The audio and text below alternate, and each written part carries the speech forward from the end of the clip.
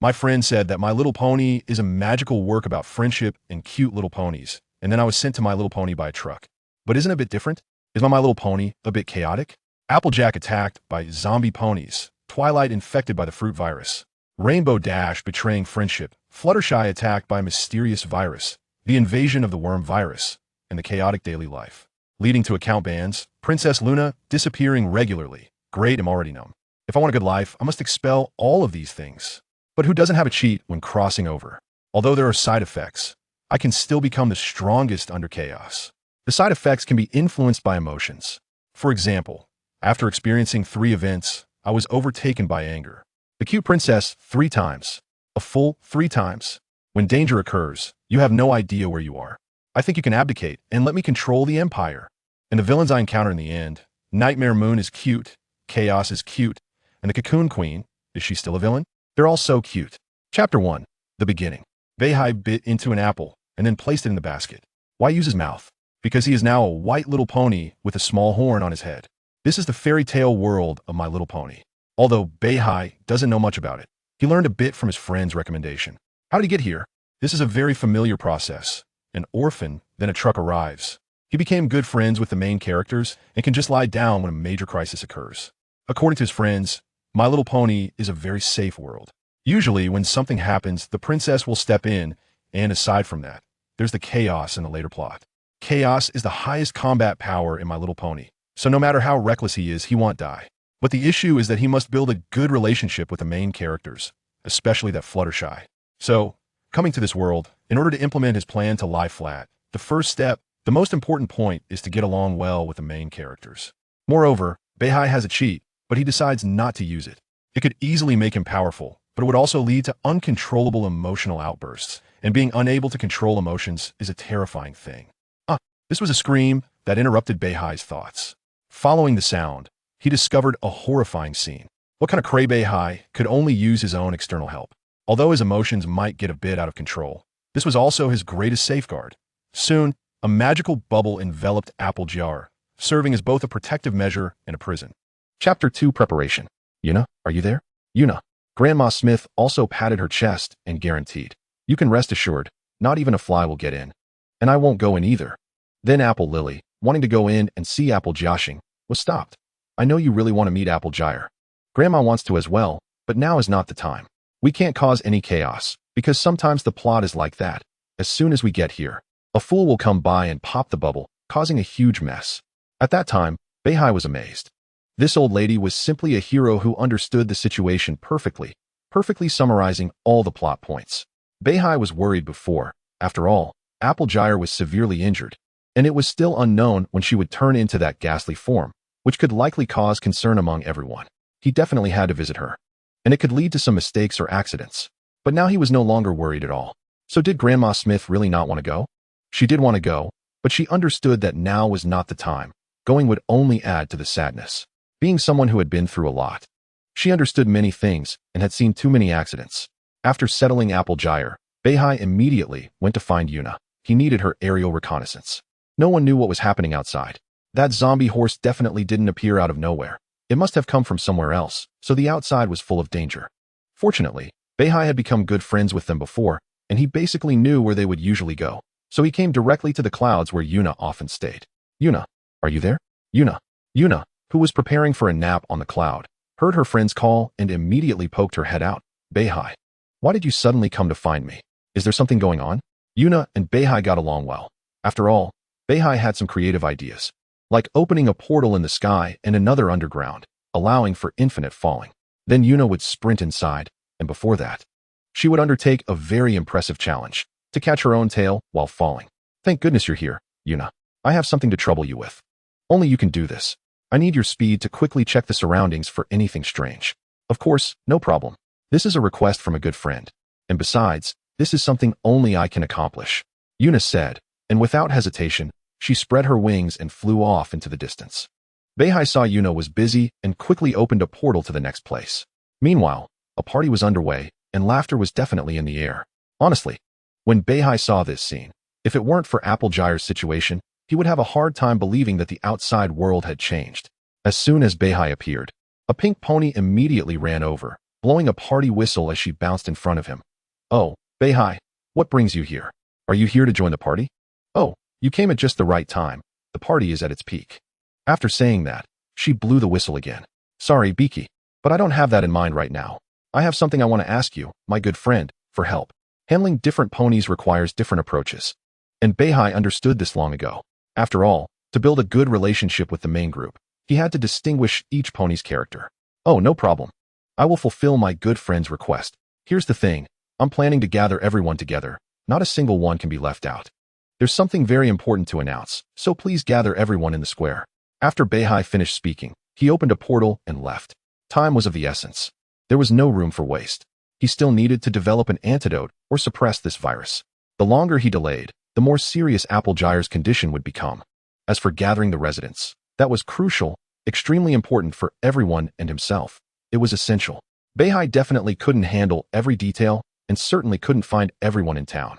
But there was one pony who could gather everyone together. Was it a huge party to kick things off? "Don't worry, Beihai. I promise to complete the task," Beaky said before bouncing away quickly. When it came to finding ponies, she was a pro. Beihai returned to the room, gathered many experimental materials and books, and then decided to activate his special ability. A blue light screen suddenly appeared, displaying a clear agreement. Once activated, Beihai would remain in a specific state for 3 days. This state varied but would enhance his abilities in various aspects. Simply put, it meant different emotions. For example, if he drew happiness, he would feel very joyful all day and work quickly. Even when facing setbacks, he would just laugh it off. If it was anger, his offensive ability would become very strong. In short, as long as he maintained this state, he would be the top pony amidst chaos. In pony terms, it meant he would be above all others in disorder. The side effects were also quite obvious. After all, maintaining a certain level for 3 days was indeed uncomfortable. However, it was fortunate that as long as the crisis passed, everything would still be acceptable. Soon, Beihai signed the agreement, and his emotional state for the next 3 days would be that of a very calm pony. Even if a mountain collapsed before him, he could remain composed and think carefully. Even if it was the end of the world, he would be exceptionally calm. It seemed his luck was really good. Beihai's previously anxious heart had calmed down, and he felt no waves of emotion. He could slowly analyze everything in detail and come up with the best answers and explanations. In that moment, Beihai thought of many things. First, he needed to collect the bodies of the zombie ponies. This was very important to avoid disbelief among others. He also needed to consider their blood and the air released from the bodies, which could potentially cause a second infection. This was crucial. Second, he needed a team. Finally, he needed to go to the safest place in this world, the place with the princess, Canterlot. Last but not least, this was also what the people wanted, as the general consensus was that it was the safest place. Staying here was just seeking death. It was better to take a chance and possibly gather a team along the way to strengthen it. Chapter 3: Mobilization. Collecting the bodies and planning carefully. He cut down plants outside the apple trees to make some simple spears to distribute to the apple family. Finally, he went to the square to have a discussion with the mayor, putting up fences around to prevent everyone from hearing the news and panicking, which would only worsen the situation. While showing the zombie horse to the mayor, he explained the seriousness of the situation and his suspicions. "Here's the thing. I'm now very suspicious that the outside world has become extremely dangerous. We currently have no idea what the outside is like, but I can clearly say that staying here is very dangerous. Ponyville's combat power is not strong. In comparison, only Canterlot has the royal guard and the princess. That is the truly safe place. I think we need to set off. Staying here is just seeking death. Today, there is only one pony, and no one can guarantee how many will be left in the future. Only in Canterlot can we feel at ease. However, the outside is also very dangerous. What should we do? Honestly, if we lay it all out, I'm a bit inclined to give up. The unknown is the most terrifying. Not to mention they had never seen such a scene. It was truly a bit disgusting. It's okay. I will craft a batch of weapons. My magic will help you. Besides that, all the unicorns in Ponyville must participate in the work. I will assign each pony a corresponding task to ensure their safety to the maximum extent during the journey." The North Sea couldn't help but feel grateful that this world still has magic. Magic is truly a thing. In the past, the North Sea wouldn't dare to say he could guarantee this task, but now he can. As the first pony in Chaos, although he hasn't learned many spells, he still knows some basics, such as creating objects out of thin air and generating armor, which are knowledge he had from his time as a human. However, it's still quite troublesome. He must think about how iron is produced and what its elements are. But now he is calm and can think quickly. He is neither anxious nor flustered. So when all the ponies in Ponyville gathered in the square, the North Sea didn't hide anything and continued with his process. He let them vent for a moment, and when they calmed down, Cloudsdale flew down from the sky, looking like she had completed her task. However, she also needed a moment to catch her breath before she panically said to everyone, "You won't believe what I've seen. So many monsters, they're ugly, bloody, and totally irrational." As the North Sea had anticipated, the ponies in Ponyville began to panic, unable to bear the thought of packing their bags and fleeing in all directions. Fortunately, a circle of barriers surrounded them, preventing their escape. The North Sea quickly stepped forward to deliver a motivational speech. "Everyone, I know the situation is very urgent. But what will happen if one pony runs away and encounters danger? The strength of one pony is limited. We need to unite. If we all gather in Canterlot, we are a roaring fire. If we scatter, we are merely a sky full of stars, which will lead to our demise." Watching the riot below finally calm down, every pony's eyes were filled with fighting spirit. The North Sea then introduced the real protagonist. The mayor is in charge now. The mayor seemed somewhat incredulous. Shouldn't the North Sea step up at this moment? After all, his previous actions and calm words provided infinite reassurance, as if everything was under control. Moreover, the North Sea was the only one remaining rational in this situation, making very wise decisions and bringing hope to everyone.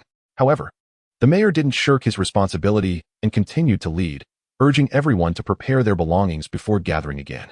The North Sea truly didn't want to deal with these ponies. He was tired and had to pay attention to every detail. In contrast, his status as an outsider showed its disadvantages. But the mayor was different. Having him around could save a lot of trouble. Besides, the North Sea was very busy. He had already wasted half a day and needed to work on that damn virus. After 3 days of calm, he couldn't even bear to think about what might happen after these 3 days. So when the mayor called everyone to prepare for action, the North Sea had already left. He simply didn't have enough time and didn't get to say a word to the other friends. In that moment, he thought a lot. If this crisis was truly dangerous, there would definitely be casualties during the migration. But perhaps if he fell, someone else would take over. This day was a busy day for Ponyville. All the ponies were very tense, and when going out, they had to stick together in groups of 3. Many things were packed up. The North Sea also had to fulfill his promise to make armor for them and discuss matters with the mayor. Eventually, the Pegasi of Ponyville were gathered together to explore the outside world, specifically to delve into certain areas to determine routes, so that the troops wouldn't blindly head towards dangerous zones. With their current small number of ponies, they couldn't withstand such turmoil. This work was undoubtedly high risk, so necessary safety measures were essential. Fortunately, so far, this virus hadn't encountered any Pegasi, perhaps due to the decaying parts on them, which prevented them from flying. Cloudsdale confidently stood tall. After all, it seemed she was the only one in Ponyville fit for this job. However, the North Sea still cautiously arranged things, dividing them into groups and naming them the Special Task Force, perhaps as a tribute. But the North Sea also felt a bit annoyed. This was what his friends referred to as the Warm Ponyville, warm little ponies. "Cloudsdale, do you know? I have the highest hopes for you. You are Ponyville's hope, and the future is entrusted to you. Don't worry, leave it to me. By the way, if we encounter zombies on the road, can I just clear them out? This way, I can lighten the burden for the main force behind us. No, they are just sick and have the potential to be cured. What you are suggesting is undoubtedly killing them. We will capture them, so don't worry. My armor is perfect, plus the precious assistance." The North Sea thought to himself, "I still need to experiment on them. Are you suggesting I lay a hand on Applejack?" Cloudsdale also breathed a sigh of relief. She was a bit scared that the North Sea would make her deal with them. After all, she hadn't really come to terms with such things. "Hey, but why do I feel like you're a bit different now?" Very cool, and gives me a great sense of security. I'm not so scared anymore." The North Sea naturally understood the pony's evaluation of him. It was all the effect of calmness.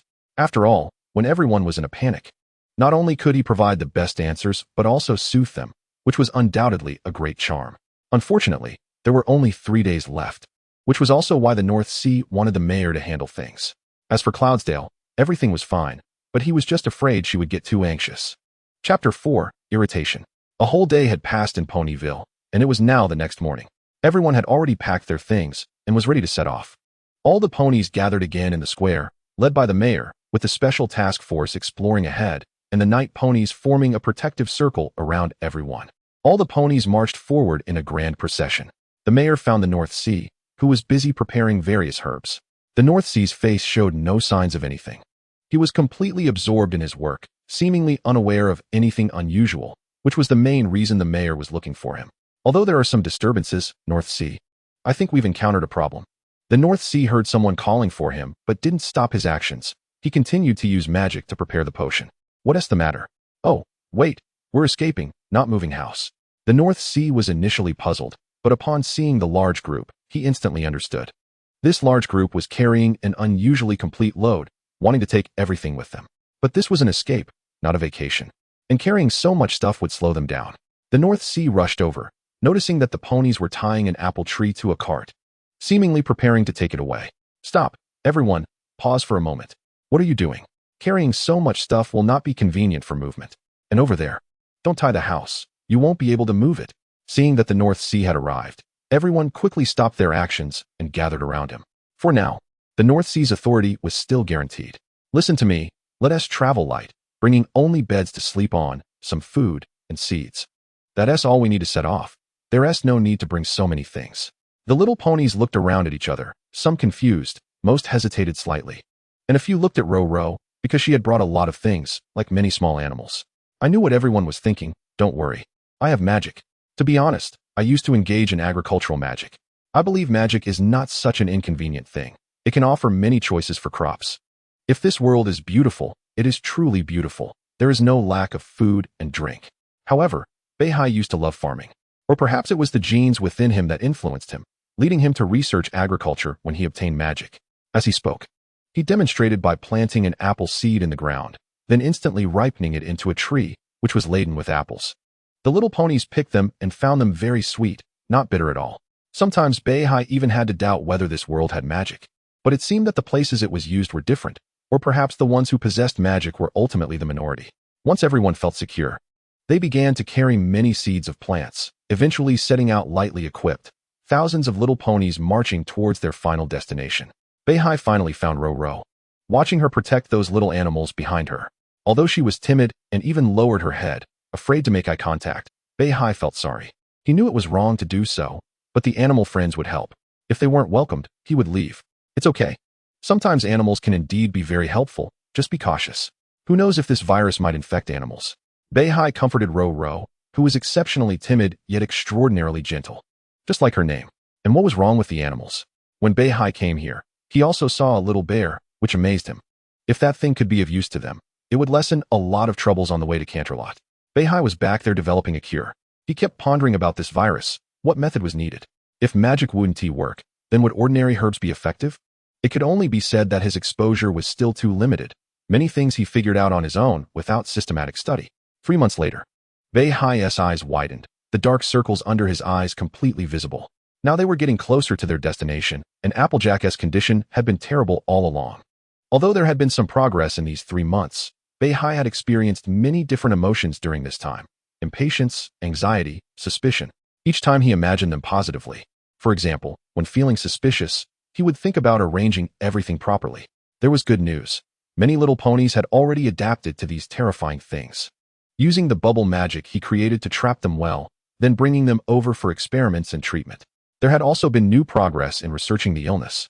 Although it couldn't be completely restored, it allowed them to be in a sub-healthy state. The little ponies' bodies wouldn't rot, but would become slightly haggard.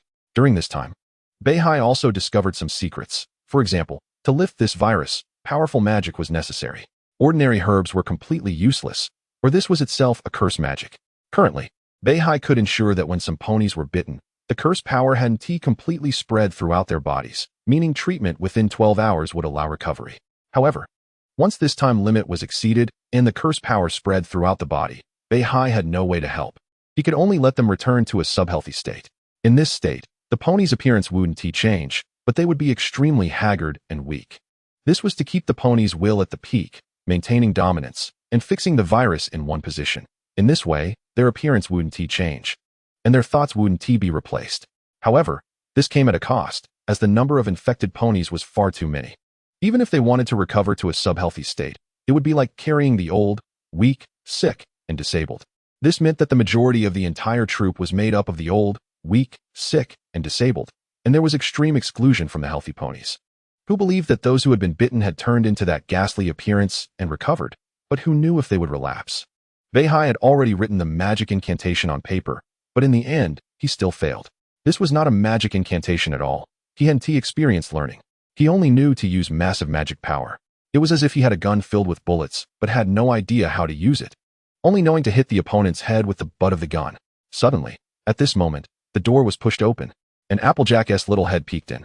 "Hi, do you have time now?" To be honest, I didn't have time. It was clear that it was about to be resolved. I just needed some inspiration to crack these things and help you recover. Did those little ponies bully you again? Oh, why are they still so stubborn? I've already said, you are healthy now. Aside from the curse not being removed, you are just like a normal pony. Don't pay attention to their words. No, they didn't. I just due to Hi's irritation. He impatiently closed the door. If there's nothing else, let us talk later. Now, after a long time without rest, he could no longer transform these negative feelings into positive ones at will. Applejack looked at the closed door with some frustration. Over the past few days, she had watched her body slowly decay, her sanity being stripped away bit by bit, and the fear within her was overwhelmingly dominating. But at that moment, Hi would always give her something to keep her sane and prevent her from going mad, as well as offering comfort, a pen, and a notebook, allowing her to write down the changes over these days. In the end, her body returned to its original form, although still very weak. Applejack wandered over to her friends, forcing a smile. Still failed. Hi is very busy apart from Hi and her family. Applejack could only smile in front of these friends. The situation was extremely serious now. Those healthy ponies held considerable hostility towards Applejack. The entire team couldn't talk about splitting up because those healed ponies were ticking time bombs, and they couldn't guarantee what would happen after separating from Hi. And they were far too weak. Beaky stopped in front of the small cart filled with various desserts upon hearing this news. Because of the need for a balance between work and rest, Hi had established a 7-day work schedule and a 3-day holiday system for each pony, ensuring that everyone's pressure wouldn't be excessively tense and allowing for proper relaxation. This decision was extremely important.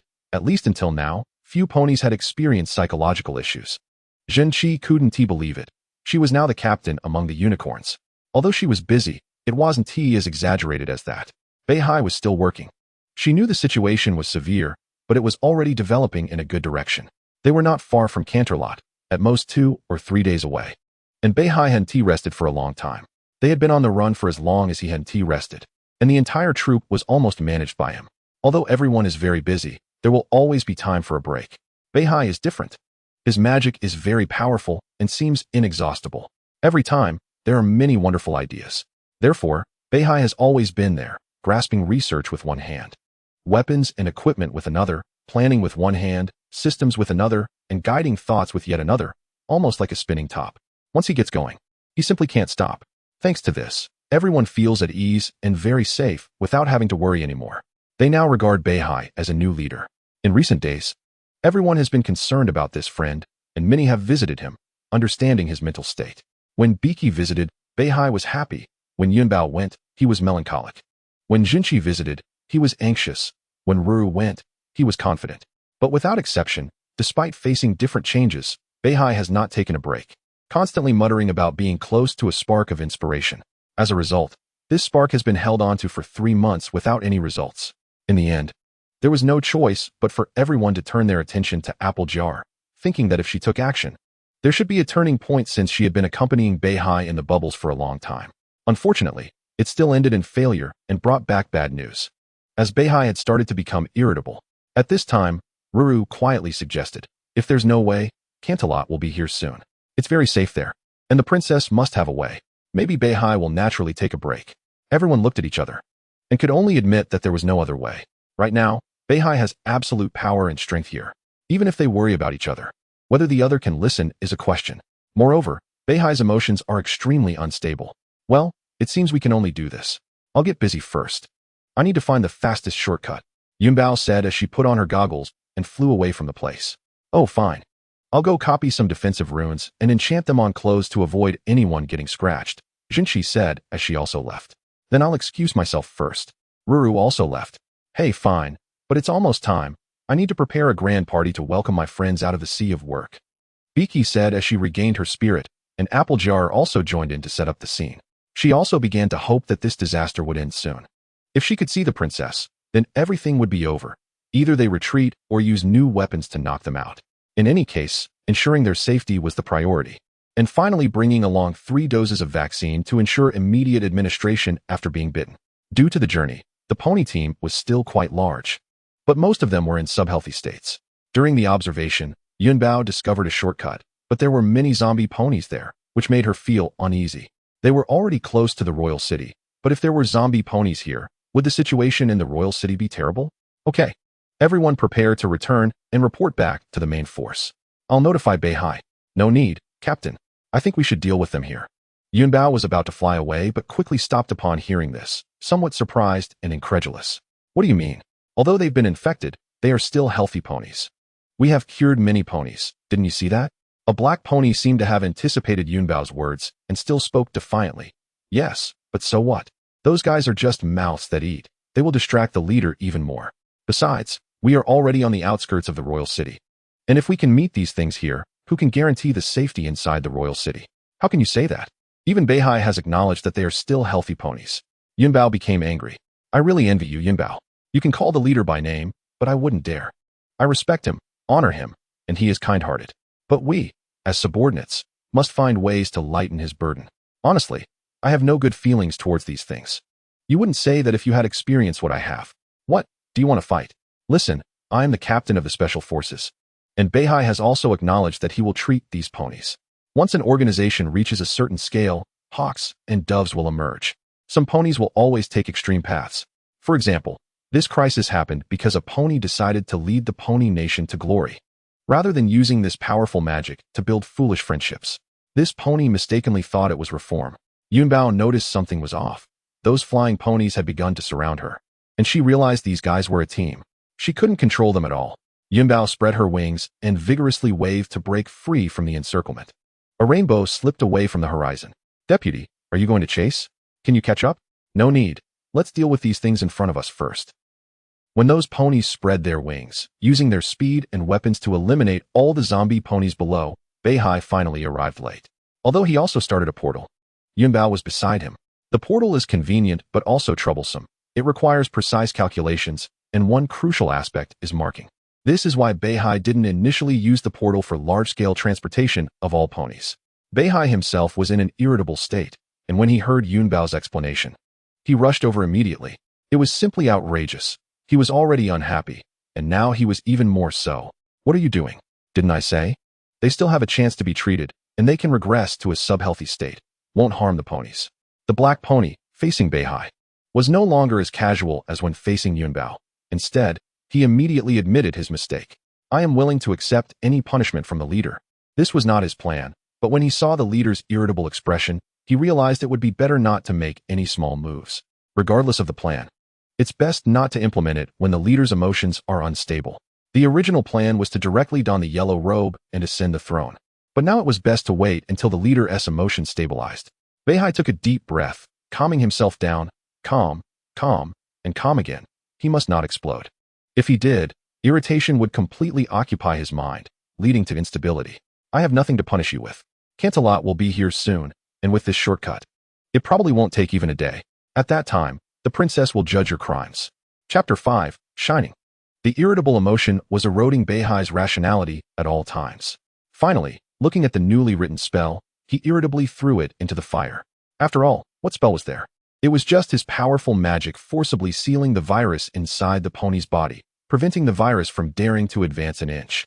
This kind of consumption is undoubtedly the greatest, and it is also very exhausting. Beihai still had no way. He had never experienced systematic learning and only knew brute force. If it weren't for the powerful external aid that made him the top combat power in chaos, he wouldn't dare to play like this. Beihai didn't want to care anymore. In the end, if the sky fell, there would be someone tall to hold it up. Full speed ahead. We must reach Canterlot tomorrow. Everyone move. The North Sea can only place hope in the princess. She is knowledgeable, and if she teaches me a few tricks, perhaps we can directly break this curse. All the ponies started moving. No one would question the North Sea. His control here was absolute, unless the cosmic princess herself came. Otherwise, the North Sea was the absolute ruler here. However, all the ponies were very worried about the North Sea's mental state.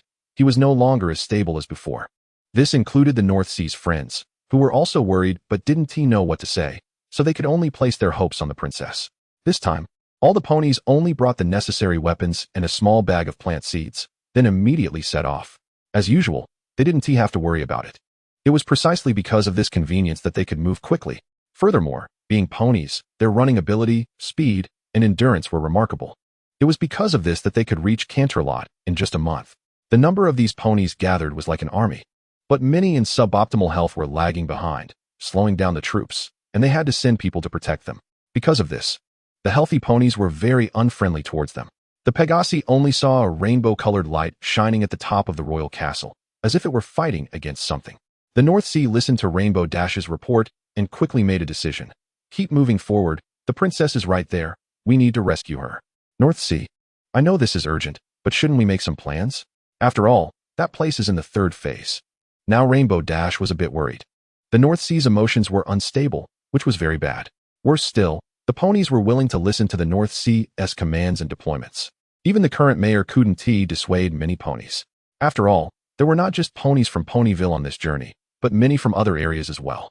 This meant that if the North Sea acted impulsively, the consequences might be unbearable. If the North Sea's emotions remained unstable and he blamed himself, it would be completely over. Are you questioning me? Listen. Okay. Listen, I'm handing over command to you now, okay? I want some quiet. Please try not to disturb me. The North Sea was about to suppress his irritation and teach Rainbow Dash not to overstep, as he had led these ponies here step by step. He was the leader, he was the king, he was the one who ruled everything. But soon he calmed down. This was not what he wanted. He realized that his emotions were starting to control him, and he couldn't continue like this. Rainbow Dash felt a bit down. She sat at the round table. Unusually gloomy. The North Sea might be angry with me. I shouldn't have asked him. His decisions have been correct all the way. I should have trusted him. Don't worry. Maybe the North Sea isn't really angry. He just realizes his own issues. Applejack comforted Rainbow Dash. Everyone, let us think about what to do next. Fluttershy quietly suggested changing the topic. It's simple. We just need a plan, a great plan. Another day broke, and those ponies had already begun to act. When the North Sea came out to inspect, he found that most of the healthy ponies in the camp had already left, leaving only a small number behind. The rest were mostly in suboptimal health, with some old or sick. It seemed they had already taken action, and he needed to check it out to avoid any accidents. The North Sea was now in a pleasant state. After the irritation, he finally welcomed a new experience and became a joyful offender. Upon arriving here, the North Sea discovered that bubbles were falling from the sky. The bubbles were quite large, enough to wrap around a whole pony. The North Sea recognized that they were essentially protective shields used as prisons, trapping those inside and preventing anyone from entering. North Sea, what are you doing here? Applejack looked at him with some surprise, thinking he was still resting and didn't want to disturb him, but was glad he came. However, she still hoped the North Sea would rest. When the North Sea noticed Applejack had seen him and wanted to greet her, suddenly a beam of light fell down, and a pony landed here. She had wings and also a horn. Where did you come from? Hurry and leave. It's very dangerous here. Twilight Sparkle anxiously reminded him. When she saw so many ponies arriving, she was initially happy, but the Cosmic Princess quickly instructed her to go down and disperse the ponies. Twilight Sparkle, you need to go down and lead them away. Right now, Scarlet's power is too strong. I am not her opponent. Being able to stall for this long is because I deceived her, wanting to unleash chaos and destroy Ponyland. After you leave, go find the source of harmony. If it really comes to that, then unleash chaos. Chaos, before understanding, is ultimately the embodiment of disorder, and what she aims to do is reform Ponyland. So there will be some constraints. But she doesn't realize that this reform she brings is enough to destroy Ponyland. These were the exact words of Celestia, the Cosmic Princess, but Twilight Sparkle clearly wouldn't leave with the ponies coming to assist below. Chapter 6, The Pitiful Ones. I'm sorry, but I must refuse. I know the situation is extremely critical, but if even this place falls, where else is safe? Facing the other's kindness, the North Sea directly refused without hesitation. Even if he hadn't seen it, he understood very well from his friends that the entire defense force of Ponyland was weak. But they had a princess, which was equivalent to a nuclear bomb. We could understand it as the defense princess. This meant that if even the princess fell, the outcome was easy to imagine. Oh, I know your thoughts, but it's really dangerous here right now. I appreciate your kindness, but we are willing to coexist and perish for the princess. If it weren't for the fact that the princess was really gone, and this crisis couldn't be contained, then no matter where the North Sea ran, he would have no place to stay. If there were a way out, he would have slipped away long ago, but now it was obvious there wasn't. However, he couldn't say it too harshly, so he changed his words to say they were willing to coexist and perish. Twilight Sparkle seemed a bit incredulous but quickly became anxious again. No, if you really want to help, You should escape quickly, otherwise, the Cosmic Princess's sacrifice will be meaningless. The North Sea liked what she said, but if there really were a way out, he would have slipped away first. He thought Canterlot was very safe, but it turned out this was the most dangerous place. More importantly, the most powerful force of Ponyland was right here, and the princess was the guiding light in the hearts of all ponies. If she fell, they wouldn't even gather together, and the North Sea's team would immediately disband on the spot. At that point, it wouldn't matter where the North Sea ran. I understand, but please allow me to say something to everyone. The ponies of Ponyland are facing an unprecedented crisis, and we need to unite. Of course, this is very dangerous, and I won't force any pony. If you want to leave, leave now and wait in the distance, waiting for the sun to rise. As for those who stay, we will fight alongside the Cosmic Princess until the last moment. She has protected us for too long. Now it's our turn to repay her. It was better not to say this, but once said, all the ponies became energized. What does the rising sun mean? The Cosmic Princess controls the sun. If the sun does not rise as expected at dawn, the entire world will be plunged into darkness, and eternal night will fall.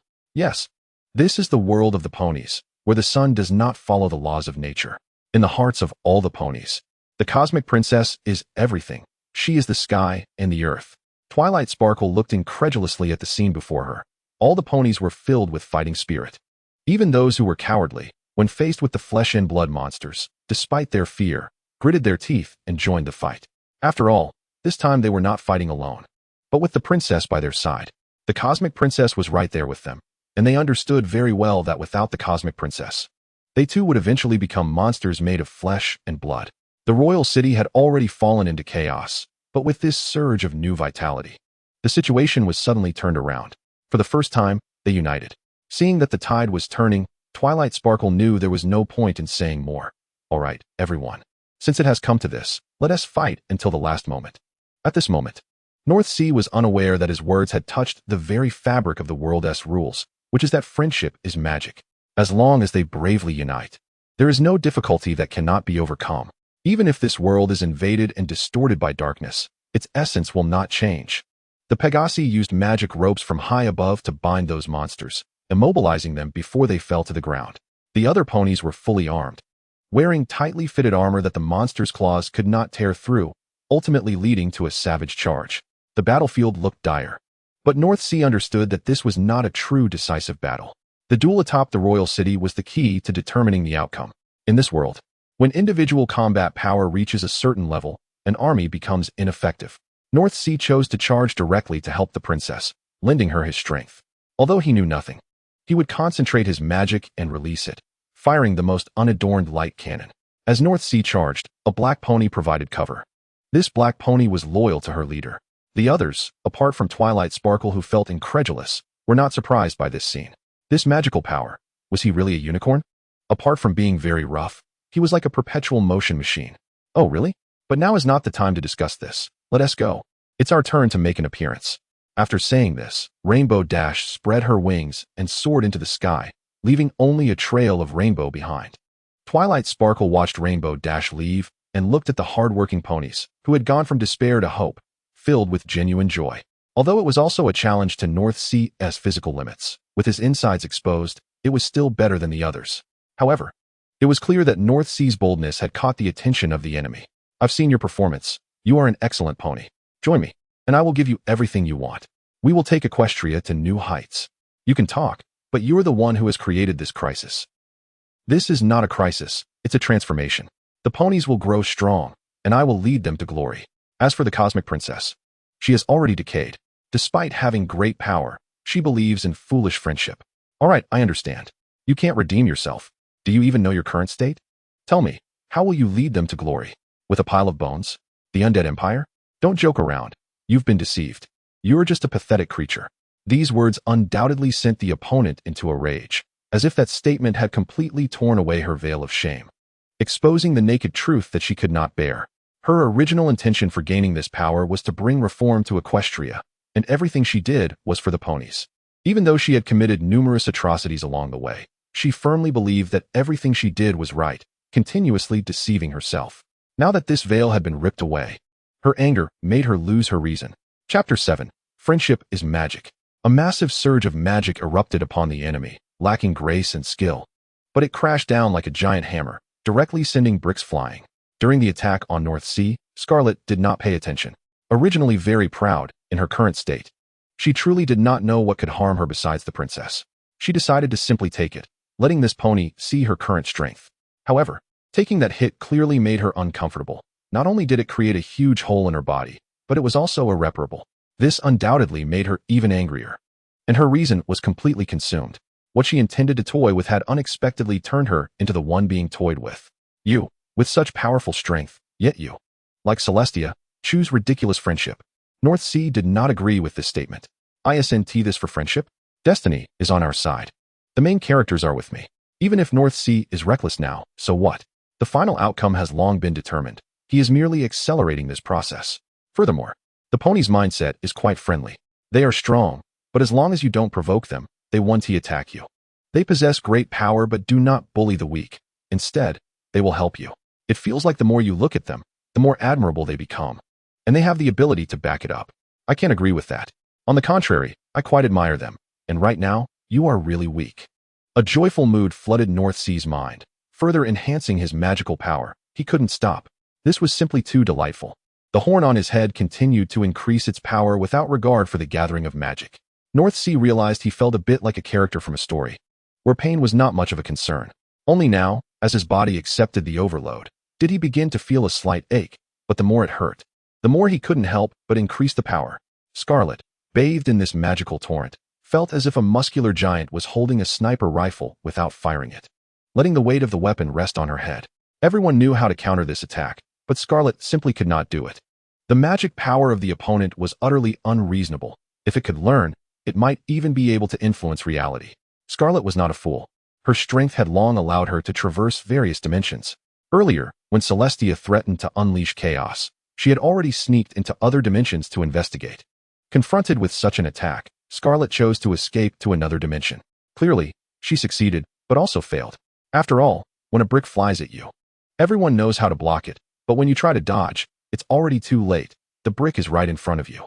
Scarlet's body felt light for a moment, and then half of it was blasted to bits, unable to recover her powerful magic, which continued to devour the flesh around her.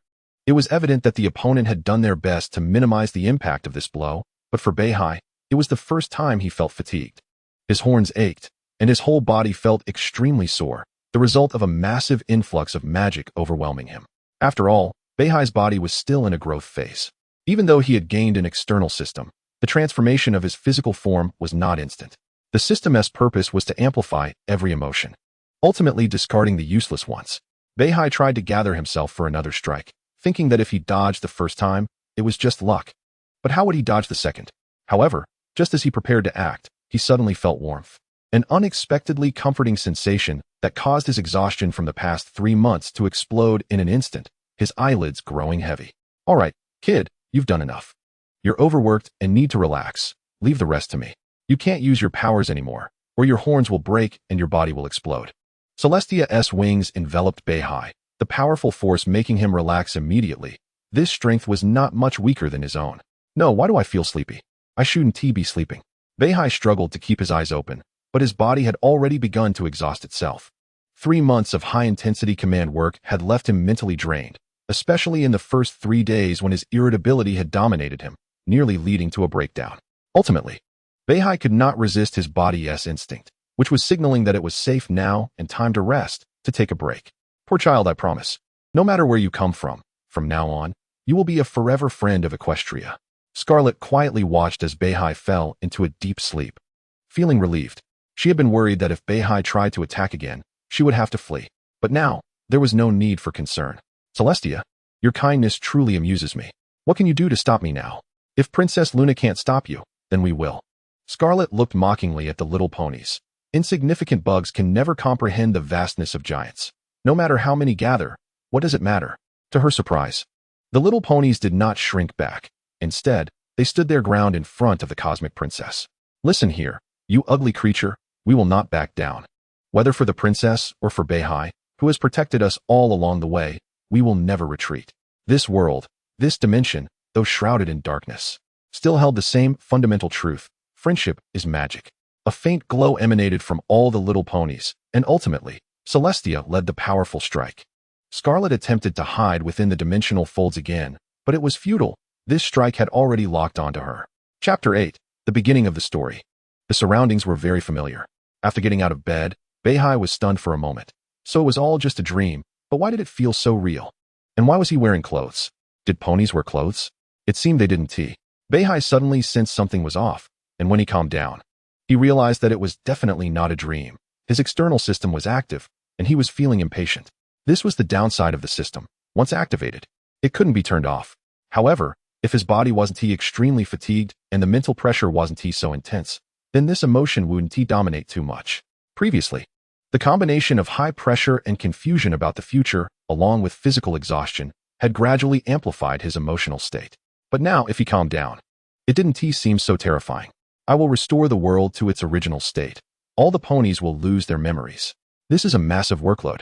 Not just changing the world, but also altering memories. I can't guarantee that all ponies will lose their memories, but I can assure you that all ponies will be safe and restored to normal. The only pity is that I cannot erase your memory because I need your help. It's not over yet. If I fall victim in the future, I hope to gain your assistance. The letter contained roughly this message. Beihai used magic to roll it up, preparing to burn it, but clearly, he was overthinking. The letter ignited on its own. After it burned away, there was a token and a few spellbooks left. Beihai put away the token, not thinking much of it. The princess, well, she is the national defense princess. How could anything happen? It shouldn't be possible. She solved this crisis. If something really did happen. Beihai felt that aside from using the token to call some ponies to hide, he didn't have any other options. Shaking his head, he decided not to dwell on unnecessary thoughts and flipped through the spell books. Having learned from previous lessons, Beihai realized that while pondering things was useful, it was too slow. He didn't understand many things. Now, with the help of these spell books, his strength could advance further. As for whether Beihai would have nightmares about the things he experienced, it was unlikely. He had watched plenty of horror movies in his past life, and he was accustomed to bloody scenes. He and his friends were two extremes. His friends liked cute and healing things, while Beihai had a fondness for horror films. Therefore, Beihai still had a lot of rationality. Although seeing these cute little ponies turn into terrifying figures was indeed frightening, he could still endure it. However, those ponies with memories would likely suffer immensely. The others wouldn't understand their fear, but would try to comfort them, as ponies are loving creatures. At this moment, a black Pegasus looked at its grandmother, filled with joy and fear. Beihai flipped through the spell books faster and faster, eventually closing them. Okay, I have to admit I'm a bit anxious. I want to grasp this quickly. But the more anxious he became, the less he could remember any of it. So Beihai decided to wait for these 3 days to pass and see what emotions would refresh. Taking a deep breath, he prepared to brew a pot of tea. Finally, why is this kettle boiling so slowly? Let us use magic to speed it up. Oh no, I didn't control it well. The kettle broke. Should I go buy one now? Walking would take too long. Let us teleport. But it seems I didn't mark a spot. No. Why am I getting more anxious? It seemed he needed to go out and take a good look at the scenery. Beihai felt somewhat helpless about his situation. But he believed that as long as he learned magic well, there would surely be solutions in the future. For now, though, he would just have to endure, after all. Nothing comes for free. Having gained powerful abilities, he had to endure some side effects. If he were to obtain such power without any side effects, Beihai would actually feel uneasy. There was also another solution, to abandon this emotion. That's right. The reason why the cheat wants to amplify these emotions is to make Beihai give up on them entirely and ultimately throw them all away. But Beihai would never do such a thing. If he really discarded them and lost those emotions, what would be the difference between him and a rock? Beihai stepped out of the door, and outside was Ponyville, which had truly returned to its original state, as if it had never gone through those events. All the ponies were busy with their own things, showing no signs of fatigue or any post-war trauma. It seems that the defense princess truly lives up to her name. This kind of magic is exactly what Beihai wants to learn, a must-have skill after causing trouble. Beihai, do you have time? You absolutely won't believe what I encountered. No need to guess. We all know it's a new friend, right? But you might scare them like this. Beihai could accurately guess because he had experienced it himself. At the beginning, he met a divine steed, and as soon as he greeted it, the other party screamed and ran away. A heart that doesn't know the inside story would surely be complex and overthink. But who knew that this divine steed was just running out to set up a party? However, seeing this divine steed so happy, Beihai also felt a bit relaxed. This is how it should be. This is daily life. What were those earlier events? Thinking back to those ugly things, even the divine steed, Pinky, almost fell into a low point. But fortunately, She had always worked hard to bring laughter to everyone, at least with Pinky in the group. It really could alleviate some psychological issues. However, it seems she has forgotten about that. Oh, really? But it's okay. She will definitely be surprised when she sees the party. Is that so? Then let's do our best. But I have some things to attend to right now, and I can't contribute to the party preparations. I'm sorry, but I can still attend. It's fine. I'm already very happy that you can attend. See you later. Beihai breathed a sigh of relief, finally managing to get through that. His impatient nature would probably make things worse if he went to set up the scene. Beihai, what a coincidence. You're here. I was just looking for you. A familiar voice came, and Beihai looked in the direction of the sound, finding it was Applejack. Really? What a coincidence. I was also thinking of checking out the apple orchard. Applejack hesitated for a moment, then pulled out a notebook from her small backpack. I found this at home, and I'm quite puzzled because I can read the words on it one by one, but I can't understand them when combined. I have some doubts, but what's even more puzzling is that the first person I thought of when I encountered this problem was you, Beihai. Applejack forced a smile. It was really strange. Her personality wasn't like this, but she always restrained herself in front of Beihai. Beihai took the notebook, opened it, and saw that it was written by Applejack during the infection. At that time, she really couldn't meet other ponies and could only be trapped in a bubble. To pass the time, and because Beihai needed those processes after being infected, he gave her a notebook to write down her experiences or to keep her busy. Nothing.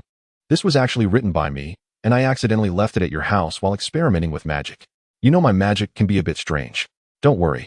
I'll take it back and return it to its rightful owner. Wait, I haven't figured it out yet, and this is my thing. No, Applejack, it's mine, I wrote it. Facing Applejack's doubtful gaze, Beihai confidently insisted, adding, have I ever lied to you?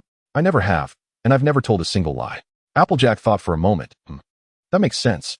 Beihai used to say some wild ideas. I used to think he was joking, like how he said he could make land ponies fly. That is true. But every time I read the handwriting and content on it, I feel a bit at a loss. I'm really sorry, Applejack. That day I was experimenting with magic, and I wrote this purely for my own vanity. Beihai had checked the diary. Fortunately, it was all in the first person, which made it less troublesome to explain. If it were all in the third person, it would be hard to fool anyone. Moreover, now that everyone had lost their memories, they couldn't remember those events at all. When faced with this thing, aside from believing Beihai's strained explanation, what else could they do? Beihai used magic to send the book away, planning to throw it into the furnace when he got home to burn it. As for peeking at it, he had read most of the first half, but he didn't know about the latter part. The front part was about the situation after being infected, physical feelings. And once it reached a sub-healthy state, he and T looked at it again. Applejack could only lower her head and walk away a bit disappointed in the face of Beihai's handling of the matter, feeling that this answer couldn't convince her. And she didn't acknowledge it in her heart. Don't be so down.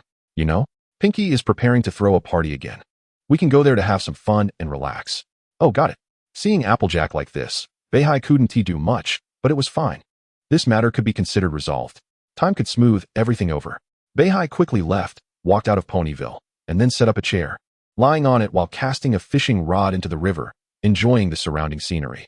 This is what life should be. Oh, no wonder there were always people fishing before. It really is comfortable. I feel so calm now. Fishing is a time-consuming activity, but when a fish bites, that joy is irreplaceable. Beihai was pleasantly surprised to find that he just needed to calm down, and his emotions would reach a balance. As long as he wasn't so impatient, he could return to normal. Oh my, this feels like the most comfortable time for me. I don't have to worry. It's like life has returned to the past, and I can slack off again. Now, let us set a goal, just staying home and relaxing for a whole month. As long as the heart is peaceful, emotions can still be controlled. Though once action is taken, it will still be influenced by that prevailing emotion. What a coincidence, Beihai. What are you doing? Fishing? Yes, it's you, Rainbow Dash. That's right, I'm fishing right now. Rainbow Dash's sudden arrival didn't catch Beihai's attention. She was always so elusive. You never know which cloud she would appear on. But there are no fish in this river. You don't understand. I'm just enjoying the process. Beihai felt a bit embarrassed, but to avoid showing it, he put on a facade of being a recluse. With the way you look, you must have encountered something interesting. Why not share it? Beihai successfully changed the topic. He knew every pony fairly well and knew how to converse with them. Oh, look at me. I almost forgot the main thing. Let me tell you, I pranked a pony today. Oh, you definitely wouldn't believe how I did it, huh? Rainbow Dash seemed to recall the poor pony's plight and couldn't help but laugh, looking quite proud of her prank. Come on, Rainbow Dash, what tricks do you have? I know you best. At most, you just create a dark cloud and give someone a storm all to themselves. You know this, but once you say it, it's not interesting at all. I know you well, Beihai. You must have created a portal for the little pony to experience the feeling of infinite falling. If the other party has wings, you would add another rope.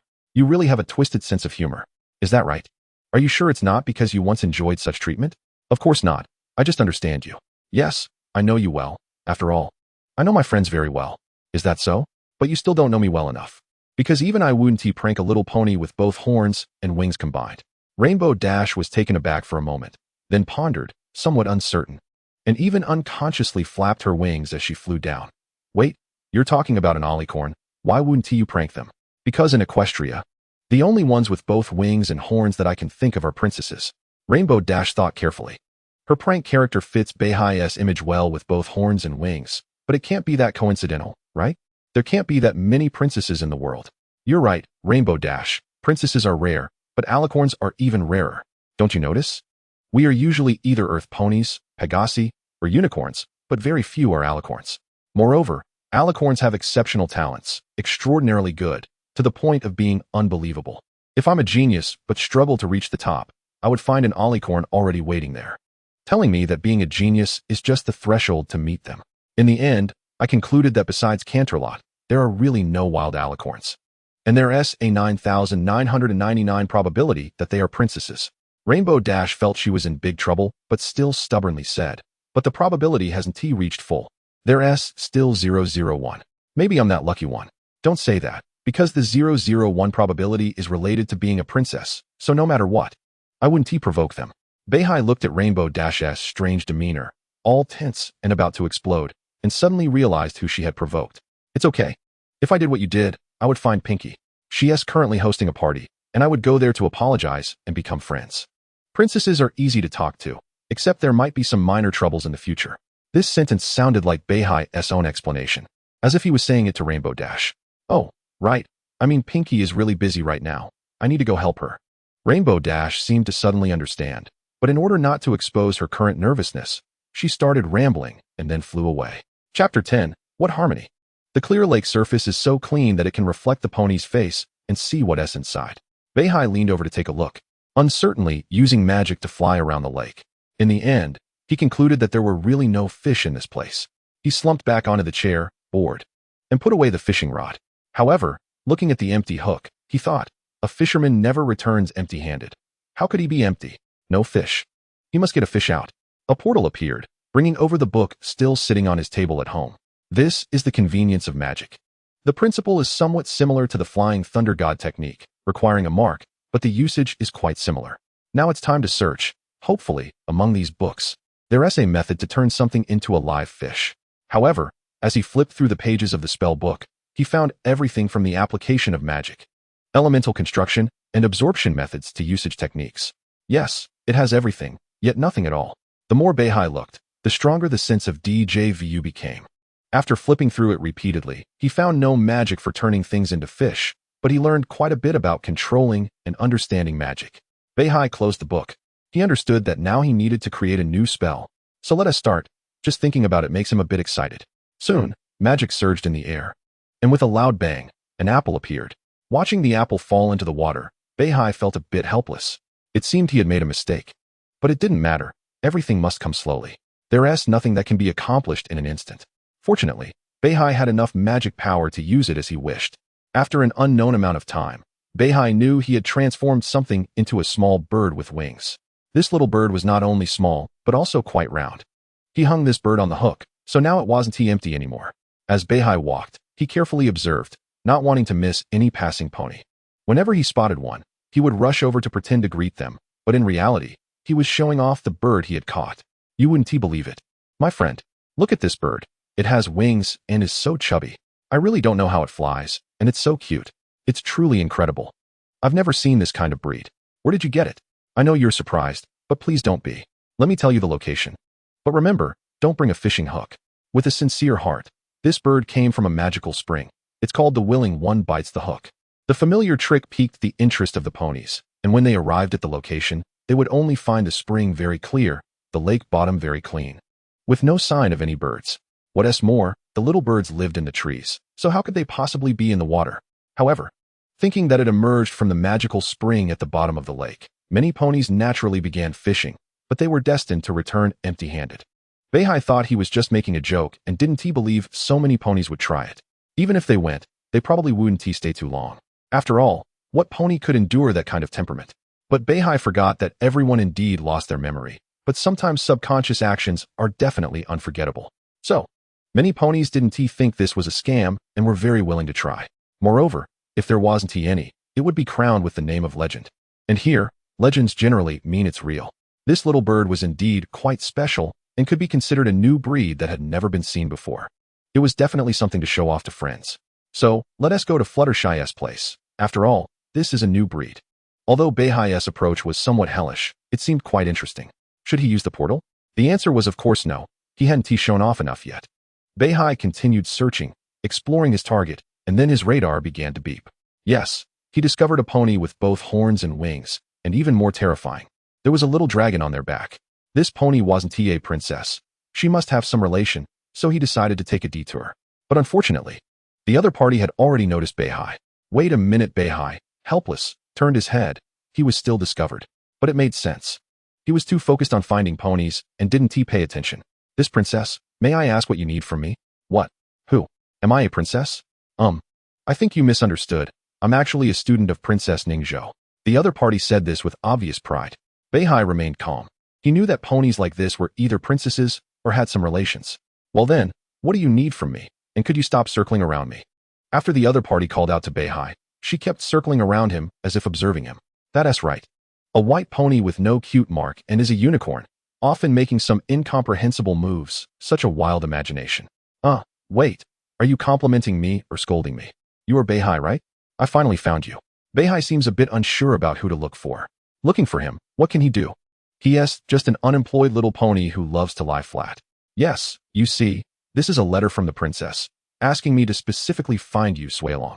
The little dragon on his back burped, took out a letter, and handed it to Beihai. Beihai opened it, skimmed through some pleasantries and unnecessary chatter, and summarized the main point. I'm sorry, this child, Ziyue, has a hard life ahead of her, facing many difficulties, and she's the first one to bear the brunt. Similarly, it's not safe here, and she needs to grow, so I have to trouble you a bit. Yes, it is indeed a hassle, a huge hassle. The teacher said I could learn a lot by being around you. Wait a moment, you need to finish what you think is most important before coming to find me. I understand you are restless right now. Beihai decided to dismiss her for now. After all, it's quite unsettling to be handed a little tale without explanation, and he needed to calm down. However, it was clear that the other party misunderstood. Do you already know what I'm trying to do, what I really want to do? The source of harmony, Nightmare Moon. I knew the teacher wouldn't let me find you for no reason, but I didn't expect this. What harmony? Didn't you say to wait a moment? Yes, it's the source of harmony. I can see that now. You just need to shut up and follow me. I will help you find that so-called source of harmony. Beihai saw the other person getting more and more excited and quickly interrupted. No, did I guess it?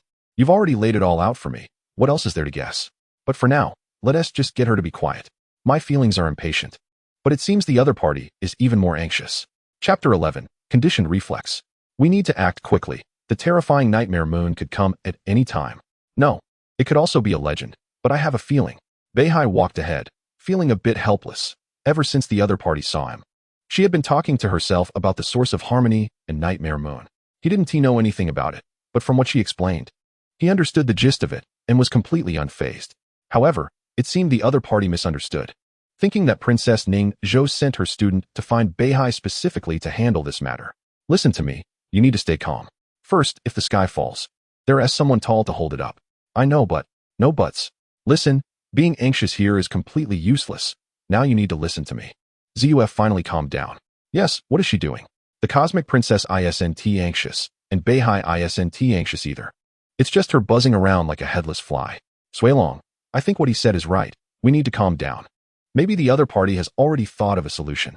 But just now, you were the only one anxious. Or rather, the other little ponies weren't anxious at all. Ziyue appeared slightly embarrassed, and then tried hard to calm herself, pretending not to care. Alright, now you have two choices.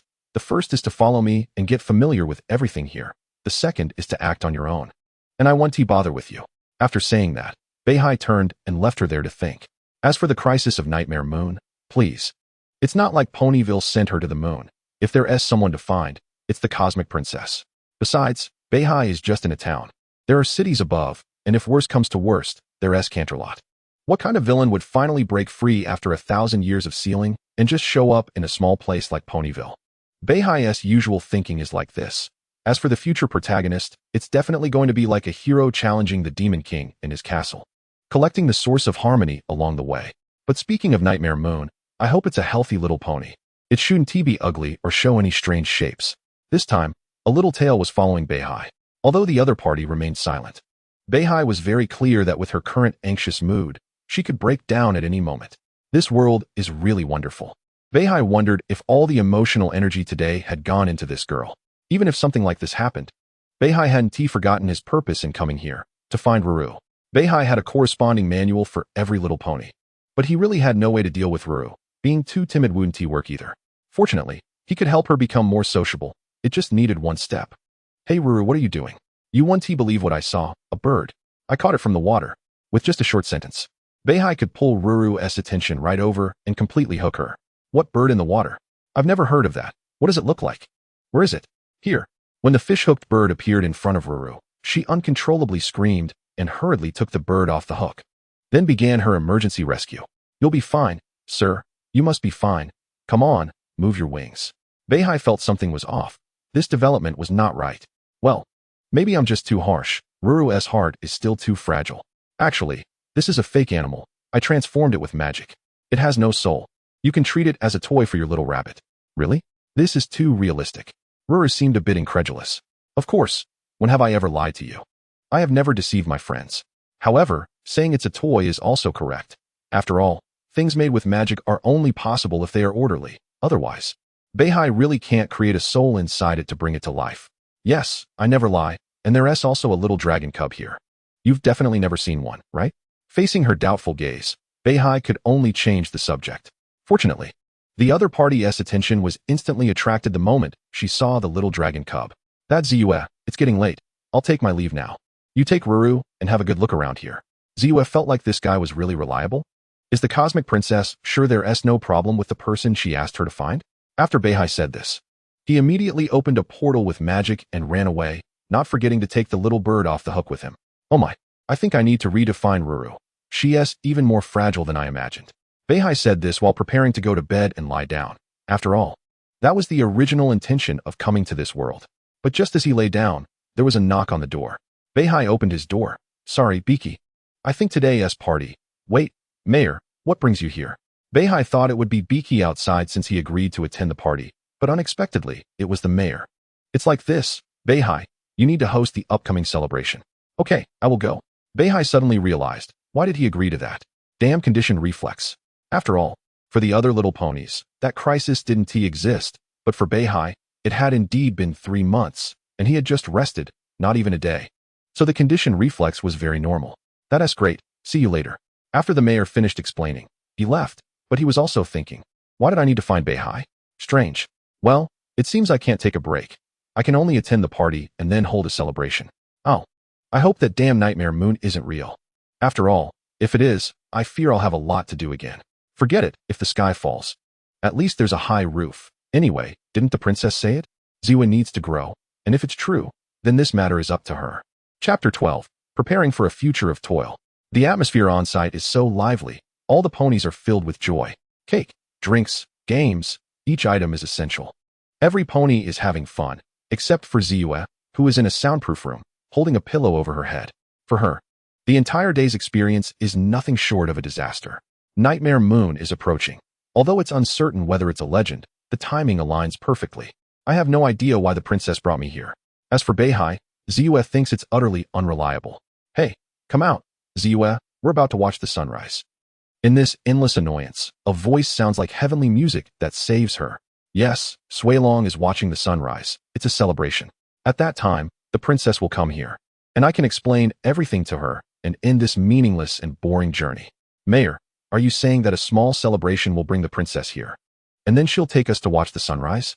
If Ponyville is like this, I can't imagine how busy she must be. But isn't this like a spinning top?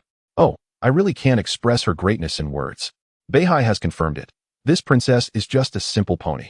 No, it's beyond just being a pony. Even a slave would be happier than this princess. Beihai is still lamenting. But the mayor sees that all the ponies have gathered and pushes Beihai onto the stage. then goes up himself to get ready. When the sound of birds is used as a song, and the spotlight shines on the mayor, he begins his speech.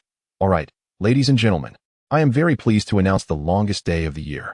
As he reaches the climax, he points, and the spotlight immediately shifts to that spot. Music plays, and then nothing happens. Jinchi looks around, and then announces, the princess is missing.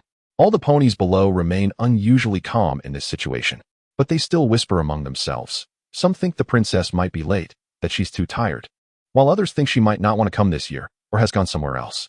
Zeus senses something is wrong. Why isn't the princess here? Unless something has happened. Just as she thought, a layer of purple mist suddenly appears under the spotlight, and then a unicorn appears. Zeus' first impression of this unicorn is that it's over. Nightmare Moon is real, the legends are true, and now the sun hasn't even risen, which means the princess has likely encountered a disaster. An eternal night will soon arrive.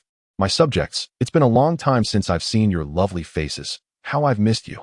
After that, there are no more words because Nightmare Moon realizes why the ponies are so calm.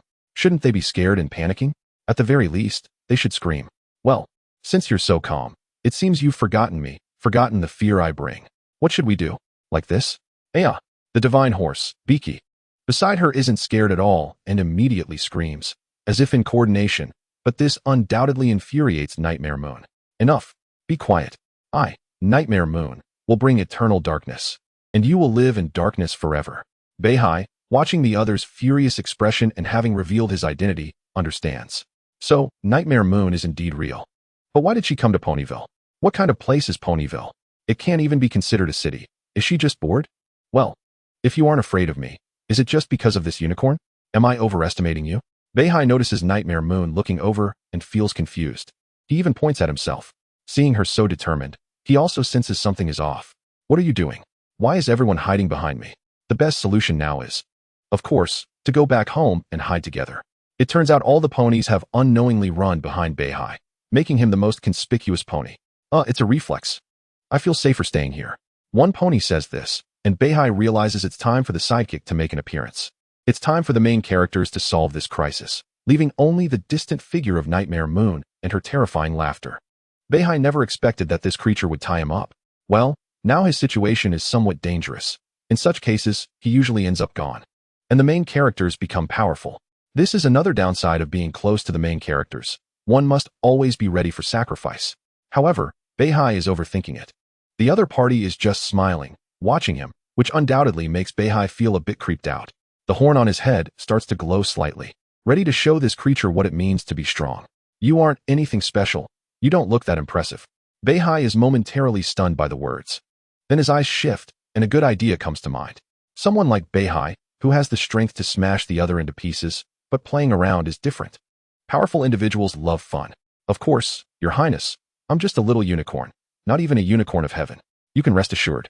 To be honest, from the first moment I saw you, I thought you would be a great ruler, replacing the cosmic princess and ruling over the entire pony kingdom. Don't doubt it. Your Highness, because I have assisted many rulers before. Beihai doesn't know that this sentence fills his future with torment. He pretends to submit, while internally he mocks. I won't tire you out. Pure Pony's positions are up for grabs. Facing the other's doubtful gaze, Beihai awkwardly rubs his nose, lowering his head slightly to say the classic line. I never lie to ponies. This is what I'm most proud of, and it's recognized by all of Ponyville. If your experiences can't convince me, I will throw you off a cliff. Beihai pretends to be scared and says, then let's start from here. According to legend, there is a sword. It is the sword of the ruler, also known as the sword in the stone, embedded in a rock. Chapter 13.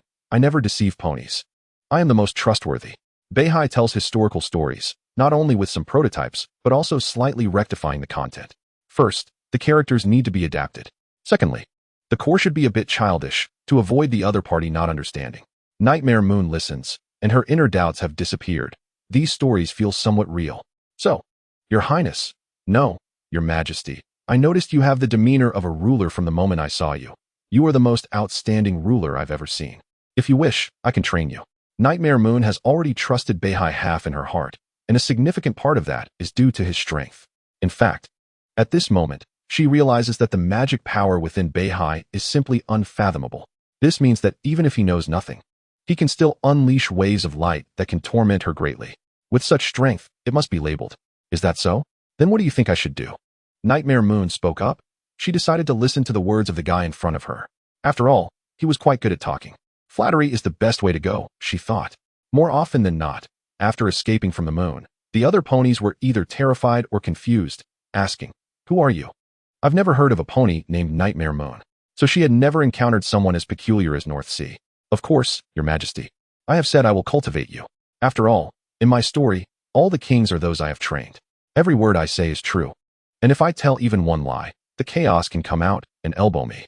Anyway, that guy is sealed, or rather, he's asleep. When he comes out is uncertain. First of all, it's very simple.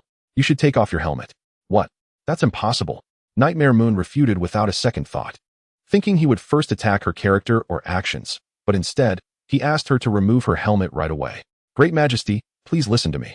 An excellent ruler must have confidence, authority, and determination, and be proud of what they do. Even a tyrant cannot hide cowardly under a helmet. All right, that statement is indeed quite damaging, Nightmare Moon thought. After hearing it, the hair on her body stood up, and her eyes seemed to blaze with fire. She almost couldn't resist kicking North Sea to death. It's just a helmet. It doesn't symbolize anything. Nightmare Moon gritted her teeth, and North Sea could feel her suppressed anger. In the end, Nightmare Moon took off her helmet. From now on, she would be Princess Luna. North Sea looked at her and thought she wasn't ugly at all. Why wear a helmet? Although I don't know what you want to become, I can responsibly tell you that whatever you choose, the ponies will remember your name and never forget you. Luna calmed herself down, and seeing the respect from North Sea eased her a bit. Interesting.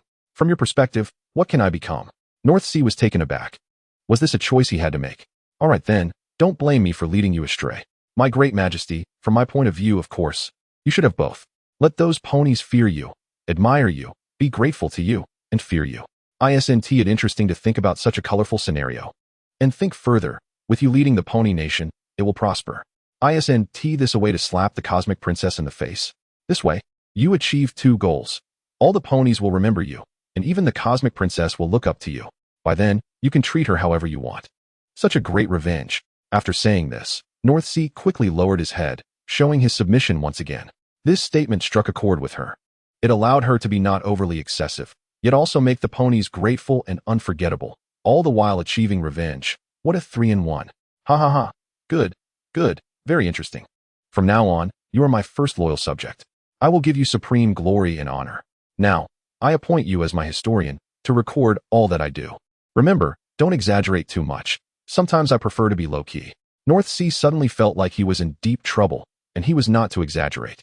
His tone was almost soaring to the heavens. Only then could he feel comfortable. Ah, no, I don't deserve this. North Sea nearly cursed, but managed to hold back. The play was only halfway through. If he stopped now, it would indeed be inappropriate. Well, can I just endure it for a little while? I'll bear it. Very well, take your paper and pen. Now, I must go rule all of Ponyland. But first, I need to deal with those annoying little mice. North Sea used magic to get paper and pen, pretending to write on it, and finally, he had a bit of wicked fun. When the two sisters showed up, should he say, the benevolent and virtuous king. But first, he needed to eliminate the little trouble. Great Majesty, I think you are overthinking it. Those little mice will be your most valiant subjects. Why do you say that? They are going to find the elements of harmony and defeat me. Your Majesty, by then you will be the ruler of Ponyland. If the cosmic princess can make them submit, why can't you? Your aura is not inferior to hers at all. By then, the situation will be settled, and they will have no choice but to submit. On the contrary, I believe you should give them the elements of harmony. It's a test. A great ruler will charm them with their own charisma. You make a good point. Anyway, Ponyland will ultimately be my territory, and all the ponies will become my subjects. In that case, just thank me, Luna said, her horn glowing slightly, showcasing her power. The night disappeared, and dawn rose. North Sea looked at her in surprise, not expecting her to act before he exerted his effort. But this was good. It saved a lot of words. North Sea was still searching in the palace until he finally came to a few stones, collecting them one by one. These were for the protagonist group. Not only did he want to give these things to the protagonist group, but North Sea also decided to go personally. However, he still needed to show his loyalty first. Oh, Cosmic Princess, I am so loyal. I have bought so much time for the protagonist group. He really didn't know what expression Luna would have when she got backstabbed later. But what was even more interesting was what kind of sparks would fly when the two met. However, he always felt that when they met, it wouldn't be a fight, but a reunion. In the end, it seemed that only he would be the unfortunate one. Impossible. How can a villain be redeemed? Moreover, They have been released for a full 1,000 years. This intense resentment 1T be easily vented. Chapter 14. I am good. North Sea donned a black hood, carrying the elements of harmony as he set off, walking out of the castle. He stealthily approached the protagonist group, peeking out from the grass. Suddenly, he felt someone pat his shoulder twice. Look good? Don't mess around. Can't you see I'm busy? Your Majesty. Shut your mouth and stop messing around. My sister has been on the moon for 1,000 years and is still just a naive child. By age, I'm still a baby. And if things continue like this, my sister and I will inevitably end up fighting, which is the last thing I want to see. Should I leave her on the moon for another 1,000 years? North Sea shrank his neck. He thought the one who would come to protect her would be fast. But he didn't expect it to be this quick. Isn't the cosmic princess busy? Why is she here supervising? Is she concerned about her student or her sister? Or both? All right, I understand. I want to make a move or play anymore. Celestia watched North Sea and slowly retreated into the shadows, warning him. I'm watching you. There was no other way. It seemed he could only wait until later to play. However, it must be said that the protagonist group was indeed quick. He thought it would take a long time, but they had already almost reached the main gate. North Sea calculated the time. It had only been half a day, and they had already fought their way out. North Sea jumped out from the grass, blocking their path, first wanting to see their direct confrontation strength. After all, he still needed to finish his part. But as soon as North Sea jumped out, without even reciting his prepared lines, Applejack in the group immediately saw through his identity. North Sea, are you all right? You escaped. What? Who is North Sea? I'm not him. I'm just a servant of the Majesty. Beihai hurriedly interrupted Applejack's words, feeling a bit flustered. How did they suddenly see through his identity? Wasn't it agreed that as long as he wore a black mask, no one would recognize him?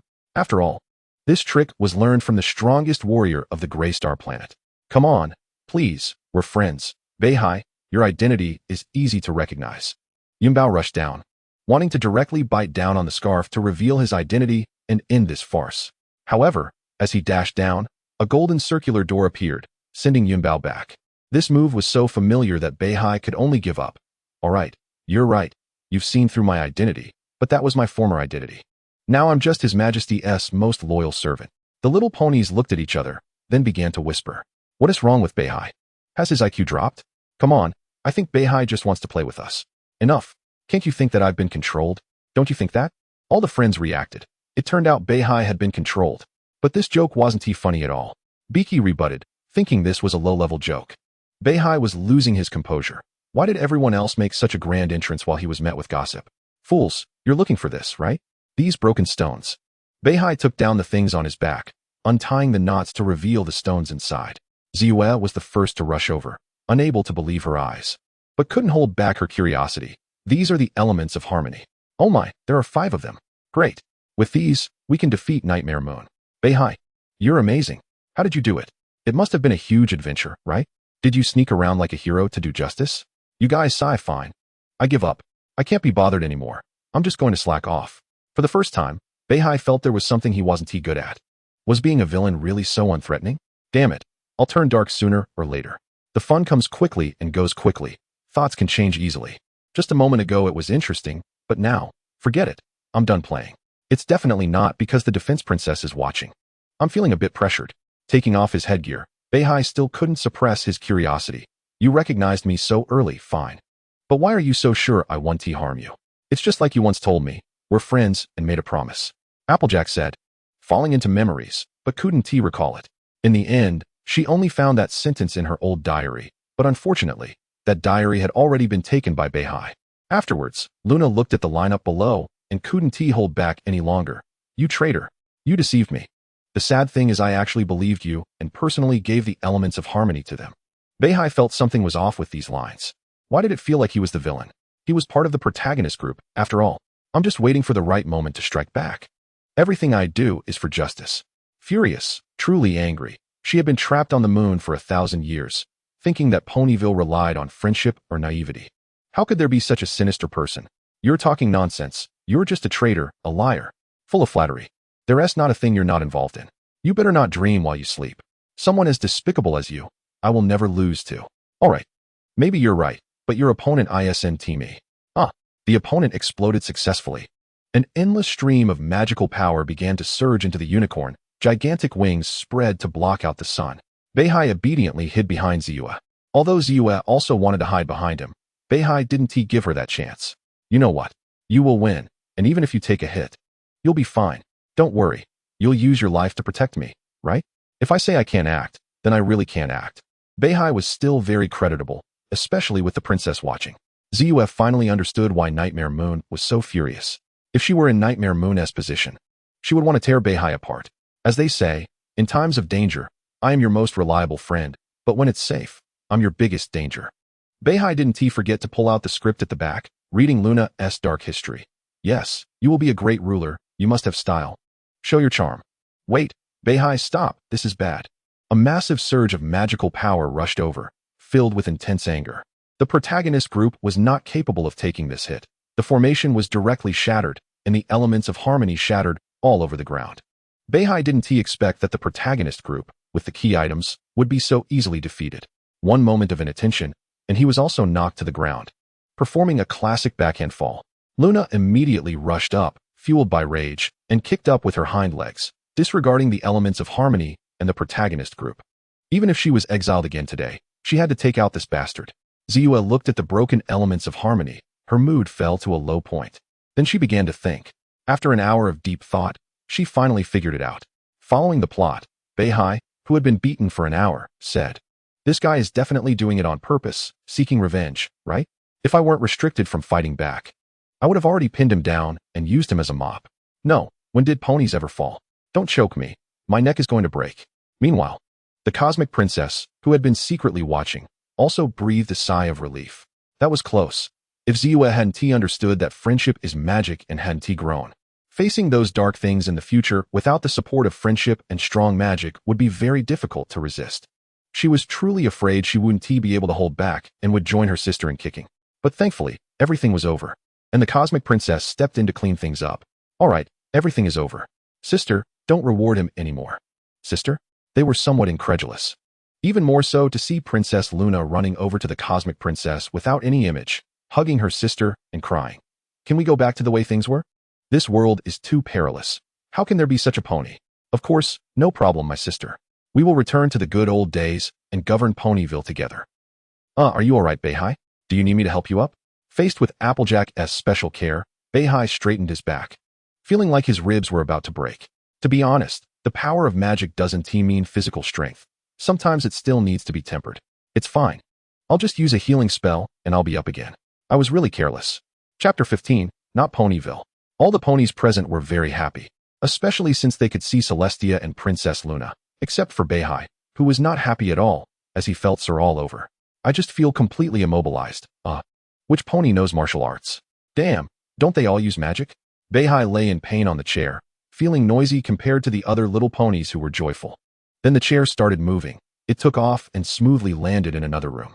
Beihai once again faced the princess, and before he could react, the other party opened with a bombshell. Beihai, are the champions you've trained real or fake? Beihai really wanted to say they were fake, that he was just fooling the little ponies. If he had that ability, would he still be content being a slacker? He would have long since trained champions and watched them walk towards destruction, taking pleasure in it. However, it was clear that the timing was not right, especially since Luna was right beside him. If he denied it, this guy would definitely give him a set of pony military punches. Yes, I can indeed do that. That's great. What a pleasant surprise. I hope you can train Ziyue. The princess was obviously very happy, while Luna was clearly unhappy. The princess's happiness was because Ziyue could truly grow, and there were professional little ponies to guide her. No wonder, she should have thought of it earlier. Beihai had indeed raised an entire army to support the royal city. Luna was unhappy because when they first met, she didn't know which little pony was bragging, making Luna feel a bit embarrassed. In the end, it turned out the other side was just playing with her, purely treating her like a monkey. It was no wonder she was unhappy. Don't be too happy too soon. I've observed this child. Beihai was prepared to find some excuses to brush it off, but wait. Don't refuse just yet. Listen to me, Beihai, true darkness is about to descend again. She needs to grow, and the little ponies need protection. This is not truly Pony Maria. Beihai understood it all, but he couldn't piece it together. Was such explosive information known from the beginning? To be honest, Ziyue couldn't become an alicorn yet. Just as you said, she was still too young to handle such powerful forces. But at that time, I had no choice. Pony Maria needed a guardian, and even more, a successor. If I were to meet a tragic end, Ziyue could stand up and lead everyone again. ensuring the continuation of hope. If you could be her teacher, protect her for a while, and help her through this stable childhood. I would temporarily allow her to become a unicorn so she could study well. From what you're saying, you really care about Ziyue. As if she is the hope of all Pony Maria. Beihai noticed more factors. First, this was Pony Maria, and it wasn't that simple. There was only one possibility. He had entered a fanfiction world, in other words, a parallel universe. As for everyone creating fanfiction, it was nothing more than two kinds, warm and dark.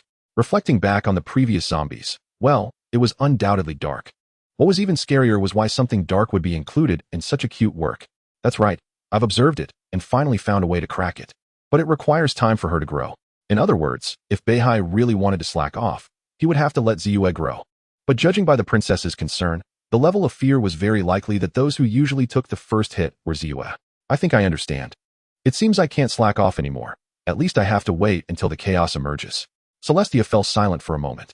Yes, chaos. If only it were that easy. After all, no matter how reckless chaos is, he just wants to play. But it's not that simple. He's also on the missing persons list. Besides Beihai, who can intervene, most strong ones will go missing. Only the other weaker little ponies suffer. If you can agree, that would be great. Don't worry, after those dark matters pass, I will restore the world to its original state, provided that I'm still alive.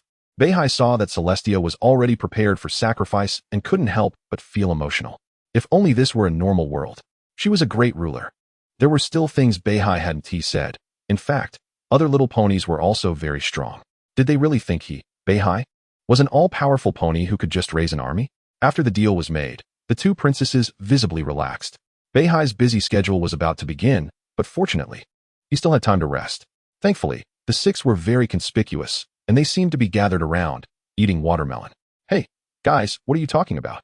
When Beihai approached, his future disciple had already been taken away by the two princesses. Nevertheless, the other little ponies were all rushing away, as if there was some secret, afraid of being discovered, leaving only Applejack behind. Nothing much, we're all attending the party, so I'm leaving now. Finally, Applejack left, and Beihai was somewhat confused. What was going on? He had no choice but to ask one by one out of concern for his friends. To be precise, at that time, Beihai was pulled aside to discuss important matters. However, Applejack's actions also caught the attention of the other little ponies, so facing the gazes of Rainbow Dash, Rarity, Fluttershy, Pinkie Pie, and the new friend Ziyue, Applejack could only tell the truth. Don't look at me like that, I don't know either. I just have a feeling that I must have experienced something very important with Beihai, which is why I care about him so much. But I don't know what that thing is. It's like I've lost my memory. This feeling is very uncomfortable. I don't even know why I should be so good to him. Applejack didn't like this feeling at all. It was very inexplicable. If only she could know everything. But who could tamper with memories? It's okay, Applejack, I might have a way for your condition. Ziyue stepped forward at this moment. She was now an alicorn, with top-notch learning abilities and magic. Even when she was still a unicorn, she could surpass all the little ponies, let alone now as an alicorn. Before Applejack could feel happy, Ziyue was called away by the princess, and Beihai also arrived. That was the whole process. Chapter 16, Everyone Goes, Everyone Goes. Beihai looked at the unicorn in front of him and felt somewhat troubled. After the party ended yesterday, he had become a person of status, after all. The other party was the next princess heir. Rounded up, he could also be considered a somewhat notable figure. And this unicorn was undoubtedly Ziyue. However, because of this, Beihai felt a headache. Now this child was under his care, but he had never taken care of one before, and besides, this was not a child. It was a little pony, and the key was that the other party was very smart, knowing more magical knowledge than he did. I know you really want to learn, but this process is very arduous. I don't know if you can handle it. Below, Ziyue sat on the ground, and upon hearing this, she clearly became excited. Of course, I'm not afraid of hardship. Okay, I can feel your determination. So your first lesson is to make friends. Beihai knew that in this world, friendship was the most powerful magic, so making more friends was definitely not wrong. Yes, but I've already completed that. Just yesterday, I made several friends. Beihai's eyes narrowed. This was troublesome. He didn't know how to teach either. Was he supposed to let her go look at the books in the library? But it seemed she knew more than him. Cough, cough. No. I think you misunderstood what true friendship is. As friends, there are many responsibilities to bear. Trust, understanding, tolerance, sharing. It's complicated. I can't teach you that. You should comprehend it yourself first. Once you understand, we can start the second lesson. Beihai casually said a few words before preparing to leave. He didn't know what else to say. Anyway, the princess's intention was that as long as Ziyue safely came of age, the rest could be set aside for now. and she should have a happy childhood. So it was best to let her grow freely. After saying these few words, Beihai left quickly. He was very busy now, busy sleeping. No, he meant busy planning for the future darkness. Ziyue watched blankly until he left. Then she carried Sui along out of the library. However, along the way, she couldn't help but internally complain, I don't know what the princess's intentions are. I just feel that he is so unreliable. Regarding the decisions made by the two princesses last night, Ziyue was puzzled. After all, Beihai didn't seem very capable. Yet she had to acknowledge him as her master and listen to him. More importantly, during several meetings, the other party had consistently stood out as unreliable. Ziyue thought the princess must have her reasons for doing this. What if Beihai was a hidden master? Suilong, who was beside her, tried to comfort her, hoping Ziyue could take it easier. Although he also didn't understand the princess's intentions, he knew one thing. Since the princess had made her decisions, there must be a reason behind them. Alright, maybe I'm overthinking it. But for now, I should look for Apleja. Her issue hasn't been resolved yet. Ziyue managed to calm her emotions and finally went to find Apleja. Beihai had already laid down in bed, beginning to think about what to do next. Don't misunderstand. He was not seriously working, but thinking was very taxing on the brain, so he decided to think about it tomorrow. At this time, Ziyue had arrived at the apple orchard. When she saw Apleja, she was picking up the apples that had fallen from the tree, preparing to sort them. Sometimes, fallen apples didn't mean they were spoiled. Some might be perfectly fine, but others could have worms. Apleja, are you busy? I came to find you. Apleja stopped her actions and came to Ziyue. It's nothing important, to be precise, just some chores. I'll ask Old Mai to cover for me for a while. But I'd prefer if you could help me check these apples. I've been having nightmares lately. Apleja looked a bit troubled because her subconscious actions often led her to doubt whether the other little ponies had forgotten things, which made her instinctively block them out, triggering her inner protection mechanism. Alright, even though I'm not a doctor, I've learned a lot of magic, so I'll try to help you. Okay, thank you. Ziyue. As the horn on her head lit up with a dazzling effect, Apleja still stood in place, feeling nothing. Has it ended? Apleja asked uncertainly. It seems so. It failed. I'm sorry. No, it's nothing. It was my request. If it doesn't come to mind, then don't force it. Just let it be. By the way, could you help me pick up these apples? Sometimes, you can't force things. The more you try, the worse the outcome. Just like the apple tree. It's best to grow naturally. The two little ponies happily got busy together. However, Ziyue was capable of magic. She could have made all the apples float and sorted them instantly with a thought, but she didn't do that. Instead, she followed Apleja, as the saying goes. The outcome isn't important. What matters is enjoying the process. Suilong was picking through the pile of apples. Well, there really are few good apples here. After saying this, he suddenly burped, and a letter along with 2 tickets floated out. Suilong opened it, and was pleasantly surprised to find that the 2 tickets were for the Galloping Gala. But there were only 2. Hey, Ziyue, good news. The annual Galloping Gala is about to begin, and the Cosmic Princess cordially invites you to attend. She even gave us 2 tickets. No need to guess. We know they are for you and Beihai. The 2 little ponies who were still working instantly perked up. After all, the Galloping Gala was a major annual event. Wow, really? Suilong. Ziyue was also very excited upon hearing this. But when she saw her good friend Apleja go from excitement to disappointment, she felt it deeply. It reminded her of something. Making friends isn't that simple. If you want to truly have a close friend, you need to understand sharing. Apleja, do you want to go to the Galloping Gala? I can give you one of my tickets. I would love to go, but if you give me that ticket, what about you? Don't be so conflicted. My suggestion is that we all go. Everyone counts. At that moment, Beihai suddenly burst in. I can't sleep anymore. Just thinking about that darkness is unbearable. Especially since it's pretty disgusting, and I can't sleep at all. However, he had some good news now. Since they wanted to go to the Galloping Gala, they should just go. This way, with the princess guarding them, he could have some peace. Of course, 1 or 2 wouldn't he do. If they were going, they should take everyone. But what about the tickets? No problem. Tickets are a minor issue. That old dang, I mean the princess, will definitely give me more tickets out of respect for me. You all go notify the others, invite your friends. I'll get some extra tickets. And then you can set off right away. After all, the gala is not something to delay. And so, without any difficulties, all the 6 little ponies took a ticket and left, including Suilong. After all, it was better to leave cleanly. Leaving one behind could be annoying, especially since the other party might complain. Beihai watched the convoy leave, thinking, now it should be safe, right? Nothing major will happen with the princess around. Unbeknownst to him, Beihai felt a bit of pressure. The unknown was the greatest fear. Although he maintained a good mindset, he didn't know when he might be overwhelmed. The little pony world was still sunny and bright, but for some reason, some apple juice stalls suddenly appeared, as if they had materialized out of thin air. Chapter 17. Here we go again. I feel that this year's Galloping Gala will be better than ever, perhaps because of the addition of friends. Ruru admired the flowers in the garden and saw some animals. Yunbao encountered the Lightning Pegasus team. Apleja sold a lot of apples and made a lot of money. And Jinchi broadened her horizons. Biji was having a great time because it was the biggest party. Yes, I feel the same way.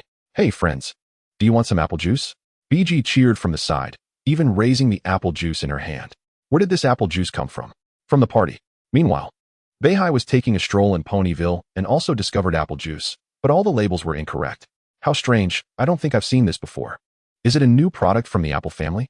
If we talk about apple products in Ponyville, whether it's apple juice, apple pie, or cake, all products come from the apple family.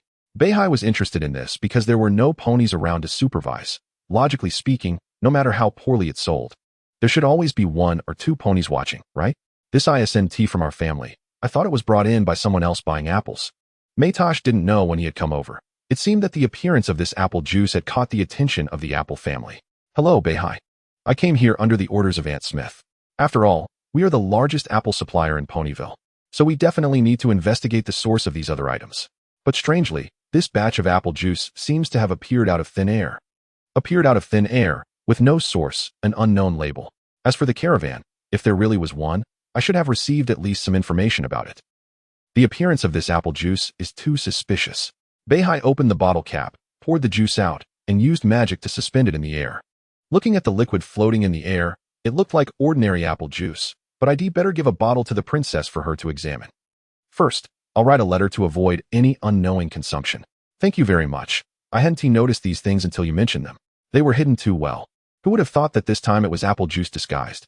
The origin of this thing is somewhat like that of the future, and a bit like another world. How troublesome. They appeared out of nowhere in various places in Ponyville. My goodness, I have a lot to do now. That apple juice contains an unknown virus.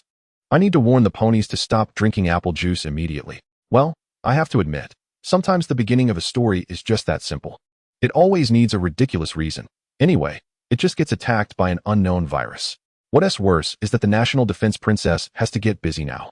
An unknown virus means that the other side doesn't know what mutations will occur after being infected. This is much more troublesome than zombies. Beihai understood he had a lot to do now, but fortunately, he had made some preparations after knowing there would be a dark invasion. Like an emergency bell that could summon all the ponies. When the bell rings at the old place, all the ponies will come over out of curiosity. When all the ponies gathered, Beihai didn't hesitate. Everyone, I have received an order from the Cosmic Princess. I think we have encountered some difficulties. Has anyone drunk this apple juice?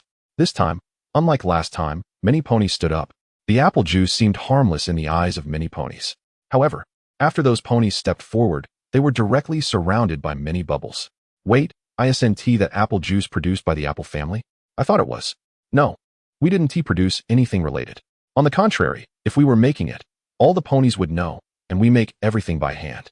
Aunt Smith directly clarified about this apple juice. She didn't know that the apple family still had a bottom line. If it's not theirs, it ultimately isn't. I'm very sorry, everyone. I need to conduct some checks on you, and I hope you can understand. Also, Mayor, I think I need to take full control of Ponyville. This is a token from the Cosmic Princess. I have to say, it's uncertain how many ponies know about the token given by the princess, but it seems that all the ponies subconsciously obey when they see it. Of course, can I help you with anything? It's nothing, as long as everyone doesn't drink the apple juice, we'll gather these things together. Also, I know a place with some weapons. Everyone can take them to defend themselves. These weapons were left over from the last disaster. It's impossible to dispose of them. After all, they were produced and are indeed useful. Although it's uncertain what kind of virus these things might carry, no matter what. As long as it can cause bodily mutations, it's necessary to manage it. Beihai continued to write a letter to the Cosmic Princess. By the way, Ziyue and the others went to attend your celebration. They should be with you, so please don't let them come back for now. My goodness. I'm a bit busy now. They have already returned on the way. I hope they haven't drunk those things because symptoms have already started to appear in some ponies. Their physical condition is somewhat like that of bats. Well, in terms of appearance, it's a bit hard to accept, and they can attack other ponies when they are hungry. Beihai felt his head was spinning. Damn it, to know that this time the item was very covert apple juice, and what was most abundant at the party was drinks. Well, it's confirmed now. It's another dark fanfic event. I really don't know which bastard wrote such a thing. Why can't I cross over to a warmer fanfic world? The main world is fine too. I don't mind. If there's one good thing here, It's that every pony has considerable wisdom and courage. Of course, when necessary, they will definitely act foolishly, especially for some important personnel. For example, the Cosmic Princess is very busy right now, especially busy. The things that appeared out of thin air in Ponyville are enough for her to investigate one by one. With the Cosmic Princess above and the Moon Princess above, I hope there are survivors. If they all drank it, my head would explode. Chapter 18, The Plan. The other side is well-equipped and acts swiftly, as if they have done this many times, directly binding each of the six. The six didn't understand the situation yet and wanted to resist. But Ziyue in the group felt unwell and weak. Applejack felt the same, along with Pinky, directly losing 3 major combat powers. Soon the 6 were brought before Beihai, and the other soldiers all exited the room, leaving only 4 ponies from Ponyville to guard here. Of course, they were also wearing well-crafted armor. Many ponies would directly recall the previous dark events, which facilitated his management. But unfortunately, all the ponies were no longer so cheerful. Instead, they leaned towards maturity. I think you all should know the seriousness of the situation, right? Just like the last time, we have encountered a crisis again. So, who among you has drunk the apple juice? Then Beihai used magic to bring over that cup, letting them see clearly. It's this brand. The rest is uncertain. But it's better if you stand up. Suilong was the first to speak, directly naming 3 ponies who had drunk the apple juice, including Ziyue, Pinky, and Applejack. After these names were announced, 3 bubbles appeared as expected, surrounding them. Applejack felt a bit disappointed. It seemed like she had become a burden again. Just like last time. Wait, Beihai, maybe Ziyue can help. She is very smart. Similarly, Suilong spoke up for her. I know, before she has any symptoms. I will go with her to look for relevant clues. As for now, I think you all have to return to your old work. Understood. I will lead the Pegasi to patrol the surrounding safety. Are we relocating this time? Rainbow Dash stepped forward, relieved that she hadn't drunk the apple juice. Otherwise, she would have also become a burden among these bubbles. No, not yet. The results aren't final. There are still things that haven't been fully understood. So Beihai didn't dare to relocate recklessly. Beihai took Ziyue, who was trapped in the bubble, to check on the few ponies that had been controlled first. I've checked. They initially feel unwell and weak all over. I haven't had time to observe the follow-up. Magic doesn't work. I've tried it. We can only start from a biological perspective, but right now, I don't even know what the source of infection is. Talking as they walked, they soon arrived at the specially isolated room. But as soon as Beihai opened it, he indeed felt a bit uncomfortable. It had changed, and the appearance was so ugly. Ziyue also called out from the side, but quickly regained her composure. After all, the zombie pony was quite intriguing. Once one has experienced such a mental ordeal, they wouldn't be so fragile anymore. Inside the bubble, due to the changes in the other party, the bubble was completely filled, with bodies contorted into odd shapes, forming a ball. The original pony was very weak, but now they had transformed, their bodies elongated. The corresponding cost was that there was not much flesh left on them, their skin stretched tight over their bones, clearly visible. This change didn't allow the other party to stand up, but their forelegs had indeed become much longer, far exceeding the height of the other ponies. Their face also distorted, with their mouth resembling a crack. Help me, leader, I'm so hungry. Surprisingly, the other party spoke, proving that even in such a state, they still retained consciousness and rationality. This was unexpected. I would let you out if you could maintain your current state. I mean, keep your rationality and not attack. I'm so hungry. Beihai glanced at Ziyue beside him, using magic to move the bubble so she could stay at the door. After confirming Ziyue's safety, he released the bubble, but for his own safety, he carefully manipulated the other party's body with magic. If anything seemed off, he would directly pin them against the wall. How do you feel now? I have a piece of cake here. Would you like to eat it? As he spoke, he brought the cake over, magically floating it in front of the other party. Soon, some faint sounds reached his ears, and Beihai couldn't hear clearly. So he took a couple of steps forward and stopped 2 steps away from the other party. Although the voice was soft, it was clear, I want to eat meat. As soon as Beihai heard this, the other party launched an attack. Their bodies seemed, despite looking so frail, to have a strong explosive power. Unlike before, when the little ponies had been infected, their bodies had been weakened by the virus's corrosion and had crumbled upon contact. But this time, the explosive power was completely from 2 entirely different viruses. Fortunately, Beihai had been paying close attention to the other party. When they charged forward, he used magic to pull them back, forcefully pinning them against the wall. The strong gravitational pull pressed the little pony against the wall, and the other party let out a reluctant, hideous scream, revealing 2 prominent fangs in their long mouth. The information he gained was that the other party still had some rationality, or rather, they could still communicate before completely succumbing to hunger. It remained unclear whether they could only relieve their hunger by eating meat once they fell into that state. Those sharp teeth looked devilish, reminiscent of bats and venomous snakes, suggesting they might have infectious properties. Beihai seemed to remember something and quickly notified the other ponies. Increase the number of patrols, and don't think about capturing them alive. Prioritize your own safety. They likely have considerable cognition and might ambush or gather together. Also, inform the Pegasi that they can fly. Unlike last time, when Pegasi infected by the rot could no longer fly. This time, the other party's abilities, endurance, and explosive impact were entirely different species. This time, it wasn't as simple as letting the little ponies get a bite to infect them. It was about consuming them. Quickly notify everyone. Mobilize all forces. All ponies must be informed. Ziyue, inside the bubble, understood that this crisis was exceptionally severe and weakly suggested, Beihai, do you have any leads? I think I have a little. The symptoms of this little pony and those sharp teeth are quite similar to a certain animal. Beihai was somewhat surprised. Was the other party so capable? They were still flipping through various books, while the other party could analyze the symptoms with just a glance, significantly shortening the time. Now Beihai understood why the darkness first targeted Ziyue, because she was too smart. If a real crisis broke out, with her intelligence, it wouldn't take long to resolve it. Damn, this change is happening too quickly. We need to act fast. Chapter 19, Exhaustion. Ziyue was extremely anxious inside the bubble, but there was nothing she could do. She wanted to help, but her physical condition constantly reminded her that if she wasted more energy, the mutation might come even faster. But I can't just sit here and do nothing. Sway along. Help me get a few books from the left side of the third row of the bookshelf. Due to the infection, there was no special treatment. They all entered the isolation room uniformly.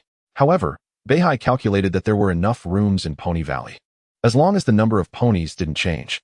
Sway Long, listening to the instructions from outside the bubble, went to get the books. He was also very anxious but felt helpless. The only thing he could do was wait. Actually, Ziyue, you should rest to ensure your body can fight the virus, rather than forcing yourself to study. Sway Long tried to dissuade her.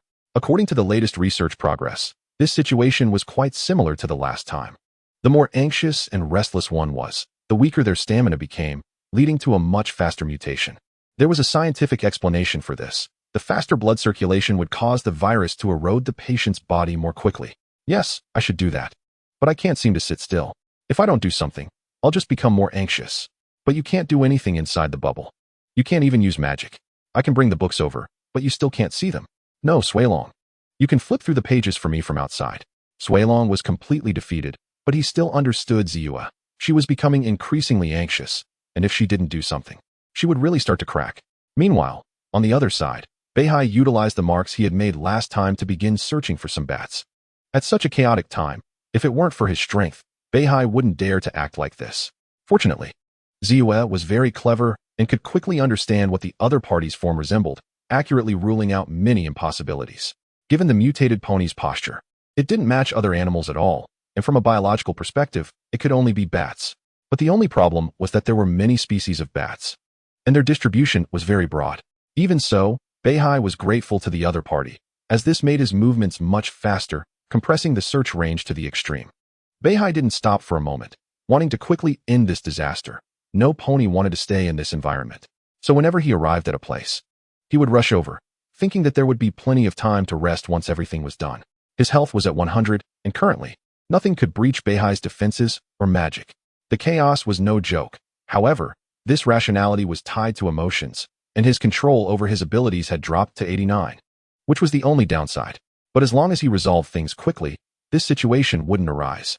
Beihai trapped a bat in a cave using his familiar bubble defense magic, then immediately opened a portal to other locations.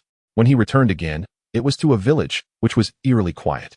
It seemed that this disaster, due to the apple juice, had infected the ponies to such an extent that it was impossible to keep track. It had been too sudden and hard to defend against. Beihai pulled out a map of Little Malia, noting that this gathering place for the bats was still a kilometer away from the marked location. It wouldn't take too long to run there, especially with magic speed. Over the past few days, Beihai had become increasingly familiar with the use of magic. In fact, he had his own understanding of these spells. Simply put, it was like programming. As a programmer, Beihai had to program the magic. If he failed, the magic wouldn't work. If he made a mistake with the spells, there was a saying, no matter how it turns out, as long as it works, it's a good program. This was a solid theory. Beihai set off, preparing to act quickly. There might still be surviving little ponies in this village. But he was running out of time. Ziyue and the other friends were getting worse. He wasn't the cosmic princess and couldn't protect all the little ponies. Such a blatant action would surely attract attacks from mutated ponies. However, when those things rushed towards him, Beihai felt no psychological pressure. After all he had encountered, he was completely unafraid.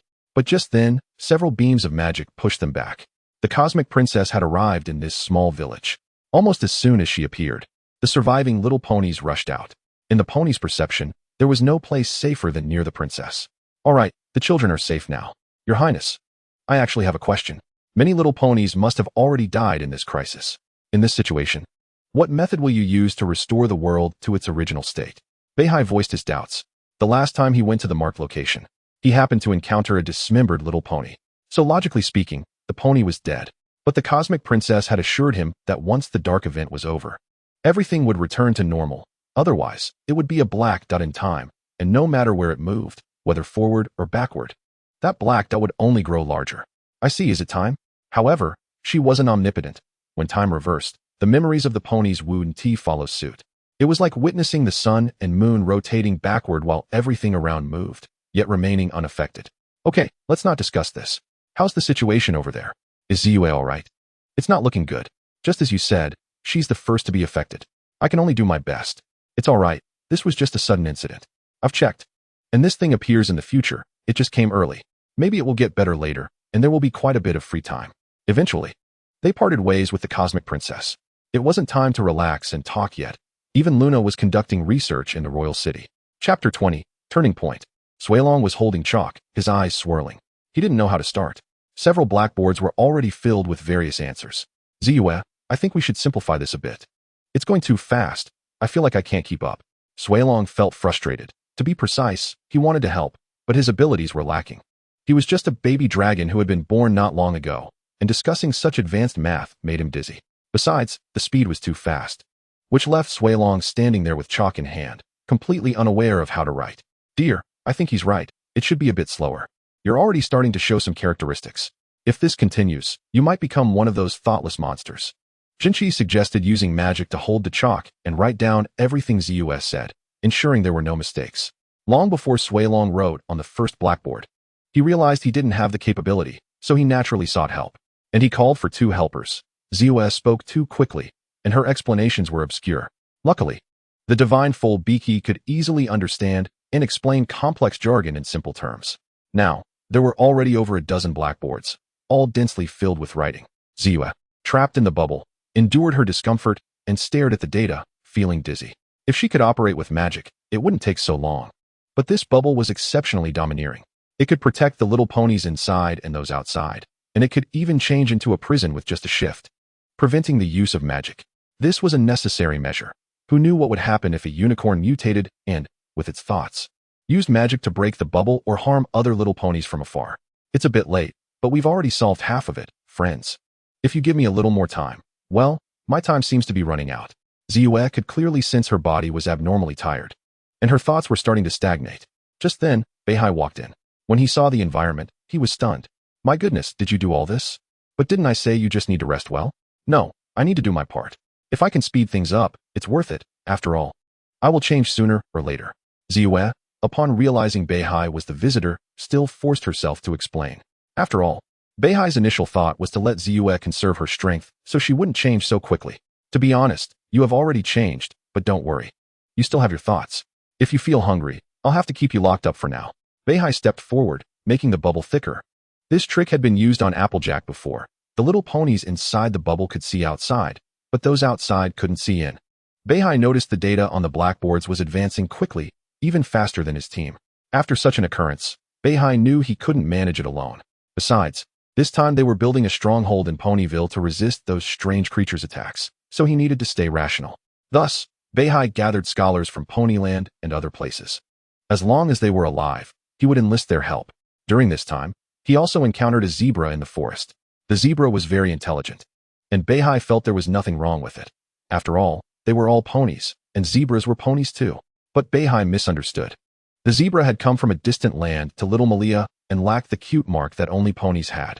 She was a zebra and was skilled in herbs and magic.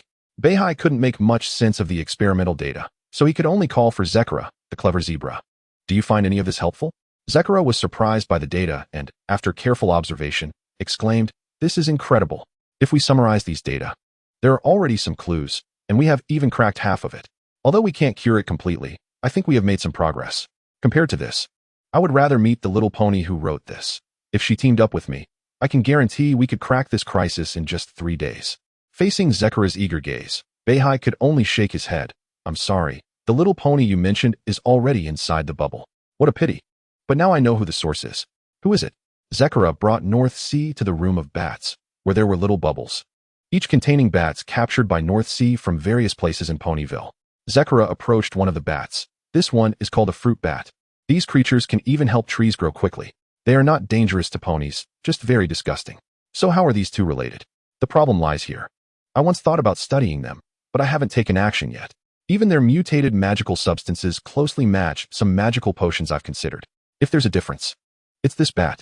North Sea listened intently, as the princess had once said this is a disaster that will happen in the future, just a bit ahead of time. And Zekara here indicated that she had thought about researching it, and that all the other magical substances matched perfectly, which means a bat must have fallen into the research process, triggering this disaster. "All right, I think I understand, but can you tell me how to solve it? This is a bit troublesome for the chief. Unless there is a pony who simultaneously possesses the blood of a bat and the blood of a pony, producing an antibody. That would be the antidote. But in the current situation, no pony that has been bitten can produce antibodies. Not necessarily. Maybe in the future there will be a pony who does," North Sea said. "But right now there isn't at all. I think I should be capable, thanks to you. There must be magical power inside, and I happen to be one of the best in this regard." Chapter 21, The Antidote. Zekara tossed several herbs into the pot, stirred, and finally pushed the pot of essence in front of the mutated ponies, opening the bubbles. Dozens of land ponies bit the ropes, using all their strength to pull each other down to the ground as soon as the bubbles opened. Due to hunger, they instinctively wanted to bite the ponies, using considerable force, making it difficult for the land ponies to hold on. However, due to hunger, the other side also had little strength left. Just a final struggle before collapsing on the ground, unable to move anymore. Zekara showed no mercy, directly pouring the potion roughly into the mouth of the mutated pony. Although a lot spilled, there was enough volume, and surely some went down the throat. After everything was over, they waited for several hours. But the other side showed no change, so they were put back into the bubbles. "Sigh, still no good?" Zekara sighed. "Now there's only that method left. But if the chief mutates, it seems you have no way out. I think it's time to stop wasting time." At this moment, North Sea walked in. Without any unnecessary words, opened the source apple juice, and drank it directly. Zekara wanted to stop him, but it was too late. In fact, when North Sea mentioned he was going to take the risk, Zekara strongly opposed it. Although Ponyville seemed solid as a fortress now, the strongest combat power was North Sea, who had always been leading Ponyville. Plus, everyone had a strange trust in North Sea. If he couldn't hold on, or if a wrong guess caused losses, it was something Zekara didn't want to see. North Sea was somewhat relieved that while destroying these culprits, he still kept some behind, because the culprit was this thing, and finding answers had to start from it. After drinking, North Sea hesitated not at all, using bubbles to encase himself, then silently felt the changes in his body. "I now have a bit of, how to put it? My head doesn't hurt, and I feel fine." However, soon North Sea realized something was wrong. Something was flowing through his veins. Those things were violently reorganizing him. North Sea hurriedly used magic to forcefully press down on his body, managing to suppress some dark magic. These were the mutated culprits, but not all of them. North Sea could feel that biological modifications were still ongoing. It seemed that the combination of these two was what caused the mutated ponies. Of course, magic played a significant role. As North Sea had said before, magic is like a program. Although it is erroneous, if it can run, it is a good program. Soon he felt a pain in his back, and 2 sharp teeth appeared in his mouth. Looking at his appearance, well, he now had wings.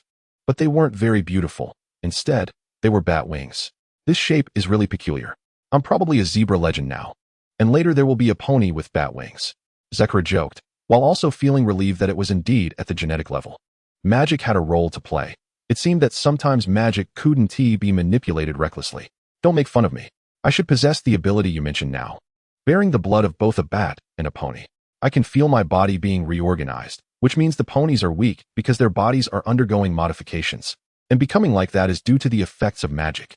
"Indeed, but if you go and bite them now, what will happen with the magic?" North Sea replied. "No worries. No pony has magic that can surpass mine. not even the princess. North Sea was exceptionally confident. He now needed to maintain this state. So he suppressed the magic. He was going to eradicate the magic brutally, even though it might harm the ponies. It was far better than leaving the bat inside the ponies. With this thought, he stepped out of the bubble and approached the ponies. Then opened his mouth and bit down on a mutated pony. The attacked pony screamed in agony as if it felt the greatest pain, undergoing another reorganization inside. The magic was violently shattered. It seems we succeeded, but I have to leave some with me to help, otherwise, I can't handle it alone. North Sea spat out the blood from his mouth, sticking out his tongue. After all, that bite had pierced his skin, and some blood would definitely splatter.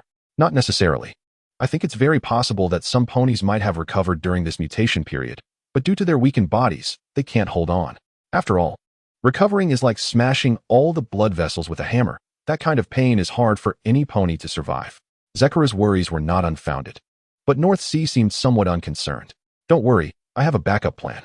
The great cosmic princess will clean up the mess. Now there's already a solution. I'm too happy to be worried. Even so, it's much better than having a pony being devoured by these things and getting infected. I'll go get busy now. North Sea flapped his bat wings and flew out, which could also be considered a transformed celestial beast. Although after this, North Sea would violently destroy it. After all, these wings were indeed not as good as a celestial beast's, and keeping them would pose a significant hidden danger. North Sea first bit every pony in Ponyville, including the main characters, of course. He also had to keep some to maintain the same state as North Sea. I'm sorry, but after everything is over, I will solve it for you. Now everyone, please start helping. North Sea said, spitting out a few mouthfuls of blood. Although these things tasted good and were somewhat tempting, he couldn't do that. All the ponies were on high alert, showing understanding, but Applejack, Pinkie Pie, and Twilight were somewhat confused. We can help too, and Rainbow Dash, who hasn't mutated, can also help. Luma and the unicorns were not included. Instead, all the flying Pegasi had bat-like teeth, and as for their wings, they already had a pair. You cannot compare. What I want are Pegasi. They move swiftly, can fly, and are fast. As for magic, I don't need it, and I already have a portal. Chapter 22, Royal Accent. The healed ponies have a high chance of dying during recovery due to long-term malnutrition and excessive physical consumption after mutation, as they may not be able to withstand the process. In contrast to other mutated ponies in the wild who can only endure on their own. Here it is much better. At least there are nutrient solutions to keep them going. Yun Bao was bragging over there. Do you know? Today I saved 3 ponies. In another place, probably a bit far from Ponyville. Oh, take a look. Don't my sharp teeth look cool? Jin Qi acted as their nurse, using magic to save a lot of trouble. Ziyu lay weakly on the hospital bed, feeling particularly relaxed. This crisis has finally come to an end, and Yun Bao, you did a great job. Yes, but we can only lie here and can't help at all. What's worse is that after this is over, will we lose our memories again? Amidst the happy atmosphere of everyone being healed, an extremely inappropriate voice emerged. Applejack said, although sounding equally weak. She understood that after this matter ended, their memories would definitely be erased. This was a very heavy opinion, no matter what treatment they had suffered. At least they should have the right to know everything. But now they were left in the dark. It was the same the first time and the second time. Even Yun Bao, who was bragging nearby, stopped. No matter how grandly he boasted, when everything returned to normal, all the ponies would ultimately forget. Seeing the atmosphere becoming heavier, Ziyu spoke up. Maybe we shouldn't think this way. For the other ponies, it's cruel, and it might cause resentment among them. This is such a fact. If all the ponies remembered, then those mutated ponies, even if healed, would definitely know what mistakes they had made. I know, but I am selfish. I hope the memories remain, or if they have to be erased, at least one pony would come to ask me. That would be the most basic respect. Applejack was somewhat relentless. This was not her intent, but the thought of possibly doing something inexplicable after losing her memory made her anxious. This was a very painful thing. This memory is so painful, I don't think any pony would choose to keep it. Moreover, last time when memories were erased, did we react? No. We could only passively accept it. Ziyu continued to state the facts, even though the truth was so cruel. Beihai walked in from outside. In fact, he had been eavesdropping outside for some time. Perhaps the other ponies had no objections to memory deletion, wishing it would happen sooner. But for the main characters, they definitely wanted to know the truth and preserve it or record it. Unfortunately, Beihai could not fulfill their wishes.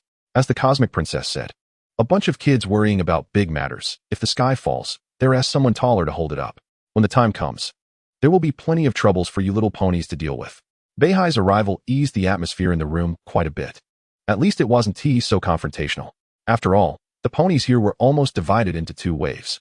You really don't have to worry so much, just like me. I don't care about losing memories at all.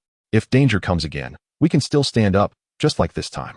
Although this was a lie, it was very useful. After all, the other party didn't know, and who am I, Beihai? The saying goes, never lie to ponies, and I have received good reviews in many places. No pony ever doubts my words. Beihai's statement calmed them down. All right, everyone, take your time to think. Also, it's not something we can resist. I'll take Yun Bao out again to save a few more today. Yun Bao waved her wings and flew out directly. She didn't like the atmosphere here. It was better not to see and not to worry. Beihai also smiled a bit, letting them think carefully before closing the door. No matter how they thought, they would never be able to keep their memories. Beihai believed in the cosmic princess's power. If they could recover midway, it would only be by chaotic means. But the other party probably wouldn't have that much time, right? As time passed, Pony Maria finally recovered. During this time, Beihai also encountered a very talented unicorn. The unicorn was accompanied by a black Pegasus and had learned his bubble magic, which was quite strange. However, Beihai's bubble magic had no special techniques. It was simply composed of powerful magic, so he didn't pay much attention to it. Beihai merely symbolically stated that they were safe and left directly, followed by countless Pegasi. Since the Pegasi were fast and could fly, Beihai transformed them one by one. With such a force, he was able to quickly rescue all of Pony Maria. After everything was completed, all the ponies of Pony Maria gathered in Canterlot. There was no joy, only sadness. Although they had overcome this virus, they were no longer happy. What was even more frightening was that some ponies, upon seeing those who had recovered, showed obvious fear and rejection. The cosmic princess stood on the high platform, looking at the subjects below. After the darkness, seeing that they had no happy emotions, she truly didn't know what to do in the future. All right, sister. Stop saying such gloomy things. We need to give them encouragement. They need to live and continue their lives. After the announcement, we also need to use magic. With my assistance this time, it should go more smoothly. So let's use the Canterlot royal accent on the ponies. Celestia straightened her posture and prepared to use the pure royal accent. Ponies, we will welcome a new life and step into a new future. As she spoke, the horn on her head burst with extreme brilliance, overshadowing the sun, shining brighter than the sun, and finally enveloping the entire Pony Maria. Everything would return to calm. Chapter 23, In the Dream. Beihai has figured out a pattern. Anyway, these things probably all have magic, so Beihai would maximize his advantages. Under chaos, being first is so valuable. Now Beihai deeply realizes the power of this statement. In the future, if such a thing happens again, first check if magic is useful. It's impossible for magic to fail, right? No way. Beihai hurriedly stopped his thoughts, fearing that if he continued, it would really become reality. I can't keep being anxious for no reason. Now I need to start my sleep, the happiest thing of the day. Beihai used magic to take an eye mask out of his cupboard at home, then put it on and fell into a deep sleep. The reason this was the happiest thing of the day was that Beihai knew how to use magic to make himself happy. For example, in his dreams, Beihai was now a person. He looked at his hands, then at his height and the familiar furniture. These were all things deep in his memories. He casually pulled out a book and opened it. It was filled with things he had read before. In other words, everything from his past life was in this small house. This was an excellent magic, but it also had flaws. For instance, when the book was halfway through, the rest was blank because he hadn't finished reading it at that time. He walked to the living room, turned on the TV, searching for interesting films from his memories, Night of the Living Dead, Village of the Damned, various others. He finally settled on a film about the Ebola virus. Don't get it wrong, this was also a movie. Beihai decided to watch it, thinking that if similar disease outbreaks happened in the future, it would be good to be prepared. This was called a dream, a beautiful dream. In the dream, he was the master, free to do whatever he wanted. Beihai proudly said this, like the ruler of a dream. This was also why Beihai was like a lazy fish. Such dreams were truly enjoyable. And Beihai's dream bubbles were so conspicuous and unusual that even the Moon Princess, who was patrolling at night, was somewhat surprised. She said that during dark times, the two sisters were exhausted, and now they had to check everyone's beautiful dreams. After all, sometimes memories could easily turn into nightmares with deep sleep. And that was when Luna needed to guide or help the little ponies forget. The more it was like this, the more Princess Luna felt she was walking into a trap, becoming a worker. She thought about how relaxed she was when she was on the moon, though it was a bit boring. For now, the little ponies were still having good dreams. Nightmares weren't that rampant, and dawn was approaching. In Beihai's dream, time had passed, and he was now sitting at the dining table, looking at the cake above, nearly drooling. He gazed at the chocolate, cream, and fruit decorations on top. and had to admit it looked great. Although Ponyville had a lot of delicious food, he wanted to savor this one. Moreover, what could the cosmic princess eat? She was just an ordinary pony. How could she enjoy it like he did? He could at most contribute a little during dark times, but the cosmic princess was different. Suddenly, Beihai felt a surge of appetite, thinking that the cosmic princess might still be awake, worrying about the villains in the normal plot and when the next darkness would arrive. But just then, there was a knock at the door, and Beihai immediately became alert. He had strict control over his dreams. He quickly went to the door, imagined a baseball bat, took it in hand, and opened the door. If what was outside was some monstrous creature, he would hit it with the bat. Unfortunately, outside was not some hideous monster, but rather something Beihai very much did not want to see. It would have been better if a monster had knocked. Hello, are you Beihai? It's incredible. I sensed something different here, so I came to check. Your dream is quite unique, Princess Luna said as she tried to squeeze inside while curiously peeking in. You could be considered the first guest. Come on, stand properly. Beihai saw Luna standing outside, glanced at her height, and thought that as a princess, she was indeed a bit tall, but it was manageable since he could still hug her at waist height. Beihai reached out his hand toward Luna, picked her up, and weighed her a bit. Something felt off. Shouldn't ponies have bones? Why was she so fluffy and comfortable, especially with her mane feeling like silky hair? It was like petting a fluffy dog, and that height difference really made her seem like a big dog. Oh wait, what are you doing? Put me down. Luna protested clearly. When she entered and saw the things in the room, she could no longer contain her curiosity. Stop messing around. As a reward for intruding into someone else's dream, let me touch you a bit. This isn't intruding. I'm just doing my job. After all, if you have a nightmare, you'll need me to guide you, Luna said, raising her head. Beihai couldn't help but reach out to touch her. But instead of being bitten like a pet dog, he was kicked away. Beihai touched the spot where he was kicked, grumbling. Why is there even pain in my own dream? Once Luna broke free, she started observing her surroundings, looking at the shelves full of books, all filled with knowledge she had never seen before. Her gaze finally fell on the cake. To express his apology, Beihai decided to share it with her. So he immediately conjured up some utensils to cut the cake in half. However, she clearly wasn't willing. Just as he was about to cut it, she made a sound and shook her head. Seeing this, Beihai felt he could give in a bit. After all, the cake wasn't something he couldn't make again. So he moved it aside a bit.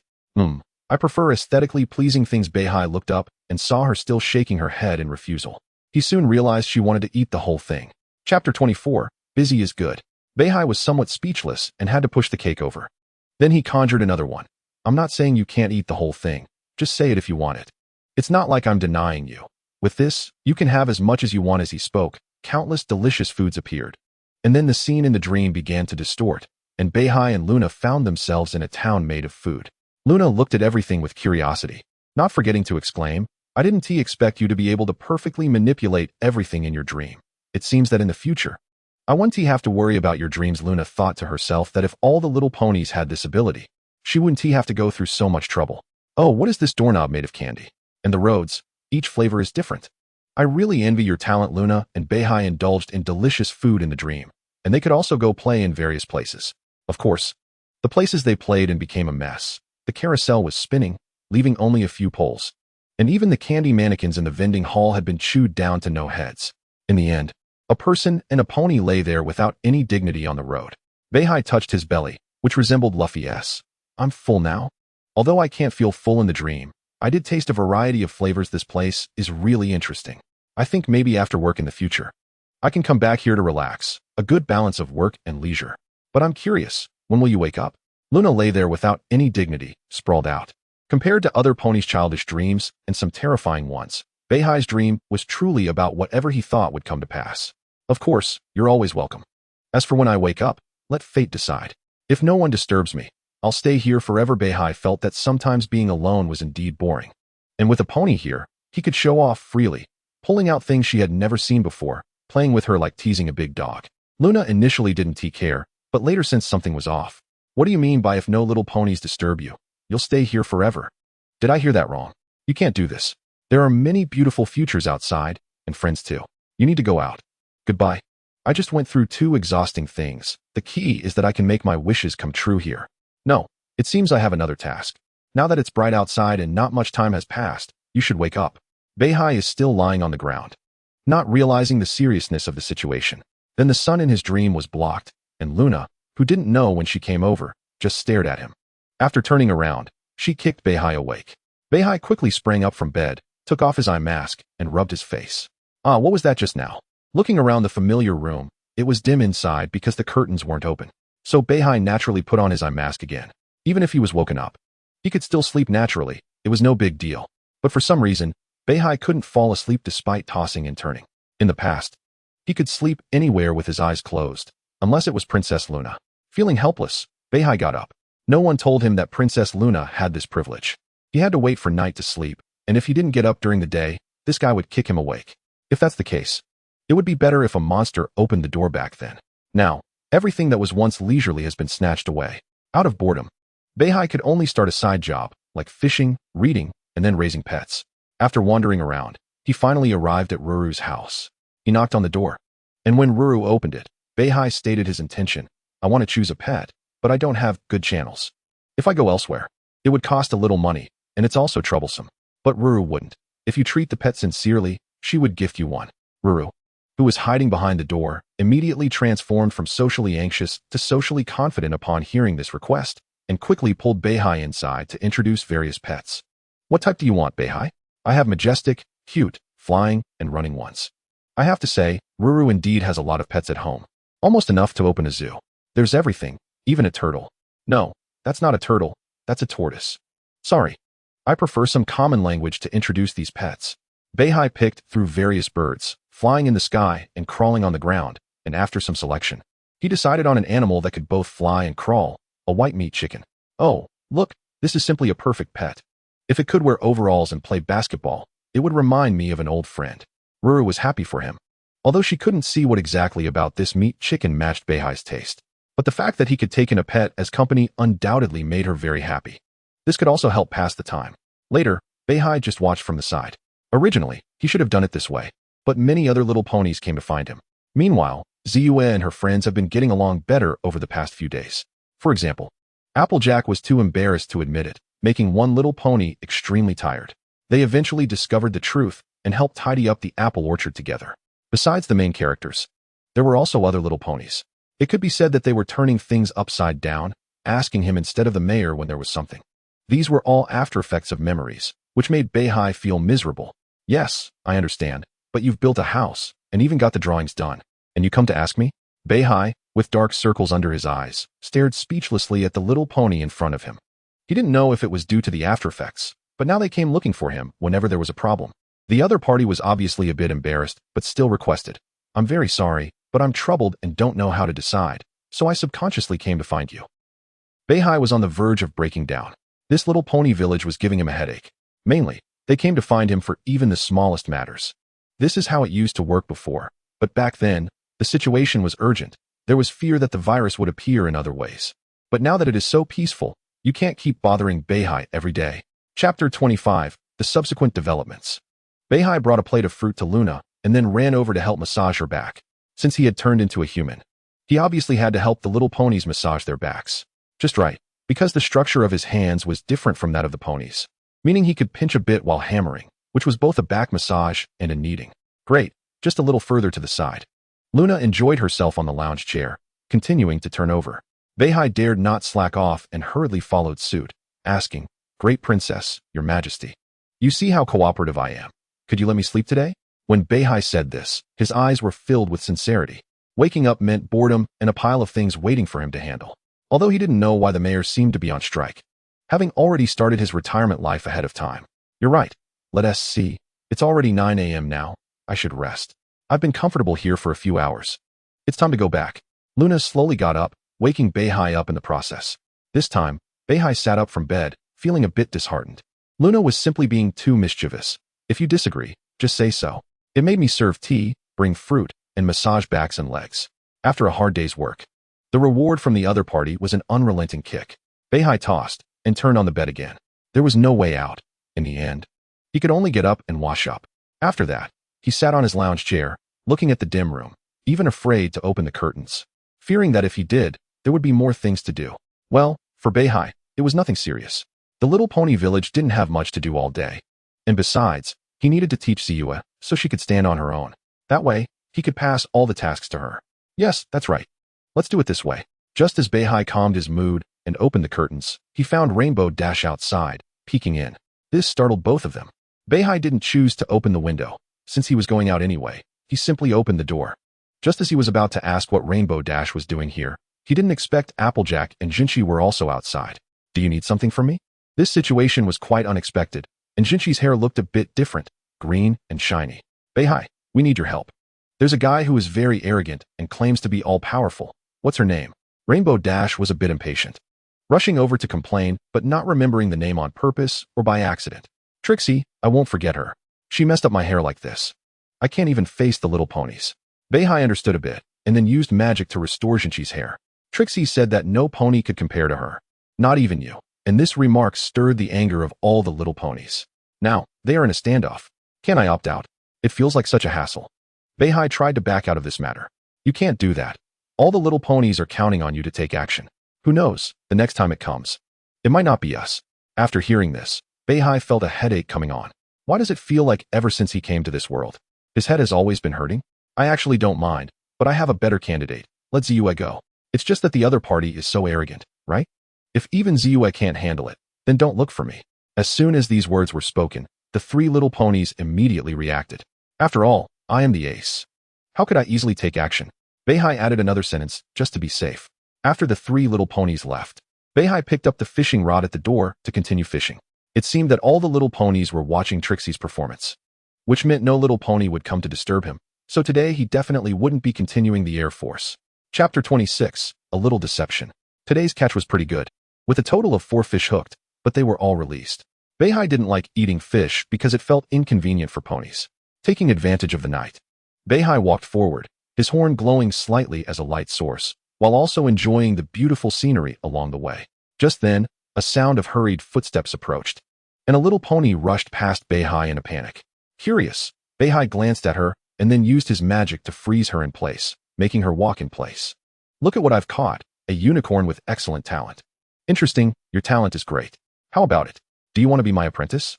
For Beihai, he had seen many unicorns, but most of them were weak, lacking talent, and some were so weak that they struggled to make their horns shine. As for the main characters, they weren't even in Beihai's consideration. If they were pulled in, this world would truly be hopeless. Additionally, Beihai wanted to pass on his skills throughout his life.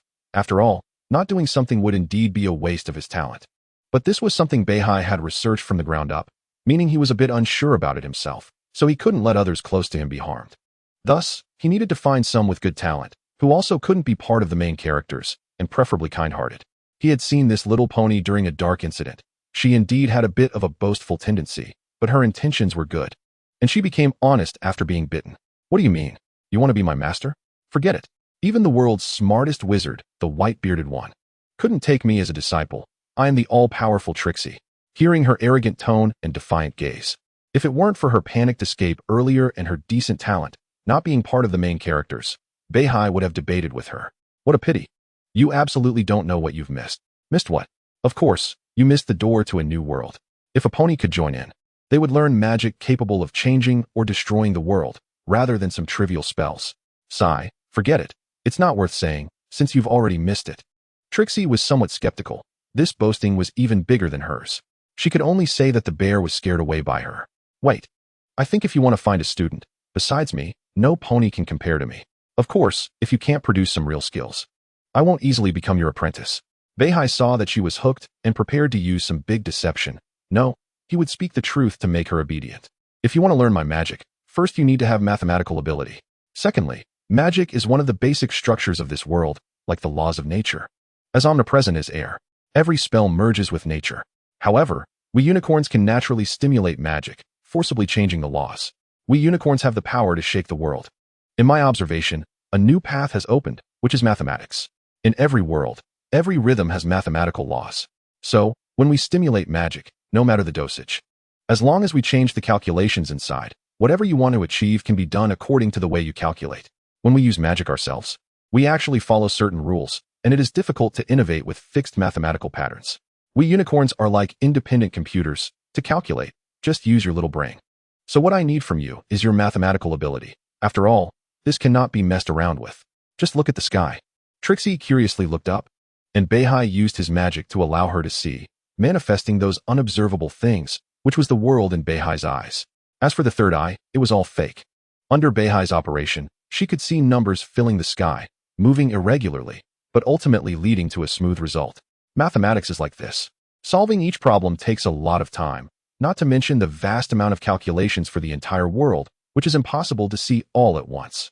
Then Beihai casually erased some numbers, and the whole sky began to shake, with huge dark clouds starting to cover the area. Oh my, what will happen if this continues? This is much more impressive than the little clouds I created. But looking at this bad weather, something felt different. You don't need to think about that. You moved it a bit, and that place has already broken. It will start to expand and may ultimately destroy this area.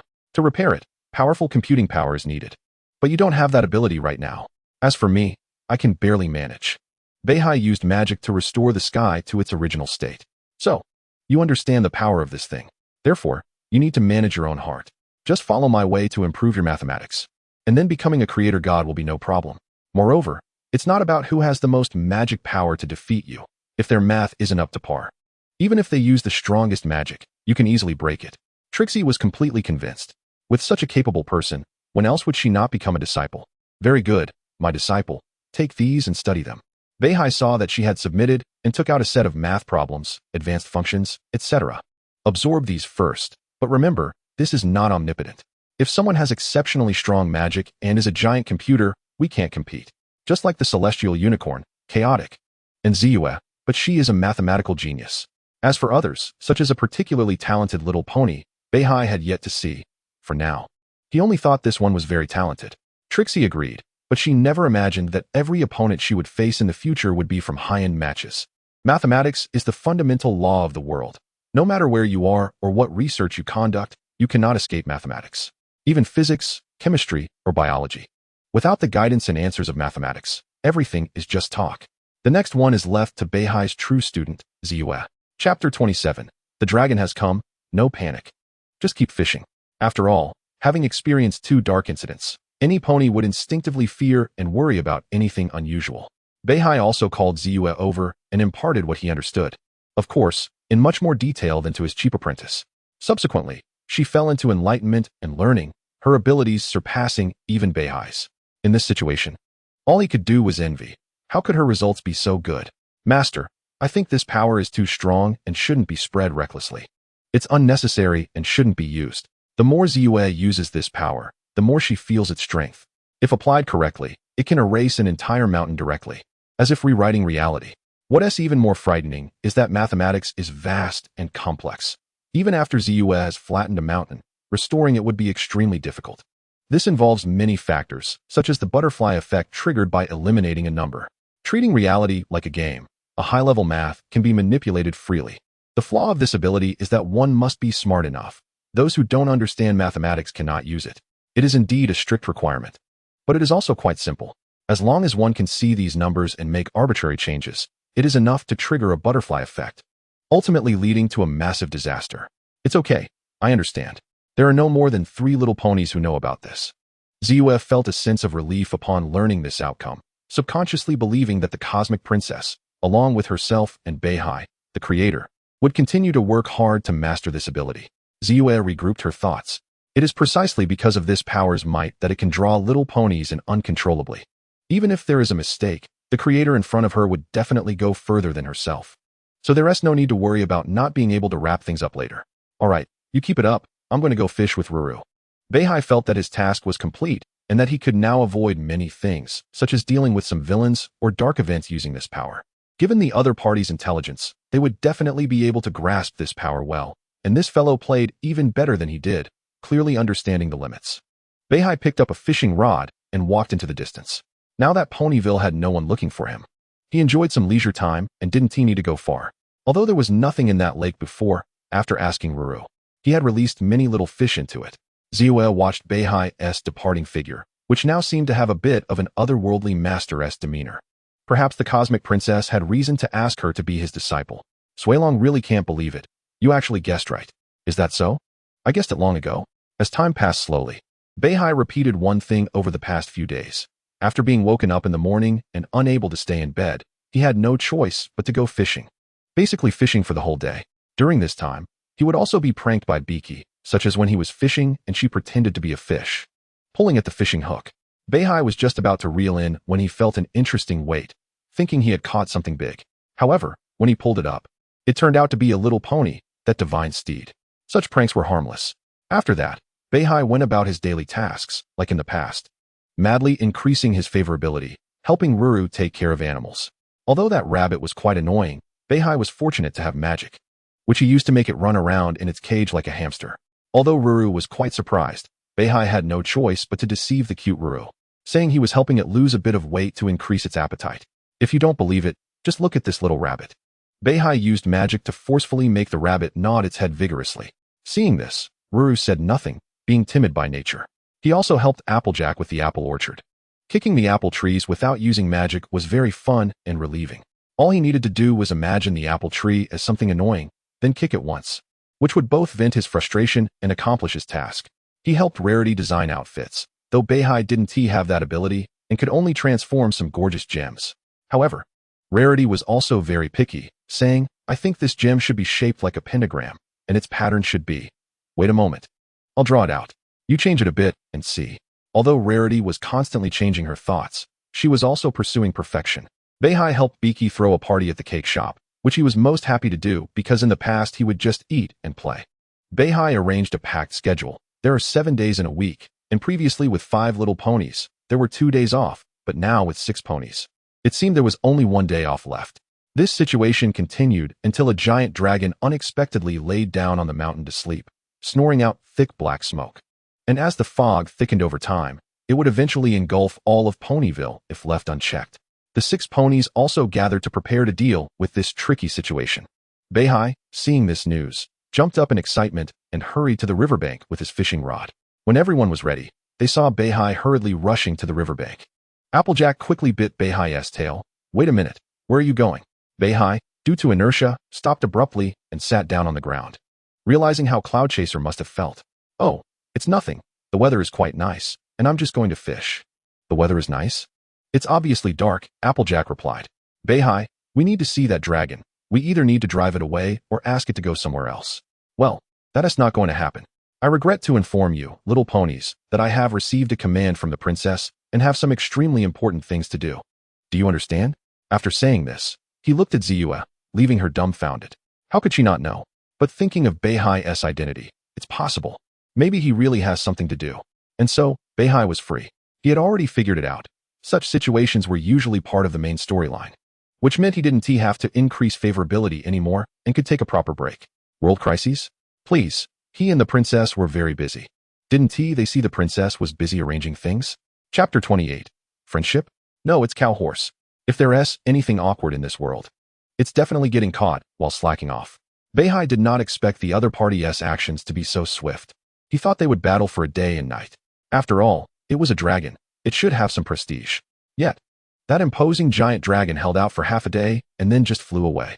Come on, dude, you're a dragon. Whereas your majesty, and you were sleeping. Waking up would surely make you grumpy. Yet, you just flew away obediently like that. However, for now, Beihai had no choice but to greet them and quietly pack up his fishing rod. It seemed he had to wrap things up early today. But Beihai realized that the other party's speed seemed normal. After all, the Nightmare Moon had been sealed for 1,000 years. And such a huge grudge could be resolved in just one night. This was a disappointment for the 6 ponies, who had just come down the mountain and were excited about Ruru's growth. But upon seeing Beihai slacking off, their good mood instantly vanished. The first to speak up was Cloud Chaser. "Is this what you call being busy?" "Of course, Cloud Chaser. I really am very busy. After all, it won't be long before the Cosmic Princess arrives here, so I need to put on some shows." "Oh really? What are you going to perform for the princess?" "Fishing? You've misunderstood me. I'm training my pet, a cute chicken, to learn how to play basketball. I believe this will definitely impress the princess." Beihai tried to explain, but seeing the little pony's obvious disbelief, he had to admit defeat, ultimately forcing a smile. "All right, I can't keep this up. How should I put this? It's not that I don't want to go. As you all know, we're friends. But, I'm really scared of dragons." Fortunately, this explanation made them somewhat convinced. The little ponies are just that simple, and Beihai felt a twinge of guilt. It seemed like he had been deceiving and tricking his way through this journey. At this moment, Ziyue also stepped forward, so that's how it is. If the teacher is afraid, then that's indeed the case, just like Ro. I should have asked her clearly in advance instead of pulling her up without her consent. Without Ziyue, it was just because he was too timid to voice his fear of the dragon. The topic was successfully shifted, and Beihai noticed that these little ponies were still young, with a long way to grow. But next time we go on an adventure, you can't back down just because you're scared. With us around, nothing will happen. That's right. Otherwise, in the future, we'll stick to you like the candy on a candied apple. For these innocent little ponies, this was encouragement for a friend, a display of friendship. After all, constantly retreating and avoiding won't solve anything. At this moment, Bai Chi saw that the atmosphere was right and jumped in. So let's go fishing together and see who catches more. Beihai wanted to refuse, but it was too late. They had already prepared their fishing hooks, as if they had pulled them out of a fourth-dimensional space. Faced with this situation, Beihai could only agree, betting that they wouldn't last long. Fishing is a long activity. Ziyu was a genius. She calculated various things and arrived at her pre-calculated position, prepared her gear, and then cast her line. Pingguijia air was conventional, with nothing fancy. If there was, it was just using some apples as bait. In her words, nothing is better than apples. Even those fish might like apples. She casually picked a spot and started. Jinshi, who liked cleanliness and had an artistic eye, had a unique fishing rod. Even the line she cast had to be in a good position to maintain her elegance. Bai Chi and Yunbao, however, did not follow the rules and jumped straight into the river to start catching fish. Ro had a natural affinity for animals, and perhaps the fish wouldn't even need to be fished. They would simply jump into the bucket upon her request. Beihai looked disdainfully at these antics. Really, how unlike him. He would never engage in such boring activities, only fishing for 3 days without eating meat, then washing himself clean and praying to the cosmic princess, wishing for no empty catches. After a round of fishing, everyone had some gains. Beihai looked at his empty bucket, lost in thought. Could it be that he wasn't devout enough? He quickly dismissed this thought. It must be that Yunbao and Bai Chi were causing a ruckus in the water, scaring the fish away. Yes, that must be it. Ziyu took the fish off her hook and began again, casually calling out to the cosmic princess, writing her a letter. Almost simultaneously, Beihai received a letter as well. The rainbow's light was very subtle, as if it was deliberately waiting for Ziyu to be distracted. It then appeared in front of Beihai, opened up, and he carefully read the following information. I may have summarized some patterns. Perhaps we will have some precautions for future events. Moreover, if my guess is correct, the verification moment is not far from the next darkness descending. Is it that the other side is capricious and loves to play, asking if you have any good methods? But don't worry, as long as darkness descends, anything involving magic will not be a problem. We will win. As for the chaotic matters, just let them out. It's fine. You must trust your students and her friends. Chapter 29, Meeting the Princess. Today is a special day because the Pegasus forgot about the next light rain, needing heavy rain to balance things out. This was of no use to Beihai, except that he couldn't go fishing and couldn't sleep. It's ridiculous, such heavy rain. If magic is continuously used, it will be very exhausting. Although this amount of magic is nothing to Beihai, fishing is all about relaxation and enjoyment. Worse still, because of Luna, he couldn't even sleep. As long as it wasn't the designated time, he couldn't sleep. Beihai looked outside at the thunder and heavy rain. If this continued, he wouldn't be able to go out at all. Beihai tried to sleep to the sound of the rain, but rolling around, he found no trace of drowsiness. Every time he thought he had closed his eyes, and that time had passed quickly, only a few minutes had gone by. Weary, Beihai sat up in bed and began to think about what he could do. If it were reading, he had already finished everything. Repeating the same content wouldn't change anything. Out of boredom, Beihai could only start drawing a magic array in his living room to practice whether the large teleportation array he had been researching was effective. This magic array was Beihai's long-term preparation. After all, even if something really happened, he had to ensure safety. The area around the Cosmic Princess is the safest. So the coordinates for this array are the Cosmic Princess's palace. Of course, there is also a coordinate on the Cosmic Princess herself, like the flying thunder goddess mark, which cannot disappear. Although it's a bit strange to say that. When a person is focused on something, they can work quickly. Before long, he had finished drawing. The activation of the array is simple. It requires magic, but coins and gems can also be used. Using coins and gems involves the principle of equivalent exchange. After all, mathematics is the axiom of the world. I just need to exchange what I want for an equal amount, which allows me to obtain what I desire without disrupting the world's fundamental operational algorithms, making it much more convenient than the previous brute force changes. This was Beihai's complete preparation. After all, there are very few unicorns with immense magical power. Once prepared, he brought his pet over, letting it sit in the center of the array, and then began to lay eggs. 1 golden egg, 2 golden eggs. It wasn't until the 3rd golden egg that it started to shine, indicating that 3 golden eggs could activate the array. It was a bit of an expense, but upon careful consideration, it seemed there were no regulations on the number of ponies, squeezing a bit would still be quite cost-effective. As for why Beihai's pet could lay golden eggs, that was because during their first transaction with the world, one chicken egg could be exchanged for 30 grains of rice. However, Beihai was very unconvinced and argued vehemently. After all, this was just one chicken egg, once hatched. It would produce a chick, and typically a hen lays 3 to 4 eggs. Even if all were roosters, that would only be a day's worth. What about the next few days? The following years? He couldn't even bear to think about it. So this is not just a chicken egg. It was clearly a breeding farm. No, it was the chicken laying eggs, and the eggs hatching chicks, creating an infinite cycle. Thus, the value of this one chicken egg was very high. Consequently, Beihai's chicken could only lay golden eggs. However, there was a downside to golden eggs. They could not hatch chicks, and they were made of pure gold. The cost was that when Beihai called upon the world later, hoping to trade, the other party would always ignore him. Although Beihai was innocent, it didn't matter. After all, the trading continued, as he had already grasped the truth of this world. As the magic array emitted light, Beihai felt a flash before him and suddenly found himself in the palace, without any prior warning. Beihai's sudden appearance naturally attracted the attention of the guards. Although they were slightly stunned due to the abruptness of it all, the guards quickly reacted, rushing towards Beihai, determined to apprehend him. Stop. You all step back. It's fine. He is a friend of Pony Maria. The princess's voice made the guards, who were rushing in, stop abruptly. Some, having charged in too quickly, stumbled and rolled on the ground. Beihai saw these guards and thought for a moment that it seemed quite normal. After all, a national defense princess needed guards. And it should be the princess protecting these soldiers instead. Once all the guards retreated, the princess on the throne finally spoke. Why are you here? No. When did you leave a mark here? And next time you come, let me know. Beihai lifted his pet, preparing to step a bit closer, but was reprimanded by the other party. Stop right there, stay where you are, and don't take another step forward. We'll speak from this distance. You can hear me. And I can hear you. Beihai couldn't understand why they had to maintain such a distance. Couldn't they get a little closer? What kind of relationship do we have? After all, we've faced so many things together. Why do we still need to be so distant? Let me come a little closer.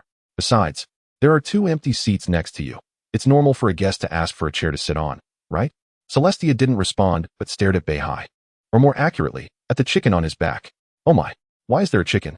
If I weren't sure that Beihai didn't know I was afraid of this thing, I would really suspect he came here to mess with me. If you want to come closer, you can, but you must remove that chicken, keep it away.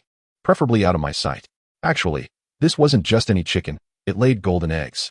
Beihai argued, even bringing the chicken from behind to hold it in front of him, raising it above his head for Celestia to see. I don't care what it lays. Even if it lays diamonds, don't bring it in front of me. Just throw it away, or I'll throw you out. It seemed that this still didn't work. Beihai was very confused. Was it that this chicken wasn't cute? It shouldn't be. However, since the other party had already given an order, Beihai had no choice. He saw Celestia's horn light up, and if he got any closer, she would indeed shoot a laser at him. He could only carry the chicken and let it out at the palace entrance. All right, my pet is out. Why do you have such malice towards such a cute chicken? Beihai hadn't expected the other party to be scared. After all, it was unimaginable. The other party was so powerful that they could remain calm even in the face of bloody things. It was hard to believe they would be afraid of a chicken. Chapter 30. Let me sit on the throne. Beihai and Celestia felt like they were meeting too late.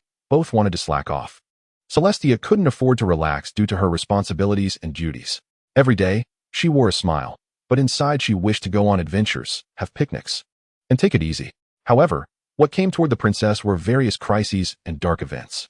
If it weren't for the help of others, she would have long been in a state of despair, letting these dark nuisances know why she was a princess. By the way, what about the other princesses? I remember there's not just you, but also Princess Luna, and there are 3 seats here, which means there should be another princess to introduce. They were all busy. Luna had to raise the moon at night and take care of the dreams of the little ponies, so it was normal not to see her during the day. This place was not as easygoing as you might think. Beihai certainly understood that it wasn't easy. It was like a den of cattle and horses. There's a saying, right? You think about becoming an emperor, and once you become one, you realize there's a lot of official business to handle. There are people watching over your meals, people watching over your sleep. If you don't do well, people scold you, and even if you do well, people still scold you. As for the position of Cosmic Princess, there are also ministers involved, like the mayor in Ponyville, but unfortunately, it still requires the Cosmic Princess to oversee everything. As for strong enemies, that's even less to say. Many strong enemies have been suppressed in extremely dark living spaces, belonging to the Pony family, occupying the most beautiful worlds and fertile lands. Although the villains don't have it easy, let me tell you about friendship. If you won't listen, then I'll tell you about the rainbow cannon. To be honest, the reason I came this time, besides meeting you, is that I want to borrow your leg for some fishing. My fishing rod is already prepared. As Beihai spoke, he used magic to conjure his fishing rod. The reason Beihai wanted to fish was to stabilize his emotions. Of course, as he fished, he naturally became addicted to it. Celestia looked at Beihai, her eyes filled with envy. Of course you can, but it will require some cost. I'm just too exhausted and need to rest. Can you sit in my place for a day or two? Beihai almost didn't hear clearly. What do you mean by sitting in your place? Don't even think about it. I won't steal your chair, and I can't raise the sun. No, you can do it. Consider it a favor I'm asking of you. I'm too exhausted. If it weren't for everything happening now, I could still rest. Even for a little bit. But now, besides releasing powerful magic, I have countless things to busy myself with. My mind is too tense. Beihai looked at her and suddenly remembered that he also felt anxious during those times. Although emotions dominated most of the time, it was still much better than what she was experiencing. And Celestia had been working at high intensity, spinning like a top, out of sympathy. Or perhaps fearing she might have a mental breakdown. Since he would still rely on her in the future, he decided to help her out. All right, but you have to tell me what your schedule looks like for the day. By the way, if I do it poorly, don't blame me. Beihai first added a caveat. If it really came down to it, the other party was like a workhorse, handling everything, and he, Beihai, didn't have that capability. If he messed things up, he wanted to give the other party a shot of encouragement first. So you agree? It's fine, you just need to stay here. Many little ponies will tell you what to do. Also, I've arranged the schedule. By the way, change your appearance a bit. Moreover, raising the sun is exceptionally simple for you. And if it doesn't rise when the time comes, I will step in. No worries, I'm going to relax now. Celestia was no longer in her previous calm state. Instead, she hurriedly packed her things, afraid Beihai would change his mind, casually instructed a few things, and even flew away directly, leaving Beihai standing there. He actually still had questions to ask. When meeting acquaintances, shouldn't you at least tell me how to talk? Beihai looked around, seeing no one, thinking of just leaving, but just as he was about to take action, the door was suddenly pushed open, and dozens of little ponies rushed in, chattering away. Beihai quickly changed his appearance. Although he couldn't even fly, luckily he had a teleportation portal. Soon after, the guards arrived, and they began apologizing. Your Highness, we really couldn't stop them. It was as if a sudden wind blew them in. Seeing the little ponies chattering away, Beihai understood that it was Celestia's doing. It seemed she was genuinely afraid he would suddenly change his mind. That's fine, but everyone needs to quiet down first. One at a time, don't panic. As soon as he said this, the previously chattering little ponies immediately fell silent, their eyes revealing fear. Beihai was dumbfounded. What was going on? Was his imitation not convincing enough? And he hadn't used a very fierce tone. Then he realized. Yes, it's a smile. A princess must always wear a smile wherever she goes. Otherwise, she would appear very serious. After all, the aura of someone in a high position has already formed. If she doesn't show a bit of a smile, it can indeed be quite oppressive. Beihai moved his mouth, trying hard to lift the corners of his lips into a smile, which awkwardly turned into a grimace reminiscent of the Dragon King. Although it looked a bit stiff, at least it had the desired effect. The little ponies were indeed less afraid now. I'll go first. I've been waiting here for a long time. All right, you go first. Your Highness, do you remember the opening ceremony of a school? You attended it and wrote down all the names of the little ponies. Now it's time for their graduation. I hope you can come and bid farewell and bless each of them. Beihai was a bit stunned. Writing down the names of all the little ponies? A school must have at least thousands of them. He was just temporarily filling in. How could he remember that many? And if he had to go for every graduation, that meant he'd have to go every year. Every year, new little ponies would enroll. And he'd have to remember them too. Oh my, this is all the princess's responsibility. Beihai was starting to regret it, feeling like he had turned his insides green with regret. Is this what the throne is like? An existence above thousands of people? Sorry, but I don't feel any pleasure from it. I just feel exhausted. All right, wait. Does another little pony have something to say? This is too troublesome. Beihai decided to start with something simple. Great princess, I once planted an apple tree, and now it has grown. I hope you can witness it. That's why I traveled thousands of miles to be here. The other party's gaze was filled with innocence, and Beihai felt like swearing. Are you kidding me? Going to see an apple tree? Are you bored? Or am I bored? For such a trivial matter, you came all this way? Celestia, oh Celestia. What trivial matters do you usually handle? Can't you learn to refuse? Chapter 31. So tired Beihai used a portal, no matter how far. As long as there was a marker, he could arrive instantly and get things done. First, he went to see the apple tree, then arrived at the school to take attendance. Although he couldn't remember the names, he could read them from a list. Even so, Beihai was utterly exhausted. His eyes were starting to spin with stars. 1 little pony, 2 little ponies, 3 little ponies. Goodness, how many more? Beihai quickly shut the door, ignoring the guard's strange looks. Indeed, he had lost his composure a bit earlier, still using the form of the cosmic princess, but he just couldn't hold it together anymore. In the drawer, Beihai found a roll of toilet paper, or rather, the cosmic princess's daily schedule. Just a little shake, and it would roll out uncontrollably like toilet paper. Long enough that he couldn't see the end. I need to calm down. Okay, there are indeed a lot of things to do, but it's not impossible. I can't handle it alone. But that's because there's only one cosmic princess. If there could be a few more cosmic princesses, it would be easy to finish everything. Beihai started pacing around the table, thinking about possible solutions. With his abilities, he could trade with the world and easily alter it. But none of that would yield the results he wanted. Plus, today he felt particularly lazy, which compounded all the troublesome matters together. Just then, the door was knocked on again. Your Highness, are you all right? I'm fine, just wait a minute outside. Give me a minute. Beihai casually brushed it off. Although a minute is short, the guards outside waited quietly, preparing to knock again the moment the minute was up. This can't be said to be punctuality. Rather, there was a whole crowd of little ponies waiting behind them, including some who had come from far away just to see the cosmic princess. Celestia, being kind-hearted, would always step in to ensure these little ponies wouldn't feel sad. All right, let's continue. What kind of difficulties have you encountered? Everyone, take your time, don't rush, and don't get excited. Beihai created clones in the room, assigning tasks to them in batches. He placed them in their respective positions, then opened a portal and quietly slipped away. This way, things could be completed quickly. This kind of magic was like shadow clones, producing multiple entities. But these entities' thoughts were still connected to the main body. Beihai needed to split his focus to control them, to the point where he felt a bit powerless lying on the ground. Okay, although this is different from the clones I imagined, it's the best solution I could think of. Beihai felt like time was passing so slowly. Plus, it seemed he had made too many clones, causing a bit of confusion in his thoughts. For example, in one instance, his job was to grade the little ponies based on their cooking skills or athletic talents, or to set an example while planting trees with other little ponies. Sometimes, he couldn't process all this information, leading to a bizarre situation where he accidentally graded a tree while planting it. I think this tree should at least score a 9. Don't look at me like that. It was just a little accident. Realizing he had misspoken, the clone quickly corrected itself, but the other party didn't say anything, just glanced at the sapling, then seemed to understand. I see. It looks like I need to grade these little guys when planting trees, so we can check their growth next year. And then we can have a competition. Beihai was taken aback. All right, since they understood it themselves, there was no need for further explanation, lest the misunderstanding escalate. However, Beihai didn't expect that the clones he sent out not only were numerous, but had begun to touch on future matters of the cosmic princess. But because there was too much information to handle, it was automatically ignored. Those clones acted like programs, starting to complete their tasks. Although the little ponies didn't understand why the princess had come before the time, it didn't stop them from preparing things in advance. Until the sun set, the clones began to dissipate, and the vast amount of information hit Beihai's head again. There was no choice but to store these memories. Beihai dragged his weary body and directly laid down on the table. As for lying down on the bed, forget it, spare Beihai that. He really didn't want to move at all. Thank goodness you're here, sister. It's such a surprise. But why hasn't the sun set yet? Lying on the table, Beihai had just closed his eyes and had barely fallen asleep when he was interrupted by Princess Luna.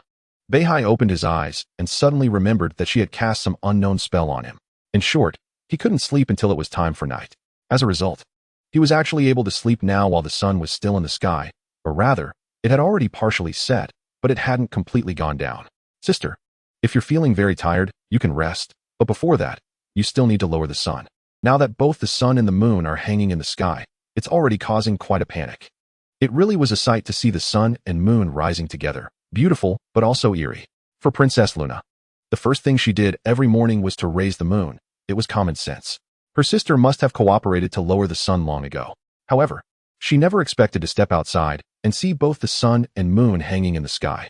Just look at how the sun and moon are both high in the sky. Every little pony would be stunned by this beautiful sight. Beihai was mumbling that he couldn't admit to such a mistake, especially since he truly couldn't make the sun rise or set. And the cosmic princess had once said that she would handle the sun's issues. The effect was significant. Princess Luna immediately gave her sister a big hug. Really? I can't believe this was specially prepared for me. Thank you so much. Ahaha. This festival is casual anyway. It was originally prepared for you. As she excitedly ran out to announce it, Beihai used his own abilities. Fortunately, there was also a mark on Celestia. Otherwise, it would have been difficult to find her. The sun and the moon were in the sky at the same time, creating an unbalanced situation, and disaster was looming. Chapter 32. So sleepy too. Celestia was exploring in the wilderness, a rare moment of rest without piles of documents, no need to wear a smile, and no worries about what to do next. Celestia looked at the cave in front of her. If she went in to explore, today could end perfectly. She took out a piece of paper with a list of activities written on it, casually crossing one out. Would there be another chance tomorrow? She hoped Beihai could hold on for a few more days. Just as Celestia finished packing her things, she suddenly heard rustling from the bushes behind her. Who is it? Celestia instantly became tense. Could it be a wild beast? Soon, another Celestia walked out from the bushes, and there was a moment of silence between them. Well, Your Highness, shouldn't you lower that sun of yours? Oh, it's you, Beihai? I thought you had already set the sun. After all, it's nighttime here. I told you I don't have that ability. To manipulate the sun and moon, one needed not only immense magic, but also some necessary mediums. Just like when Beihai once wanted to trade with the world to lift the spell that kept him awake, the trade could work. But he needed to exchange it for Princess Luna's lovely mark. Beihai almost cursed, as he needed to negotiate with her for that. He even suspected he was being tricked, making the world will resent him. I'm sorry, it was my oversight. I will let the sun set. Just wait a moment. No need to rush. Let's wait for one more night. To be honest, I lied to Princess Luna. I said it was for her. You know the situation was a bit urgent, and I had no other choice. All right, that's fine. I don't mind. Speaking of which, seeing Celestia wanting him to help her again, Beihai quickly interrupted, refusing without a second thought. Shut up. I want to agree to that. You go by yourself tomorrow. Also, your list of tasks is way too long. Look, I still have half of it unfinished. Beihai pulled out the scroll, which was very long, rolling on the ground and seemingly endless. After gathering a significant portion, he finally saw the beginning. Look, it's at least over 100 meters long. I can't finish all this. How did you accumulate so much? This is half a year's worth of work. Beihai almost choked. No wonder. Even if the workload was enormous, there was no need to be this busy. Fine, you win. But I'm really tired. More tired than ever. Let me get a good night's sleep. At this point, there was no point in saying anything further. Beihai reluctantly used magic to create a pile of grass, placing it safely in a tree, and then used some insect-repelling magic before lying down comfortably, closing his eyes and drifting into sleep. Celestia hesitated for a moment, looking at the dark cave. Well, since she was already here, she couldn't leave empty-handed. Time passed quickly, and Beihai didn't dream at all, which was strange. He only felt one thing. He closed his eyes and then opened them again, and a night had passed. Drowsily opening his eyes, he saw two princesses staring at him. This awakening was clearly different from usual, and Beihai remembered he had been sleeping in a tree. Don't you have anything to do? Wait. Why do I feel a bit weak? Beihai was about to inquire, but he suddenly realized his body was very weak, showing symptoms similar to a cold or fever. He wanted to use magic to heal himself, but strangely, the horn on his head only glowed faintly. What is wrong with me? Finally realizing something was off, Beihai could only ask the two princesses. Thank goodness, you finally woke up. It seems my decision was correct. Luna's words left Beihai even more confused. You see, after everything ended yesterday, when the sun rose again, the world was still dark. Then it started snowing, and the snow was strange and heavy, covering many places in just one night. When I ventured out, you were already buried under the snow. This snow is bizarre. It makes the Pegasi unable to fly. According to their description, it felt like their wings were crushed under two mountains. It also caused the unicorn's magic to start failing. If it were just a light covering, or for a short time, it wouldn't be a big deal. But you, Beihai, were completely buried in the snow, and when I found you, you were very weak. Beihai began to understand. It seemed like a natural disaster. The key was that snow wasn't a big deal. But why couldn't he use magic? If he couldn't use magic, wouldn't he be useless? In this weak state, could it be that I'm sick? I never thought such a term would apply to me. Beihai was sure he felt like he had a cold, utterly drained. To put it precisely, it's more than that. I don't know what method you used, but your brain has reached an extreme state of fatigue.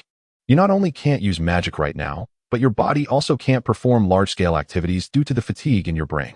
What's worse is that if you close your eyes and fall asleep, your fatigue will directly overwhelm you. This means that after a certain period, you will just fall asleep without any warning. But if you're outside, considering the current cold weather, you could die out there. But do you remember the curse I cast on you? It will keep you awake. During the day, you won't feel this way, but once it's time, you will fall asleep immediately. So you must manage your time well this time. For safety's sake, You don't need to participate. Stay here. After Luna finished speaking, she left. Now, it was time for the little ponies to take charge. It seemed serious this time, but don't worry, I trust Twilight and the others. After all, I left a teleportation spell there, and with her wisdom, she will definitely be able to reach the royal city. Beihai's statement was both a comfort to himself and to Celestia. He thought this was the worst situation, but suddenly a voice appeared in his mind, making him realize that a worse situation was about to come. Chapter 33, Heavy Snow. On the other side, everyone in Ponyville had already noticed something was off. This snow was too unusual. In response to Applejack's confused inquiry, Rainbow Dash immediately stepped up, but when she spread her wings outside, they drooped down as if weighed down. And she fell to the ground. Oh my gosh, there's no way this is our doing. I thought about moving the clouds, but I can't even fly right now. Rainbow Dash said, trying to move her wings, but getting no response. It feels like there are two big rocks on them, making it impossible for me to take off, and it's quite cold outside. Are you okay? This weather is really terrible.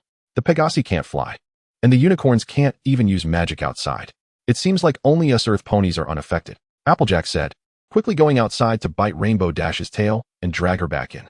Luckily, the ground was covered in snow, so it wasn't too difficult. Pinkie Pie was bouncing around in the snow, occasionally building a snowman. This was truly an unexpected event. Ponyville, or rather, all of Equestria had never experienced anything like this before. Fluttershy looked somewhat worried. This heavy snowfall came without warning, leaving many little animals unprepared, and some hadn't even stored enough food for winter. Don't worry, dear. Maybe this heavy snow won't last long, Rarity comforted from the side. At this point, it seemed there was nothing to do but wait. Just then, Twilight Sparkle finally walked out of the room. Girls, this is bad. The snowfall came without warning. And the problem is that it's getting heavier. Just one night, and many places are already covered in snow. The temperature is gradually dropping. If this snow doesn't stop at a specific time, in a bad scenario, it could drop to minus 30 degrees in just half a month. Oh my gosh. If that's the case, almost no pony would dare to go outside, and everyone would have to stay at home by the fireplace. All the ponies gasped. The temperature was still bearable now. It hadn't reached that terrible condition yet. Even without any protection, they could still move around in the snow, but only during the day. At night, the temperature would drop sharply. Girls, we need to realize another thing. If this heavy snow really lasts that long, food supplies will run out, and crops will be crushed. Twilight Sparkle felt that there was no need to be overly optimistic about this situation. If that's the case, the Apple family will have to take out their apples for emergency use, but that won't last long. Applejack's words provided a slight boost of confidence. Right now, it's just after the harvest, which means we have some food stored. Even though it's all apples, it's better than having nothing to eat. If it really comes to that, I'll lead everyone to make apple pies, apple cakes, and apple juice to keep things interesting.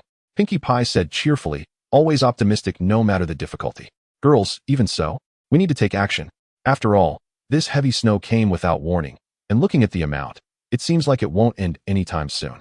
We need to act quickly. Okay, we can definitely do it. Even if the Pegasi can't fly right now, our limbs and Earth ponies are just as capable. Soon, everyone began to take action, and the ponies in Ponyville also started gathering food that hadn't been completely frozen by the snow. This scene wasn't just happening in Ponyville. It was occurring all over Equestria. In some cities, it was both fortunate and unfortunate. Eventually, they all gathered in front of Northstar's house. Now that we've done about what we can, hopefully, this snow will stop in a couple of days, Applejack said as she knocked on Northstar's door. It had been a while since they had seen him, and she couldn't help but worry. Plus, with the snow falling so heavily, she had checked by the lake and hadn't seen Northstar fishing. It seemed he hadn't appeared since yesterday. Could he be sleeping? Fluttershy asked tentatively, as Northstar was usually quite lazy. All right, everyone step aside. Even if he is sleeping, he can't be sleeping that deeply.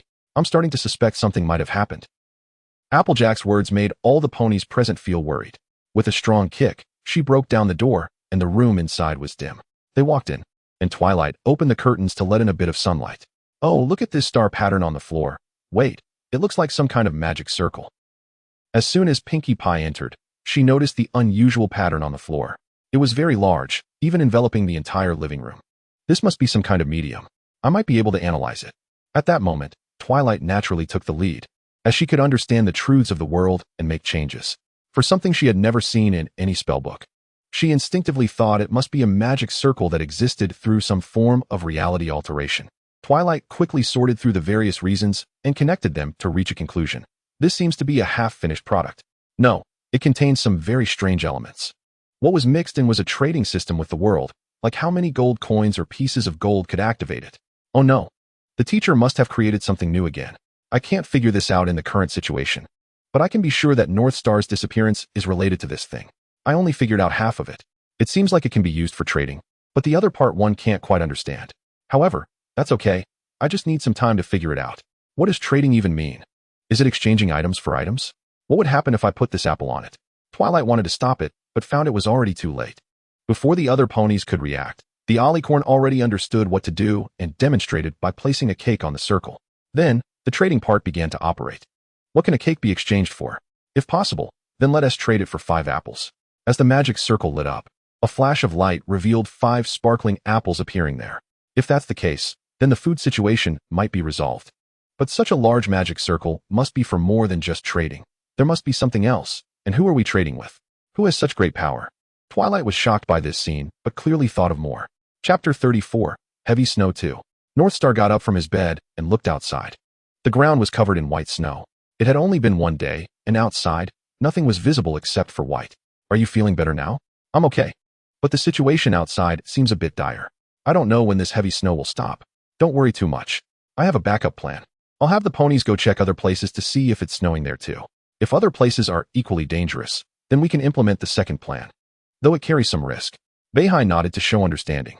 The snow here was still too strange. Unicorns couldn't use magic, and the Pegasi couldn't fly. It's important to know that the 3 types of ponies had always complemented each other. Earth ponies had great strength and endurance, suitable for building houses and harvesting crops, and could even go to battle if necessary. Pegasi managed the weather in the sky, deciding when it rained and when it was cloudy, moving clouds around as needed. One could say that Earth ponies' ability to plant was greatly related to the Pegasi's control and changes in the weather. Unicorns were like doctors and connected many professions. The 3 types of ponies were indispensable, but this heavy snow directly hindered 2 of them. As the weather worsened, having only Earth ponies wouldn't be enough. I want to go out for a walk. I want to know if this snow is beautiful or the Grim Reaper disguised in beauty. Beihai said as he walked down the stairs. The Cosmic Princess didn't stop him. She just arranged for 2 ponies to follow him, in case he fell asleep on the ground. Right now, Beihai not only felt physically weak, but there was also a voice in his mind sowing discord, saying that this heavy snow would never stop, and it would continue forever. Enough. Since yesterday, you've been nagging in my mind. Who are you, anyway? A petty thief? Who am I? I'm just a revenant, wanting to see how long you can last in this situation. The voice in his mind fell silent, indicating that the other party was someone who bullied the weak and feared the strong. Beihai ignored the voice in his mind. As for the claim that the heavy snow wouldn't stop, please, the Cosmic Princess governs the sun.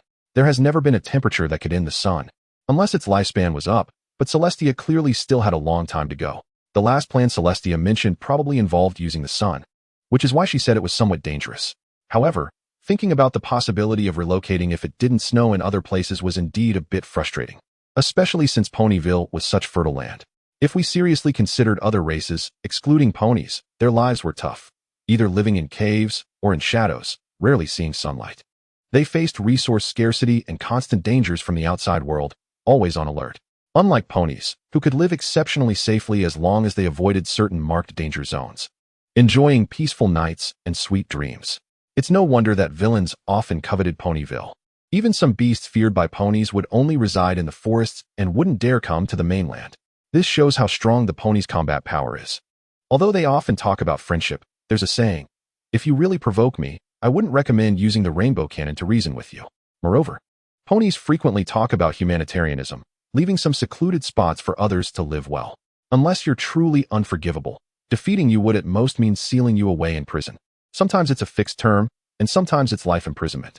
Most of the time, it's a fixed term, so ponies are truly a naturally kind race. Don't doubt it. Put simply, ponies could also help those villains. But if the other party isn't reasonable, doesn't take the time for a conversation, and instead just wants to attack ponies, it's impossible to continue talking. The snow kept falling, and even though the sun was clearly in the sky, no warmth could be felt. If this snow were unique to this world and wouldn't last too long, I wouldn't think it was that serious.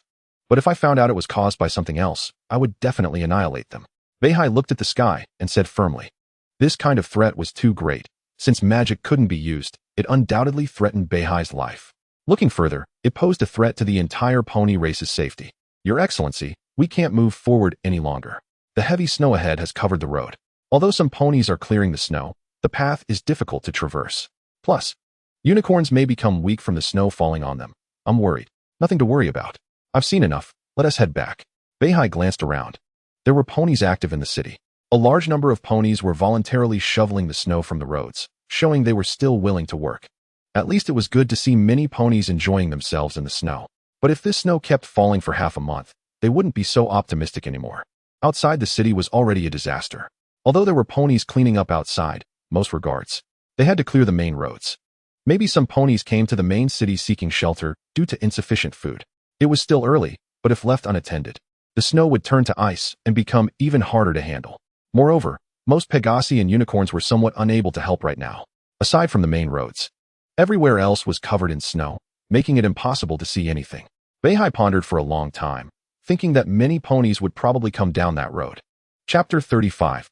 Heavy Snow 3. On the third day, the heavy snow continued. The snow was still as fierce as ever, and worse, it had changed a bit. It fell and instantly turned into ice blocks. This was no longer snow, but freezing rain. Pinkie Pie was gliding in the snow. This snow was different from before. If in the past, a pony stepping on it would leave a deep imprint, directly compressing the snow down, now, after being blown by the wind, it had already solidified into ice blocks. Applejack was leading the ponies to shovel the snow from the roads. Even if they struck the snow now, it might remain unmoved. Pinkie, stop playing and come help.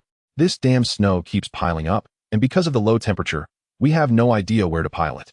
Applejack observed for a moment. Normally, the snow should be shoveled to the sides of the road, waiting for the sun to melt it. But now the snow never stopped, and the temperature kept dropping. This snow was not melting at all, and was piling up more and more on the sides of the road. If this continued, the road would be covered, and without Unicorn's help, finding the right path might become very difficult. Okay, I'll help. I'll quickly clear this big pile of snow. But where should we pile it? Pinkie's words undoubtedly made Applejack start to think. The snowfall from the first day was already a lot. In just one night, it was as high as half a pony. The second day would only bring more by the third day, and since the snow still wasn't melting, there really was no way out. It wasn't possible to just store it in their homes and wait for the indoor temperature to melt the snow. Honestly, I don't have a good solution right now, but I know that if we leave it like this, it will only get worse. Quickly stopping the conversation, everyone began to work hard together, but the snow showed no signs of stopping. This meant that after a few hours, they would be covered again. The ponies were laboring tirelessly, lacking the previous lightheartedness, and there was a hint of fatigue and worry. The mayor managed the ponies' work, but also sensed something was off. All right, everyone, I want to work for a few more hours. If there is still no result, we need to gather and discuss. Please notify everyone to meet at the usual place in 2 hours. The mayor began to run around, making sure to notify all the residents of Ponyville that Ziyue should put on warm clothing, as the weather outside had started to turn cold. It was no longer possible to play in the snow without any clothes on. It had only been 3 days, and it was already so serious. With no clue as to what had caused it, Ziyue was now extremely worried. This snow not only sealed off the Pegasi, but also had a significant impact on the unicorns. Ziyue, how long do you think this snow will continue before a crisis hits? Suilong looked outside at the white expanse and tried to open the door, only to find it completely blocked by snow. The cold weather and freezing rain had made it impossible to push open. Previously, he had guessed it might last for half a month, but at this rate, it wouldn't last long. Even food supplies would have to be pushed back. The house might not withstand this level of snow. That's really bad. By the way, has there been any response to the letter sent to the Cosmic Princess? None at all. It's like throwing a stone into the sea. Perhaps the royal city is also anxious. The Cosmic Princess might be busy. But for now, let's try to push this door open. No, things have gotten even worse. I need to think of a way. This snow must have a source. It can't just appear out of nowhere. I haven't been idle. I've been studying the formations left by my master. It must hold some secret. Definitely hiding a glimmer of hope. Suilong was still trying hard, but the door wouldn't budge at all. With no choice, he had to resort to some rough methods, like using fire, but thinking about how the door might break and let the wind and snow in was not a pleasant thought. Just then, the door was suddenly hit violently. After a few hits, there was a shout from outside, and the door was kicked open. Looks like I'm not so bad after all. Yunbao was outside, a bit pleased with herself. She was a pony who couldn't stand still in this situation, while the other ponies were clearing the snow. She naturally wanted to rescue those trapped inside. Ziyue, are you okay? By the way, the mayor told us to gather at the old place at noon. Which is that square? I'm fine. Yunbao, thanks for the notice. Noon arrived quickly, and when all the ponies gathered together, the mayor began his speech. I think everyone should know that it's getting more and more serious. Just last night, A pony's room was crushed by the snow. We need to act quickly. Staying here is an unwise choice. We need to go to a safe place or somewhere where the snow isn't so heavy. The roads are almost covered, and the situation outside Ponyville is particularly severe. If we don't leave, we might end up in a white desert where we can't tell directions. The mayor's words resonated with all the ponies. If they didn't act now as the weather grew colder and the roads were covered, they would even struggle to take out a basic compass. And that would be the end. Everyone, start packing. We're leaving immediately. I believe there are other ponies along the way, and the destination is Canterlot. The cosmic princess is there. She can control the sun, so it should be better than other places. While everyone was packing, Ziwe returned to Beihai's home. Looking at the formation on the ground, falling into deep thought once more. Wow, what a coincidence. Ziwe, are you thinking the same as me? Wanting to take this pentagram away? Ziwe recognized the familiar lively voice. It was Beaky. Well, taking it away might be a bit much. This thing is rather large. Don't say that. I have a feeling this thing will be our lifesaver. Just by its value of exchanging items for items, we can tell its worth. Yes, but it's all about equivalent exchange. The snow continued to fall, and no pony knew when it would end. Chapter 36. Another stain that cannot be washed away. Don't you feel anything? If this snow continues, many ponies will quietly leave like this, with no land to plant food, and the air growing colder. The voice in his head seemed to mock Beihai, anticipating a look of despair or helplessness from him. You cowardly thing, I can't be bothered to talk to you. Beihai was drawing the formation. For some reason, the snow felt like it was targeting him. While other unicorns inside their homes could cast magic without being drenched in snow, Beihai was in a more serious situation. Ever since being covered by the heavy snow, not only had his health deteriorated, but he also struggled to maintain his magic, often collapsing to sleep at certain points. This snow is problematic. It feels like it's aimed at me. Fine, let us make a deal. How do we stop this blizzard? After Beihai finished drawing the formation, he made a deal with the world. In the past, the other party would show the price required. But this time, there was no response at all. The formation only glowed slightly, transmitting a message. The cause of tomorrow is the consequence of today. The 6 short words left Beihai dumbfounded. This was easy to understand. Perhaps he had offended something long ago, and today was the retribution. How could this be? Ponies are kind creatures. Even when facing other villains, they are usually just imprisoned. How could it come to this? After all, this snow was clearly aimed at exterminating ponies, showing no mercy and leaving no glimmer of life. I need to calm down. Maybe the voice in my head will tell me some answers. Fine, this is indeed dangerous. I currently have no way out. But can you tell me the truth? If I'm going to die, I don't want to be a fool about it. Of course, if you know, I think you should not know. After all, you only dare to nag next to me, unable to even show yourself. The combination of softening and provoking clearly had an effect. Did I hear something? Is that really you? You actually yielded to me. The truth is, it's because you want to wipe out my kind. I've endured for so long, and now I'm just seeking revenge. The reason I'm near you is to make sure you hear my voice and see how you crumble. Wait, have we met before? Are you mistaken? I thought I stepped on a few bugs, but I didn't do anything wrong. Could it be that you're a bug that turned into a spirit? Enough. Shut up. Do you know? To survive, I was forced to transform into the form of a pony. I've struggled to live for so many years, I don't remember. But I know I want revenge. Not just for myself, but for my kind. This blizzard will never stop. It will destroy this world. Beihai seized the information and knocked on the formation to send a warning. Don't just stand there. You're about to be destroyed. Come out and talk. The will of the world seemed to slap Beihai's face and then pointed at him, warning him not to speak carelessly. Am I that easy to destroy? Just as the earth can withstand a nuclear bomb, it doesn't hurt the earth at all. Let alone in this magical world, it's just covered by mere snow. Cough. Okay, what you said makes me more confused. It's a bit absurd. But can you stop targeting me? I can't even use magic right now. Are you happy now? Of course, this is specially prepared for you. I've spent countless years of effort just to suppress you. Now nothing can stop me. I will graciously tell you that I am in the sky. What can you do about it? All the Pegasi cannot fly, and the unicorns cannot use magic. I have already won. Beihai wanted to tell him that actually popping champagne halfway through is a big taboo. However, the other party seemed overly excited and ignored Beihai, happily going off on his own. He seemed to have obtained intelligence, but also seemed to have gained nothing. After all, the other party was in the sky, and the sky is so vast, who knows where. World, I make a deal with you once again. I am willing to exchange a bit of knowledge in my mind for some results.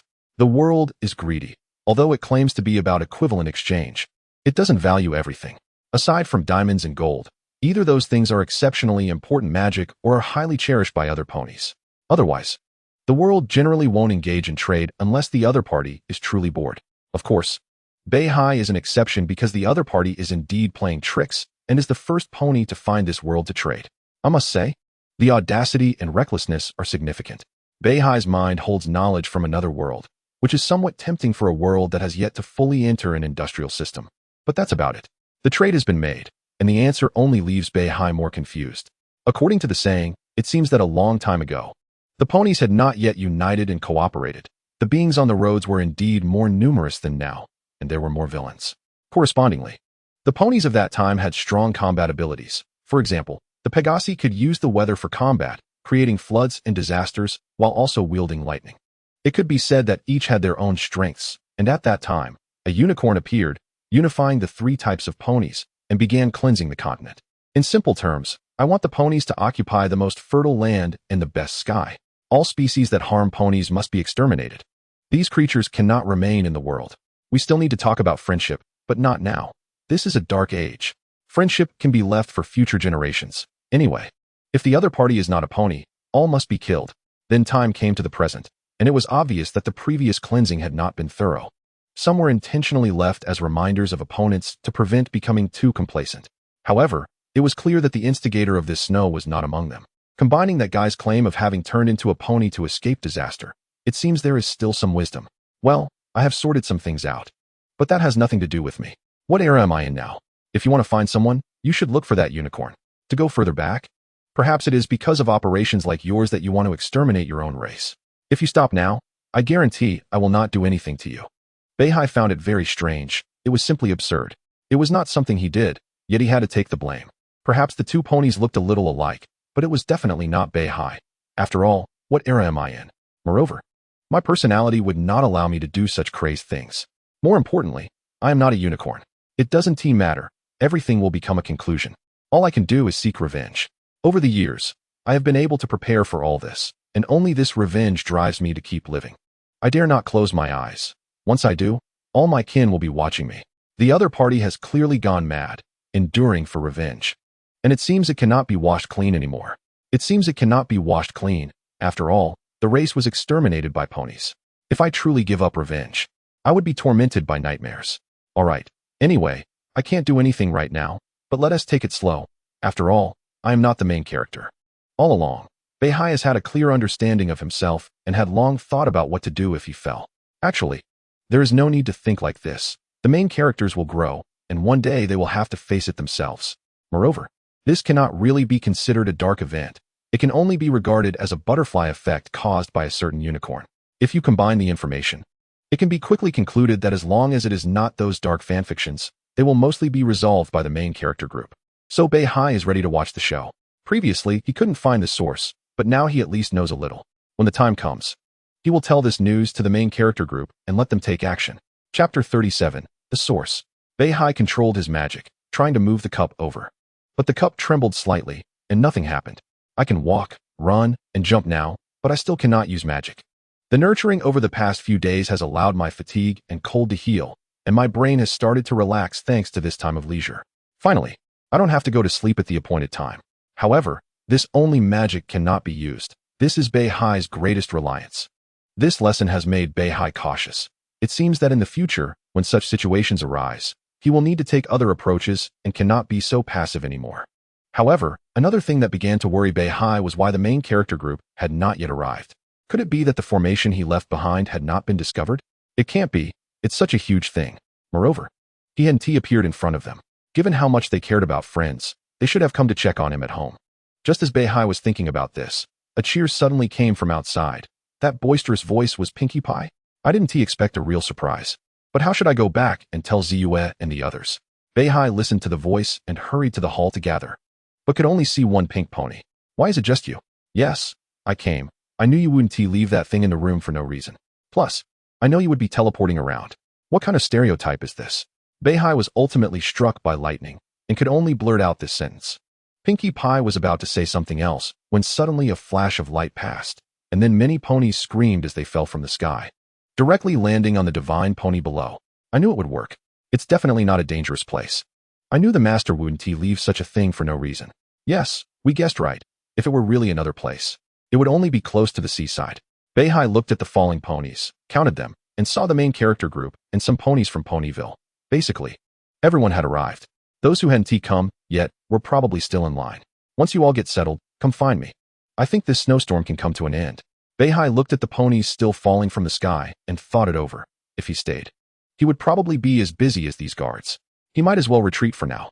Soon, Princess Celestia took her seat and explained the origin of the snowstorm to the main character group.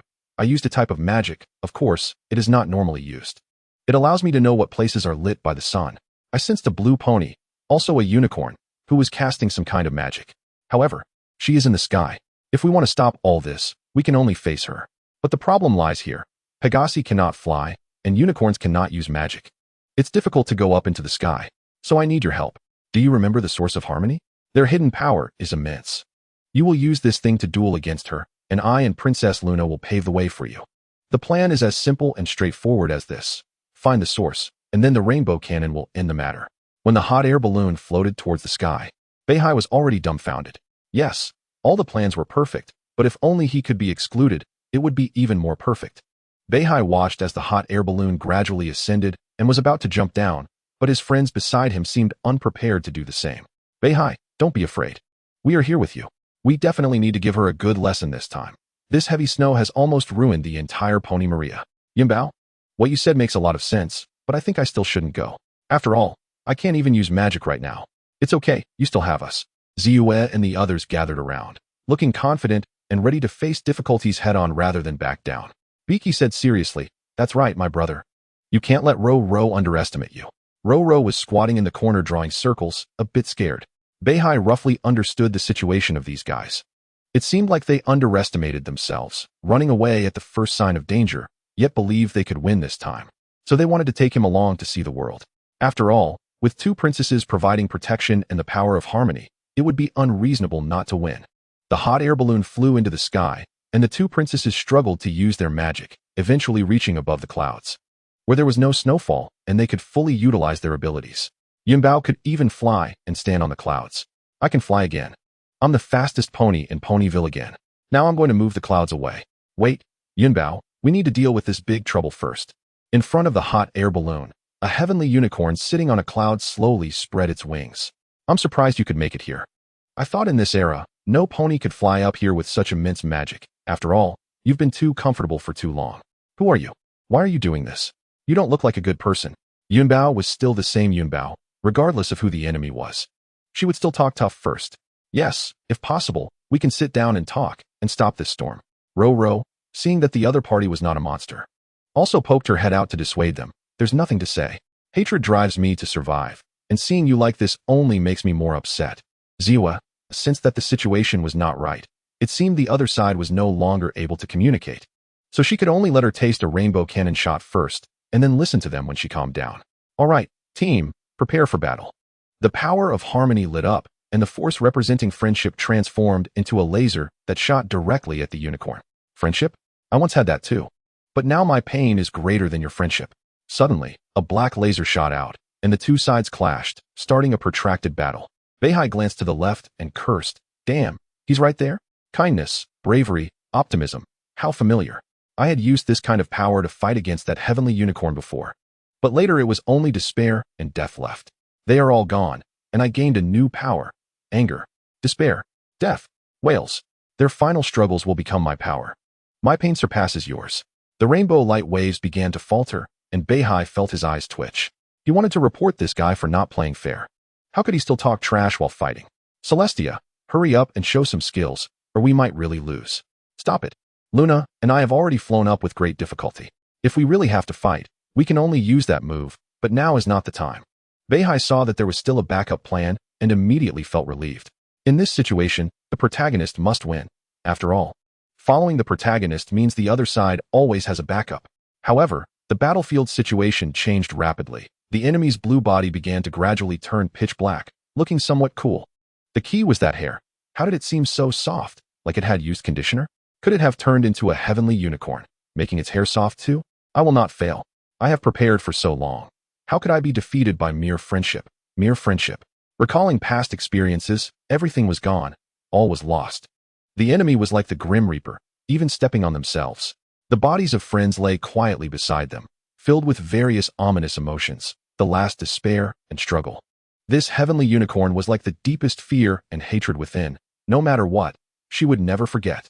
What have I done? All right, I made a mistake. But the issue is killing you will only continue the slaughter. If I stop, you will have some trouble in the future. Forget it. I believe the future will change. I have the power to change you, so make a choice. This statement. Just because of this sentence, she stayed behind. But that was all. Everything had disappeared. And she no longer had family or any kin. But then, the other party acted like a pony, greeting her meticulously. As if it wasn't he, this pony, that had killed her entire clan. All feelings, pursuits, and ideals had to be reconsidered after avenging herself. Regrets would come only after revenge. After so long, a millennium had passed, and everything was gone. Even for this preparation, some research had been specifically targeted at that pony. So failure was absolutely impossible. The enemy had friendship, and I had reasons not to lose. I also had my friends' resentments after their deaths. The rainbow light waves were starting to falter, and the cosmic princess saw this scene and felt a bit worried. This villain was getting a bit powerful. Beihai sincerely marveled. And just as he finished speaking, the enemy's light wave suddenly deflected and hit him instead. It was too sudden. No one knew why this happened. If Beihai hadn't been between the cosmic princess and Princess Luna, he would have been taken away. But even so, he was still slightly injured. The cost of doing this was also hit directly by the rainbow cannon, and the enemy clearly felt some pain, seeming not to believe that this friendship cannon was a bit too much. Damn it, I didn't kill you, but I want to give up. We will meet again in the future. The enemy directly left. Having a friendship cannon was already difficult to deal with, plus two princesses. That last shot also showed the two princesses' strength. It was clear that these two were very cunning and had immense power, just fishing there, seemingly preparing to use her as a sharpening stone. I really didn't expect such a powerful heavenly unicorn still existed in this era, and there were two of them. Plus, friendship was written into the world's laws, and fighting against those rainbow cannons was no different from fighting against the world itself, temporarily avoiding the sharp edge. If one can endure, then endure. A millennium has passed, so what is the difference? As long as I'm alive, there is still a chance. There is a saying. If hard work is useful, what do we need geniuses for? Ordinary people are already working hard, but when geniuses work hard, it really makes one despair. Chapter 38, Continuation. Beihai lay on the bed once again, and this time it was exceptionally painful. Previously, it was due to illness, compounded by the pressure of heavy snow, leaving him feeling weak all over. Now, it felt as if his body was collapsing, as if the opponent knew how strong Beihai was and had deliberately spent such a long time targeting him. Fortunately, Beihai instinctively understood the importance of positioning. Moving forward could lead to being hit. Moving backward could lead to getting lost, and only being in the middle was the safest place. Just as the deadly light wave struck, Beihai saw a flash of red, a small pony figure, shining like the sun. Then he was hit, but it was certainly weakened. It seemed the opponent's purpose had always been clear, merely distracting him. Cough. This situation is so inexplicable. If I really did this, how could I leave a trace behind? Celestia glanced at Beihai's condition and felt some trouble. Given Beihai's strength, the first among the disordered, he shouldn't be lying here like this. But the opponent had spent 10,000 years researching, which made it all reasonable. Otherwise, after 10,000 years, even a pig would learn to fly. I truly didn't expect it. I can sense that it is not a pure unicorn. It has merely transformed its body into that form. Well, given that things have come to this, I suppose even if I am a poor student, I should learn about the history of the ponies, especially the secrets I do not know. No matter how big-hearted Beihai is, upon arriving in this unfamiliar world, he must first understand some history. The opponent is so deranged and has spent such a long time specifically targeting him, which feels quite unnecessary. Celestia and Luna exchanged glances before finally deciding. Indeed, there is a part of history, but it can only be known to the royal family. There has never been peace since the beginning. Long, long ago, there was indeed a celestial unicorn, but its actions were too crazy.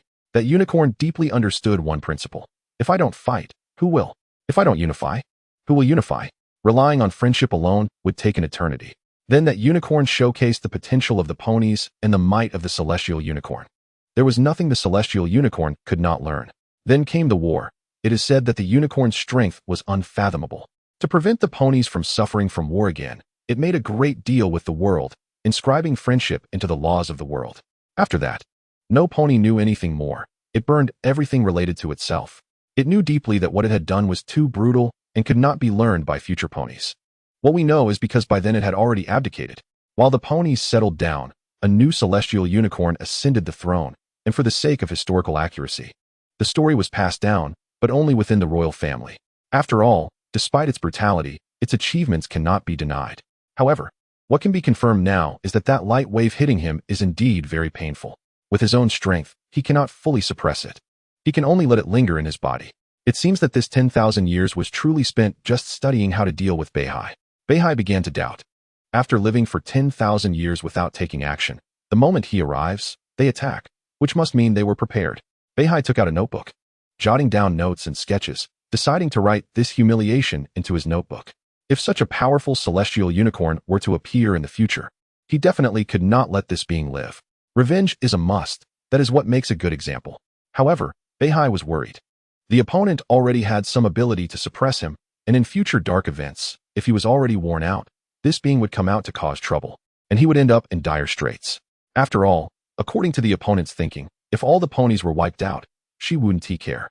Even if the virus or disaster were massive, it wouldn't matter much, considering she would only have herself left. A madman is not scary. A madman without any concerns is terrifying. But fortunately, the opponent seems to cherish her life, which seems even scarier. Beihai had no doubt that even if he could suppress her for now, the lifespan of a unicorn is limited. When the time comes, and he grows old and weak, she would definitely come out to mock him. If he still couldn't win, when he lies in a coffin, she would surely be there dancing.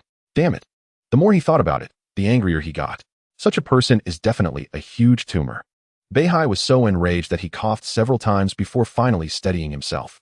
At that moment, he looked out the window, planning to throw his bad mood outside, only to find that the snow suddenly turned into hail. Beihai blinked in disbelief. When he looked again, there was nothing. The sky was unusually calm. But in the blink of an eye, it suddenly started pouring rain. Beihai watched in astonishment, rubbed his eyes, and when he looked again, it had turned into light snow. No way. He definitely hadn't seen anything. What on earth is going on? The sky seemed to be playing tricks, raining down everything. Hail one moment, raindrops the next. And then a thunderstorm, but nothing ever brought down delicious hamburgers or anything like that. Finally, sunlight broke through the clouds, and everything finally came to an end. Beihai felt relieved seeing this scene, then immediately lay back on the bed, pulling the covers over himself to play dead, making himself look a bit haggard. Just as Beihai thought he had just laid down, the glass was kicked open by Rainbow Dash. "My friend, are you okay? That was so dangerous just now, my goodness." Rainbow Dash rushed in and saw Beihai's weak appearance, immediately becoming anxious, saying, "If I had known it would be this dangerous, I wouldn't have let you participate." The other friends also came up, and Beihai tried to act like a patient. With a simple idea, when they went on missions in the future, he could use this as an excuse. "I'm fine. It's really not as serious as you think." "Oh, don't speak. You must be in pain, right?" Actually, the reason the sky was changing from hail to rain earlier was because that being altered the world's mathematics, with some unseen magic above. But this seemed to only weaken the other ponies. Resolving it was quite troublesome. However, for a top student, it was still a piece of cake. According to Twilight, aside from Beihai and herself, no other ponies should know this trick. The key is that the opponent is quite old, so if the scene were not inappropriate, they could have transformed into 1,000 questions right now. Chapter 39. Victorious in every battle. In the cold winter, fishing should not be a waste. First, find a sturdy lake surface, already frozen over with ice. Ponies can stand on it without any problem and even jump a bit. Next, draw a circle on the ice. This circle can't be too big or too small. Once done, throw in the prepared fishing hooks and begin to wait quietly. This disaster comes quickly and ends quickly, because if it slows down any further, ordinary ponies will have no chance of survival. After all, it's not just heavy snow. The weather will get colder and colder. No matter how many layers ordinary ponies wear, they could still freeze to death. From what Beihai knows, the two princesses are already prepared. If there is still no movement, they will be ready to act themselves. It comes quickly and goes quickly. Just 3 days, much better than the previous disaster. After all, last time, there were actual pony casualties and piles of infection numbers. Beihai thought carefully, his eyes fixed unblinkingly on the cracked surface of the lake.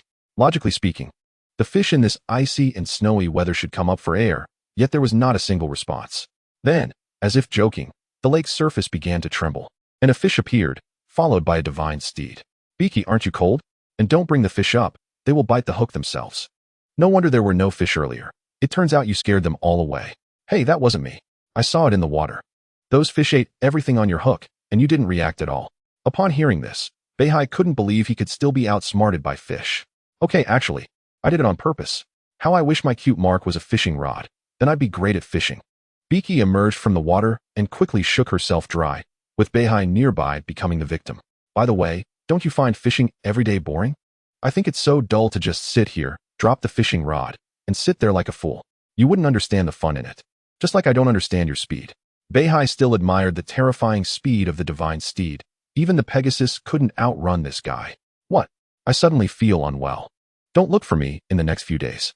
Beihai stopped fishing, packed up his things, and left through a portal, casually kicking out a meat chicken.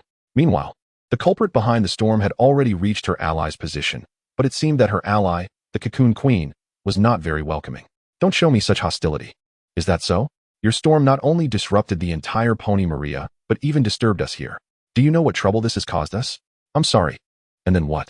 I won't ally with those without strength. If you can't even handle this, then disappear from my sight. This is my territory. No. It can belong to any creature. As long as it is powerful, then it is mine. The Cocoon Queen fell silent, still furious inside. But this guy was strong. She could only curse him in secret, feeling frustrated. If it weren't for a common goal, she wouldn't have been coerced by his strength. The Tiation beast lay on her exclusive spot, beginning to draft the 13th plan. Allies were a must, but not just any misfits could join. They were not allies, but merely flags for consumption and testing strength. It's coming soon. I have a feeling it's close. The other party did not know how many times she had said such things during these millennia. She only remembered that including this storm, she had launched a total of 12 black plans, each causing great destruction to the Pony Nation. The thing she was best at was enduring. She had been patient since the second Tiation beast came to power. After all, that one just abdicated, not dead. To her surprise, the lifespan of the Tiation beast was long, and those ponies could achieve Tiation beasts through trials. At that time, the ponies entered a period of absolute prosperity, promoting friendship and kindness everywhere. This scene seemed so ridiculous to her. Clearly, there were butchers stirring up war everywhere, yet they pretended to start planting flowers. But there was nothing to be done. The other party lived long, almost never dying of old age, all retiring naturally. Who knows how long they had endured. Until a unicorn with powerful prophetic abilities openly led a group of Tiation beasts to separate. In the eyes of ponies governing with friendship and benevolence, this was not unacceptable. And they even gladly agreed, thus completely birthing a Tiation beast clan. This also signaled that an opportunity had come. Such blatant separation would surely be labeled as treason in the eyes of that one. Now, not only did she not jump out, but she also did not expect that these ponies had become so weak. After that, she began her actions. First, the ponies evolving into Tiation beasts was too terrifying. Such things were absolutely unacceptable. Tiation beasts were the darlings of this world, not only long-lived, but also quick learners, with powerful magical abilities. And even their awakened cute marks carried some power of loss. This was why her transformed shape had to be a Tiation beast. Then, taking advantage of the chaos in the Pony Nation, the ruler at the time believed Tiation beasts were a symbol, but also a curse. Allowing a pony to become a Tiation beast casually would be a very terrible disaster. Coincidentally, during this ruler's reign, such problems erupted directly, leading to internal strife. She took the opportunity to profit from the chaos, launching a total of 11 attacks, each one a great victory. Looking at the current results, no pony could casually ascend to become a Tiation beast, thanks to her efforts. But it was hateful that a Tiation beast with extremely powerful prophetic abilities had discovered the problem long ago and directly ran away. The key was not just fleeing, but dragging family along. Now, she had no idea where the other party was hiding. But it was clear that those two princesses had obviously come from that clan. Although looking back, after all this time, it seemed like it was all about the Pony Nation's own affairs, and the territory of the Pony Nation had not changed at all. But do you think this is a surprise attack? No, I'm saving up for later. When the time is right, I will definitely strike a devastating blow to the Pony Nation. Chapter 40, Call the Chaos. The storm had passed, and the next step was to welcome the arrival of spring. Ponyville, being established by land ponies, had set a tradition called welcoming spring and sending off winter. And this time would be no exception. Although this instance had some unexpected elements, to be precise, it was not a normal winter. It didn't matter, after all. The amount of snow in 3 days was nearly that of a whole winter. Beihai yawned, standing next to the mayor. He had run so hard yesterday because of such things, yet he still couldn't escape. To celebrate that we have survived this disaster, before we begin, let us see if Beihai has anything to say.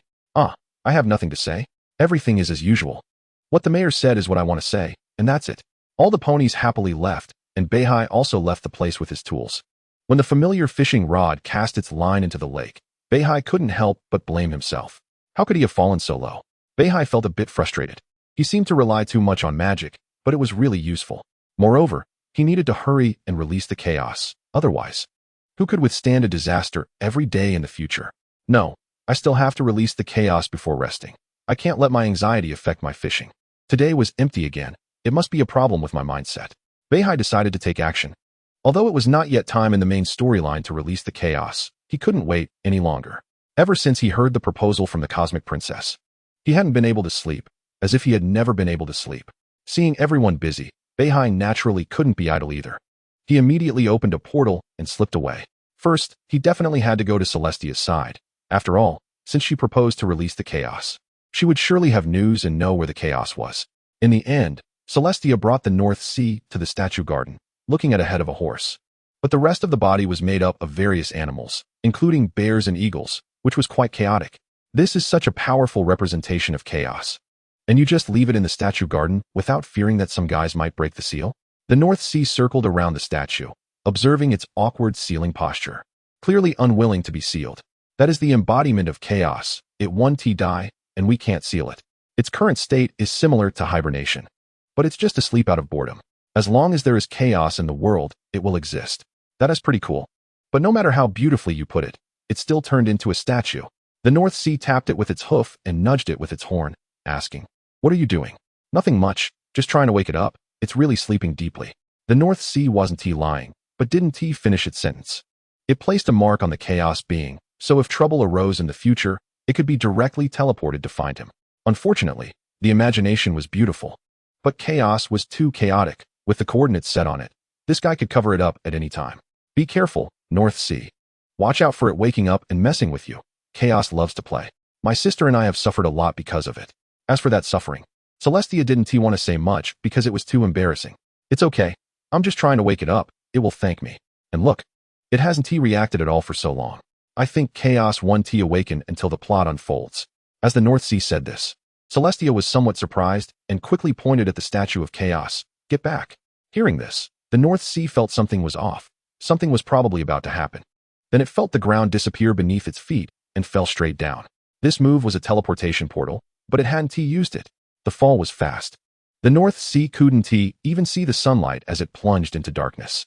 When its horn lit up, trying to open a door to walk out again, it found that there was no such possibility. Its power, which it was most proud of, was actually insufficient. "Is that you, Chaos? Are you that angry when waking up? I think we need to talk first. Let me out." The only one capable of suppressing its power was Chaos. According to its own description, Chaos could change the world at will, being the representative of chaotic order, and this world has never been peaceful since its birth. The concept of the other party was too broad. Perhaps even minor disturbances could be considered chaos. So the mark could only be done beneath chaos and could not be on par with it. Soon, a voice came, filled with great schadenfreude. "Of course, but we are mortal enemies. You are not qualified to talk to me about this now. I want to take a little revenge on you, understand? Honestly, after meeting you, I understood many things. I even figured out why you tried to kill me back then. Let me think. Since my birth, we have been sabotaging each other. Back then, I didn't understand. Later, you said that the first time you saw me, you just threw me away, so you've always remembered that. I didn't get it before, but now I understand. While you haven't grown up yet, I'll definitely have some fun with you. You will absolutely regret this. Chaos, what you're doing will only create hatred. Don't say it so harshly. I just created a perfect time loop. You will understand in the future. Damn. So what are you going to do to me now? Don't be so excited. I just want you to go to the future world, take a look, accumulate some motivation, and solve an event in advance. Isn't this what you've always been busy with? I'm just helping you, my good brother. But before that, you should just fall for an hour and 3 minutes. In the future, when all the little ponies have grown up, will they really be that happy? Will the dark world not descend again? Perhaps at that time, everyone would have fallen into complacency, and that would lead to darkness. Applejack's grandmother died, leading to bankruptcy and half of her face being destroyed. Rainbow Dash competed for the team's performance command and got her body smashed against the door during a sonic rainboom, losing her wings. The Cosmic Princess was also gone, directly eaten by other brutal ponies, those beings who instigated the chaos, similar to other tribes that just liked to eat meat. Every little pony was extraordinarily miserable. Friendship was invisible among them. But as usual, No strong being could intervene, except for an outsider. Perhaps before these events happened, it could be stopped. This might be why Chaos wanted to throw the North Sea over there. Although that was a future matter, Chaos wouldn't care that much. This was also a testament to its power, wanting to play however it wanted. Chapter 41. Information. The North Sea didn't know how long it had fallen, but could swear that if it continued falling at this speed, it would be shattered upon hitting the ground. But it didn't. The North Sea landed in a heap, stumbling to its feet. Facing the surrounding environment, it was somewhat confused. The sky was dark, and there were some woods that looked quite eerie. There was only a small path around, and directly ahead seemed to be a house with lights on, which was very noisy and filled with curses. The North Sea brushed off the dust from its body and strolled over, getting closer to the house. The sounds inside became more real. They were shouting and talking intermittently, but it was clear they sounded drunk. The North Sea was a bit unsure, doubting if its ears were malfunctioning, and it could even hear "fuck." Such words were not what the North Sea thought a pony would say. It continued moving forward, not rushing to go inside, but began to observe the surroundings. This place could already be judged as a tavern, but when did Ponyville have such a thing? No, it was a question of whether this was even Ponyville.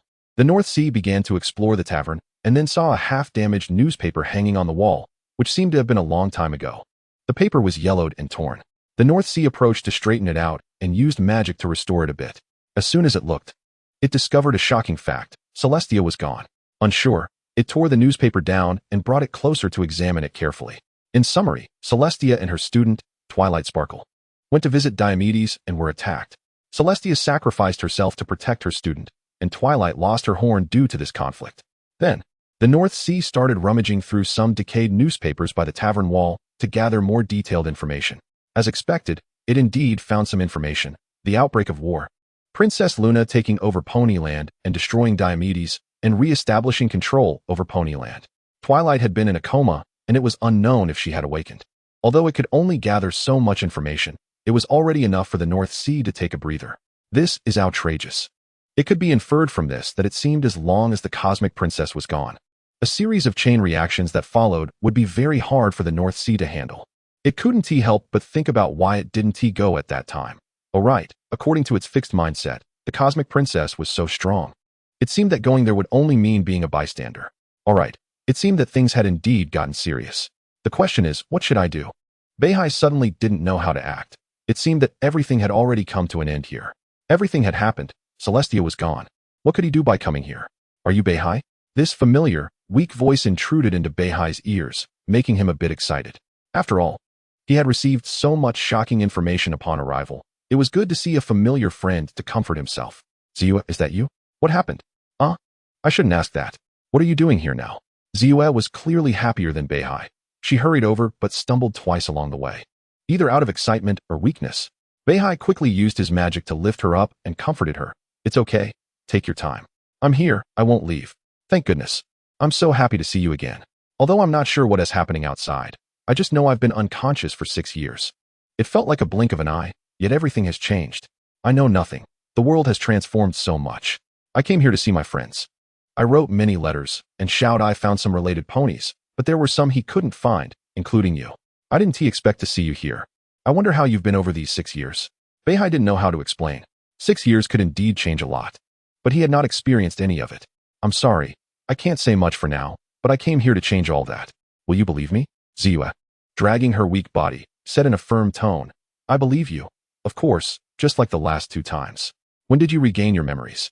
Beihai was a bit dumbfounded, but thinking that perhaps Celestia's death had triggered the release of memories could explain it. Still, he couldn't understand how she had died.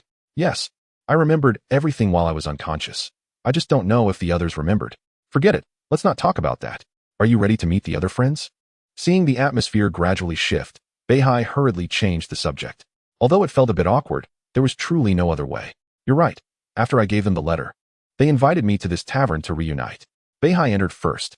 The environment inside was really noisy, with many ponies drinking heartily. Completely different from the cute pony image Beihai had in mind. He didn't want to squeeze through the crowd, being careful of those who were already drunk. Even a small bump could lead to insults. Beihai directly used magic to create a clear boundary, then took Ziyue to the front stage. The tavern instantly quieted down. All right. Do as you please, just don't disturb us. Otherwise, you'll experience flying without wings. As soon as Beihai finished speaking, the tavern returned to its lively scene. ignoring them. Beihai prepared to wait, but before that, he still needed to ask. Although this sounds inappropriate, I want to know more detailed things. This was undoubtedly digging into others' wounds. Beihai had thought about this a lot, but if he didn't know some things, it would be really difficult for him to make any changes. Ziyue seemed to be caught in deep pain, bowing her head and repeatedly apologizing. Seeing this, Beihai could only comfort her. All right, take your time. Tell me when you calm down. I'm not in a hurry. It seems I arrived late. I thought I would be the first one here. Just when Beihai felt somewhat helpless, a voice that sounded like a savior came over, somewhat familiar, yet unfamiliar, a bit hoarse. Both Beihai and Ziyue looked over in surprise. It was Applejack, but why did half of her face look like it had been burned? Although she wore an eye patch, the scar was so hideous. And her physique had become much sturdier. Beihai could tell that she had gone through a lot compared to Ziyue, who hadn't grown much due to her 6-year coma. Applejack had clearly experienced many things, which seemed unreasonable in the pony world. She had matured too much. Chapter 42, Applejack's 6 years. Beihai saw Applejack's miserable state and didn't look at her facial scars anymore. Instead, he felt a bit lost. Why did this happen? What was he supposed to do here? Everything had already happened. Come on, stop staring at me. You can't see much either, Ziyue. A slightly hoarse voice rang out. It was Applejack. Who actually said something like that? If Beihai had been drinking something, he would have surely spit it out. Ziyue was at a loss beside her. As this was simply too shocking, she had been in a coma for 6 years, and it felt like a blink of an eye. Everything had changed. Even when she met her good friend again, the changes were so great that it shocked the ponies. I'm sorry, but... Ziyue clearly wanted to ask why this was happening. This trip wasn't in vain. After all, you might not even show up. Ever since I last saw you, I didn't have high hopes for this meeting. In fact, it wasn't like a scout found me. I didn't believe you would come looking for me. Ziyue lowered her head at these words, as if she had suffered a lot of blows. I understand. I'm sorry, I haven't. Ziyue wanted to explain, but in the end, she could only blame herself. Finally, she could only lower her head and follow Applejack to an empty table. Applejack looked like a regular there. As soon as she sat down, a pony automatically brought her a drink, which she didn't refuse and drank it all in one go. Beihai watched Applejack, who seemed to have consumed gunpowder, displaying such strong aggression. Ziyue felt very inferior. The former had gone through so much, while the latter had not grown at all. Plus, waking up to a world that had collapsed might be too much for her to bear. I'm sorry, Applejack, but could you tell me what happened? Of course. If you don't want to talk about it, you don't have to, but keeping it bottled up inside isn't good either. Beihai didn't know what to say at first. He wanted her to speak, but considering their friendship, it felt too much. Applejack silently took another sip, then slammed her cup heavily on the table. Fine. Damn it. I wasn't ready to tell you all this, and everything has already happened. There's no chance left. Your sudden disappearance back, then didn't even come with an explanation. That's not possible. If you trust me, even though I've been missing for so long. My credibility isn't great, right? Beihai thought he should take care of it. Otherwise, why would he come here? But 6 years had passed without a single meeting. It really didn't seem right. In his impression, 1 or 2 months had already stretched into years. Ziyue felt suffocated, as if all the blame rested on her shoulders. I'm sorry, Applejack.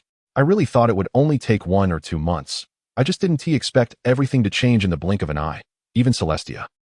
Ziyue, I don't need you to tell me what happened to the princess. How much do you look down on us country ponies? Do you think we're so backward that we don't even read the newspapers? Or do you think we're hiding in our shells without knowing a thing? You stayed in Ponyville for a few months, and you can't even grasp this basic logic. Applejack's harsh interruption and severe reprimand left Ziyue feeling utterly overwhelmed and at a loss for words. Ziyue started to stammer. How is that possible? That's not what I meant at all. Princess Luna said, I meant that I had been in the hospital for a long time. When I woke up, I wanted to explain things to you, but explaining means facing more things that I can't bear. I tried to find another opportunity, but that opportunity seems to be fading away, which made me even less willing to seek that moment. And it's like there was never anything in your life? Like we never existed? Like your friends mean nothing? I'm sorry, I'm really sorry. You all are so important to me, irreplaceable in my heart, and that's why it's so hard for me to face you. After the princess died for me, after my corner split apart, it was really hard for me to write in the letter to tell you the situation. This is all my fault. Ziyue was starting to feel crushed under the weight of guilt, gasping for breath. Beihai wanted to comfort her, but could only pat her shoulder in the end. Applejack silently drank her wine, and unable to bear the oppressive atmosphere any longer, slammed her glass down on the table once more. A lot has happened since the last time we met. Many trivial matters have followed one after another. About your letter, I mean, as long as you're okay. I just needed to push aside some other things to face you. I haven't figured out how to explain everything that happened. I'm sorry, Applejack. I missed everyone so much that I sent a scout over. I'm really sorry. Well, now that we're here, if you want to know what happened to us, we could fill a library with it. Applejack began to recount what had happened to her over the past 6 years. After you left Ponyville, Zua. At that time, Applejack thought you were working hard for Pony Maria, so she didn't want to fall behind. Applejack wanted to make her apple orchard the top farm, better than all the rest. At that time, just being the best apple orchard next to Ponyville wasn't enough. She looked at her family and thought about what you were facing. She wondered what she could do if any bad guys had their eyes on her family. If something terrifying came like the last 2 times, how could she resist? So she and Big Mac started training. Zua had also gone missing. And at that time, everyone thought you were gone, especially when the borders were also under attack. Princess Luna handled the situation, but no pony told us about your condition. So we assumed that you had perished along with the soldiers that night, with even the bodies disappearing without a trace. After hearing this news, for several weeks, the ponies couldn't lift their spirits at all. Just because of you and the princess, we fell into endless sorrow. Time seemed to freeze at that moment for a long time. Celestia should be immortal, yet I didn't even know how she died. It felt like telling me there was dry water and bloody apples. Like giving me a concept I would never believe, and at the same time, I couldn't accept the fact that I would never see you again, Zua. Although you were just a fleeting presence in my life, it was you who changed me. Just thinking about it. You died far from home without friends or family to recover your body. Plus the news of the Diomedes ponies rampage at the border, it felt like tearing apart living flesh. Gnawing on it while it was still alive. What would those guys do to you, Zua? I almost crawled out of bed every day, plagued by nightmares because of you. Those dreams terrified me every time. Whenever I reached out a hoof to save you, those ugly ponies let me watch helplessly as you were torn apart by them. At that time, we had no idea you were still alive. We thought you were gone. This was when things started to go downhill. We gradually lost all the funds and priority sales we had gained from Canterlot. After Princess Celestia disappeared, I thought things would be as usual. That Princess Luna would manage the sun and moon well, but things didn't go as expected. Princess Luna absolutely didn't manage things as well as her sister did. We had no harvest during those years, which became the last straw for Granny Smith. Finally, one summer, she passed away. We were very sad. Clearly, she was sigh. In the end, we could only hold a grand funeral. But the funeral expenses and the daily costs of running the apple orchard gradually burdened Big Mac and me with debt. I'm a very stubborn pony. If no one can persuade me, I become exceptionally obstinate. I stubbornly refused help from those who wanted to assist me. I didn't want charity, didn't want pity, and continued to be numb in my pride. Without you, Zua, reminding me, I was like a fool, only wanting to work hard alone. Then eventually, our past friendships went separate ways, with Fluttershy leaving first. I guess she just didn't want to continue crying in the sorrowful Ponyville. Next was Rainbow Dash, then Rarity, and Pinkie Pie, all leaving Ponyville for good. The developments of events were entirely different, but I still chose to stay and save my family farm. Big Mac couldn't just let me go. He couldn't bear to watch me dig my own grave next to Granny Smith. But Big Mac didn't understand many things. He bought all sorts of random stuff to put in the soil, hoping to make it fertile so the apple trees could grow. Then he bought saplings to replace the withered apple trees, hoping for a good harvest so he could lift himself up and pay off the debts. By this point, you might guess that time was simply not enough. This land didn't have time to recover properly. The saplings didn't grow. Naturally, once again, we reaped nothing. When those loan sharks came here, we naturally couldn't pay them a single cent. Yes, that was the thought at the time. We all thought that way. Only later did we realize that there would never be a harvest again. They thought we couldn't come up with the money, so we had to learn a lesson. And they could alternatively seize the furniture in the house and Apple Bloom's insurance. Yes, Apple Bloom was inside. Clearly, this had nothing to do with her. And we tried our best to hide it, but we were. Big Mac and I wanted to go in and save her. But we were stopped by those brutes, who wanted to show us a thing or two. That was the compound interest of loan sharks. Big Mac was very valuable in their eyes. As long as he was alive, they could continue to squeeze him. During the struggle, things turned violent, and in the chaos, I got burned on the face by AF, so I've been wandering around here for a while, building up a bit of fame. As long as the price is right, a little pony can get a taste of my kicking skills. I have my own moral code. But there are many bad people in this world waiting for me to eliminate them. This world is different from what you think. Only with such a reputation will little ponies pay attention. And now, I just had a fight with a little pony, and I received a letter from the Royal Guard. Which brings me to where I am now. Applejack finished speaking, and this is his 6 years. Ponyville has lost everything, friends and family. North Sea was in tears. When his grandmother came over, did she hear these tragic stories? She didn't tell me how to change it, did she? It has already happened. No. There is still a way. I remember many saying they went a long time ago. If I really were that powerful, if I truly wrote friendship into the rules, then I should have the ability. Chapter 43, Rainbow Dash. North Sea took a deep breath to calm himself. I sympathize with your situation. I can help restore your face to its original state, and for Twilight Sparkle's broken horn, I might be able to fix that as well. But unexpectedly, both refused. Twilight's horn was broken by magic. It was her own fault. She believed it was her cause that put Celestia in trouble, and that everything happened because of her. I can't fix it. I can't face this reality. Fuck. Stop it. This has nothing to do with you. I mean, you don't need to bear any guilt for this. Fix your horn.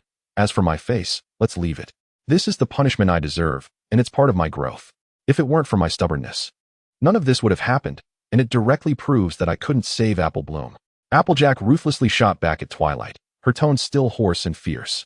North Sea, standing by, also wanted to curse, but Applejack seemed to notice his embarrassment and said, "Actually, I want a little pony who might really need your help, North Sea."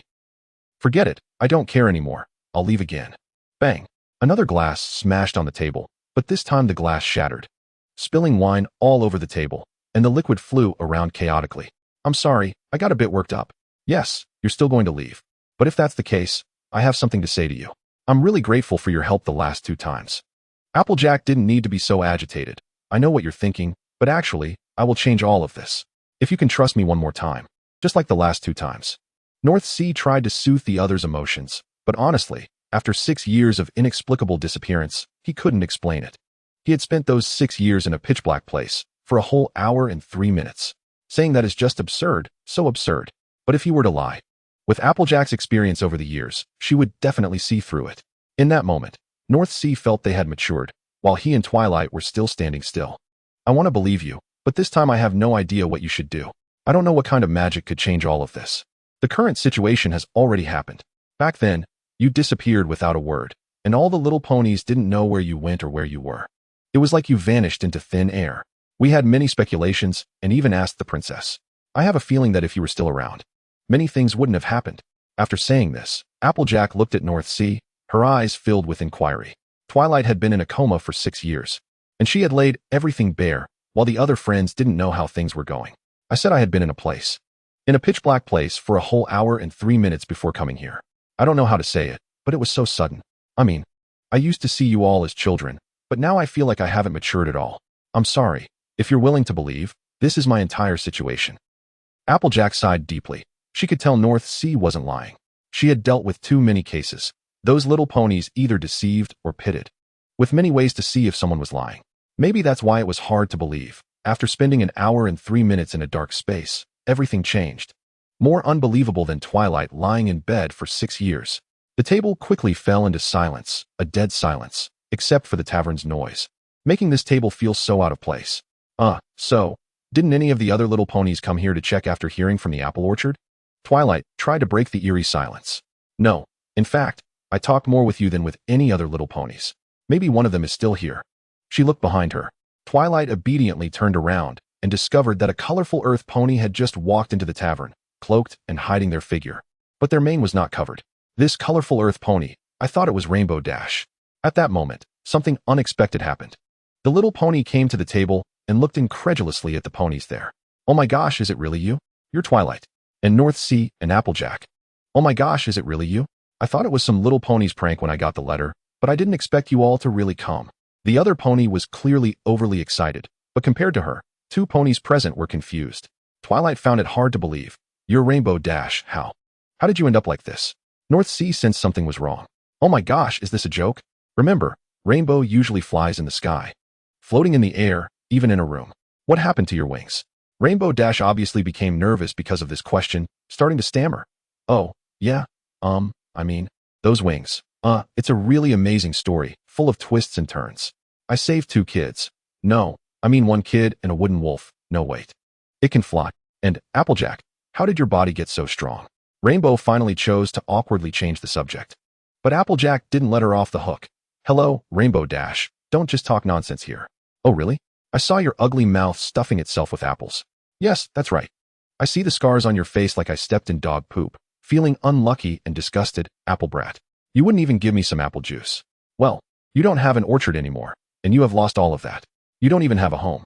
This undoubtedly struck a nerve with Applejack. The tension between them reached its peak, and it was just a step away from a physical fight. Just then, a telekinetic spell roughly separated the two. North Sea felt a slight headache. Why was this relationship so tense? Applejack was clearly losing her patience. But she just took a deep breath. I need to go out and cool off, of course, for your sake. Okay, Rainbow, pause for a moment. I can try to help you fix your wings, but you have to tell me what happened. This sentence clearly moved the other party. Having their wings destroyed is a lifetime of pain. Because of this, their body is visibly abnormally thin, not even half the size of Applejack, not even half. And they don't even have the health of an ordinary little pony. Really? You mean you can help me recover? Oh my gosh. Those hospitals clearly couldn't do anything. It's okay, come a little closer, I'll help you. Yunbao excitedly rolled over. Well, it couldn't be said that she ran, it was more like she rolled over. The other party's body was very thin, and there was no trace of fat left. Beihai pulled open her cloak, revealing a hideous scar right before their eyes. It seemed that not only had her wings been lost, but the injury had likely broken a few ribs as well. Ziwe, upon seeing this, obviously gasped in surprise, wanting to say something, but in the end, she just pouted. Beihai used her magic to help the other party recover. First, there must be a transaction, and secondly, there's mathematics. You've come back. Since you're back, oh my gosh, it's simply unbelievable. How should I thank you? To be precise, you don't need to. Right now, you need to take good care of your body, and also tell me about everything you've encountered. Yunbao recounted her past. Of course, she wasn't honest and continued to say it was a dragon, but eventually, she was exposed because she would stutter whenever she lied. All right, I'll say it. It was because of a competition, because of my arrogance and foolishness. That caused all of this. I need a drink to calm down. Ziwe silently handed her a drink. Right now, only this could calm her down. Yunbao began to tell her story. After Ziwe set off, Applejack, Pinky, Twilight, Rarity, and I went our separate ways, each busy with our own things. I threw myself back into training to relax my brain. I didn't want to be just a weather pony for the rest of my life. At that time, Princess Celestia had already passed away. But the Wonderbolts planned to hold a performance every year to commemorate their sacrifice. Like other ponies, I adored the princess. So I stubbornly persuaded them to let me train with them. I thought if they could see my flying performance and sincere attitude, they might give me a chance. At first, they didn't trust me, and after hearing my resume and evaluating my flying, the trial group was impressed and put me on their trial list. At that time, everything was perfect. My future finally had a direction. I could fly a few laps with the Wonderbolts, and then become famous one day. After that, I made a living from stunt flying, no longer needing to clear clouds or fill out boring weather reports. When I heard you were alive, but the news of you waking up was slim, I really wanted to see you. But Princess Luna refused all visitors until she found a way to wake you up. Being an outsider was never my style. But I couldn't think of a better way. At that time, I thought, what could I do? So, I also wanted to hold a performance in your memory. Let the ponies know who you are and the contributions you made to Equestria. The Wonderbolts agreed, and Meteor thought it was a good idea too. Firefly even let me plan and coordinate because you are my friend, which is more important than anything else. But that's when the problem arose. I fell back into my old habits. I became arrogant and pushed their friendship too far, or rather, I mistook the working relationship for friendship. Regardless, that day I spoke to them too emotionally. I demanded that we fly in formation the whole time, flying in and out of the Canterlot Arch. Not just for the opening ceremony. I also asked them to speed up and maintain the same speed, and the movements had to be consistent. No slacking off. No slowing down. Just speed up, and speed up. In the end, there was applause. Naturally, they opposed this, especially since it was continuous for dozens of times. With a large amount of information. At that time, we had practiced for several days, and dissatisfaction had already begun to grow in their hearts. Plus, at that time, it was indeed dangerous to accelerate through the arch. Even professionals wouldn't dare say it was 100 safe. We naturally ended up arguing. I mocked them as cowards because I dared to do it, while they didn't. That statement clearly angered them because it was indeed excessive. But I didn't hear it at all, and continued to mock them. We, or rather I and Firefly, started a race, both betting on who would finish first. And whoever finished first would have the final say. You know I'm very arrogant. At that time, there were ponies trying to persuade me, saying it was too dangerous. But I couldn't hear anything at that moment. I was already dizzy with pride. I had no impression of the race itself. I only knew that in the last few laps before passing through the arch, we were neck and neck. Meteor later said he couldn't see clearly who was faster or slower because we were flying too fast. From a distance, it was impossible to tell. I only remember Firefly saying that the arch was too small for two ponies to go through together. It was simply impossible. Do you know what I did? I shouted loudly. If you were me, what's impossible? So, I used a sonic rainboom to overtake him. In the end, I lay in the hospital for an entire week before waking up. When I passed through the last arch, the shockwave from the sonic rainboom shattered the arch. In the end, my wings. They told me I crashed into the Princess's Memorial Garden, completely destroying it. At the same time, my right wing's bones were shattered. The doctor said my left wing was torn by the falling debris, which is why I fell to the ground. I really don't remember that clearly. I hit my head very hard. Although no pony knew the reason, he and Meteor hadn't told any pony about this race. But now that I'm awake, it's just a matter of time before the truth comes out. After that, my days were filled with unbearable grief, confusion, and self-pity. I could no longer fly. All the ponies would only hate me. I hadn't finished my physical checkup, and I handled my discharge procedures myself. What is the meaning of life anymore? The only thing I was good at was gone, and I couldn't do anything. What's worse is that all of this was my fault. All the bad things that happened to me were due to my own arrogance. So, I planned to end it myself, to jump off the cloud and wait for the fall. It was supposed to be like that. But suddenly Princess Luna came here and made a deal with me. She said Shiku Yunbao recounted the events of the past 6 years. And Ziyue clearly did not expect the situation to be like this. I'm sorry, Yunbao, I didn't know about your situation. You're really pitiful. I'm very sorry that because of me, these things happened. No, it's okay. In fact, I should thank you, Ziyue, because I never really talked about these things, or rather, I never fully expressed them. Now I finally feel a little more at ease. Thank you. Yunbao turned and took another sip of wine before continuing. Now, if Applejack could stop hating me for not stepping in when he was in trouble. Oh, you mentioned that little demon pony, and he responded immediately. It turned out Applejack had come back in. Shut your foul mouth. There's a pony outside looking for you, Ziyue. Do you want to go see? Outside, in stark contrast to the environment here, was a very luxurious carriage, parked grandly in front of the hotel. It looked quite nice, but those attendants had some nasty attitudes. Madam received Miss Ziyue's letter and sent a young lady to meet with you. You cannot touch the carriage. And the young lady also cannot get down, or she will get dirty. Beihai finally saw some good news. It was so nice. It shouldn't be so miserable anymore, right? The one who likes such things must be Jinchi, got it right? Unfortunately, Beihai guessed wrong. When the curtain of the carriage was lifted, it was Ruru, dressed in luxurious clothing, looking very beautiful. Chapter 44, Ruru. Faced with this situation, although Beihai was surprised, he forced himself to keep his spirits up. It's okay, although there were some mistakes. Things are going quite well, aren't they? I thought it would be Jinchi. Shut up, Yunbao. I don't know why this is happening either. Who asked you? Ruru still hadn't said a word. Did she not want to see us? Why isn't she speaking? Don't be like that. It's us. It's me, Yunbao. We are the best of friends. Although we haven't seen each other since Ponyville, after finally meeting again, you really don't say anything? Ruru stepped down from the carriage. The attendant wanted to stop her. But Ruru wore stockings to show that she wouldn't stand on the dirt and wouldn't get her hooves dirty. That's why she was let down. As soon as she got off the carriage, Ruru came to Applejack and Ziyue's side, expressing her concern for her two friends with an incredulous gaze and gentle actions. Don't worry, Ruru, I know you're very worried, but everything will be fine, don't worry. How have you been, Ruru? I regret not coming to see you sooner. Applejack added from the side. Yeah, Ruru, do you have anything to say? Or do you just want to stand there? I know you're naturally quiet, but you don't have to hide away like this. No matter what reason made you leave Ponyville to wander around, you should say something. I'm begging you. Ruru didn't move much.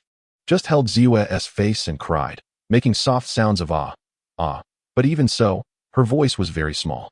Beihai stepped forward, feeling the anxiety in his heart reach a breaking point. Damn it, don't mess with me.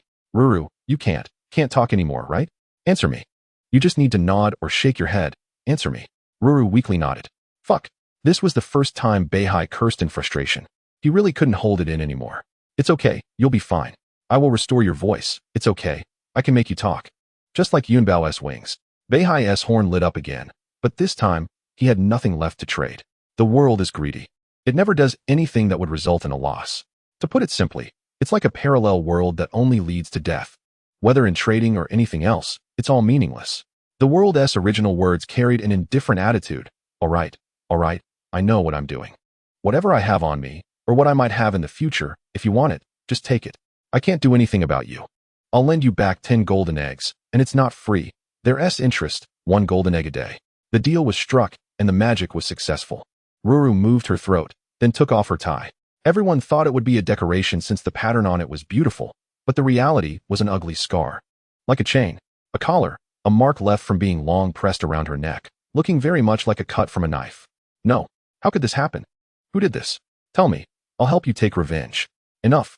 How could she tell you? How could she speak? She can't say that the marks on her neck are from a knife. And the strangulation mark makes her neck look like it has been trapped by a necklace for a long time. I've seen it on some stray dogs. That's still better than doing nothing, better than just standing by. Everyone became angry. Ruru is a little angel. Ruru. Who the hell would be so cruel to lovely Ruru? Beihai also became furious. Ruru is inherently timid and very kind to animals. Honestly, many villains have been softened by Ruru's kindness. Even those things wouldn't harm poor Ruru. Alright, I will help you recover from this, but in the end, Beihai still didn't say it out loud. Ruru is not like other ponies. Anyway, her experiences over the past 6 years have not been any better. And the other 3 have already had a terrible time. Ruru touched Beihai to express her gratitude. For a pony who often doesn't speak. Suddenly recovering her voice made it hard for her to utter a word. Yunbao noticed that the atmosphere was becoming increasingly off and immediately changed the subject. Looking at the carriage Ruru arrived in. Hey Ruru, I originally thought you would be Jinshi. After all, she likes these things. What does this carriage mean? I understand now. Could it be from Yunbao's Daisy Pony Kingdom? You specifically engraved our names on it. That's so cool. Ruru came over and tried to move her throat. No, that's not it. Alright, what does that mean? Don't move around. How could you poor ponies understand this meaning? You've never seen anything like it. And you definitely wouldn't know this is from a well-known fashion brand in Ponyville. The annoying attendant stepped up again, but before he could feel smug for too long, he was struck to the ground by powerful magic. I hope you can shut up and see your place. We are the guests of your masters. That's right, Ruru, you're too good to them. It's simply stepping on their faces. Let me tell you, even if a princess comes, she has to step down. Yunbao, you waste. Don't cause trouble for your friends. Did I say something wrong? Applejack, Luna is simply not suitable for that position. And I have wings now, while your face still looks the same. Seeing the two about to fight again, Beihai could only use magic to forcefully separate them. Calm down, you two. Although you liked to bicker before, it hasn't reached the point of fighting. The attendants on the ground understood that the situation was stronger than the ponies. And they immediately became obedient. Alright, I am Jinshi's steward. I was sent to pick up Miss Ziyue and escort her and Madame Ruru back to Jinshi's manor. But now Madame Ruru has been outside for so long, Madame Jinshi will be very worried. This situation was something all the ponies did not expect. Ruru stepped forward to hold Ziyue and Yunbao, meaning it shouldn't be too obvious. Madam, you want to take them along. But these guys will dirty the inside of the carriage. The other party obviously forgot their own form. Alright, you shut up. There's no place for you to speak here. Even if you don't let me go, I still have to go. I hope Jinshi is doing well. Damn it. Chapter 45, Jinshi and Ro. Everyone took the carriage together and arrived at the luxurious manor. Rather than a manor, it was actually a very large hotel, adorned with diamonds that sparkled brilliantly on the outside. Even in the dark of night, this building was so conspicuous that it was hard not to notice. After disembarking in Beihai, he felt a little calmer upon seeing this place. It seemed that Jinshi should be the winner.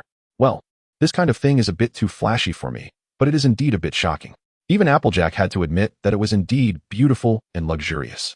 Ro whispered beside her. Finally, there's no arguing. Meanwhile, Beihai was considering the future developments. World will, how can I save them? Interesting. Although I don't mind having another parallel world, are you busy coming over? Let me kindly inform you that in here, the key little pony has committed suicide. Which means that the subsequent events, the little pony country simply cannot resist. Either wait for its destruction, or cut it off with scissors, or change it. I don't mind you doing that. After all, the little ponies here are too tragic, but the cost of doing so is somewhat high. So what can you give me?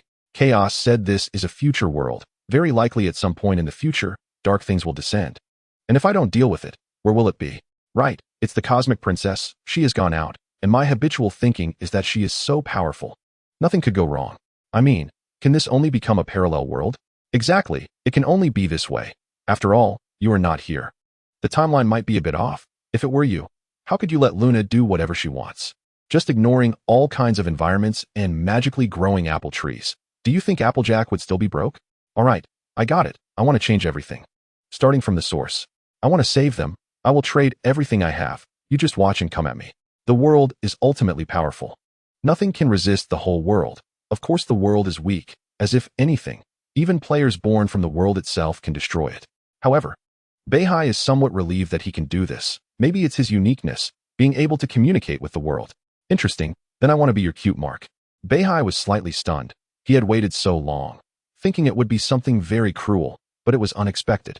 After all, a cute mark is something that Beihai can take or leave. Oh, you should have said that earlier. I got a great deal.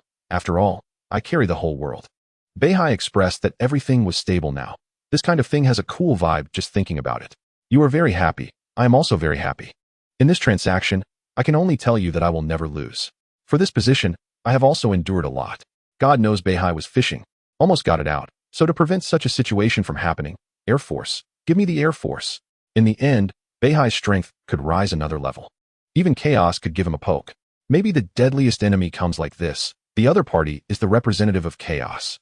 However, so far, there haven't been any side effects. But before he could observe closely, he was interrupted by sounds from outside. Dozens of little ponies walked out of the house, standing in 2 rows like soldiers, all unicorns, then blowing their flutes. These sounds were indeed a bit annoying. Not at all as pleasant as Ro directing the birds to sing. Of course, it wasn't good either. That's how Beihai felt. Ro was so scared by these sounds that she shrank down to the ground. Oh my god. Even Rainbow Dash couldn't help but exclaim. Among all the little ponies, only Jinshi used the entrance music to welcome Celestia, and I found it not strange at all. Applejack indicated that she understood everything. Ziyue had already closed her eyes in fear. What's wrong? I can't bear to look. What will happen next? It's nothing. You've made it this far. And I'm here with you. Finally, Jinshi made her entrance, also dressed luxuriously. Ziyue, you're here. Wow, and Rainbow Dash, Applejack, Beihai are all here. It's so good to see you all. Beihai looked her up and down. Very good. Dressed luxuriously. Her horn wasn't broken. No missing limbs. Her voice was so unruly. But isn't this personality a bit much? And about Ro's matter? Even Rainbow Dash didn't refute Applejack's words and also started to mock. Jinshi, oh Jinshi. It really is you, acting one way in front and another behind. These words made Jinshi's face a bit ugly, but she quickly became indifferent. Ziyue, am I dear? Wow. This is wonderful, so moving. You have no idea, when I received your letter, I was completely at a loss. I mean, so many years have passed, and right. You can imagine how surprised I was at that time. But nothing compares to seeing you with my own eyes, so I sent a servant to check out that tavern. Even before I accepted the invitation. After all, no one knows what little cats and dogs might be doing sneaky shots. Reputation is the foundation of a brand's image. But I couldn't believe we would meet in such a place. I didn't want to go, or rather, I didn't want to give that tavern the honor of my noble identity. I would rather die than step into that kind of hellhole. So I sent Ro to bring you all here. A more suitable place for friends to reunite, reconciliation, or starting over. Well, alright. I don't know what this meeting counts as. To be honest, dear Ro, you're really pitiful. You rarely go out. So I thought it would be a twofold benefit. But now that you all are here, to be honest, I didn't expect Rainbow Dash, Beihai, and Applejack to come. But it's a nice surprise. I heard a long time ago about the rumors of your untimely deaths, and I cried for your suffering, truly. The other party was exceptionally sentimental, as if she really cared about them, but her tone was somewhat arrogant. Applejack, however, was uncooperative and didn't buy this act. She had no concerns and didn't need to rely on anyone. But it would be better to personally discern these rumors, personally confirm our lives and deaths, or see if we need a rich pony like you to help. For such merciless words, Jinshi's face became even uglier. But she forced a smile and said, "It seems that I can never wash away the dirt in my life. Rumors seem to be parasitic in the fashion industry. However, you are all standing here, lively and dusty, looking tattered." Ziyue wanted to stop this meaningless quarrel. Both sides were being sarcastic. "Jinshi, you look much more normal now. I mean, you haven't changed much." Finally able to breathe a sigh of relief. "Since the last time I saw everyone, the situation has become much more complicated." "Normal? No. Dear, I am the most dazzling of them all. But dear, you really have to come in with me to tour my humble abode. We have a lot to discuss, but first, let us help you tidy up a bit. You all look a bit disheveled in my house, Rainbow Dash and Applejack. So, Ro dear, please take them to the washroom, and then to the dressing room. These rags only look good when adorned with jewels. Or something else." Then everyone followed Jinshi into the house, but Applejewel felt a bit displeased. "Rather than this, it would be better for us to take a hot shower." After that, Yunbao and Applejewel were taken down. Beihai had a feeling that if it weren't for Ziyue's identity issue and his own strength, he would probably have faced such a situation as well, and the worst thing would be that he might not even get to see their faces. This undoubtedly made him quite angry, but he crazily suppressed it. It was fine, At least the other party was doing well. During this time, Ziyue told Jinchi about her friend's tragic experiences. The situations of her friends were something I hadn't anticipated. Their circumstances were truly pitiful. But after hearing all this, the other party only sighed. Yes, they look truly terrifying, but I shouldn't be surprised. I still love them. Dear, they are my friends for life. Even after all this time. But have you noticed Apple Jewel's physique? She's now fiercer than my bodyguard. And as for Yunbao, well, I mean, even if her wings were reattached, they still look a bit. Don't you think they should consider buying a charm to cover up those flaws or something? Of course, those things are expensive, but for those flaws, it's still worth it. How can you say such things? Jinchi, they are your friends. So I'm just pointing it out. If they could change their appearance a bit, it would still be beneficial for them. Dear, I do have some skill in criticism. My job is to pick at the flaws in things. But seeing them suffer like this, leaving behind those ugly appearances, I can't help but think it's just my specialty. At least I didn't point it out to their faces. Right? There's no need to think so extreme, Ziyue. Finally, Ziyue could no longer hold back. But what could she do? I never expected such cruel words to come from you. I didn't expect that you would go several years without saying a word. You're alive. Times have changed. Dear, mere kindness and generosity can no longer keep me standing here. Those two have instead become things that bury my true potential. I'm not just a generous element. I'm called Jinchi, a perfect and complex little pony. Please, I'm not completely heartless. Besides, if it weren't for me, Ruru would have long been dead. You can't say that, can you? Being tortured into a fool is possible, but here, there is my generous side. Beihai had had enough. A powerful being like him not only had an external advantage, but also because the world had turned into a cute mark, with the help of the entire world. The atmosphere around him began to change due to his anger. All right, stop being so cryptic. I thought you would be the one doing the best, and of course, you are indeed the best, but something must have happened midway to make you turn out this way. Now tell me. Jinchi wasn't afraid. It was as if she had been through a lot. Even in the face of such danger, she still didn't care. Don't be so tense. You won't do this, Beihai. You won't kill me. I know what you want to do. You actually want to protect us because we are friends. But if you want to listen, I'll say it just once. It's a long story, and this crazy story, I only want to tell once. So for convenience, let's wait until Apple Jewel and Yunbao finish their makeup before talking at the dining table. I don't want to be bothered by them later. The other party didn't bail, and when everything was ready, the tablecloth was laid on the table, waiting for the food to arrive. Apple Jewel felt very uncomfortable in her fluffy outfit. Are you satisfied now? We look like fools in these things. Stop it. You look beautiful in these. Just sit down for now. The food will be ready soon. But before that, Ruru, could you please check if Chef Zumar's dinner is ready? Yunbao didn't know the inside story, just calling out to Ruru. Hey, Ruru, will you stay and eat with us? Hey, Ruru, don't walk so fast. Jinchi hurriedly stopped the other party's actions. Let her go. Dear, she's fine. I don't see her looking fine. You'd better give an explanation, Jinchi. Yes. I knew it would be like this, so I called you all over. All right, let's start. Let me tell you about my rise to success. I can tell you how I found her, that slave trader. Just mentioning the slave trader made all the ponies think about their possible fates. But the emergence of the slave trader was already quite ominous, regardless of what happened next. Wait, what do you mean by slave trader? Yunbao couldn't believe it. Apple Jewel clearly thought of a lot. What do you have to do with the slave trader, Jinchi? Wait a minute, slave traders in Ponyland? What is this unfamiliar term? Aren't slave traders in Ponyland already abolished? Beihai and Ziyue were both puzzled. The truth is, there are indeed in Ponyland. I've encountered several slave traders before. They kidnap ponies and sell them to foreign countries, where ponies can disappear, or sell them to those unsavory characters in Ponyland. Anyway, this happens frequently. Apple Jewel corroborated Jinchi's statement, but Princess Luna had never mentioned it. Ziyue still found it hard to believe. Princess Luna, what does she know about Ponyland? She only knows how to play political games with the nobles. What about us common folks? We have to be self-reliant. Celestia is dead, and she still doesn't know what to do. To be honest, although Yunbao's words are a bit excessive, Beihai is much better at managing this than this guy because Beihai uses absolute force. Beihai has some innocent casualties, but it doesn't matter anymore. If there's resentment, let it out. Keeping it inside doesn't feel good either. Jinchi began to recount her past with Ro-Ro. Ever since Ziyue left, Ro-Ro has become increasingly obsessed with healing small animals. I guess she seeks solace in it, trying to escape her pain. When she learned that Ziyue might be dead and that Celestia was already gone, a heavy gloom enveloped Ro-Ro, dragging her deeper into the endless forest, focusing her attention on those peculiar creatures that needed her help. The ponies in Ponyville said she often went out alone. Before I moved, I wanted her to abandon this idea, but alas, You all know her personality. Her previous character Woon T let her accept such reasoning.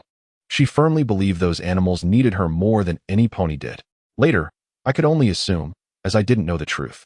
During one foraging trip in a safe area on the outskirts of Ponyville, she was captured by a group of Griffin slave traders. I don't know how long Ro was imprisoned, but from the impact of the slave chains on her, I can guess it must have been a long time. After all, as you know, she had animal friends, dedicating herself entirely to them, with no pony knowing her whereabouts. Ro's house fell into disrepair, and eventually, I only knew that the endless forest had completely eroded the past. Her home was no different from an ordinary tree. Years passed, and my business opened up. Some things required labor to accomplish, haha. I also admit I dabbled a bit in the black market. I didn't have that much money, as I needed to expand my business to Manhattan, and the prices of fabrics and other materials were rising. Sweetheart Belle's private boarding academy relied on my income to live well, and after Princess Celastia's death, the economy was not good. In other words, Luna kindly handed the lively market completely over to us, but good intentions couldn't stabilize prices, nor could they let the young, newly emerged fashionable ponies shine. Well, I won't make excuses anymore. Later, I happened upon a pair of griffins, a caravan. Those caravans promised prices cheaper than I could find with any construction company. Now you all understand, I was fair with my employees at that time. I wouldn't treat my laborers like slave owners. The only difference was they were the ones being sold, and their wages were the same, with decent living conditions and 3 meals a day. Interrupting. You don't need to glorify yourself or provide various explanations. We just want to know what happened. The caravan explained their business model while leading me to their employees' location. They selected a leader who told me this was their last batch of imports. Some goods had to be shipped out for sale the next morning, but I could look at those that hadn't been ordered by ManeSix clients yet. I hadn't changed at that time. I wanted them to refer to the creatures properly because these were living beings. But the other party said that paying for these lives was no different from buying scraps of cloth. Once, even the best economy was beyond Celastia's management. But I didn't want to become a devil trading in slaves. If my income and expenses couldn't balance, I would be left with a dead end.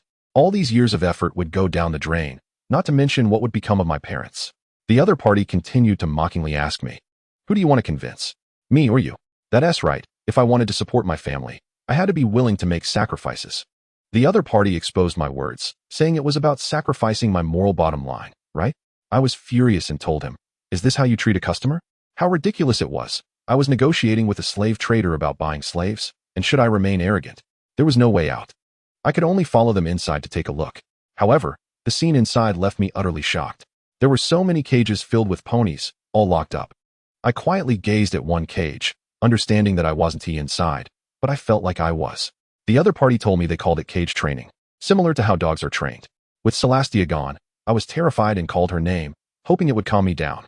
The other party was indifferent and told me not to mention the dead ponies. If they were still alive, I wouldn't need to talk to him. Thanks to your economic downturn, the borders of Ponyland seemed almost non-existent. The royal guards didn't even check our goods anymore. Even if the new night princess liked the slave trade, I wouldn't be surprised. After all, it wasn't illegal when she was in charge. Now, who do you want to convince? Me or you? Everyone is the same. You don't need to pretend to be so noble. You're already here, looking to choose a slave. So, are you buying or are you too scared? I was terrified. This was truly horrifying, like a nightmare clinging to me. I told the other party I didn't want to sell anymore. The other party clearly wasn't keen because he wanted to make this deal. What merchant doesn't pursue profit, especially these slave traders?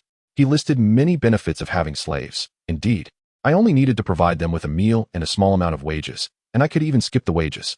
I was tempted, but I couldn't do that. I could only select, not ponies as slaves. Yes, the other party agreed, but when I was about to leave, I discovered Ro was also locked in a cage. For a moment, I was filled with fear. I covered my face and didn't dare look at the other party, but his situation wasn't any better. I couldn't believe it. I stepped forward, incredulously reaching out my hoof. Ro was covered in wounds and had become very thin. I could see her bones. I asked, "Why are you here? Have you been here all these years?" I thought I could say more, but I didn't continue because it was meaningless. The slave trader didn't care much. He told me to get lost, saying this pony was not for sale. I couldn't accept that. She was my friend, and no matter what, I had to buy her. I told him to name a price. I could give him whatever he wanted. The other party was adamant. He didn't want to sell Ro. He told me, "This one isn't for sale. We like having her around. She's our treasure. She can only be with us, forever." I couldn't believe the other party's words, but I still caught the key phrase. Why treasure? The slave trader revealed the truth, telling me, well, it's inevitable to get bored on the road. You only have the chance to meet other beings during transactions. Winter nights are long, you know. I didn't dare think further, or perhaps the other party didn't continue either. How absurd. Ro couldn't speak because of her throat and was whimpering there. I could understand the pain in her heart. This further solidified my resolve. I had to buy Ro, no matter the price. I pleaded with the other party, not knowing if it was fortunate or not. But Ro had already been tortured to the point of being useless. The other party showed his fangs. She was already voiceless, and a griffin was very rough, pulling at her collar several times. Coupled with her leg injuries that hadn't healed, I had a small suggestion. Let us talk slowly. Actually, we could pick up other ponies along the way to replace her. But before going to Minus, we didn't have time to fetch another one. You have to agree to stay here with me and my subordinates until we leave. Then you two can negotiate. Ruru silently protested in her cage, of course. She couldn't make any sound. I comforted her, promising to do whatever it takes to take Ruru out. I accepted the other party's conditions, under the contract's obligations. They had to let us leave alive tomorrow. I struck a deal with them, even though it was only for one night. The other party mocked me, telling me that sometimes little ponies are just like this, a bit ridiculous. Yes, there was no way around it. I had to make sure Ruru survived, not just physically. Do you understand? When we finally went out, we immediately embraced and cried. We kept crying. I took her to my home in Manhattan, while also thinking about what to do next after being broke. But after using up my resources, I didn't know what to do. Ruru needed doctors and medicine, and other things that would cost quite a bit. Moreover, those slave traders clearly stated that I couldn't trouble them, otherwise, they would let us see. I had thought about reporting to the authorities, but when I went to buy cloth, many little ponies were afraid of me. They wouldn't dare face me. They better not make any sudden moves. After all, it wasn't hard for them to do something out of line, so I chose silence. In the end, Ruru recovered, and I had her help me work to help me redevelop my business in this empty building. There aren't many paths that would keep me from falling from grace. My relationship with her isn't just about money, so she was naturally willing to help me. Until the end, I became blurred. Ruru agreed to become my assistant, later becoming the leader of my company, if you want to call it that. Although sometimes it was indeed excessive, I had told her about things I didn't like, that there was no need to force herself, but she said nothing, right? Besides, Ruru also felt guilty. My sacrifices always pushed her to her limits. She would see these as debts for life. And work, you know, if you want to get along with the upper class, you have to do something special. No matter how mediocre or flashy it is, there has to be some thought put into it. So I used some animal skins, and only Ruru had that capability. The story was finally told. It was so heavy. Applejack looked at her outfit in disbelief. She sniffed and suddenly realized it smelled exactly like a scorpion-tailed lion she had seen before. In an instant, all the little ponies panicked, tearing off their clothes in anger. No wonder Ruru had been acting strange in the carriage. She was scared of you. You actually used animal skins. You knew Ruru loved animals, and you're forcing her. No, I didn't, and I'm not that kind of pony. I only used some nearly dead little animals. This sentence finally calmed everyone down a bit, but inside, the turmoil continued. It was impossible to calm down. Sometimes there was no choice but to change to survive, just like the clothes you are wearing. Those fabrics are different. Only such high-quality ponies would feel they spent their money wisely and would be willing to put in thought and spend lavishly. After all, this concerns their image. And ordinary fabrics definitely don't match. Why do gems shine? Why are they luxurious? Even if my design ideas are top-notch, if the materials are ordinary, no pony would care. They would just feel it's not worth it, too common, not matching. Beihai fell into silence. He had been silent enough times already.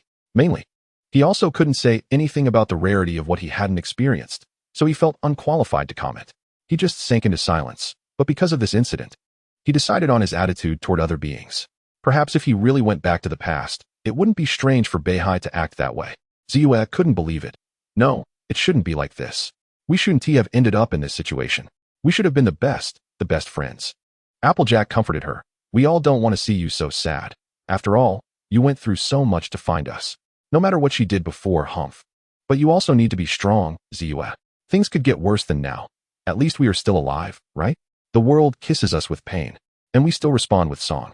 As long as we can stand here before we die, we still want to strike a blow for the future. We are still together. Although the us you knew no longer exists, that doesn't change our nature. Maybe it's still the nature we once had. Maybe it can be maintained in the future. Maybe it doesn't matter how we think. You are right. You are all right. I have become too selfish. The beautiful anticipation before departure has trapped me.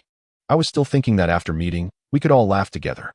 I never considered that life would pull you into another situation, far beyond anything I could imagine. Now I don't even dare to think about how Peachy is doing. Chapter 46. Safety. All the little ponies were basically present, except for the pink god pony. Ziyue wanted to know the situation, but she was very afraid because there was no good news, nor any good news in any literal sense.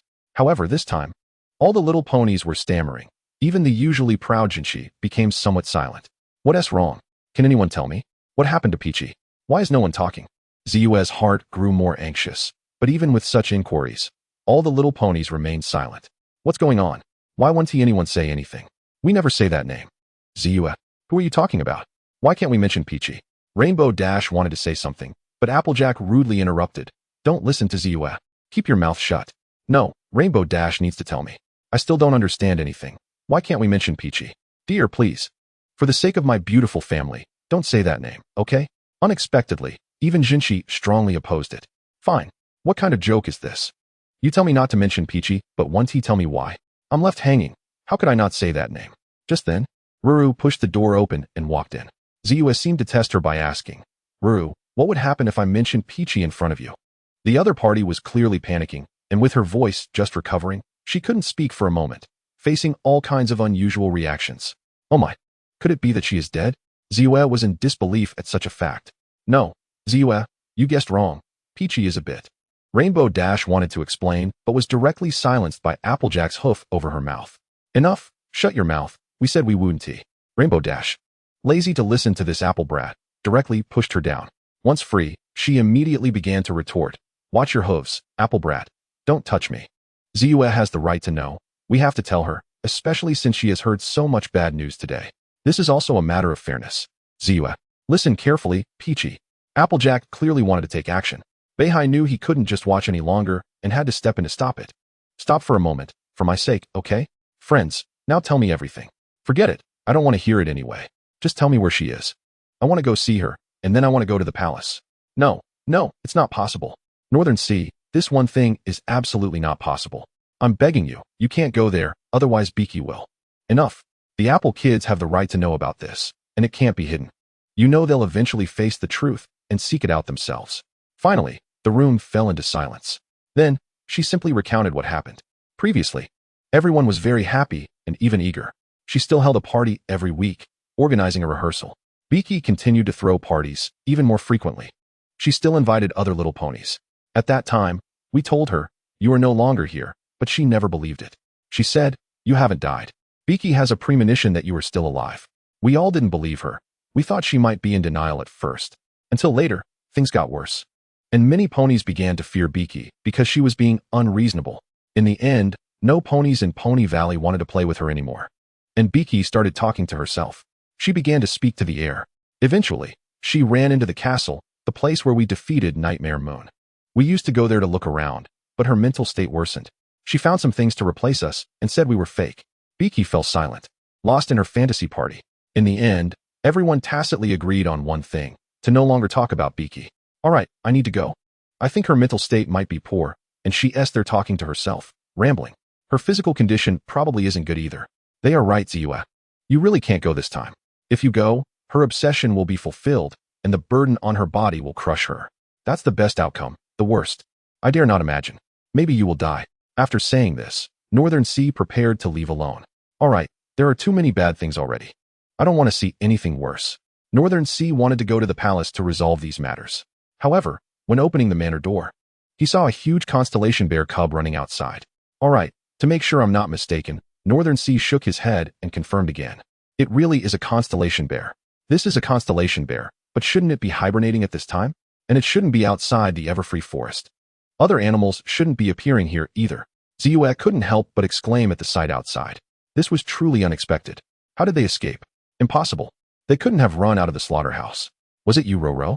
Did you wait for this opportunity while we were talking? No wonder you haven't come for so long. Why did you do this? I saved you. You know that by doing this. What am I supposed to do in the future? I still have debts. I will skin you alive. Jinchi found the scene outside even more unbelievable than Ziyue.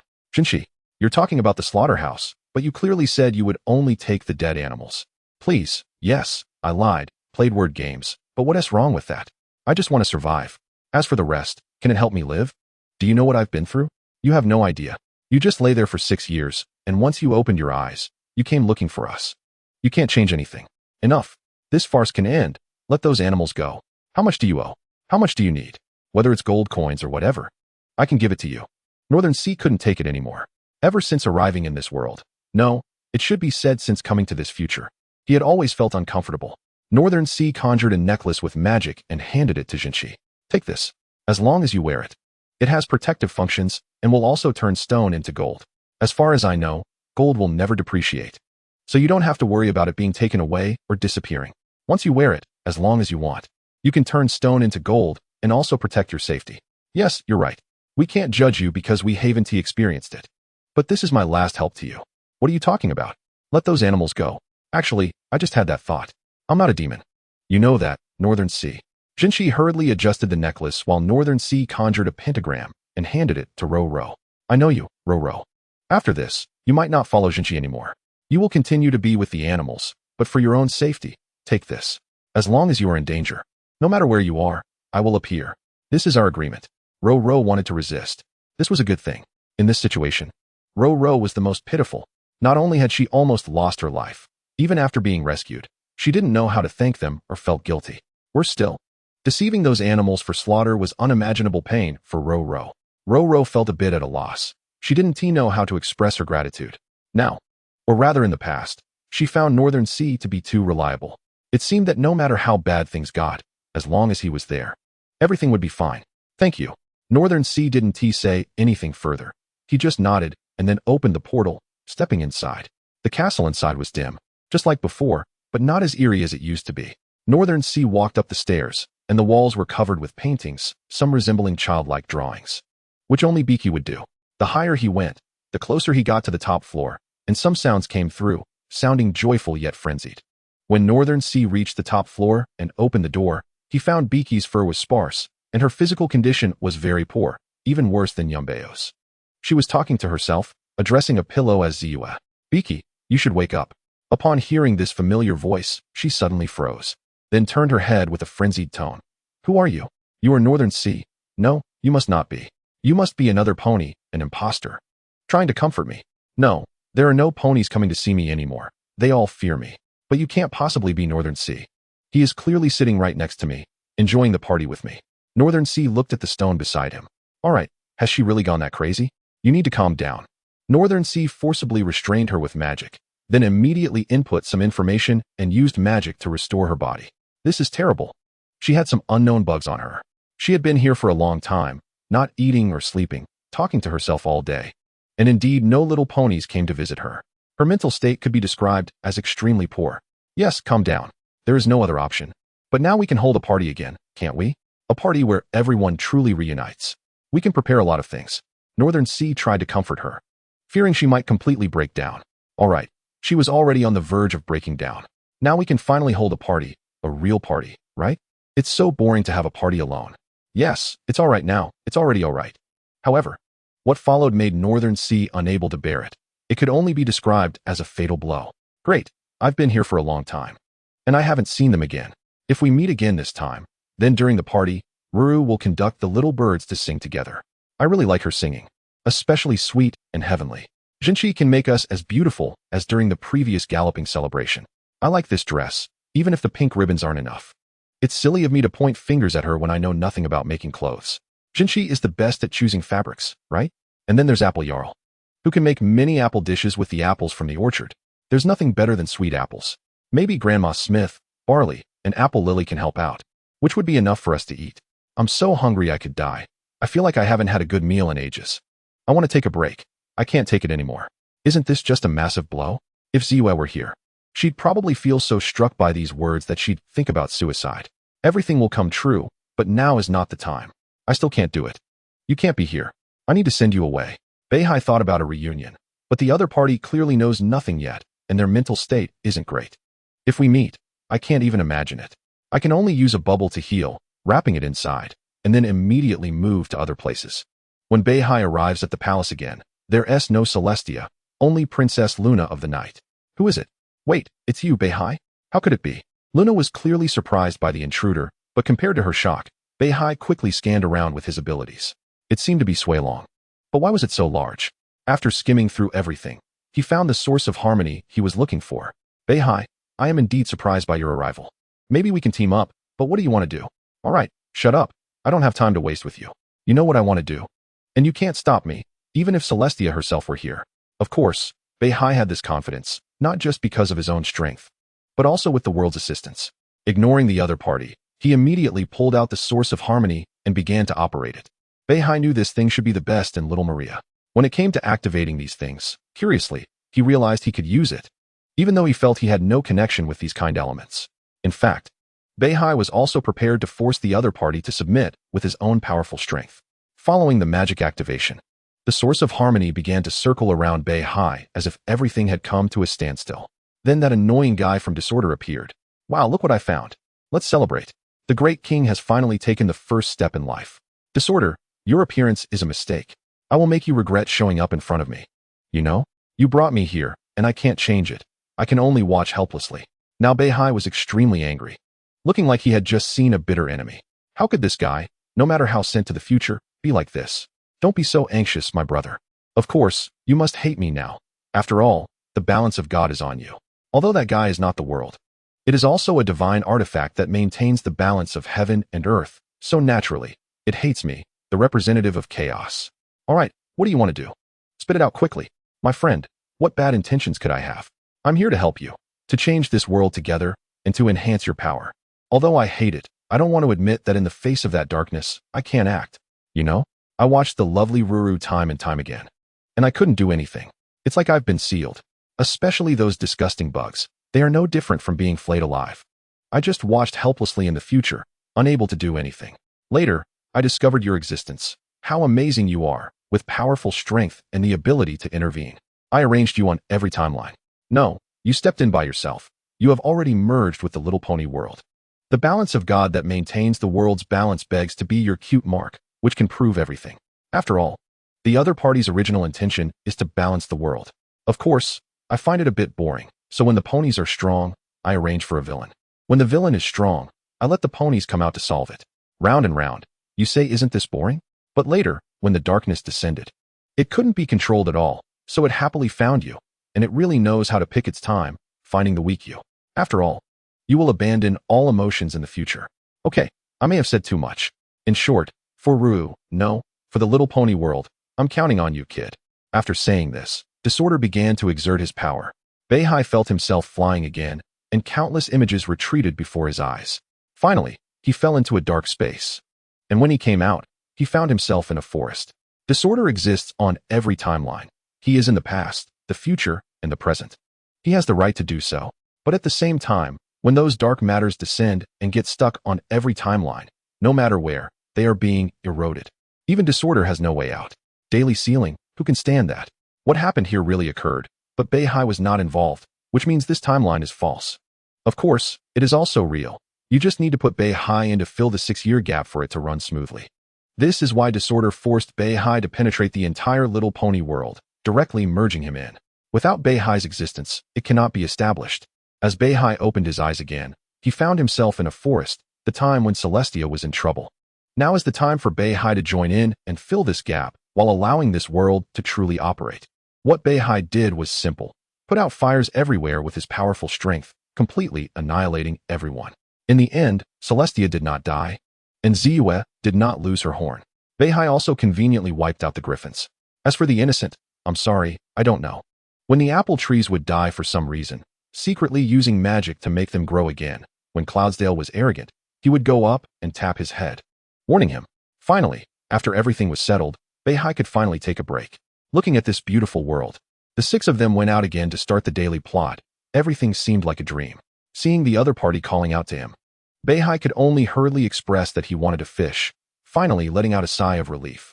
He had exhausted himself to death, yet he was clearly just lounging around here. Why did he feel like a workhorse? Although the legend of a white ghost has already begun to spread in this world. What white ghost? That's just Beihai putting out fires everywhere. Although doing these things perfectly, Beihai has already begun to feel exhausted. Just at this moment, Wushu has to jump out again, and it's done perfectly. This parallel world can still be used to ward off disasters in the future, and there's no need to worry about memories or anything. However, sometimes you are too good to the little pony, which is not good, especially for Ruru. If her personality changes, she might chase you with scissors. After all, I can't guarantee that the two worlds won't have problems at the same time. If Ruru encounters danger and you have made promises, it will be a mess. I can't understand what you're saying, Wuxiu. I just want to hit you hard right now. Beihai has been so busy, naturally wishing to crack the skull of the culprit. Well, this trip has been quite uncomfortable, but now I can finally take a break. After Wuxiu merges all his powers, I must make his head bloom. At this moment, Twilight Sparkle walked up to Beihai, surrounded by her friends. They surrounded Beihai, and he felt a bit nauseous. Please, can you put him down and not throw him into the sky? Also, I'm really a bit dizzy. Chapter 47, I Never Lie. Among all the companions, only Twilight Sparkle still has memories, which is a backup plan. Beihai looked at the surface of the lake, where his fishing hook had just been thrown out, trying hard to calm himself down, but he couldn't do it at all. Damn Wuxiu, why do I have to see those things? Beihai didn't know if what he did was right. He extended the existence of this world, but as the divine balance said, it would be very busy, dealing with two worlds. Clearly, he only needed to let go and let it naturally disappear, then Beihai wouldn't have to run back and forth. But he just couldn't do it. It's not that he couldn't do it. It's just that after coming to this world, they were too similar, but they weren't similar substitutes. If he had to blame, he could only blame that this world has its own existence. Divine balance. This is already the best way to preserve, after all. According to subsequent developments, Ziyue will stand on that castle after various blows and then jump down to die. Without the mainstay, it's hard to imagine how the balance of the entire world will collapse after those villains appear. The balance appeared at the moment the world was born, just like the scales of good and evil, similar to the world of Jackie Chan. When light occupies the majority, darkness will inevitably breed, and the two will forever fight until a balance is reached. Beihai didn't know what to do next. He felt that his mentality should be quite strong. If the others encountered such things, they would definitely be suspicious and doubt everything. He was thinking that if he didn't get to know any protagonist group, he wouldn't have so much trouble. But because he got to know them, he discovered how kind they were. Of course, they also had many shortcomings. They were just a bunch of kids who needed someone to protect them. Beihai made up his mind. Although the development of the two worlds is different, they are actually quite similar. If those things hadn't arrived at the same time, it would still be easy to handle. But he couldn't say that either. He should believe in Twilight Sparkle. After all, her name is Twilight, not Ziyue. If he had to say what the difference was, it would be huge. After experiencing these things, Twilight Sparkle would definitely become strong. Her innate magical talent is not low. After all, after 6 years of coma, when she opened her eyes, her parents were gone, her teacher was gone, and her friends were living in miserable conditions. So Twilight Sparkle would definitely grow. Beihai prepared to put away the fishing hook. Annoyed, it was the Air Force again, and he was starting to doubt why he couldn't catch anything. The divine balance indicated that instinctive reactions can't be helped. Beihai, so you're here. Hurry up, everyone is waiting for you. A sudden voice made Beihai quickly hide his bucket. Twilight Sparkle ran over, her face unable to hide her joy. It felt like a dream. Those experiences, the darkness, the pain of having her corners broken, made Twilight Sparkle deeply realize that as long as she had strength, she could change many things. Just like when she visited Princess Celestia, if she had enough strength, there wouldn't have been so many butterfly effects. It's great, but if she doesn't have the ability to protect everything, what's the use? But she will become strong. Don't hide it. I already know. Let's go. Everyone is still waiting for us. A real party. This statement made Beihai a bit annoyed. He kicked the bucket away and then ran forward with Twilight Sparkle. Beihai was already thinking about how to exit the scene. This world should be left to them to manage. As for him, he would become a legend, turning into a white ghost, only appearing in the most dangerous times. In that case, there would be no existence of him in this world. Otherwise, running back and forth really tires him out. If there were danger, it would be fine. But if there wasn't much danger, just ordinary times, it would be very troublesome.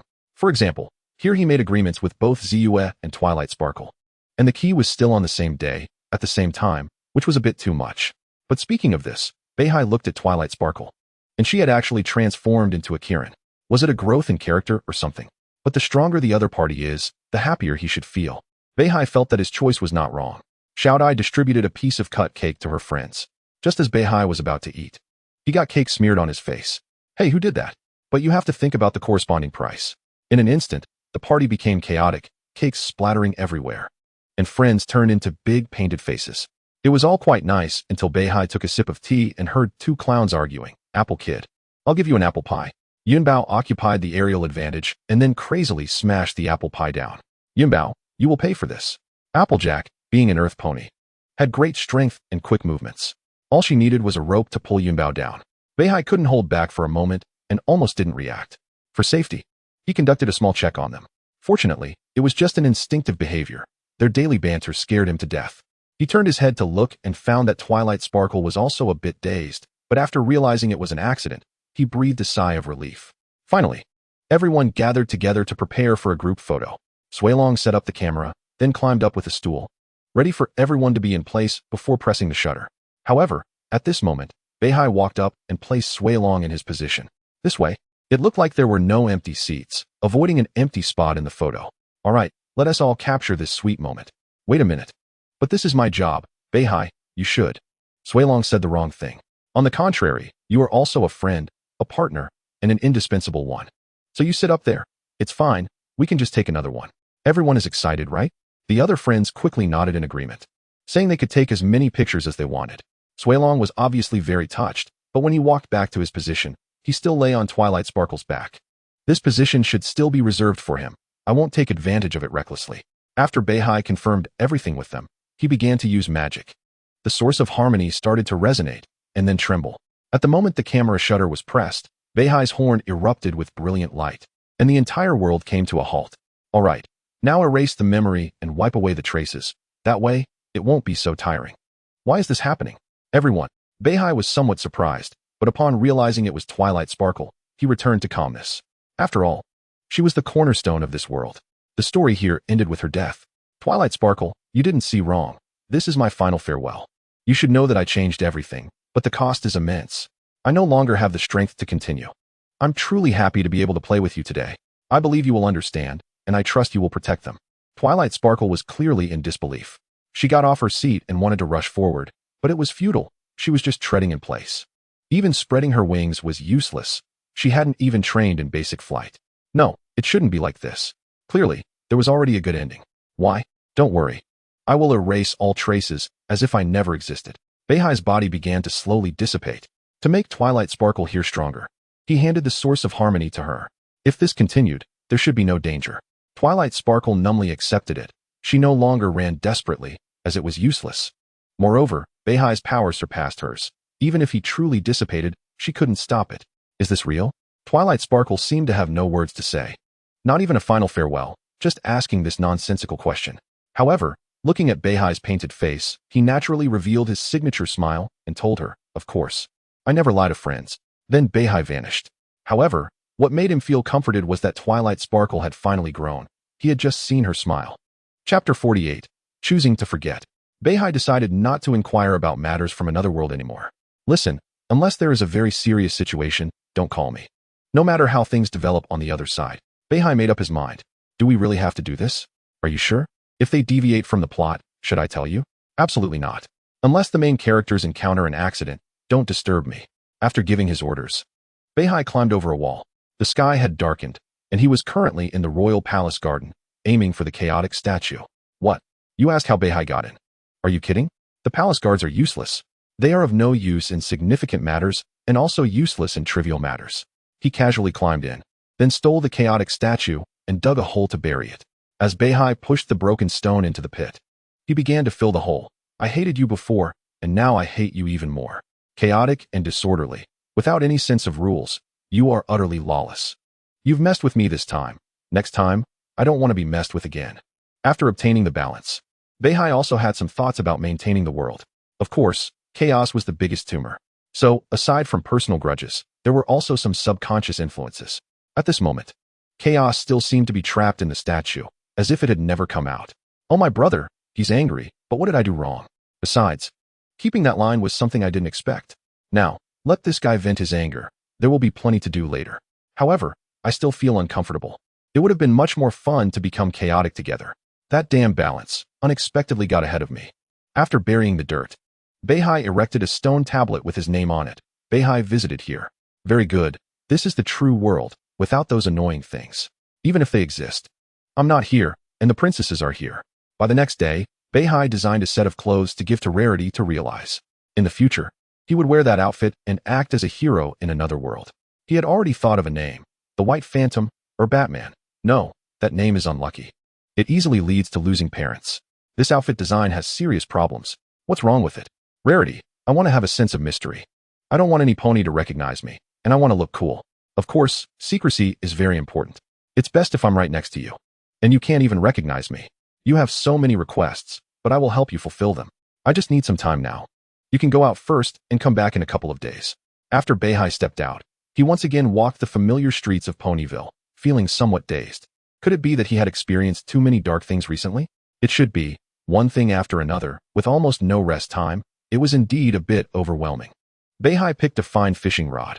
If he couldn't sleep, he could only go fishing to pass the time, while calming his mood.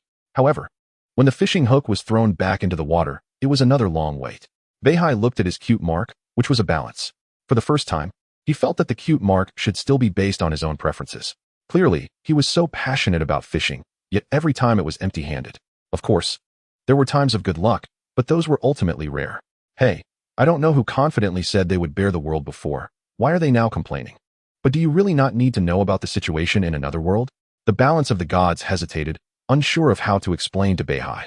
How to say it? It could only be said that friends understood each other very well, and this statement was no different from a lie. Just when Beihai inquired, he had to come up with such a line. This was also why Twilight Sparkle, who was crying a moment ago, laughed the next second. Initially, he thought Beihai was serious, unable to bear the cost, restoring the world with his own life. Unexpectedly, it turned out to be just a word game. When Twilight Sparkle heard, I would never deceive a pony, she knew it was stable. So, isn't it better to quietly disappear? Now it's good. The situation over there is slightly off, but to think positively, only Twilight Sparkle knows the inside story, and the others still have a long time to drag it out. But tell Beihai, he is now trying hard to forget. In fact, I think it's better to pay a little attention. Look, you're coming again. Friends from two worlds really make my head a bit big. You know, my energy is limited, and it's just a similar flower. One world is already enough for me to be busy with. Adding another one, I really can't handle it. Unless the other side loses an arm or a leg, or falls into some danger, don't report anything to me. Beihai is trying to forget those things. Perhaps as long as he doesn't go, there won't be trouble finding the other side. More importantly, both sides being too similar wouldn't work either. It would be bad if they got mixed up. Too many worries also mean more restrictions. Heaven knows, when Beihai first arrived in this world, he just wanted to lie down and get along with the main characters, hoping for less trouble in the future. But now it has turned upside down. As for the possibility of crises appearing in both worlds simultaneously, it's unlikely because the main world generally suffers first, forming a natural barrier. Another one is a bit later. Unless the main world falls, it basically won't have any impact.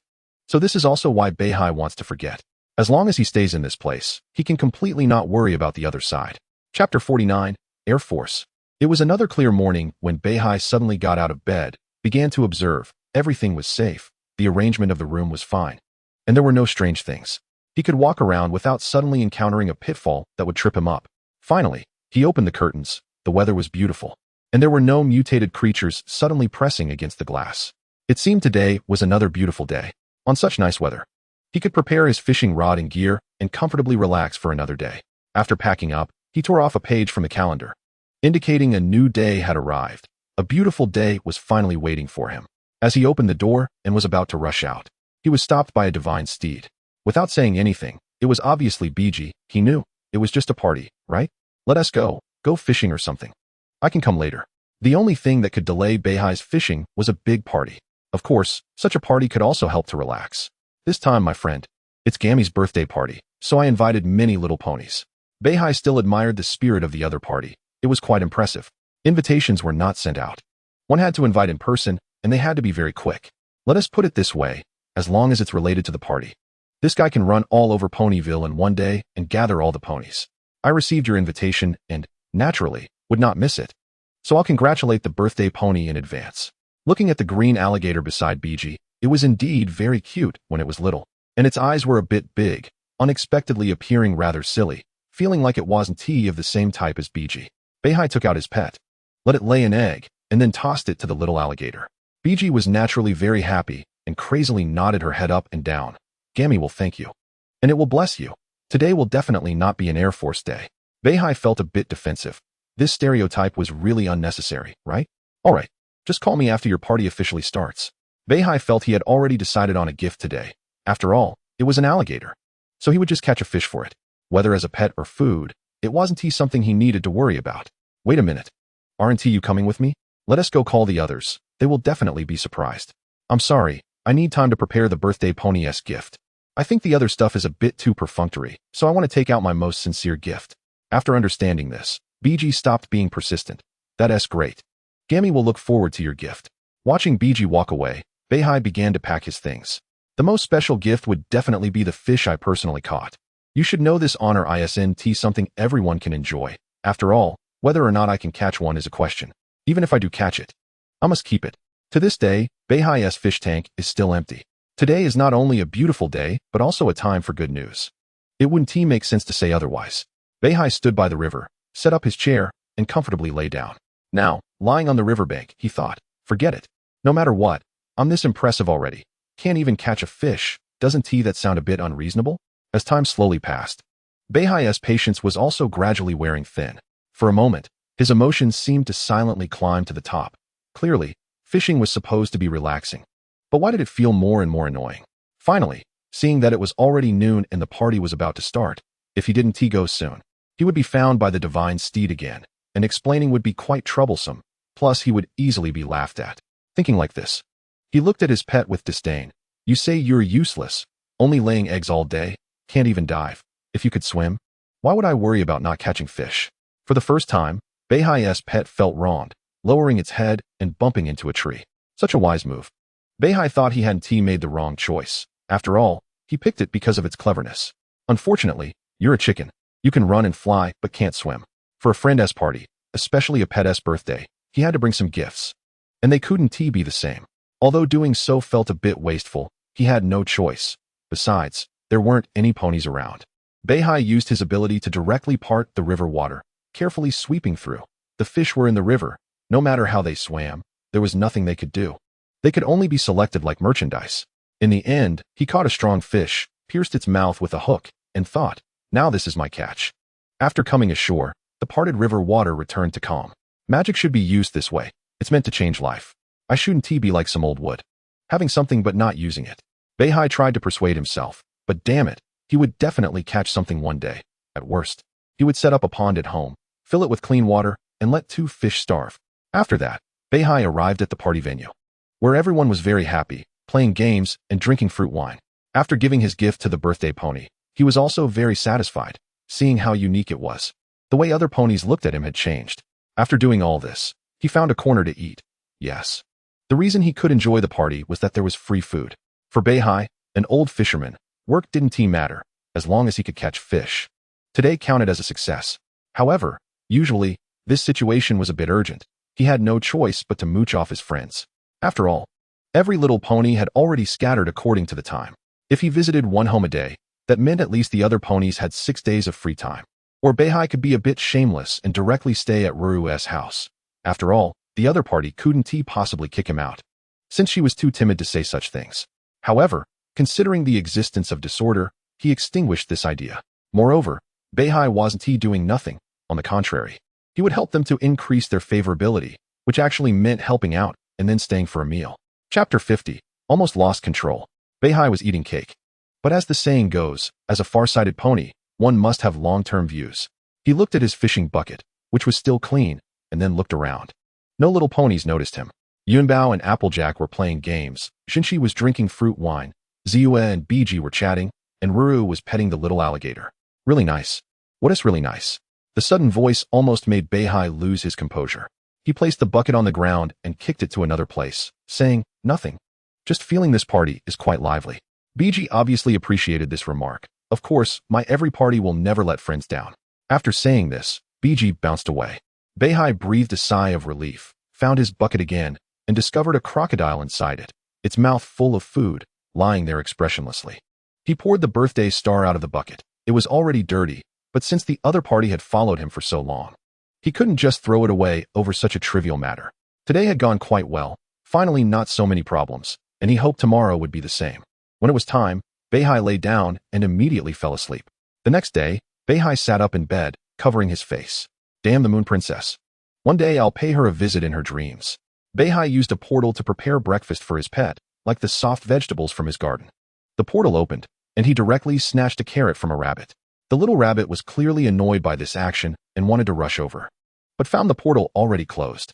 Ro heard the commotion and came over to take a look, then patted the rabbit's head. Angie, you are the best.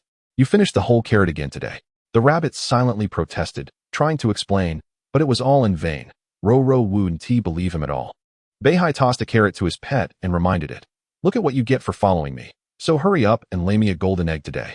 However, looking at his pet's silly appearance, with its head raised and eyes full of wisdom, Beihai could only sigh, you spoiled pet. After getting his gear ready, Beihai looked at his dirty bucket and sighed again. What else could he do but clean it? After cleaning, Beihai felt that his past mistakes were just accidents, and today he only needed to spend some time picking out good equipment. He opened his collection cabinet, which was full of fishing rods, all exchanged for golden eggs. As the saying goes, spiritual needs cannot be overlooked, while physical needs are just secondary. During this time, Yunbao flew over. Beihai, do you know? Today is Bichi's birthday, and I think it's time to prepare some surprises. What is so special about today? Wait a moment, I need to pick a good gift. But that might take some time. Yunbao saw that Beihai was busy and stopped what he wanted to say. Besides, there were enough little ponies preparing for the party. Beihai was still looking for a gift, so he didn't want to disturb him. Okay, actually I'll let you in on a secret. We are preparing a big party to celebrate Bichi's birthday. I was supposed to tell you this last night, but you chased Gammy away so far that I didn't get the chance. But you mustn't tell Bichi about this. By the way, we decided to give you a task. Keep Bichi occupied for a while. After conveying his message, Yunbao flew away. What the hell? Yesterday, I racked my brains thinking about what to give her, and now I have to think again. How about a fish?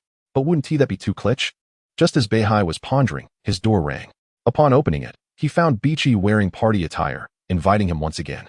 Although this time there was only one guest, it was still a party. Are you coming today in the afternoon?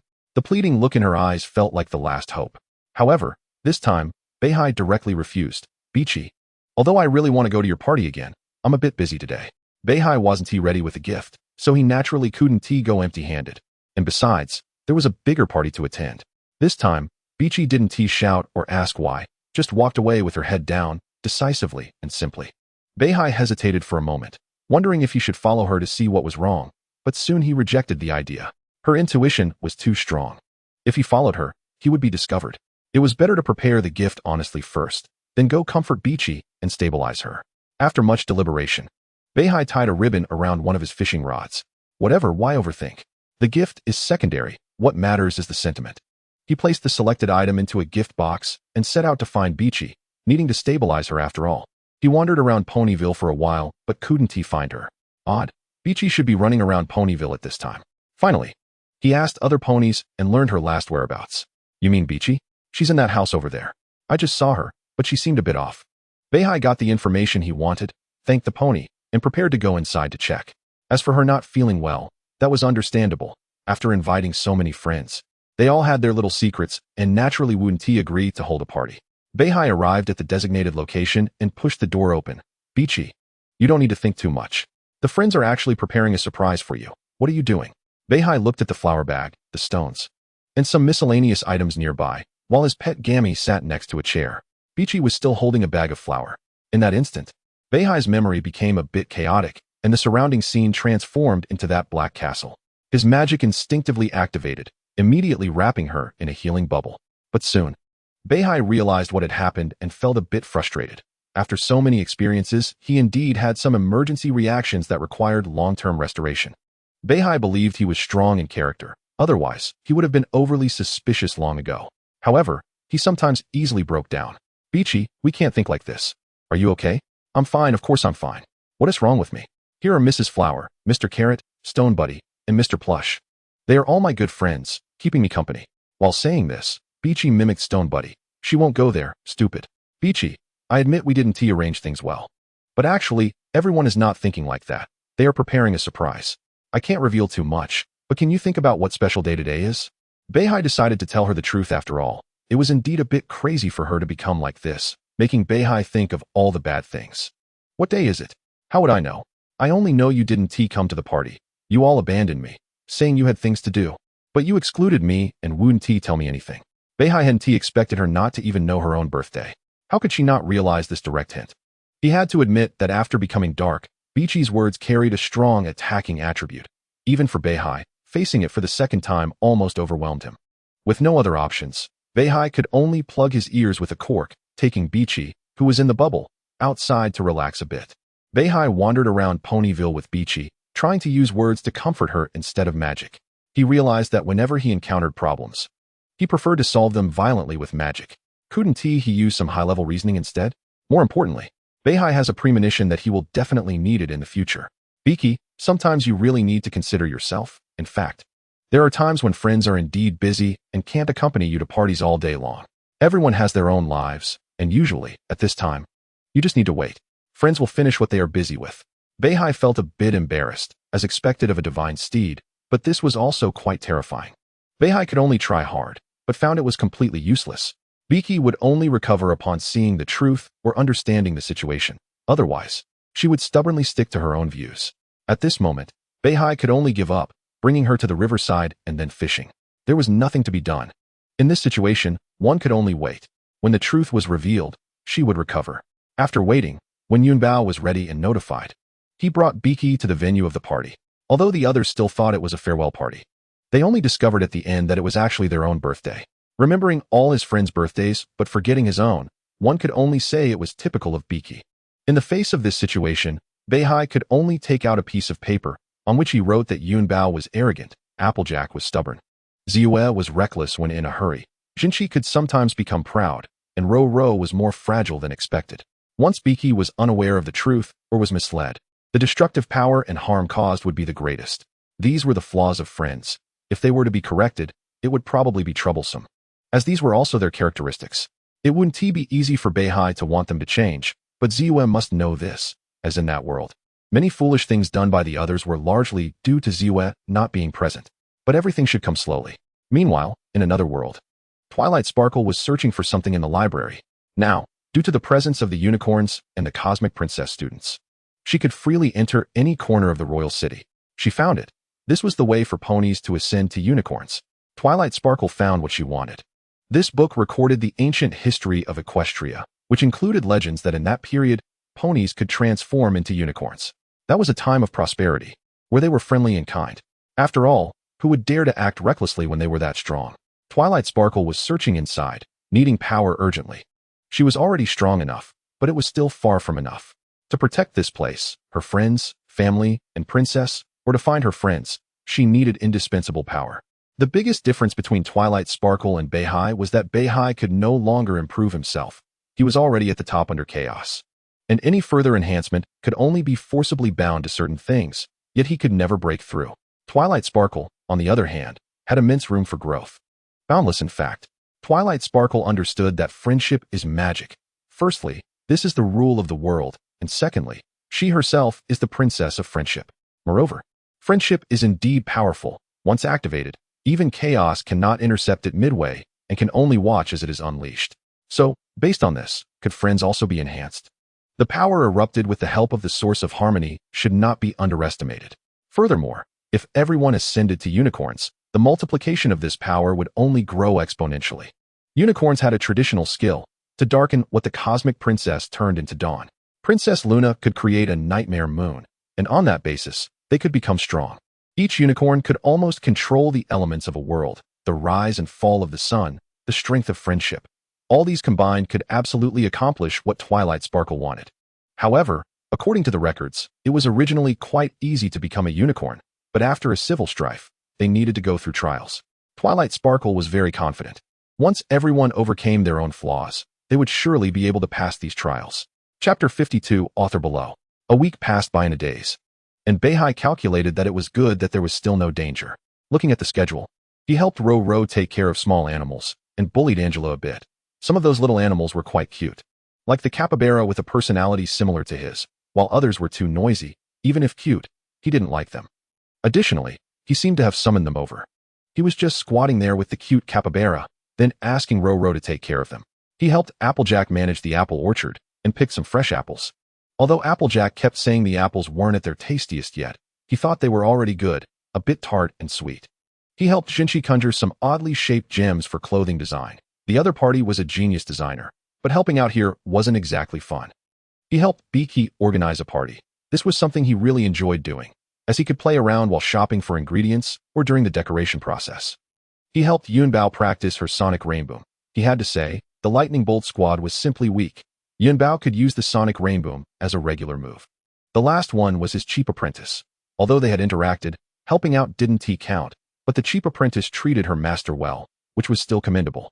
After looking at the itinerary, there were a total of 6 ponies, with 6 days spent mingling and increasing their affinity, and 1 day was for rest. Sometimes, entering the plot was an exceptionally relaxing time, which meant today was his day off. Beihai glanced at the fishing rod in the corner. Oh well, fishing could get boring too. What to do? Right, go find the grave of chaos in the royal city and dance there. But that had to be done at night. During the day, he might be surrounded by onlookers. After thinking for a long time, Beihai still picked up his fishing rod. There was no way. He could only ask them what this was all about. I asked if today was a special day for my friends again. Beihai, don't you know? It's the Galloping Festival. Oh, it's that. Galloping. Wait, I remember you all went last time. That's right, Beihai indeed remembers. He was the one who pushed them onto the carriage back then. Zus stepped forward shyly. Actually, that day also counted as our own Galloping Festival. Wasn't it because you wrote a letter to the princess and let us visit the palace in advance to familiarize ourselves with the environment? How should I put it? I really wanted to go, but I didn't have an invitation. Can you understand? It's okay, the Cosmic Princess said personally that, given your status, you don't need one. Beaky excitedly jumped up from her spot, loudly shouting. All right, let us not hesitate. Let us get ready and set off immediately. Great. No more talking, darling. Let me dress you up nicely. I've wanted to do this for a long time. Jinchi had already taken out a dress, looking quite eager. After all, she had designed a perfect outfit for each of her good friends. No need. I'll go to the palace first to confirm. You all take your time to prepare. Beihai didn't want to wear these things, immediately opened a portal, and slipped away directly, leaving 6 ponies behind, each feeling a bit lost. All right, everyone. Beihai has gone ahead. We should start preparing too. Beihai came to the palace once again, and this time there were no guards to apprehend him. To be precise, everyone had already gotten used to it. Hello, sir. Are you here to attend the Galloping Horse Festival?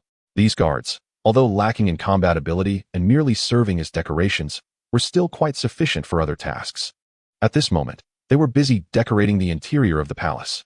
All right, little armor, go about your business and don't disturb me. Besides, even if you ask me, you won't get any help. The other party clearly felt hurt upon hearing this and turned to leave. Beihai was indifferent and even thought about dragging him out for some free labor. What was he thinking? However, what was so good about this festival? 10,000 little horses running around, but the palace couldn't accommodate that many horses. Oh, it must be like that. But why is there not even a track outside? Beihai, have you been resting well these days? But what are you thinking about? His thoughts were interrupted as Celestia had already come to Beihai's side. It was evident that she was indeed a bit worried, especially after being so badly taken advantage of in the chaos. Through subsequent explanations, Beihai understood that this was not a marathon of the horse world, but rather a form of communication between nobles. The key point was that these nobles were indeed very concerned about etiquette, appearance, and all sorts of face-saving matters. They probably couldn't be as casual as at a party where one could eat freely everywhere. Just listening to this, I knew it would be an exceptionally boring festival, utterly devoid of any value. If I were to organize it, inviting nobles, the only thing I could think of would be breaking cups to signal, having knife and axe performers, and then drinking to resolve monetary and power issues. The Cosmic Princess was slightly surprised. How do you know the origin of this festival? It can only be said to be the bad taste of that one. For several generations, everyone was anxious and fearful, and I don't know why it has evolved into this. With you as a merciful king, of course, it would evolve into this. Chapter 53. This is called art.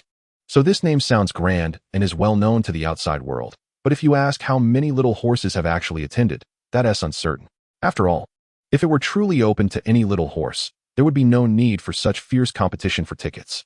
Beihai saw his friends arriving and naturally went over to Applejack to buy an apple pie. Thank you, my friend. I sold 2 portions within a minute. Applejack was very happy. She knew she hadn't come to the wrong place. No need to thank me. Actually, I have a better marketing strategy. Want to hear it? First, change the name to something more sophisticated. Then, make the ice cubes as big as possible. Make the apple pie as dry as possible. And set the price as high as possible. It's not about quantity, but about being flashy. Finally, after a nice presentation, the retail price should be 3,000 gold coins. See how conscientious I am. Hearing this, Applejack shrank back a little, feeling scared.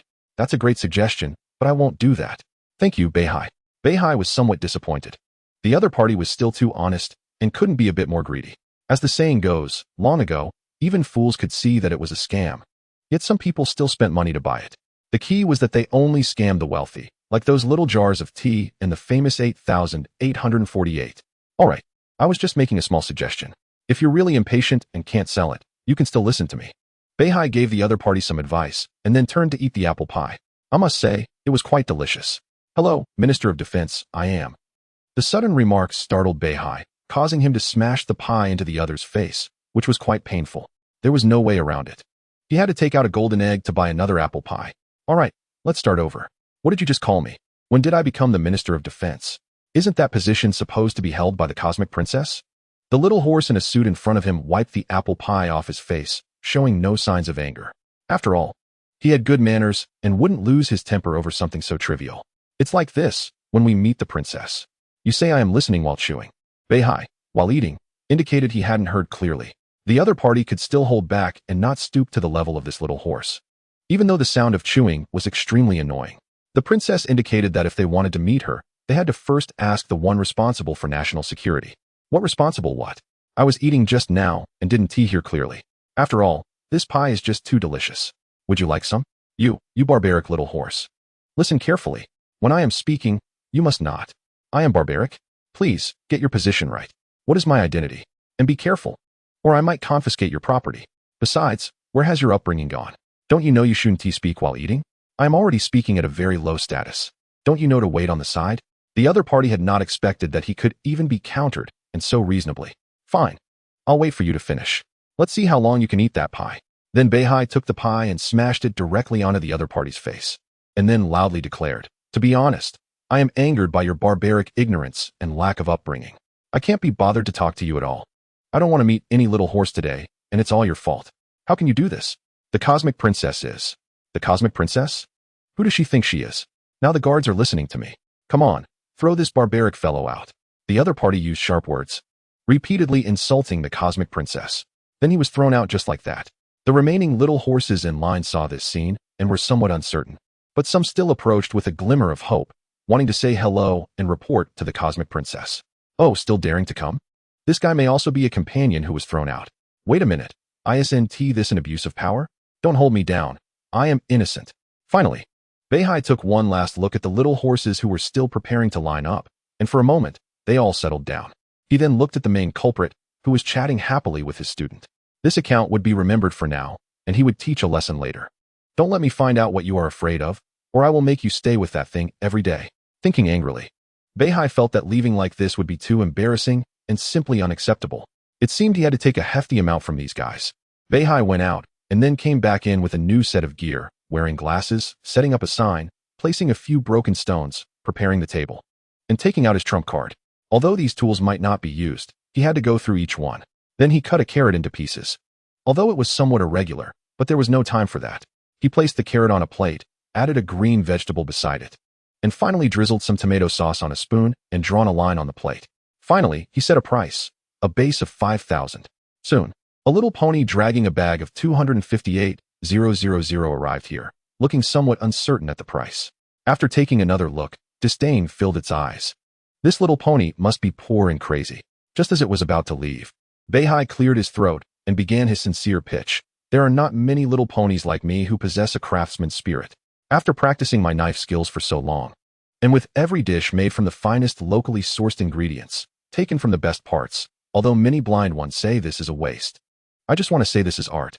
Art cannot be measured by money, but unfortunately, while there are often great horses, true connoisseurs are rare. The other party was clearly taken aback. Then Beihai pulled out his trump card. Ah, even the princess has acknowledged it. I recall when the 3 princesses came here. Before he could finish, the other party jumped in and prepared to order a bowl to taste, thinking it was this simple. Do you understand art? I don't sell to just any little pony. Do you know who I am? Why should I care who you are? Even when the 3 princesses came here to eat, I didn't care about their status. Do you think your status matters to me? The other party was left speechless. However, Beihai didn't care how the other party reacted. His goal had been achieved. Sure enough, the other party sat down obediently. Beihai put on a flashy show, and since the other party didn't understand, it all seemed very profound and impressive. Then, after taking a bite, The other party almost shouted that it was garbage. But Beihai just looked at him, as if saying, "You think you understand art? Look at your pathetic status. Even the princess has eaten here and said it's good. You are eating art. Oh, I have to admit, this plating and atmosphere, you truly have some skills. I am honored to be able to taste such art." But thinking it would end there was a mistake. It was far from over. Just as the other party was about to pay, Beihai stopped him. "Forget it. I can see in your eyes that you, a shallow commoner, don't understand what is important in art. Is it taste? No, it's appearance, it's beauty. It's the lifelong pursuit of an artist. And do you sigh?" Beihai refused to take the other party's money and proclaimed that having such a little pony eat here was simply tarnishing his eyes, urging the other party to leave quickly. At this moment, there were already plenty of little ponies watching. I understand, master. I have realized your intentions." Then he started to talk extravagantly, just making it sound high-end. "I think I am truly honored in this life. I can only repay you with a little money. I hope you can accept." Beihai nodded and reluctantly accepted the money, then took out a white scroll, stuck a banana on it, and sold it to the other party for 500,000. After that, Beihai's business was officially up and running. As the saying goes, I'm not surprised by poor little ponies, but I will praise the rich for being slaughtered. Chapter 54. Good days won't last long. Beihai felt no pain in earning these guys money, and he was making a fortune. If it weren't for the need to maintain the artist's image of treating money as dirt, Beihai would really need to do a proper count. So when a little pony praised him after eating, claiming to be an elegant pony and not a commoner, other little ponies also pulled out money to buy, trying to show they weren't so uncultured. Beihai counted the money in his hands, trying hard to act indifferent, casually tossing it onto the side cart. However, even so, the cart was already piled high with money, and Beihai tried hard to control himself from looking. Soon, the order bell rang, and Beihai pretended to be a gentleman and walked over, only to find it was Princess Celestia. Beihai raised an eyebrow but still bowed gracefully. "Great princess. Would you like an order?" "Of course. I will give you a discount considering your status." Celestia felt helpless but still leaned down to write some suggestions. "Your approach is a bit difficult to handle. If they figure it out, I'm afraid." But she had to praise it against her conscience. "Honestly, this thing is not even 1/10,000th of Applejack's apple snacks, so why are there so many foolish little ponies? Just for face? It's time to stop. Although they are all foolish, it hasn't reached that level." Of course, Beihai would stop. Some little ponies would eventually realize that the title of artist is nice. After all, just drawing a dot on the wall could be considered art. But it must be famous. Just like if Celestia drew a circle, that's art. Many little ponies would give very absurd insights. However, when a little colt naively said, "I can draw that too," he would be laughed at by other little ponies. "The princess's drawing is called art. What you drew is scribbles." Beihai obediently tidied up and pushed the money away, and on his way out, he stopped at Applejack's stall and asked, "How's business?" "Not good at all. It's been 30 minutes, and no little ponies have come to buy. That's really a bit pitiful. How about this? I'll take all your stuff." In the end, Beihai exchanged for a cart full of food and quickly fled the scene. I have to say, Apple family apples are really delicious. Especially those made by Applejack. Every portion is quite good. There is hardly any time throughout the year to catch up, and every time you eat, you have to stand in long lines, and whether you can grab some is another issue. Now he wanted to eat his fill. To ensure he could enjoy his meal this time, Beihai moved the cart outside so no little ponies would disturb him. Delicious pies, aside from when I'm fishing. Being with you is my favorite thing. The cruel Applejack often doesn't allow us to stay together. Beihai had to admit that Ponyville has its main characters. And more importantly, here you can meet the best chefs, treating the legendary rainbow power as commonplace, the best designers, and even the villains can be adorable, the most knowledgeable, often ridiculed as bookworms, and there's even an omnipotent demigod. Beihai felt very comfortable now, while on the other side, the divine balance pondered for a long time. And ultimately, the wailing grew louder, having to throw out a complete industrial system manual. This industrial system manual was traded with Beihai. Though it was unclear what kind of sparks it might produce, it was all for the sake of balance in the world. Let us wait a bit longer to get a book on magical understanding. As the name suggests, magical understanding comes from Beihai's perception of magic, which might be the reason for the world's differences.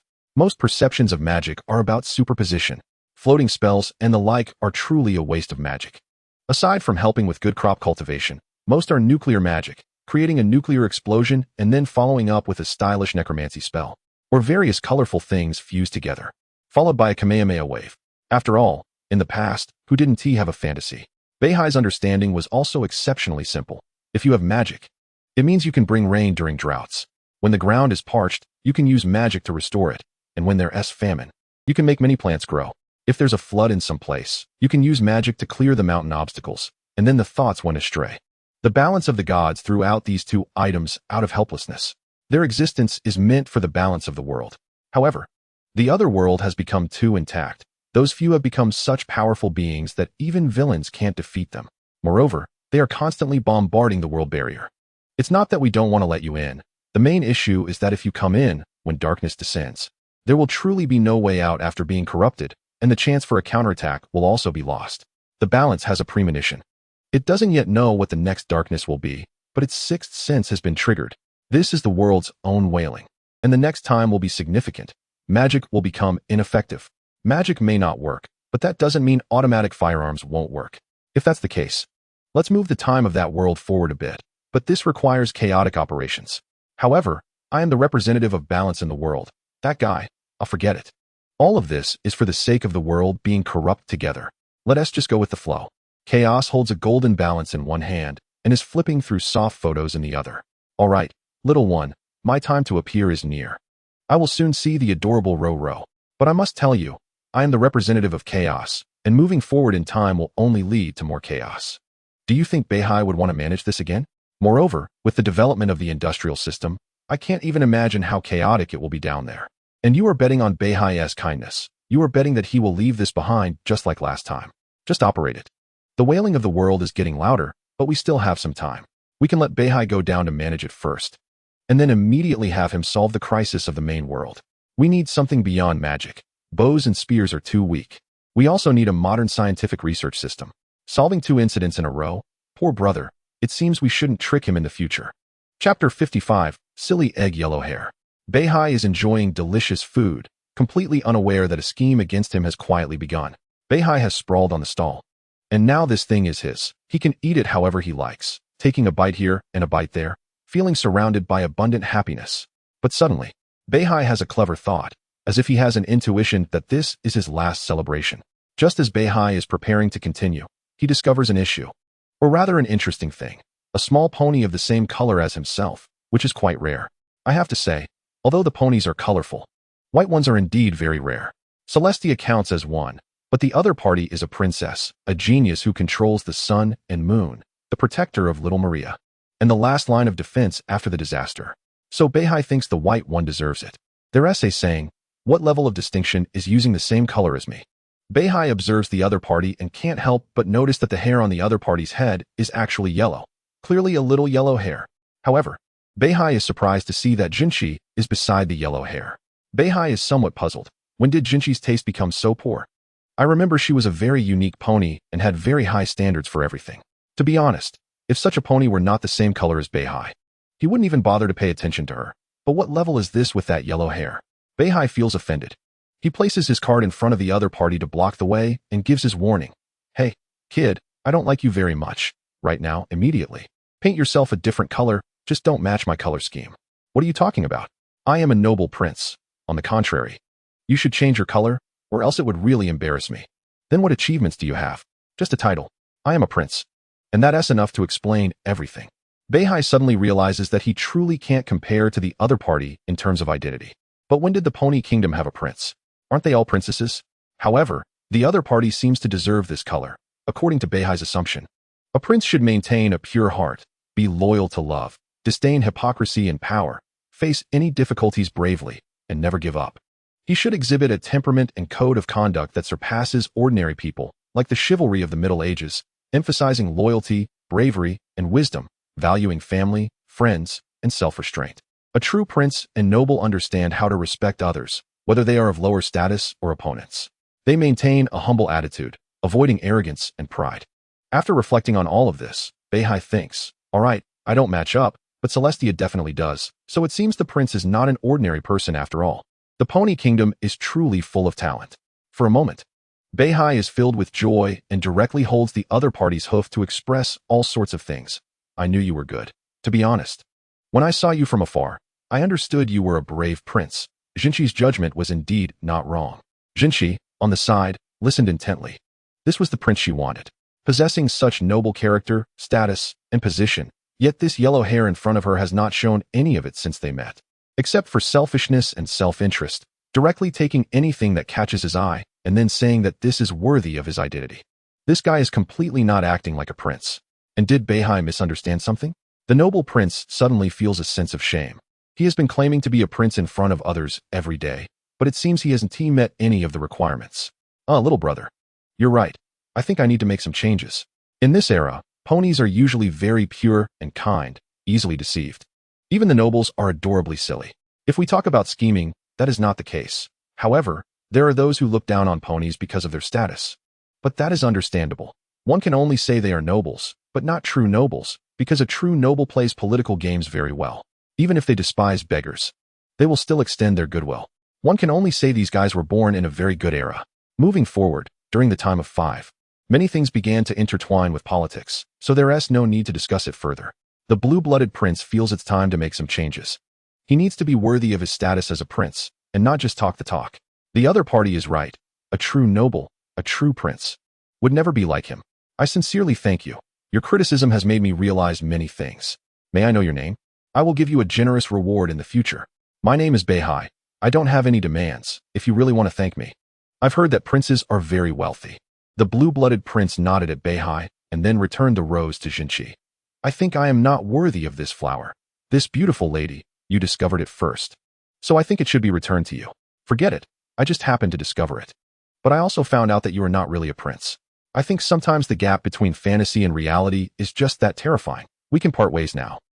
Beihai didn't mind this and shared the pie with the other party. After all, this is a prince.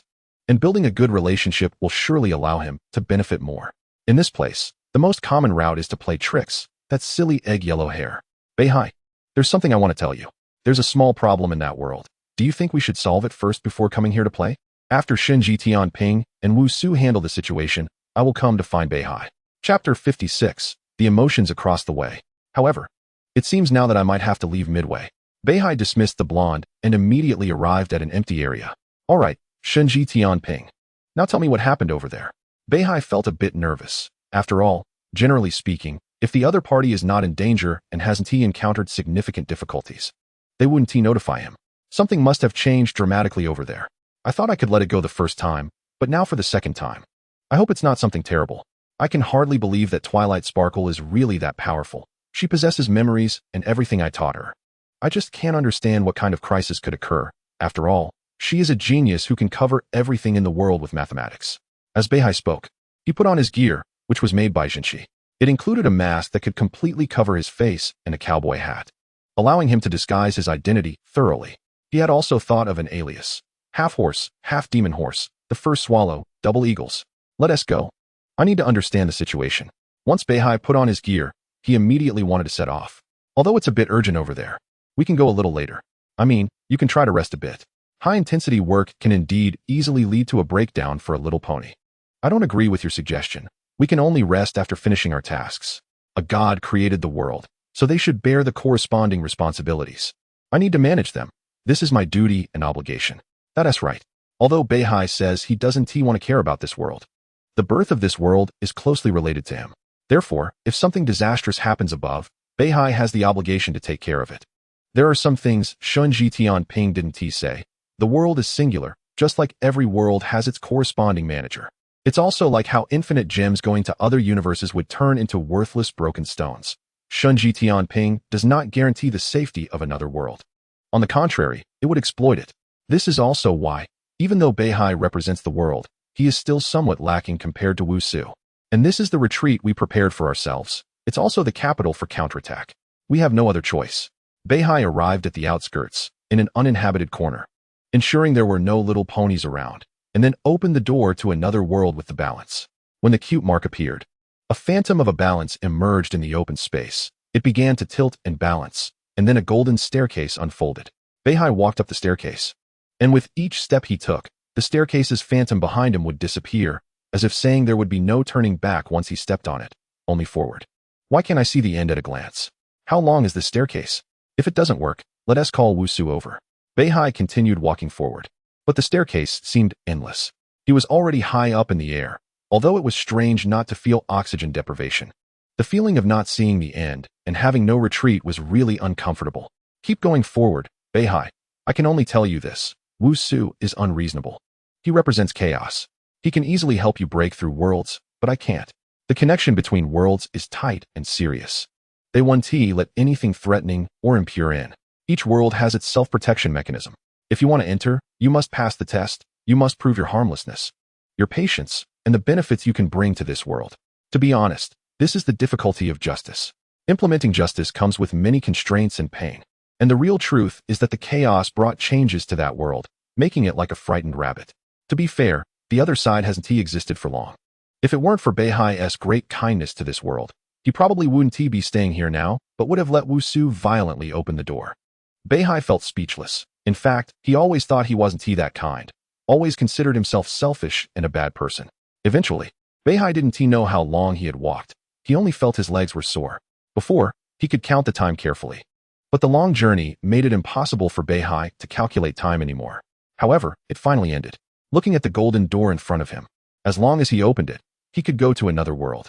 To be honest, I hope the scene behind the door is peaceful, at the very least. Don't let me see any terrifying things like intestines hanging outside.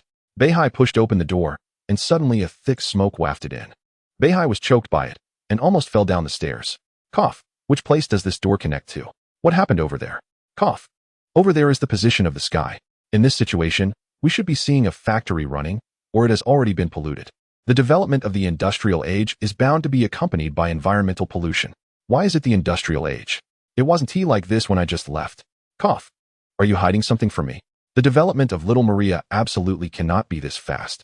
Beihai quickly noticed something was off. Shun Jitianping actually said that the development of industry cannot escape environmental pollution.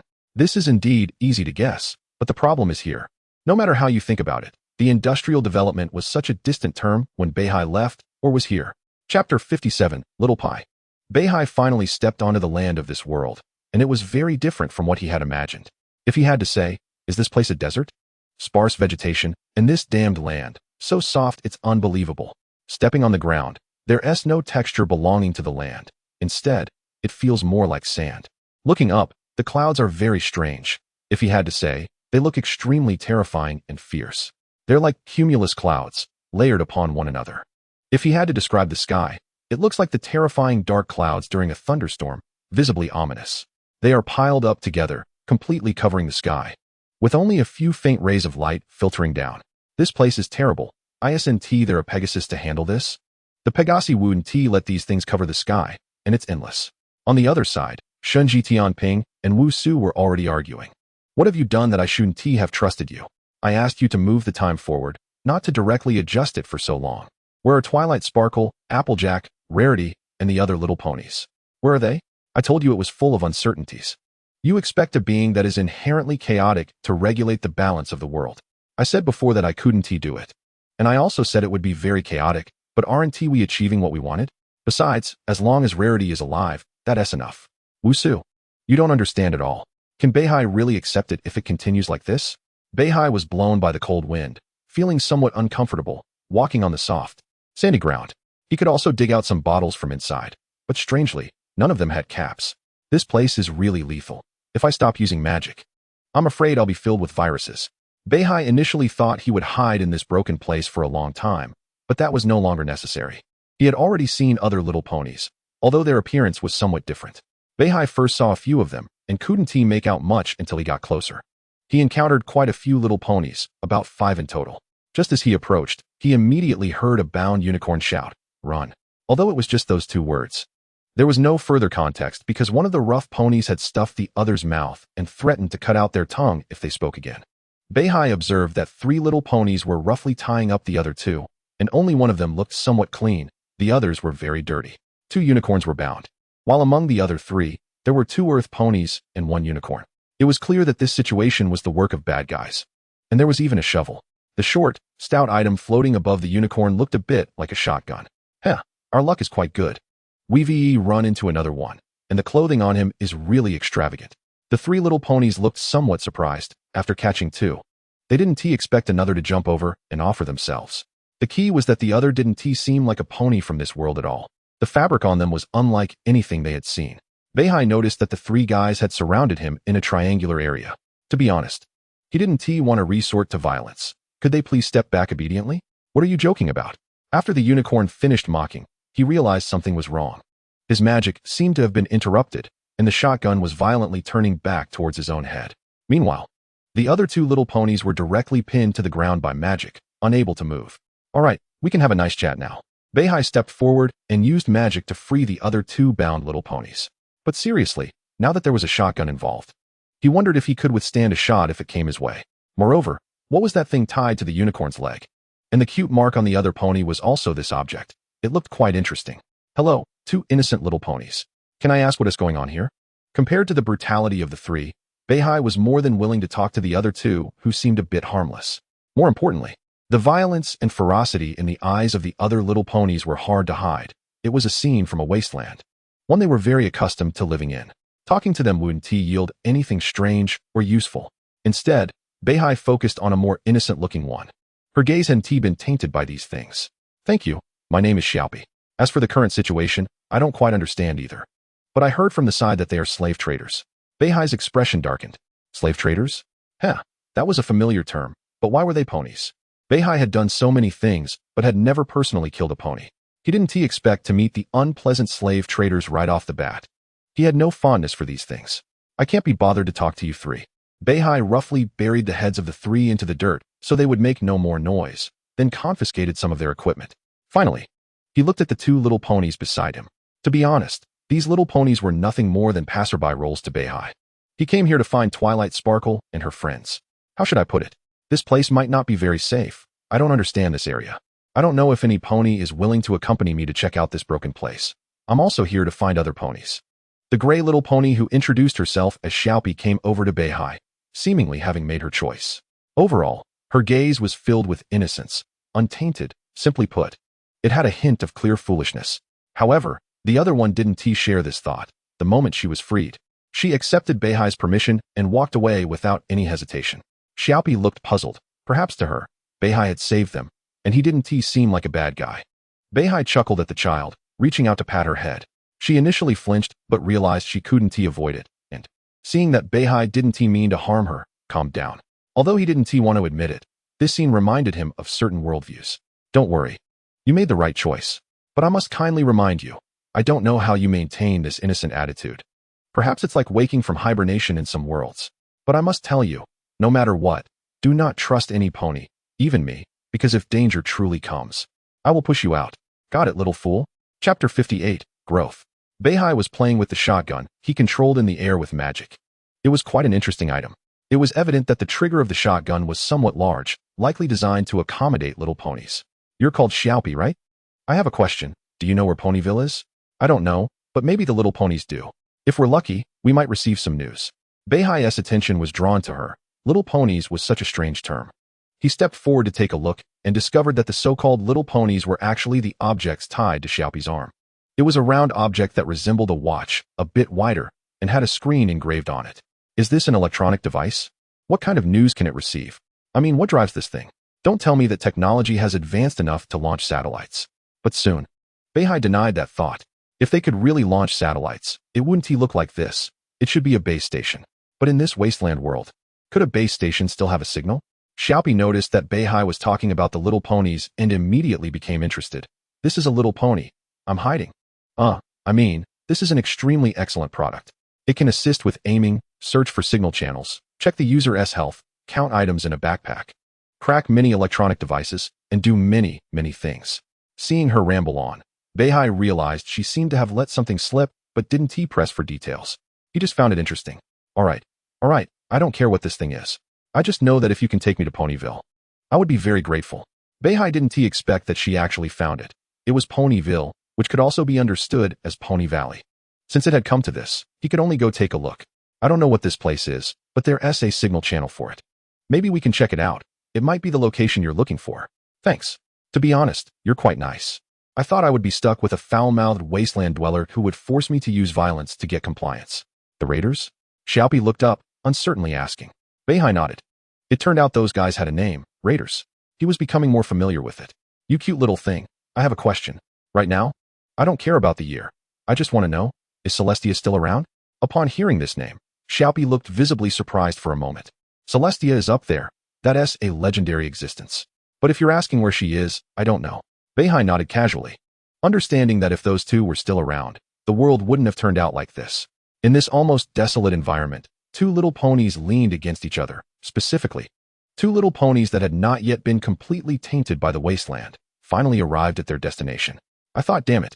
Beihai and Xiaopi had just arrived and hadn't even had a chance to carefully observe the current broken state of Ponyville when they were ambushed by an attack. Beihai was shot in the waist by a bullet. The opponent's actions were incredibly swift. To be precise, it was the bullet from a sniper rifle, hidden in the shadows, making it difficult to detect. Beihai had always been indifferent. For him, his powerful magic was proof that he could remain active until now.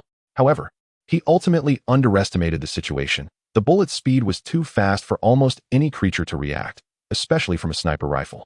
The force of the impact knocked Beihai to the ground. The blood and gaping wound on his waist reminded him of the danger. His horn lit up, rapidly forming a protective barrier, and then he immediately began to heal himself. Xiaopi reacted instantly when Beihai was hit. She quickly found a spot to hide, and then peeked out, wanting to use levitation to drag Beihai in. Don't act recklessly, just stay there. I'm fine. I have to say, you're learning things really quickly. Beihai could sense that Xiaopi was indeed learning quickly, though still innocent. After experiencing a kidnapping and this ambush, she had already begun to understand her strengths and weaknesses. Perhaps during the time spent with Beihai, she had been contemplating what kind of existence he was and whether he posed a threat to her. Beihai quickly recovered using his magic. The sniper still wasn't giving up and fired several more shots, but they couldn't break through the protective barrier. Instead, they revealed the sniper's position. When Beihai looked towards the direction the bullets were coming from, an attack had already been charged up. A powerful magical cannon shot straight forward, and with just a few minor adjustments, it swept through the surroundings. After the cannon fire cleared the area, Beihai stood up immediately. It seems that industrial development has indeed become quite strong. Xiaopi stepped out from her hiding spot after the situation was resolved, her eyes filled with astonishment. So powerful, and you know so many spells. Unlike me, who only knows one levitation spell. What bad luck, but at least I was the one who got shot. As long as you're okay, little one, I still need you to help me find my friends. And I always have this feeling that you're very familiar. Like you should know my friends well. Beihai handed his weapons and ammunition to Xiaopi, telling her, I don't need these things. I have many ways to protect myself. But you are different. Then Beihai and Xiaopi resumed searching inside, both looking for any useful information and items. Beihai used sensing magic to probe around. It seemed there were quite a few raiders here. However, due to Beihai's earlier actions, they had hidden away but were still waiting for an opportunity to strike. Like a bunch of madmen, a troublesome bunch. Let Xiaopi deal with them. Beihai felt that Xiaopi needed to grow. After all, this was a wasteland environment. Additionally, Beihai wasn't sure if he would always be with her. Maybe after finding his friends, they would part ways. He had already disrupted her growth. Beihai found it somewhat difficult to take action against his own kin, but that didn't prevent others from doing so. Beihai quietly waited nearby, and soon, there were loud noises followed by gunfire. By the time Beihai reached Xiaopi again, she had started to look a bit stunned. I just personally killed a little pony. Yes, but that's normal. We would have to fight sooner or later. Early growth is necessary. To put it accurately, I don't want to take action, but I can train an executioner. Do you understand, Xiaopi?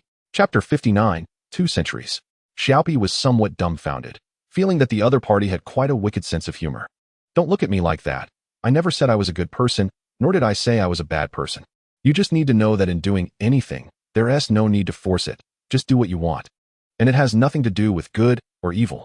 Beihai was about to say something else when suddenly he noticed something, a poster. Although it was somewhat blurred due to erosion from the wind and sand, he could quickly discern that it was a pink little pony. Beihai approached to observe closely, but due to the blur, he couldn't make out the text below. Why is the Pinkie Pie here? Do you know her? A friend. But I'm currently searching for her. You should search inside for some self-defense items. We can't possibly stay together all the time, but during this period, I will show kindness and tell you how to survive in this broken world. Inside Applejack's room, it felt both familiar and strange, truly messy. Beihai prepared to gather some useful clues, but the audio recording left him somewhat at a loss. The special instructions for shelter number 2. Our family is down below. That big door must not be opened until the pollution on the ground disappears. The voice was sometimes drowned out by static noise. I know you hate this, Sweetie Belle, but you're a supervisor now, the supervisor of the most important shelter in all of Equestria. I beg you to do this for me and ensure their safety forever. Good friend, remember? The audio ended with a sob. It's nothing. I just suddenly feel like a caveman. Beihai stepped out of the room, feeling quite lost. He said he came to find friends, but there was not a single clue. It seemed there was a bit. But this clue was even more explosive. Things from 2 centuries ago. If Beihai remembered correctly, ponies, except for alicorns, couldn't possibly live that long. The audio was from 2 centuries ago, and there were familiar voices. Just as Beihai was contemplating what to do next, a burst of music came through, carrying a strong metal vibe. Beihai covered his ears at the sudden noise. This cacophony was really uncomfortable. As in Equestria, the most noise came from birds screeching. Beihai grew somewhat irritated. He was already feeling unwell from that audio, and now there was this unwelcome distraction. Beihai's horn lit up, ready to show the culprit a lesson. Even though it was just an iron top. Yes, an iron top. From the appearance, it looked like a ball, but had 2 little wings propelling its flight. Was it surveillance? It seemed a bit different, more like a broadcast. But just as Beihai was about to take action, the music suddenly stopped, and a synthesized voice quietly came from it, causing Beihai to halt his spell aimed at destroying it. Beihai, you've come, or should I say you're back. You recognize me? Who are you? I am Suilong. I hacked into this mechanical spirit for some reason. I can only beg you, Beihai, save this world. Then tell me, what about Twilight Sparkle and the others? Tianping, come out. I told you before, if they are ever in danger, you must notify me immediately. But what is the situation now? Silence followed. Beihai no longer felt the indifference he had when he first arrived in this world. He was now filled with anger. Beihai forced himself to calm down, telling himself that things wouldn't turn out too badly. After all, he had given Rarity a necklace. If there was danger, he should have received a signal. I'm sorry. There are some things I can't tell you, but Beihai, I hope you can go to the Golden Elephant Library. Beihai hears this name and immediately understands that it is the home of Twilight and also the library of Ponyville. Without any hesitation, Beihai walks straight towards the library.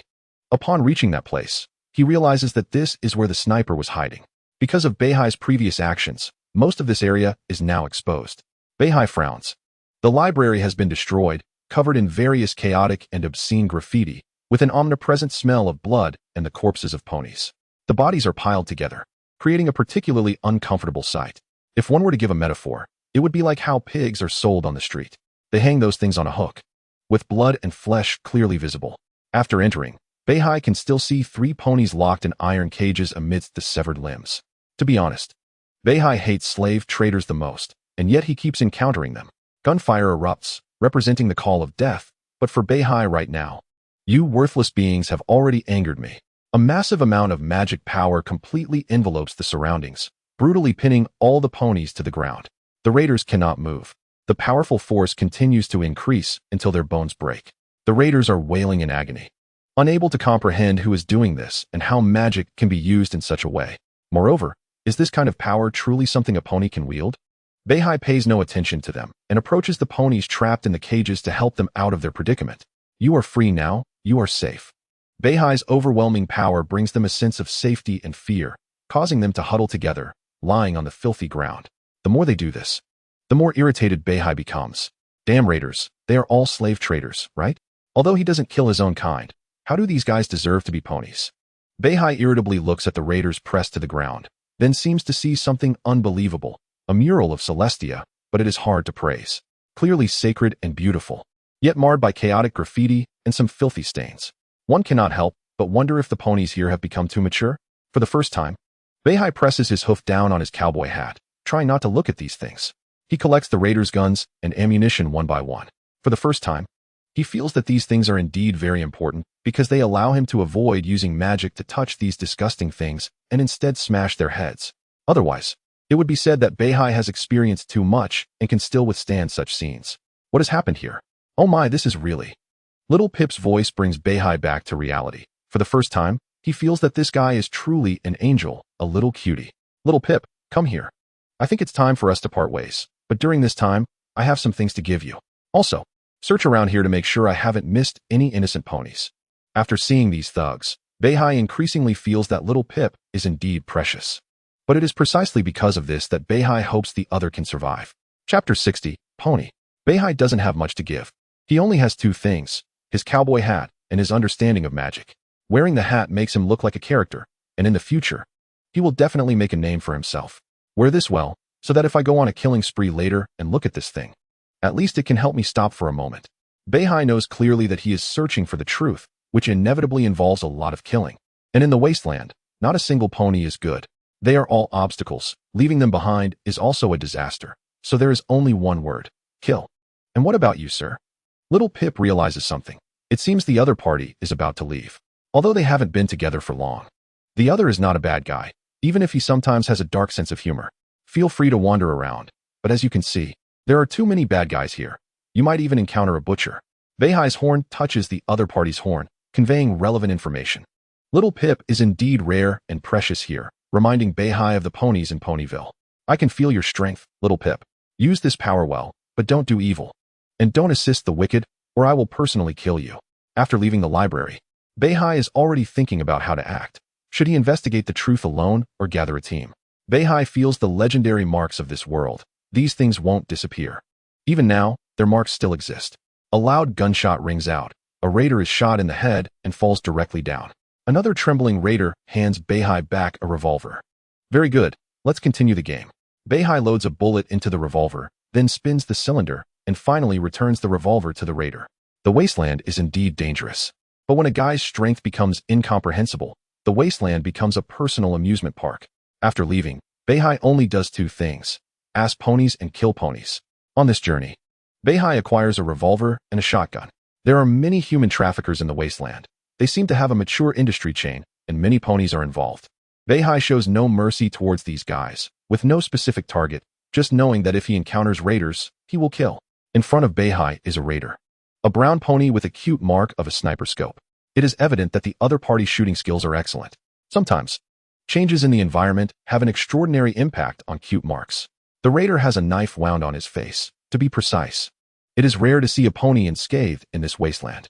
Most carry injuries, especially the raiders, who roam in the shadows, plundering, teaming up, and fighting, accumulating more scars. Here, there are no teammates, only interests. Perhaps for a good piece of cargo, they would fight to the death. The raider shakily points the revolver at himself and pulls the trigger. Luckily, there is no gunshot, only the sound of the revolver's mechanism. Before he can breathe a sigh of relief, the voice of a demon rings from the side. Why did you stop? Continue. When he had teammates before, Beihai used this tactic: load a bullet, give the revolver to them to play the roulette game. Over time, most have already disappeared, and this raider is the luckiest one. However, now he has no teammates to play this fun game with him. He can only play alone. The pony gasps and tremblingly pulls the trigger again. Still, there is only an empty click. Finally, gritting his teeth, he closes his eyes and pulls the trigger 4 times in a row. Beihai's revolver can hold 6 bullets, and now 5 have been fired, meaning the last shot cannot be dodged. The raider brutally bites down on the barrel of the revolver, having worked for a long time. The barrel is still somewhat hot, emitting some thick smoke from his mouth. It is unclear whether it is from the heat or if he secretly hid tobacco. Why did you stop? Continue. You demon, you demon. The other party quickly pulled the revolver out of their mouth. They wanted to resist, but it was all in vain. The power of magic forced the barrel back into their mouth, and they pulled the trigger themselves. Beihai quietly watched as the other person's head exploded, and they fell down.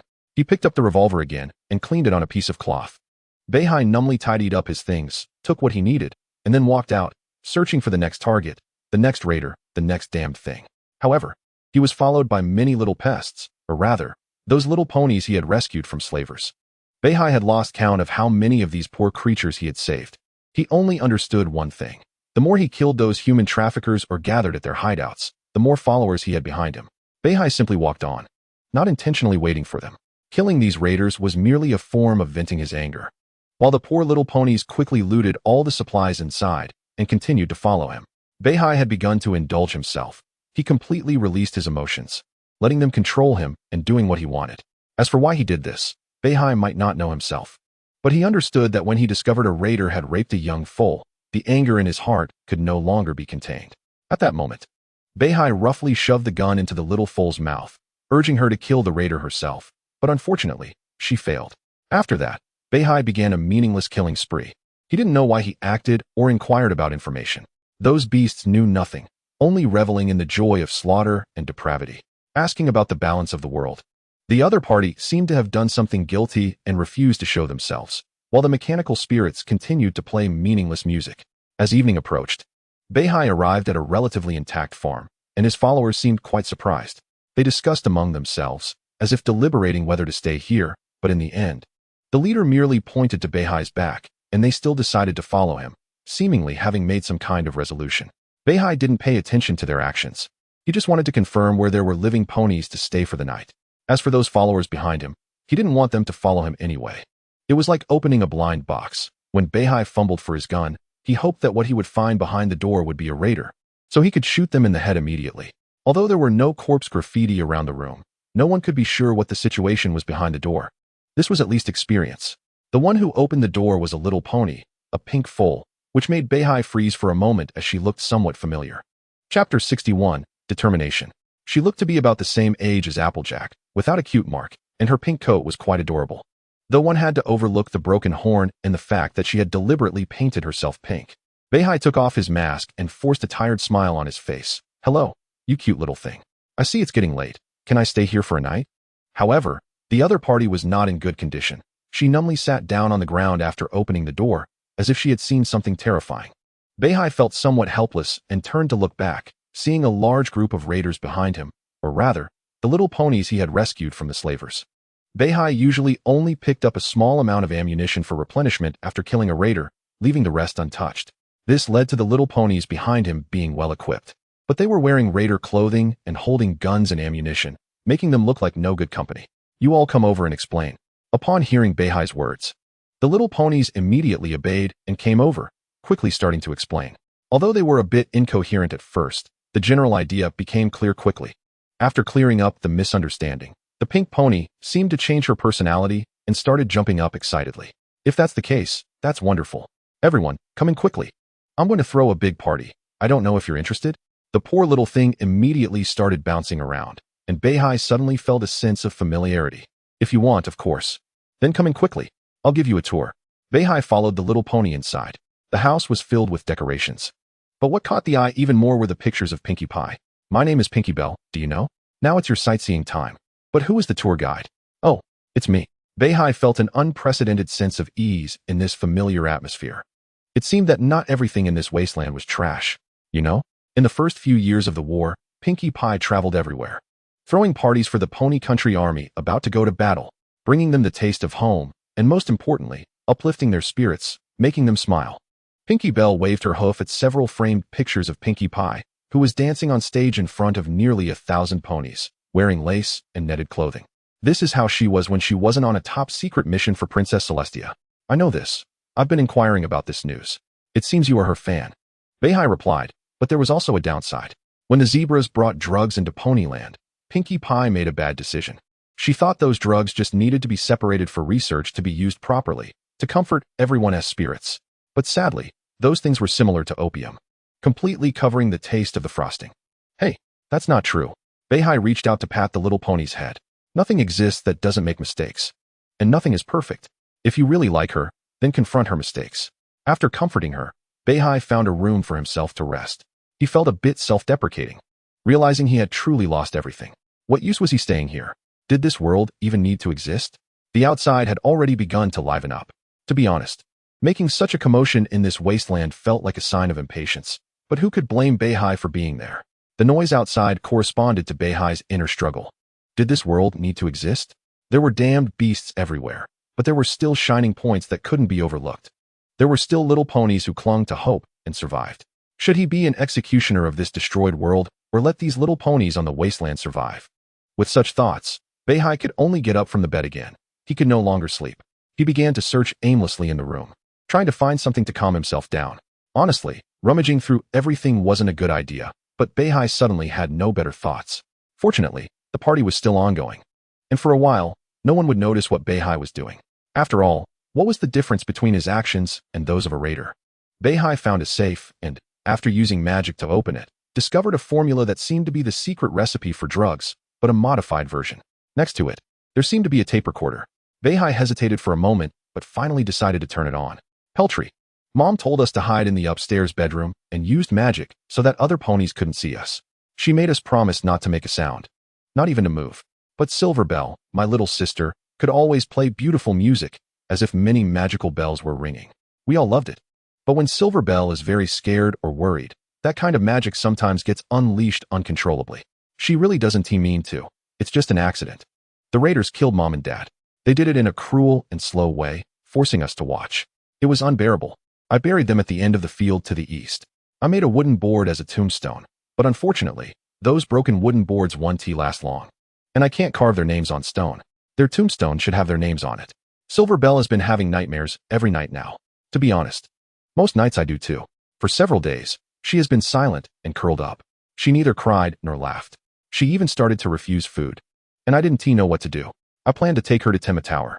I heard there are little ponies there who adopt orphans. It will be a long journey, so I want to gather some supplies from the neighbors.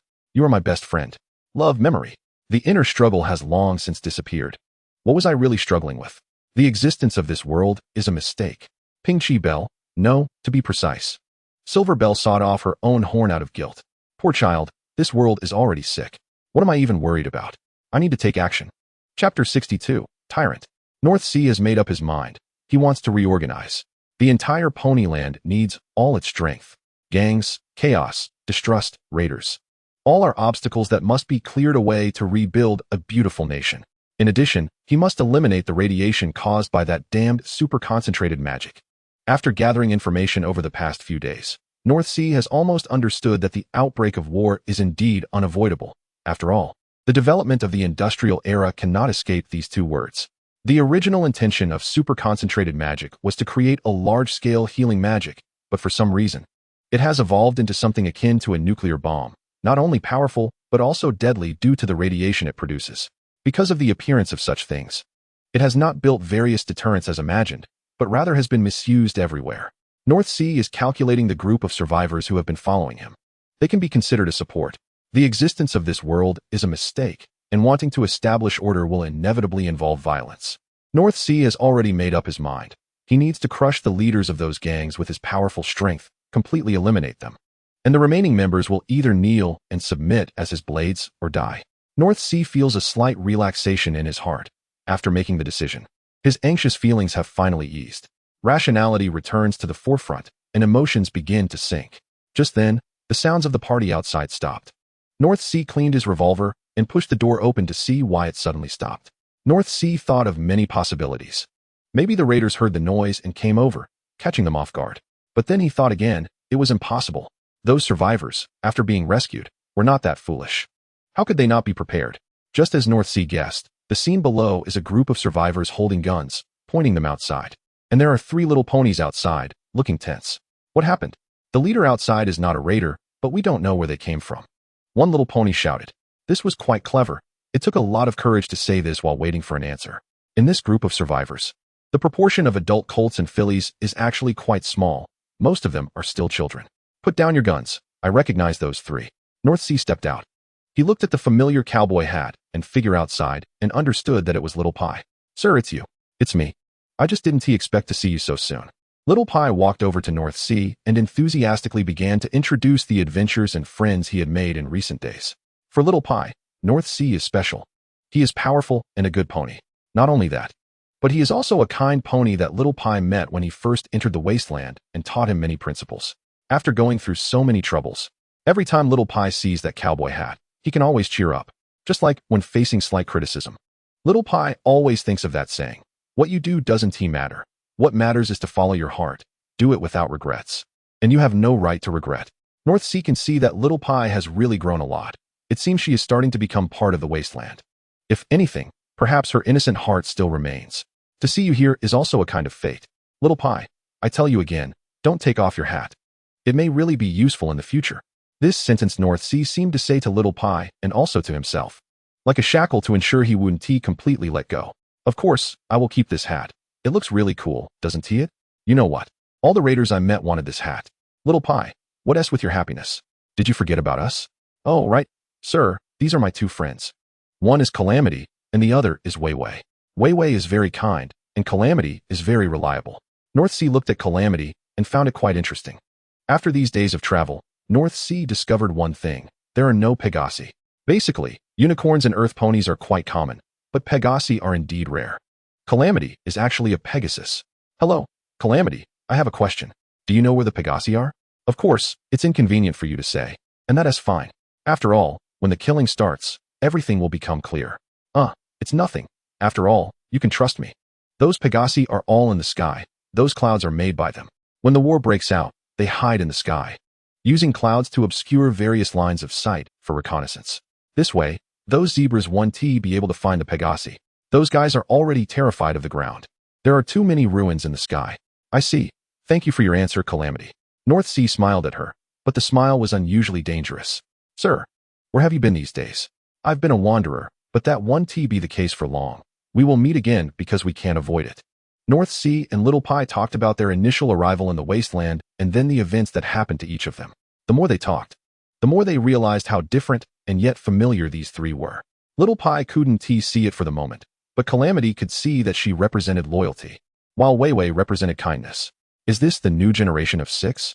The protagonist group of this world? Sir, you are really amazing. You single-handedly took down so many slave traders' lairs. But Little Pie, after those survivors were rescued, there was no better way to settle them. I'm afraid they will just enter the next cycle. Wei Wei, who had been listening nearby, frowned and couldn't help but interrupt. The other party was too kind-hearted, like Ro Ro. In contrast, Calamity found it quite normal. Too many things had happened in the wasteland, and someone like North Sea could be considered a typical good person. Wei Wei, this is the way the Sir operates. He doesn't care about those things. The Sir's thought is, I want to do it, so I did it. As Little Pie said this, her eyes were filled with a longing for how free it is to have strength for these matters. It was simply because she wanted to do it, so she did it. Chapter 63, War. Beihai didn't rest for a night. He was formulating plans.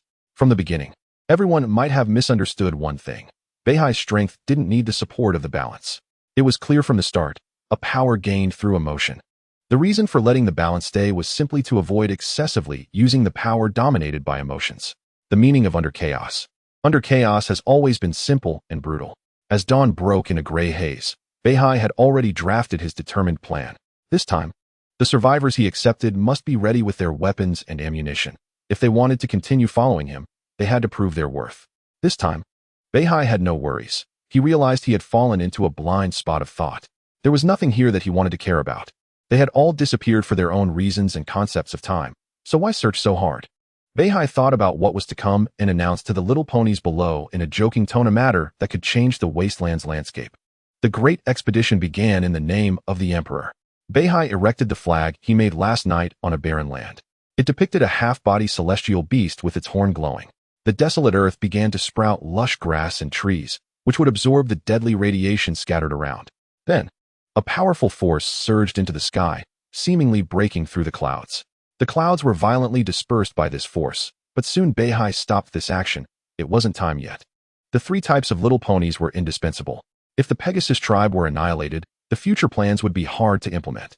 The little ponies who witnessed this miracle had already knelt down, lying on the ground, staring in disbelief as they murmured, Celestial above.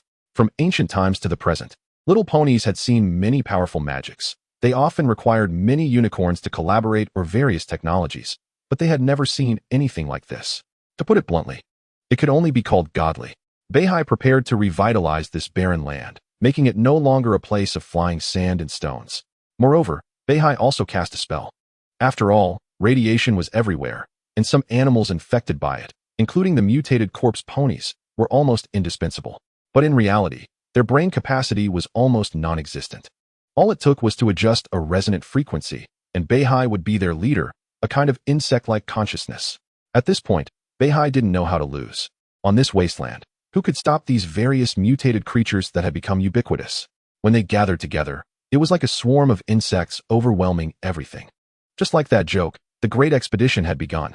The surging wave of monsters acted as the vanguard.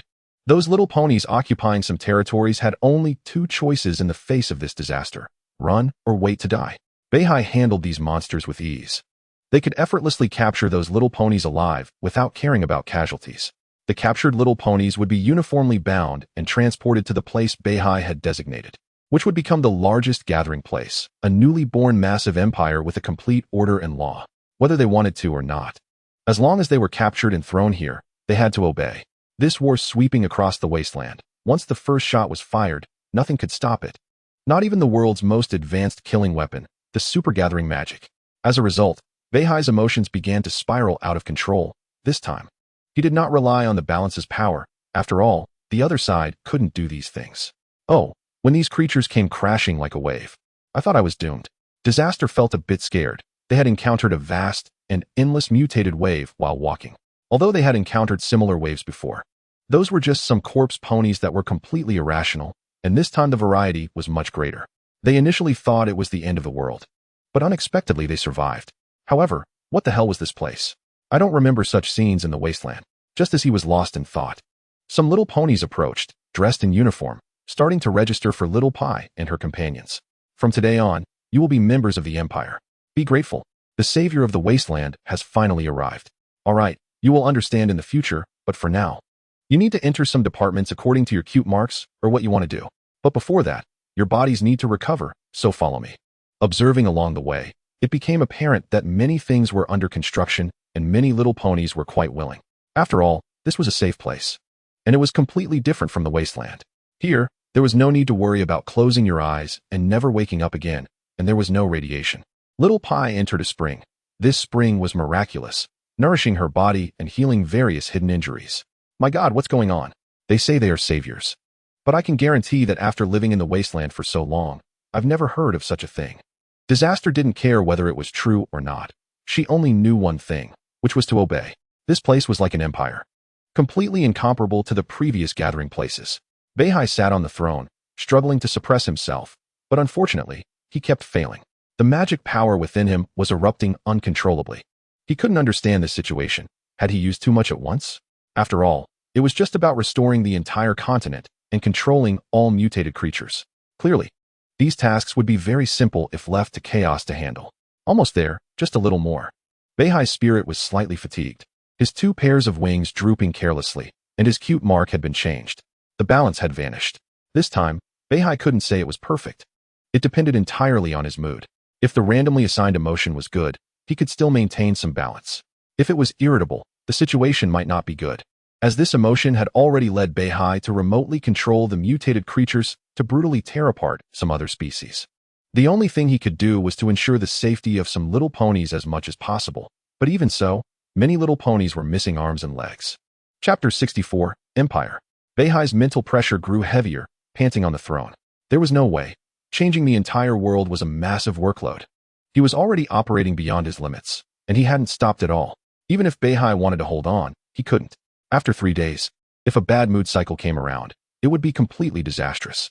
It seems I won't make it to that time. Beihai could only drag his increasingly heavy body outside, wanting to spread his wings to fly, but he simply couldn't do it. The brain is the foundation of the body. It drives the actions of the flesh. Without the brain's operation, everything would revert to instinct, becoming the most primitive beast. There were simply too many things to control. Beihai could only do his best. Using magic, Beihai surveyed everything in the gathering place. And then he spotted a familiar little pony, ultimately using magic to summon her to meet him. Cough, cough, Little Pie, we meet again. Listen, I can't trust anyone now. In the wasteland, no one has good intentions. I can only trust you. At least you're the best I've seen. I can no longer control everything in this gathering place. The burden of excessive negative equity has already become a load. If I continue to operate, everything will collapse. I can only entrust this to you. Don't worry. I will only sit on the throne and fall into a deep sleep. I will still continue to work, and you will become the regent ruling the entire gathering. Little Pie is still somewhat unable to accept this, but before she could ask, Beihai had already collapsed weakly onto the ground. Cough, cough, please, the last thing. Put me on the throne. The machine there will connect to my brain to control me. Beihai was helped onto the throne, feeling a sharp pain behind him. His eyes finally closed, falling into a deep sleep. Chaos arrived in this world, watching this development with some helplessness. My good brother, you are indeed kind and foolish. But don't worry, I am not as foolish as the balance. But now it's 3 of them. Chaos pulled the long line. Then time accelerated, and in a hurry, 200 years passed. At this point, the wasteland environment was no more. Instead, there were towering skyscrapers, and technology was rapidly developing. This was a new era, a new world. The huge screens on the skyscrapers displayed good news from Ponyville. May the Emperor be with you, residents of Ponyville. Recently, the launch of the Tianji weapons has proven that we will once again step into a new stage. Additionally, new genetic modifications have made breakthroughs, allowing ordinary ponies to live up to 800 years. If everyone works a little harder to become soldiers of the Empire, they will receive even higher level modifications. Furthermore, some extremists wanted to destroy the remnants of Celestia, which the regent was very dissatisfied with, and had issued a wanted notice for the extremists. Just yesterday, a massive thunderstorm occurred in the eastern region, and a quarrel broke out once again between the religious education and research departments. The research department claimed that the emperor is just a more powerful pony, and everything can be explained through science and magic, urging everyone to treat it rationally. The religious education department mocked the other's position and sadness, but reminded all ponies to trust their inner judgment and not to blindly follow. May the emperor be in a good mood. In a resplendent palace, a meeting was erupting, with the familiar argument between both sides. We have spent nearly 2 centuries studying the emotional fluctuations of the emperor, which are not without. Because Beihai is already connected with this world, his emotions are like the weather in this world, full of disasters. However, because of these changes, the Pegasi had to come over to check, and in the end, they successfully joined the empire. After all, at that time, they had already started developing aircraft. Without Pegasi, they could only build planes. And with a 3-day rotation, one could say that everything in this world is fine, except for the damn weather. Yes, your so-called research results are like the 3-body problem, forever unable to yield the most accurate answer. I say you should pray sincerely. The religious education and research departments have always been 2 dead rivals. After all, one advocates superstition, while the other believes in science. Fortunately, this world has the explanation of magic. The rise of religious education cannot be separated from the situation of the wasteland at that time. Everyone needed a spiritual pillar. However, Little Pie saw through the essence of this thing at that time and ultimately strongly supported the research department, allowing both to form a balanced state, providing a spiritual pillar while also developing steadily. However, with the peace of the times, these 2 would rather eliminate the other every day. One mocked the other for originally believing in the emperor, but due to their position, they sang counterpoints every day. Don't you feel it sad? I feel sad for you. The other mocked the other's ignorance, only closing their eyes to request the emperor's arrival when disaster struck, waiting there to die. This is ignorance and foolishness, simply hopeless. Blackjack, help me. Have they not gotten tired of arguing for nearly 2 centuries? Don't ask me. I have no way. If one day they stop arguing, I would have to suspect that the empire is about to collapse. The current empire is jointly ruled by 24 ponies, each representing the highest positions and top wisdom. After all, this is a vast territory, and at that time, there were many issues. Although Beihai provided spiritual assistance, the other side was always busy, only manifesting when things were not too critical. After a day of arguing, Little Pie felt somewhat exhausted. Once or twice is fine, but after 200 years of this, it is indeed unbearable. The key is that both departments have become essential. One cannot be missing. However, these 2 often create some troubles, like when going to space. The members of the religious education department refuse to wear protective suits, believing firmly in the emperor's protection. This has already crossed into the realm of madness, especially after Ruru was treated and forcibly pushed into the title of the emperor's bride, with a simple and brutal explanation. She is an old friend of the emperor.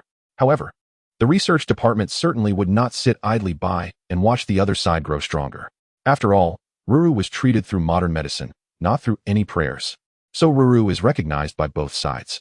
Little Pie arrived under the throne, which had become extraordinarily magnificent after reconstruction. Although the functions remained unchanged, the appearance had become an exaggerated existence. Sir, when will you wake up? Everything has changed now. All the ponies are waiting for you. Although very tired, Little Pie understood that everything had changed. The wasteland environment was no more. In fact, large-scale industrial operations were underway without worrying about pollution, as the surrounding vegetation would perfectly solve this problem. Every time Little Pie went out to look, she would feel joy and genuine happiness. They no longer had to live in that noisy underground and no longer had to be afraid. Moreover, Little Pie had gathered all her friends. If you say they are busy, it is actually completely impossible. The development of technology is of course to make ponies' lives easier and more entertaining. Complicated matters can be solved by some computers. During the wasteland period, the computing power of computers was already quite high. However, after such a long time, the only downside is that now the entire Pony Maria is almost fanatically believing in Beihai. Little Pie is unsure if this is a good or bad thing. Beihai blinked his eyes. He had woken up, but it seemed like something was off. In front of him was a creature that was neither one thing nor another, which was chaos. You finally woke up. You slept for quite a long time. How do you feel? This is your own world. Beihai was somewhat confused by this statement. What do you mean, my world? It's very simple. It's one of the balances worlds, the one I showed you. And now it's in the future, your own empire. 3 worlds. We all represent the strongest titles in them. Of course, I am an exception. Interestingly, you have traveled the farthest. However, the only regret is that inside there is only the lovely Ruru, but there are also new companions, like the new Blackjack. and Little Pie and the others are doing great. Oh, so this is a roundtable meeting, huh? I just feel very tired. Like I am banging out a huge program, sitting by the computer day and night coding. Beihai and Chaos were having a conversation, while the balance beside them did not dare to interrupt. Beihai's adorable mark had changed, and the balance could no longer squeeze in. It had been eliminated. But be grateful. Beihai ultimately crossed over from the balance's side, and if that side were completely invaded by darkness, it would seep through, forcefully squeezing the living space of the other two worlds. Chapter 65, Return. Beihai held a round-table meeting to discuss the development of the world. When Beihai thought about directly pushing through with countless weapons at that time, how great that would be. But unfortunately, reality is so cruel. Don't think too optimistically. Have you forgotten how long it takes to travel to another world with Taiyangping? I have to tell you a brutal truth. The world not only develops, but also moves. This means that it is almost impossible for two worlds to stabilize and transmit. This involves celestial movements. If it were that easy, Twilight Sparkle would have come over long ago. In the present situation, there is only chaos. He can basically be in any work of Pony Maria, sometimes exceptionally weak, but sometimes incredibly powerful. In any case, there are countless forms. On the contrary, the other two are a bit like muggles. They cannot achieve such feats and can only operate within a single world. To put it simply, that is the strength of a single universe. In layman's terms, it's like the upper and lower realms in fantasy. Each trip requires enormous effort. You could say that to traverse worlds, one must obtain the consent of chaos. Facing this situation, Beihai felt slightly disappointed but quickly adjusted his mindset. After all, that world was just like a nap. It's not a big deal. Forget it. I ended up in that world by accident, so there's nothing to be nostalgic about. If I had to say there was any surprise, Beihai found that he seemed to have become a Kirin, which was quite peculiar, as if he had accomplished something earth-shattering, thus allowing a pony to evolve into a Kirin. During this meeting, Taiyangping laid everything bare, and Beihai chose to forgive him, as there was really no other way. After all, even if Taiyangping revealed all these things, Beihai would still act. If magic truly didn't work, then Beihai wouldn't know what to do either. That said, this is the last time. If there's anything like this again in the future, you must explain it to me clearly. I don't like being kept in the dark. Taiyangping didn't expect to be forgiven, but upon seeing Beihai's cute mark, perhaps this was a punishment. When Beihai woke up, he looked around at the resplendent surroundings. Even with Beihai's current state, it was a bit overwhelming. It was too extravagant. Why such waste? Sir, you're awake. Little Pie exclaimed in surprise. Just as he was about to call the guards, Beihai stopped him. Wait a moment. I don't want more ponies to know about this. For me, I will soon be leaving. Fortunately, due to the identity issues of both parties, only Little Pie could enter the entire palace. Beihai sat tiredly on the throne, pulled out the device stuck to him, which initially stung a bit, but relaxed after a while. He quietly listened to the entire process of development. With his only remaining friend, Ro. You could say she represented the spirit of all Pony Maria. Sui Long became the head of the Academy of Sciences. But even Beihai had to complain about the situation. Isn't there a general called Horus in our army? If he hadn't confirmed his world travel, Beihai would have had to ask if they had tampered with genes and produced 18 children. Little Pie actually started to think and finally shook his head, saying there was indeed no pony named Horus. But you brought hope to this world. In any case, if anything happens, we will support you wholeheartedly. Whatever you want, we will provide.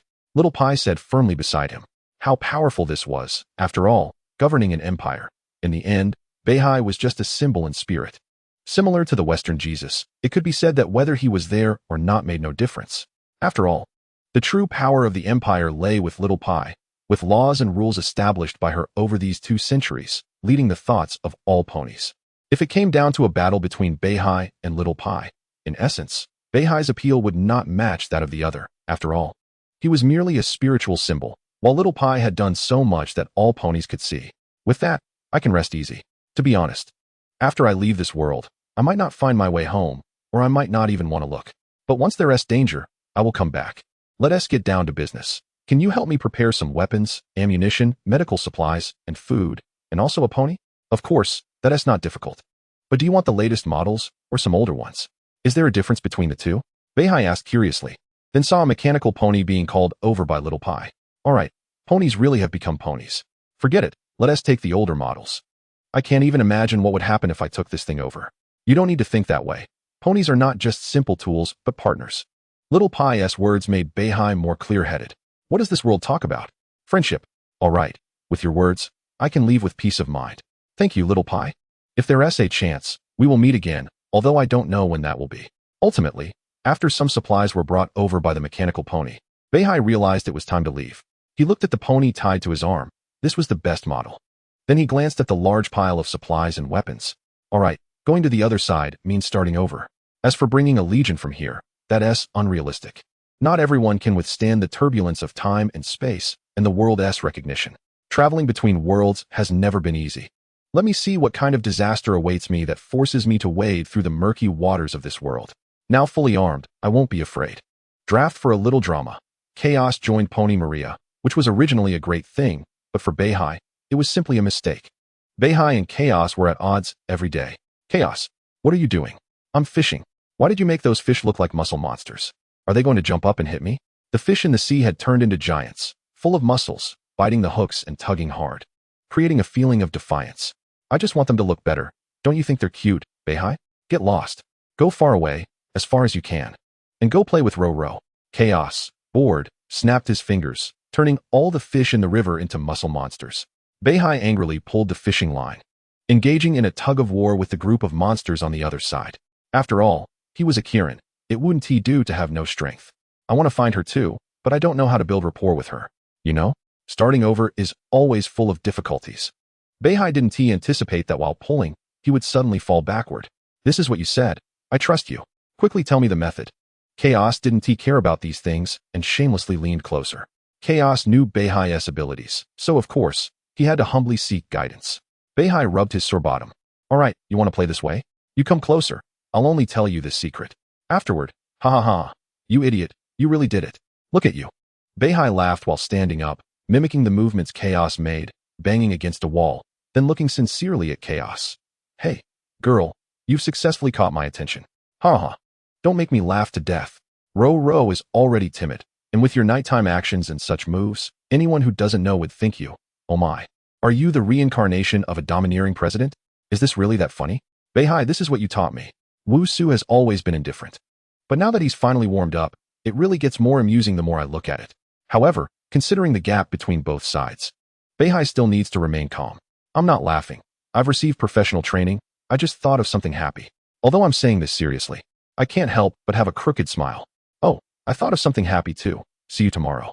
Wusu noticed this, and he took it as a joke. But okay, it's better than nothing, right? As soon as Wusu disappeared from Beihai's sight, Beihai couldn't hold it anymore and burst into laughter. But when Wusu suddenly reappeared, Beihai forced himself to hold back, his face turning red. Eventually, Wusu left, and it's uncertain what he went to do. The next day, Beihai was flipping through books in the library. With Wusu's arrival, fishing was no longer peaceful, so he could only enrich his knowledge. Suddenly, a cup of hot water was handed over, and Beihai didn't think much of it. After all, the library was Ziyue's home, and there were just some more fruits.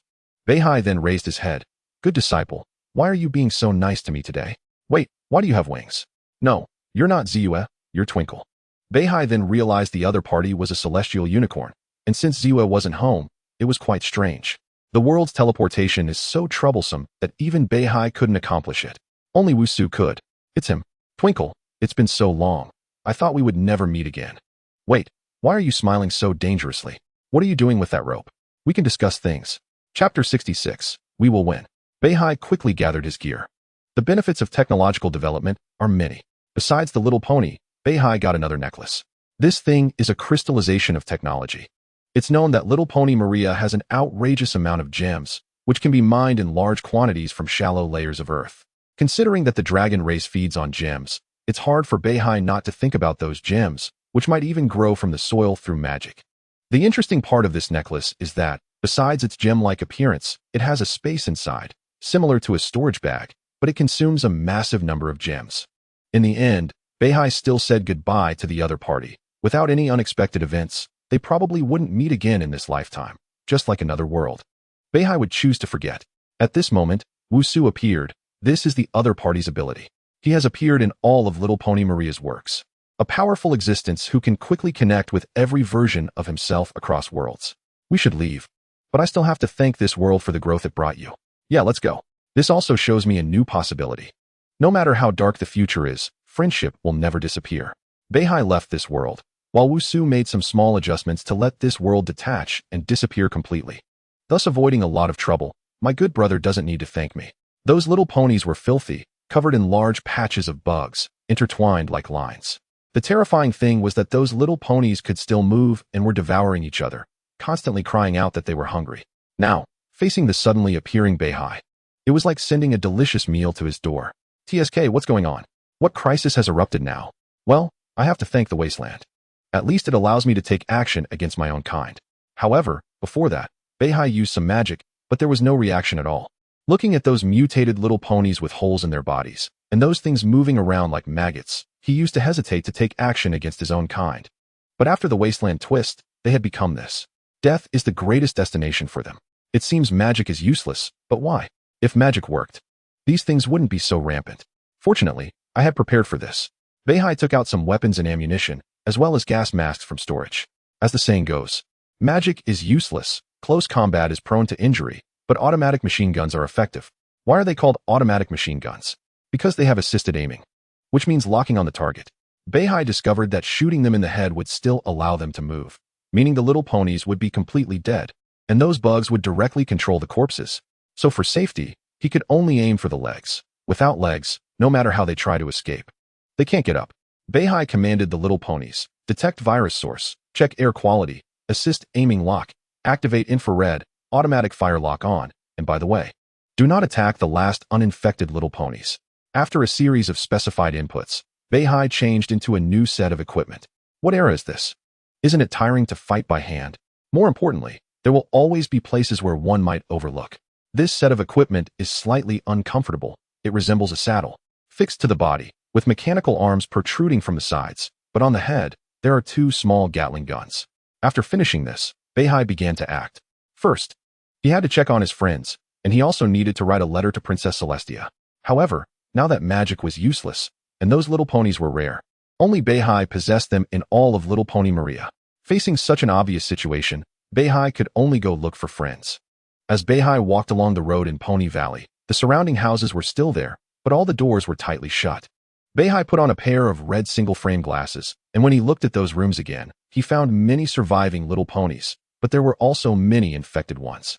The glasses Beihai wore had a function similar to thermal imaging, allowing him to see how many red dots were on the others, as those bugs could be considered a unit. It seems this crisis mainly revolves around these bugs, but he didn't know how they were transmitted. However, I have these things, we will win. Beihai just wanted to say that in this place, he is the strongest. Even Wu Su couldn't touch him. The other party couldn't even use magic. What is there to say if he can take them out with a single shot? Beihai walked confidently, previously unafraid because of his powerful magic, and now he was still unafraid. Even those infected little ponies, who still had their rationality and wanted to approach Beihai to talk. Unfortunately, Beihai had two Reapers with him. The speed of bullets is always fast. When Beihai walked over, the other party still had consciousness, as if they couldn't feel pain. I'm so hungry, but what have I become? I ate my good friend, haha. Can you give me a release? Looking at the other person's miserable state, their legs were gone. But even so, they couldn't feel any pain because they were completely infested with bugs. Beihai walked over to the other side and fell silent. The good mood from earlier completely destroyed. He could only silently take out his gun and shoot at the other person's head. The flower did bloom. But what sprayed out was not blood, but heaps and heaps of bugs. Those bugs flew in the air, and Beihai immediately activated his plasma shield. Watching those things bounce off it, which really made him feel disgusted. Even the bloody scenes on the wasteland were 100 times more bearable than this. These things were purely disgusting for the sake of being disgusting. It seemed these creatures were not only gnawing at the little pony's body, but also taking over. The key was that they would erode the brain. Did they feel hungry because they wanted to spread? But even so, it shouldn't spread so quickly. There must be other reasons. It seems the balance was indeed right. One could say that if Beihai hadn't brought all this gear, he would have been helpless in the face of this situation. Chapter 67, Testing the Waters. Twilight Sparkle never thought there would be such a day. Clearly, everything had already passed, and everyone had returned to their normal lives. Isn't that great? But why couldn't she calm down? Beihai, where are you? Where are you? I know you won't disappear. I've heard the meaning in your words. Every time you said you wouldn't deceive the little ponies, you were already lying. Come back, please.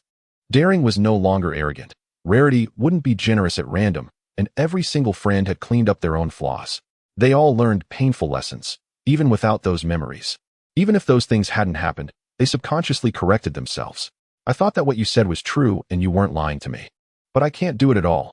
I know you too. While Twilight Sparkle had become a bit strange, the biggest mistake Beihai made was to vanish. Cough, cough. Look at this poor thing. How sad. How tragic. You carry your friend's expectations, right?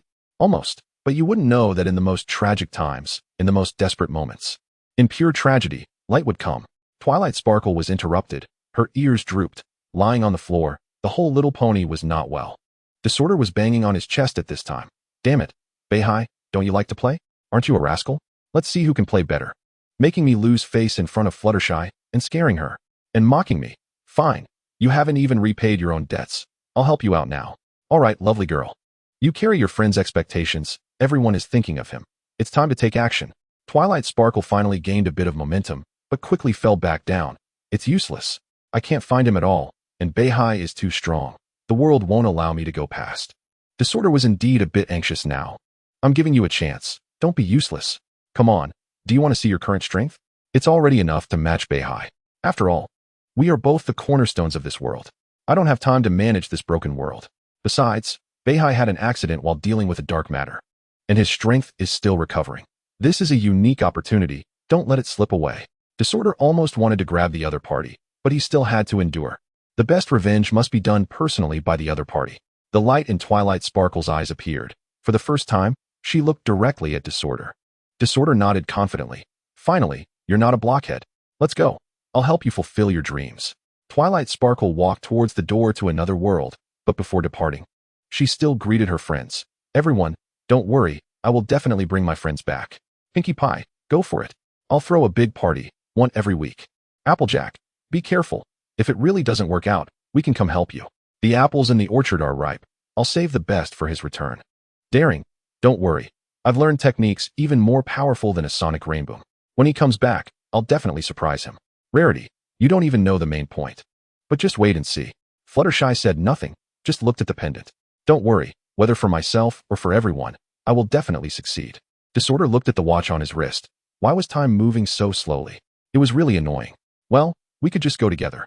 But Disorder just wanted to give Beihai a hard time, so it wasn't necessary to mess things up. Beihai was at Pinkie's party, enjoying the familiar free food and cake splashes, but every time he saw the knife cutting into that delicious little pony cake, he felt a phantom pain. Strange. Could it be a side effect? Sigh, forget it. It's hard to relax, so don't think too much about it. Sulong, you don't know how interesting parties are in this lifetime. Woo woo woo. As soon as Ziyue finished speaking, she found Sulong in front of her tied up, his mouth stuffed with gems. Just as she sensed something was wrong and prepared to use her magic, she was tightly bound by suddenly appearing magical ropes. Ah, what happened? Who is it? Hee, I see. Are we just substitutes? Shoo, don't panic. I'm you. Ziyue's eyes widened in disbelief. She saw herself. This was incredible. Could it be that you are my future self? Will I become a unicorn in the future? Ziyue, after realizing this, became less afraid, and even her curiosity exploded. Shut up. You should just stay there quietly. You don't even know how happy you are. But now everything is mine. Twilight sparkled directly through the other person into the wardrobe, binding their body with magical products and using a cloth to gag their mouth. Don't struggle. Your magical skills can't compare to mine. And so, a night quietly passed. In the morning, when Beihai was preparing to fish with his rod, Disorder destroyed all his fishing rods. Beihai could only curse at the air and then, to kill time, had to go to the library. When Beihai entered the library, didn't he find any other ponies around, and didn't he care, just boredly flipping through books. Really, these things are making my head spin. If only there were comic books. While talking, a bottle of hot water and some fruits were brought over. Beihai didn't pay attention, but he felt an uncomfortable gaze fixed on him, so he finally looked up. Disciple, you're being so nice to your master today. But soon Beihai noticed something was wrong. The other party shouldn't have wings yet. So who was this guy? You are Twilight Sparkle. This is impossible. Damn it, Disorder. Beihai realized that Disorder was not joking around. This was serious. Beihai, this is what you call disappearing. This is what you call death. Twilight Sparkle, I know this is my fault. If you're sad, you can cry. There's no need to laugh so eerily. Put down the ropes. Let's talk properly. I need to explain. Beihai spread his wings, preparing to escape, but was directly embraced by the other party. Let go. Don't do anything foolish. This is not the worst-case scenario. I thought it was just that we hadn't seen each other for a long time, and the other party was emotional, but as I watched their actions become increasingly strange, that just wouldn't do. What are you doing? Stop. You're crossing the line. Twilight Sparkle didn't listen. Instead, She directly bit down on Beihai's wing, causing him so much pain that he couldn't fly at all. Are you a dog? Don't push your luck, my face. Twilight Sparkle's behavior was definitely not the kind of hug you'd expect after a long time apart. Who hugs and bites someone's face? It's so terrifying. What should I do in this situation? If I let her continue, I have no idea what might happen. I can only use magic to push her away. Because she was too engrossed, she was knocked to the ground, and Beihai finally spread his wings and flew away immediately. Chapter 68. Did the princess run away? Beihai kicked open the door of the Golden Elephant Library and quickly grabbed his gun. I can't shoot. If I do, Ziyue will be finished. Little Pony, cancel the automatic fire. I didn't expect that a flaw in the Gatling gun would actually become useful when firing bullets. The barrel usually needs to rotate to chamber a round, giving just enough time for Beihai to quickly change the command. Ziyue had already been infected, lying in front not knowing what she was doing. However, after opening the door, if he hadn't changed the command in time, according to the program's settings, she would also be classified as an infected, and at that point, she would be turned into a sieve. That scared me, but I can't use magic. I can't isolate her. Ziyue, are you okay? I mean, do you still have the ability to think? Beihai, it's you. I don't know if I do. I just know Suiryu is so noisy. Not only that, but did you read the letter from the princess? Oh, you didn't see it, you didn't receive it. They have left. The other party's behavior was completely insane. Beihai could even see half of her face covered in insects. Alright, that's really nauseating. Suiryu is very noisy, but I don't see him, nor do I hear the other party's voice. Besides, what are you doing with your back to me? Beihai was slightly skeptical. 2 princesses ran away? How could that be? This doesn't fit their character. If you say someone left, Beihai could trust that. But if you say the 2 princesses, Celestia, ran away, that would be nonsense. Beihai knew deeply that he and the princess had solved so many problems together. There was no way they would run away in a crisis. Could these insects really destroy a pony's reasoning and character, leading to severely inappropriate behavior? Or have those 2 already fallen into danger? Beihai cautiously approached, maneuvering the pony to take out new equipment. He put one small Gatling gun away, and then a mechanical arm appeared, extending forward to grab Ziyue, who had her back to Beihai, and slowly lifted her up. What are you doing? That's Suiryu. He has also been infected, but you're gnawing on him.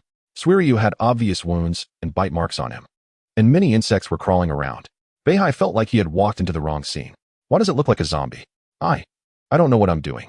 I can't think straight. They're gnawing on my head, and I can't think of anything. My memory is getting fuzzy. Who is Suiryu? Suiryu is my partner, but he's so noisy. I just want him to quiet down. Calm down, it's okay now. Everything will be alright. Beihai hurriedly comforted her, putting away the other half of the Gatling gun and switching to a medical X-ray device. Under the illumination of the X-ray, the bones were clearly visible, and the insects attached to them could also be seen. They were replacing the organ tissues, crazily devouring everything. This is really a loss of reason. Little Pony, tell me everything you analyzed. Okay, after analysis, there are already a large number of insect-type spores in the air. They are floating there, releasing a kind of virus similar to a nerve virus, clinging to the unicorn's horn, causing the Pegasus to lose its magic and be unable to fly. While unicorns cannot use their magic, this means they will hatch into insects, which will invade the ponies' bodies and devour them from the inside. Eventually, the ponies will retain their reasoning while watching their bodies being devoured slowly. They will feel hungry. The insects also need a new warm bed to thrive, and they will begin to attack indiscriminately and mindlessly. Later, when they start to invade the brain, they will cruelly keep the ponies rational while occupying it. At this point, memories will become chaotic, and the brain's nerves will be unable to function autonomously. With increasingly frenzied rational behavior, they will witness everything they do until they become insane, and they will continuously release spores into the air.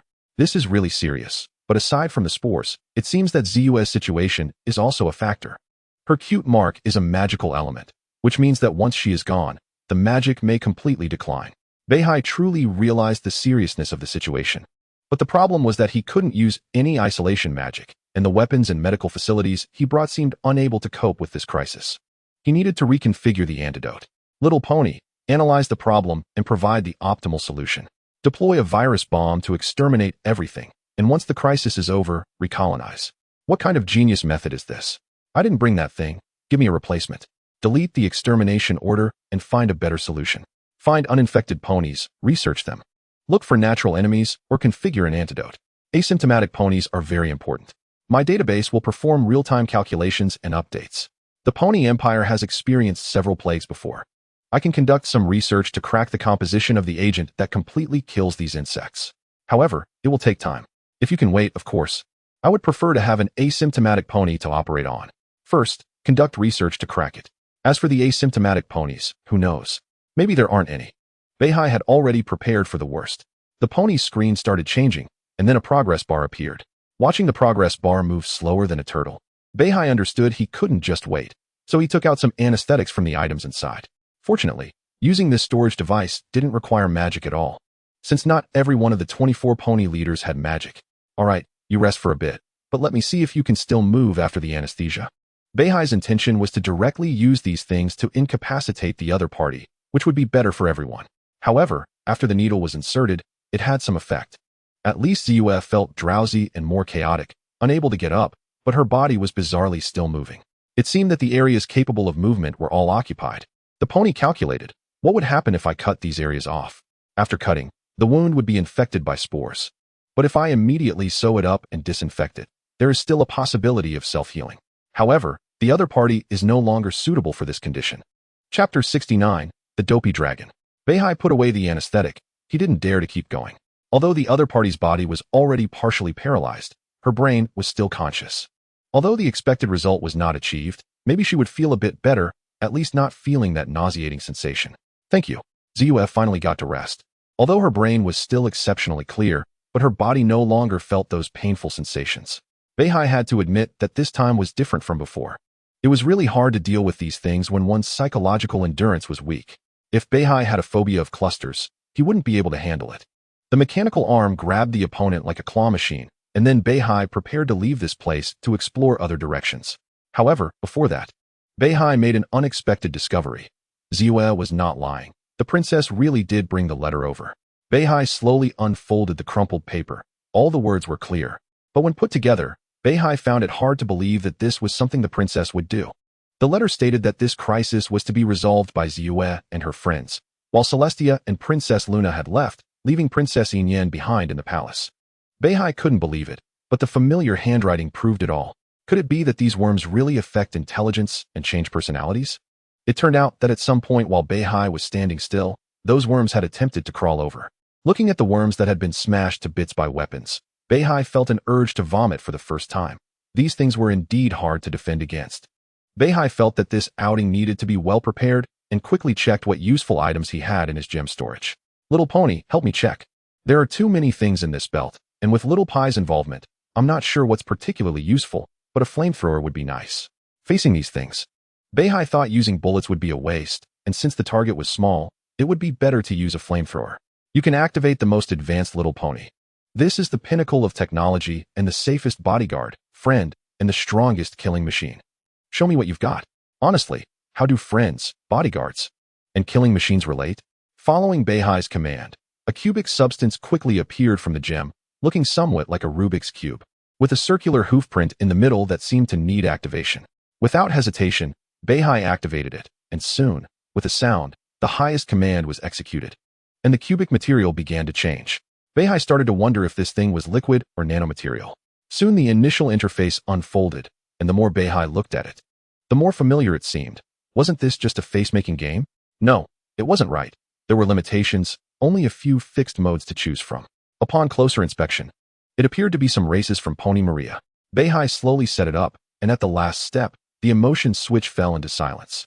This thing was essentially a switch for humanity, giving it self-thinking, self-understanding, and self-awareness. If not activated, it would just be a robot, doing whatever it was told without any thought. Beihai chose to activate it without hesitation. Little Pie had once said that little ponies are partners, not mere tools. With the selection completed, a silver dragon appeared. Well, it wasn't that tall, similar to a Sui Long, just a bit taller. Well, I hope you don't disappoint me. Let's go meet these worms. Meet them? Yes, meet them. But it seems like I activated your switch too early. It's like initializing learning, similar to a baby. While Beihai was still puzzled, the silly dragon had already snatched Sui Long's gem meal, and in a particularly friendly manner, poked the little dragon lying nearby with its metallic tail. Seeing that the other had no objections, it directly started eating. It seemed that in the future, they would still be two happy foes. After Beihai walked out, he pointed at the worms scattered all over the ground. Good, get rid of them. Using whatever method you can think of, the silly little dragon looked at Beihai in confusion, then without hesitation, stepped on one. After a few stomps, perhaps because it was too dirty, The silly dragon even humanely sneezed, then switched to ice. The frost froze quickly, solidifying all the worms that tried to crawl over. Beihai nodded in satisfaction. Not bad, this thing saved a lot of trouble.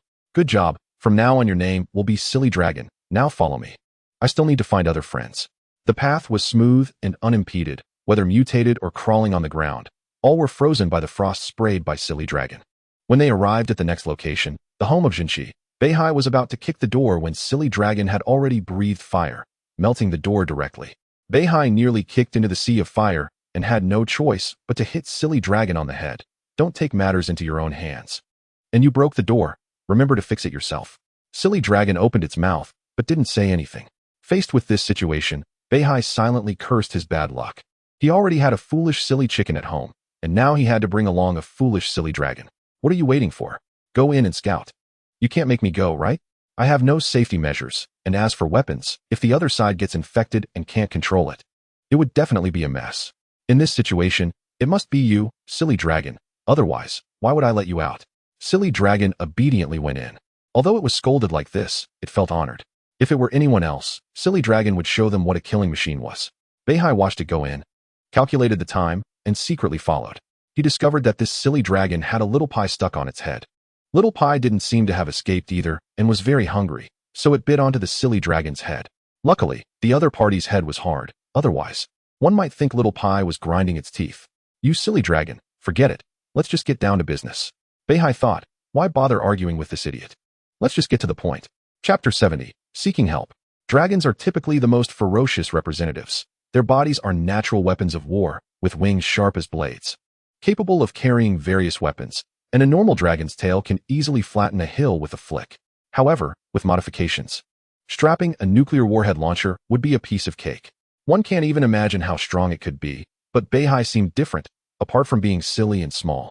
It didn't exude any majesty or dominance. Little ponies aren't omnipotent. Even this is touted as the pinnacle of technology, and it looks so foolish. After everything is over, it will just follow that silly chicken. Beihai operated the mechanical arm and directly grabbed Little Pie like a claw machine. All right, you can go now. Your task is to find the remaining surviving little ponies, or those with self-awareness, and bring them to me. Beihai issued new orders, and Silly Dragon was very obedient. Running to the wardrobe, opening it, and directly pulling out Jinchi. After being pulled out, Jinchi looked obviously frightened. After all, this little dragon didn't come in like this. Jinchi, are you okay? Silly Dragon quickly let go and went to look for other things. Beihai hurriedly approached Jinchi to observe. It seemed she hadn't escaped unscathed but had apparently tried to save herself, similar to performing surgery. She directly pulled the worms out and then stitched the wound with a needle. What was the difference between this and surgery without anesthesia? And using a needle to sew it up was undeniably ruthless. Thank goodness you're okay, but dear, please put Little Pie down. I really need to teach her a lesson. Calm down, what's wrong? After all this, the first thought isn't to seek a solution. That bastard Little Pie not only killed my cat, but also targeted me. I must chop her into pieces. Beihai picked up the rope and directly tied up the opponent. Although there was no magic, Jinchi was weak enough that even her feeble resistance was ineffective. All right, you need to calm down. It seems the situation is more serious than I thought. What's worse is that the sky has fallen, without a tall person to hold it up. I've become the tallest. Beihai felt puzzled. Why was everyone like this? Each one had deviated from their own character, which was absurd. Beaky was the one who cared the most about her friend's feelings, knowing what was acceptable and what wasn't. The simplest proof was that she would never prank Ruru during a practical joke. I can't be blamed. I'm just too hungry. Besides, what's wrong with just taking a bite? Jinchi, you're really stingy. Beaky, held by a mechanical claw, wasn't behaving either. Fortunately, the mechanical claw was holding her tightly, rendering her completely immobile. I'm really starting to feel helpless. Since I found you all, I haven't extracted any useful information. I don't even know the origin of this virus. Could it be like that apple juice? What information? If you really want to know, this disaster appeared out of nowhere. By the time I reacted, I already had those damn worms on my face. What am I saying? Wait, what am I thinking? I remember my cat wasn't messed with by Beaky. It seemed to have collapsed on the ground, with worms crawling on it. I can't quite recall. Beihai could only sigh and isolate them one by one to prevent them from starting to eat each other out of hunger. This wasn't even the worst-case scenario. I'm afraid they might merge while eating, which would be truly terrifying. Beihai took out her little pony and saw that the progress was only at 2. If this keeps up, they'll all turn to bones. Beihai had to take action herself, but before that, She needed to reinforce each room's door to prevent anyone from escaping. After reinforcing them, she tied each one up with some ropes before feeling reassured enough to go out. The princess wasn't around. Who else could help? Chaos. But that thing is in the palace, too far to reach, and magic can't be used at all. I can't expect it to come back to life. Because of the inability to use magic, my worries increased. After all, the tallest princess is already useless. Who else could there be?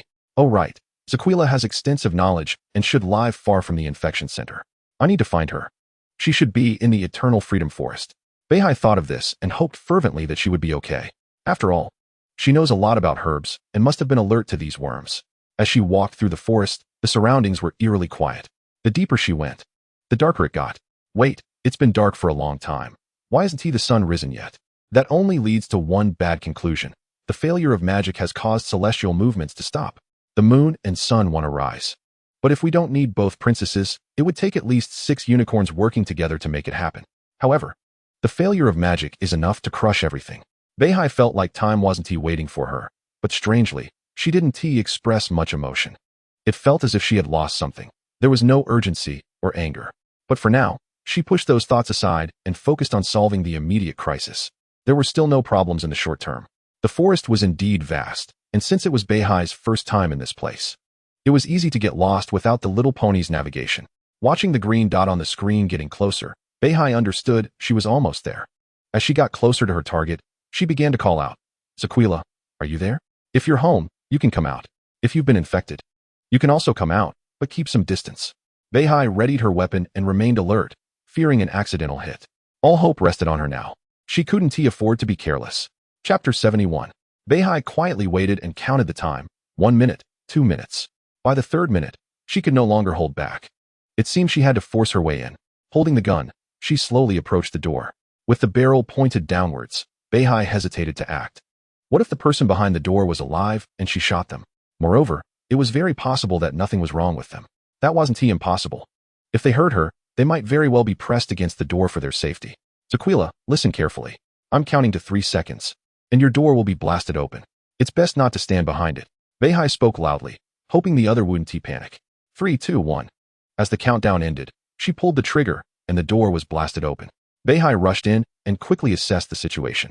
Upon seeing the other person, she nearly shot herself due to nerves, but fortunately, she managed to restrain herself. Oh, thank goodness.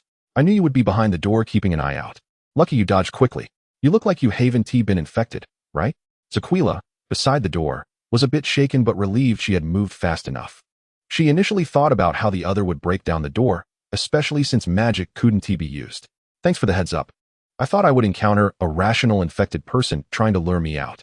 You should know they are like madmen, possessing considerable rationality alongside their crazy behavior. All I can do is use some anti-worm herbs to create a safe space for myself. Anti-worm? So you have a solution? Thank goodness, there is finally hope. Beihai felt this trip was not in vain. Zaquila indeed was a clever one.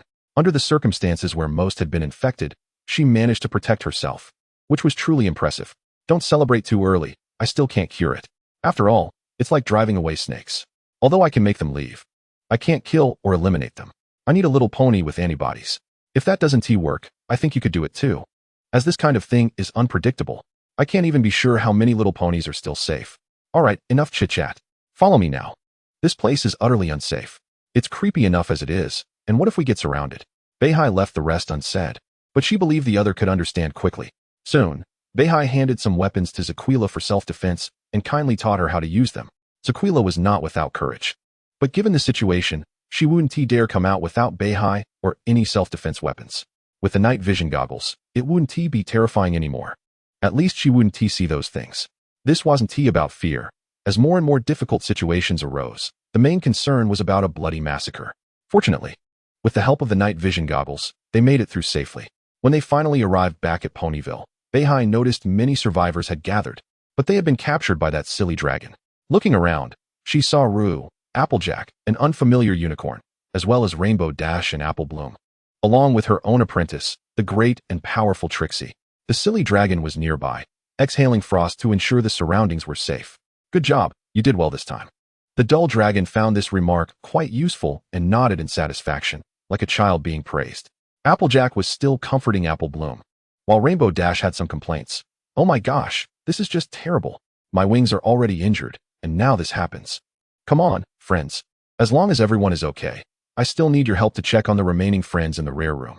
North Sea distributed weapons to the little ponies who could still move and had not been infected: Applejack, Rainbow Dash, and Fluttershy. Of course, Fluttershy. If you can't handle it well, you can stay by my side. And where have your wings gone? North Sea handed out weapons one by one so they could defend themselves, but when it was Fluttershy's turn, he noticed that her wings were gone. Rainbow Dash's issue was just a minor problem while flying, but Fluttershy's wings were completely gone, both pairs. Fluttershy lowered her little head, afraid to speak, and North Sea wasn't surprised. That was just her nature. It was already good that she wasn't completely paralyzed by fear after such an event. She lost her wings for safety after being attacked. At that moment, the only unicorn present who didn't know anything spoke, shocking North Sea. If he remembered correctly, that damn worm should be everywhere. If done correctly, even the rare would be very lucky. Everything could be dug out and stitched back together, but it still wouldn't avoid mental confusion and loss of sanity. But for Fluttershy to have her entire wings removed without any follow-up consequences was nothing short of a miracle. Could it be that she was a little pony without any infection symptoms? Is this true? My goodness, Fluttershy, you have to tell me, is this real? Fluttershy kept her head down, and ultimately, under North Sea's repeated questioning, she exploded. No, it's not true. I don't want you to experiment on me. I know that if I'm that special, you definitely won't let me go. I won't be treated like a lab rat. Pinkie Pie had already seen through it at that time, but she was scared. Calm down, I won't ask you anymore. Just stop for a moment. I won't do anything to you. You should know that even if I had to operate on you, I wouldn't do it. If possible, I would only harm myself. North Sea's words calmed Fluttershy, and for North Sea, this was truly a breakdown for everyone. After all, no matter what, Fluttershy couldn't hide it from her friends. If there was any possibility of saving her friends, she would probably be the first to step forward and lie on the experimental bed. It was already confirmed that this crisis involved not only the worm, but also a breakdown of personality. Chapter 72, an extra short story. North Sea packed his little backpack. Tearing off a page from the calendar, today was a special day. He had come specifically to see Twilight Sparkle and his friends. Shaking his head, he thought it might be a side effect of traveling through worlds, as he felt a bit dizzy. Let me think, aside from Twilight Sparkle, I've forgotten everyone else. What identity should I use? A traveler or a wanderer? Hey, I knew you would come here. I wait for you here every day. The sudden voice interrupted North Sea's thoughts, and he quickly looked towards the source, only to find Twilight Sparkle, who seemed genuinely happy. Really? That's a bit embarrassing. I clearly said I wouldn't come back. Wait, why do I have this thought? North Sea's head began to hurt. He couldn't figure out where things had gone wrong. But at that moment, Twilight Sparkle had already run over. Faced with this situation, he could only temporarily put aside his headaches. I originally thought you wouldn't come back. You know, I always knew you were lying to me. After all, I know you too well. Is that so? I'm really sorry. But I just came to take a look as a traveler. After all, everyone seems to have forgotten about me. And I thought it would be better not to hold on to too many memories. North Sea just wanted to take a distant look, but Twilight Sparkle clearly didn't think so. But didn't you forget about Pinkie Pie's existence? She is the one who throws parties for all the ponies. That does make sense. Pinkie Pie has an extraordinary sense. When North Sea stepped into Ponyville's territory, he was already noticed, so hiding was useless. Later, in Ponyville, North Sea saw Daisy, who was very familiar. He only introduced himself briefly, but she was exceptionally friendly, coming up to hug him like a good brother. Wow, traveler. Do you want to see my latest move? Of course, it would be an honor. Watching the double rainbow explode in the sky, North Sea couldn't help but exclaim, it was just too cool. His own rainbow dash could only do a sonic rainbow. But surely she would learn this move in the future. This is so awesome. Good job. Daisy lifted her little head, looking very proud. Of course. You should know who I am. Then North Sea felt very strange. He had almost met all the friends along the way, and everyone was quite hospitable. Something seemed off, but he couldn't pinpoint it. Maybe Twilight Sparkle had taken him around, running into these friends without him realizing it. North Sea took the little apple brought by Apple Bloom and patted her little head. Thank you. You're adorable, and the apple is delicious. Of course. I spent a lot of effort to get these apples. Sometimes, certain guys can't even taste them, right, Daisy? That joke about Applejack isn't funny at all. You don't have to beat around the bush. Haha, I didn't expect everyone to be so hospitable. Honestly, I had some concerns before. But Ponyville truly lives up to its name. North Sea took a bite of the apple. It felt quite familiar, but he couldn't quite place it. Maybe apples from both worlds taste the same? This unexpected visit was unexpectedly smooth. Twilight Sparkle no longer had to keep an eye on him. They could eat together. Okay. After finishing lunch at Applejack's, North Sea helped clean up some dishes. Although he was a guest, he felt he should do some work after eating for free. By the way, North Sea, are you going to stay here? Huh, just kidding. I'm a traveler without a destination. I'll keep moving on. I'll probably leave tonight for a new journey, but I really want to thank all of you. Applejack also came to help clean up the dishes, but this ambiguous question felt a bit off, making North Sea increasingly confused. It seemed ever since he came here, he felt something was amiss, but he couldn't quite pinpoint it. Sigh, I knew I couldn't stay. Ultimately, I can't stay. Don't drink apple juice during the night party. What? North Sea was sure he hadn't misheard, wanting to ask further. But the other party seemed unwilling to continue this topic. It's nothing. I just feel a bit embarrassed to have a guest do the cleaning. After walking out from Applejack's, North Sea felt even more confused. Twilight, I think today has been great. I should leave now. Twilight Sparkle led the way, counting carefully, figuring out where to go next. But this sudden remark disrupted everything. What? You're going to leave sooner or later, but we can take it slow. How about this? Can you stay until the night party ends? Afterwards, when I went to another friend's house, everyone was very friendly.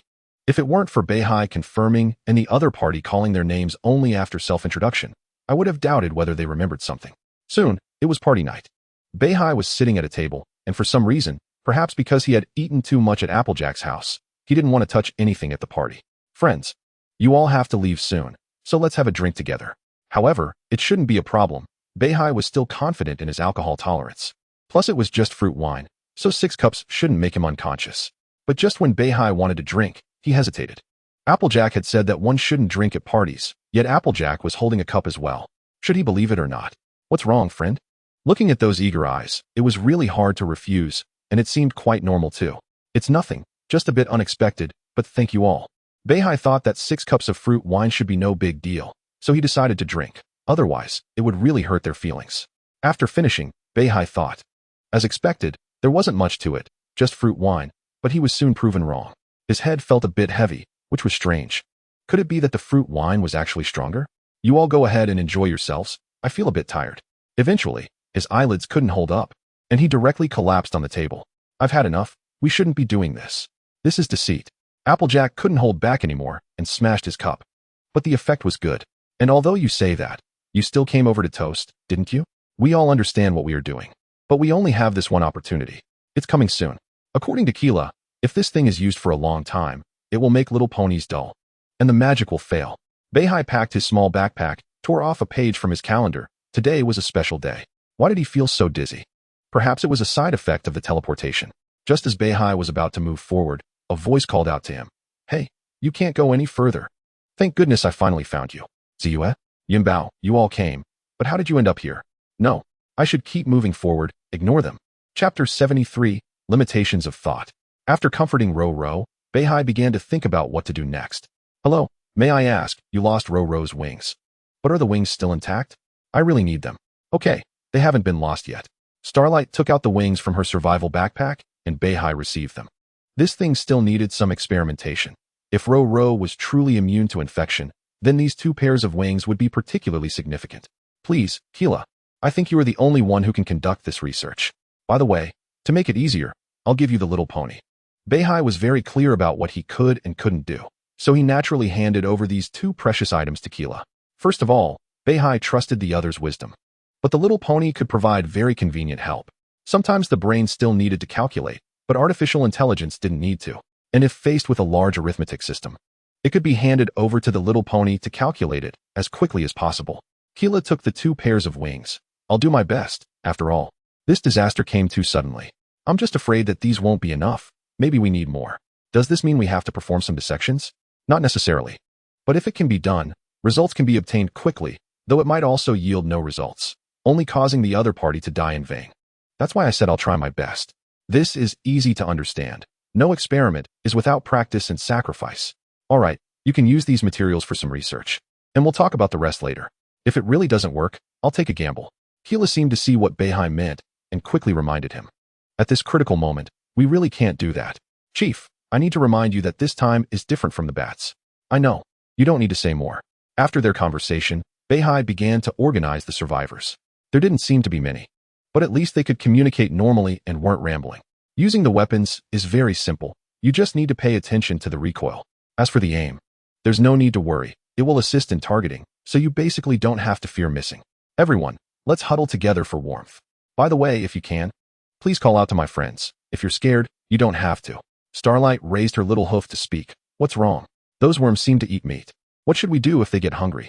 They won't eat anything else. This is indeed a big problem. Can they only eat meat? It's a bit troublesome. If we give them meat, those worms will become even more active, and if we don't, once they absorb all the nutrients, we won't need Beihai to save them. They can be buried directly. Let me think for a moment. What to do? What to do? At this moment, no little pony could help Beihai. If he thought carefully. Besides guns and ammunition, what else hadn't he brought out? Right, medical facilities, far superior to the medical facilities of this era. They had sterilization equipment during surgery. It had to be in a sterile environment, and the medical level in that world was certainly far beyond here. The reason those worms were everywhere was that air spread spores. It could cause airborne infections, which also meant that little ponies couldn't have wounds. If they did, those worms would sprout directly inside them. As the saying goes, in the future, there are air purifiers. This could really make a significant change, right? Yes. Tianping asked him to go to that place. Besides the necessary guns and ammunition, there are medical facilities. Oh, I'm so foolish. Why did I limit myself to the healing methods of this era? I think I have a way to save them, although it will take a long time. Beihai first let everyone go down to take care of things, trying to stabilize the emotions of the infected. Then Beihai chose a large room and asked Keela for some insect repellent medicine, spreading it around. Then he took out some glass from his storage. This glass was definitely not ordinary, placing it on the walls of the room, and the floor couldn't be overlooked either, laying it all out. Every gap had to be compared to ensure a perfect fit. After doing this, Beihai had to thank the toolbox behind him, which could extend various tools for precise work. Then Beihai called over the clumsy dragon, took out a device, and pried open the tip of the dragon's tail. There was a plug. Plugging it in meant powering it on. Seeing the purple light turn on, the device started functioning normally, and Beihai began to scan the room. Clumsy dragon. Check if there are still spores here. And what about bacteria? They're gone. They've all been killed. But this kind of light is also harmful to little ponies. That's okay. If there's harm, so be it. We have corresponding methods. After all, in that world of Little P, it was a radiated wasteland. We are well prepared for radiation. I have to say that the world's environment determines the shift in technological development. This sterilization can be considered unprecedented, using modified radiation as a free sterilization environment, which can indeed efficiently eliminate many outrageous things, including these worms. After all, there are no bacteria in the air, no terrible things, only medium molecules. One could say that the lethality is significant, and the effect is also high. However, it still requires an injection of a treatment agent from the Empire. This thing is good, but large-scale use requires a very high power supply rate. Although the dragon is the most advanced little pony, conducting a super large-scale radiation that can almost cover the entire Pony Maria is indeed possible, but the preparation and materials needed, as well as a massive amount of gems, are quite troublesome. Moreover, if it is not adjusted properly, the consequences could be very serious, unless absolutely necessary. The North Sea will not carry out such plans without full confidence. The North Sea moved those infected little ponies into this room, and seeing the exposed worms collapsing and dying, he sincerely breathed a sigh of relief. Now it is about healing, and then waiting for the wounds to heal before going out. However, even so, the North Sea still had to perform surgery, as some worms were hidden deep within the little ponies' bodies. As it is said, although this light is harmful to the little ponies, it does not directly destroy all tissues at once. Otherwise, the North Sea would not have brought this thing out. As for injecting the healing agent, it is not the right time yet. The worms have not been completely removed. If injected now, it might provide shelter for those worms, rendering the effort futile. To be honest, this is my first time performing surgery on a little pony, and it is quite inconvenient. Fortunately, in this room, I can still use some magic, and there is light to ensure every position. The North Sea deeply felt that performing surgery on little ponies is really inconvenient. Using my mouth to hold the scalpel, or manipulating machinery, is a very unpleasant experience. However, it is fortunate that while this place poses dangers, it does not have the effects of spores. So the North Sea can attempt to use some magic. Chapter 74, Argument. I have to admit, after several surgeries dealing with those worms, the North Sea felt somewhat dazed. However, it was not yet time to rest. The North Sea forced himself to focus, prepared some medication, and taking them would bring better treatment for them. The stronger effect is that it leaves no scars. Thinking this way, Jinshi would definitely drink it. The North Sea began to distribute the medicine, informing them of its effects. In short, it would help them recover faster, so they should not refuse. In the specially designed ward, besides friends, no other little ponies could enter. After all, the potion is limited and has a time nature. Otherwise, the North Sea would have started large-scale rescue long ago. Ziyue lay weakly on the sickbed, took the bowl, and tasted a sip, fortunately not spitting it out directly. However, even so, it was difficult to swallow, and she stuck out her tongue, finding it really hard to drink. Although it is very unethical, the North Sea was still amused. Haha, medicine does taste like this. After all, good medicine is bitter, and the more bitter the medicine, the more useful it is. Yunbao pinched her nose and handed the medicine to Jinchi. Fortunately, I don't have to endure this treatment. It even smells bitter. This time, Beaky had no intention of livening up the atmosphere or showing off. She suddenly blurted out, North Sea, do you really consider us friends? Faced with this question, the North Sea had never thought the other party would ask that. Of course, I have always regarded you as friends. Let's drink the medicine first. It is quite precious. If you find it bitter, you can eat a few candies to offset the bitterness. You never did. Whether in the past or now. When we played and partied together, all I saw in your eyes was a kind of elder's concern. You only see us as children. Children who haven't even grown all their hair. The North Sea was slightly taken aback. This statement made some sense. However, in a normal life, one must enjoy being a slacker, otherwise, one could really overwork. But Beaky's words were not wrong, as even Princess Luna was treated like a child by the North Sea.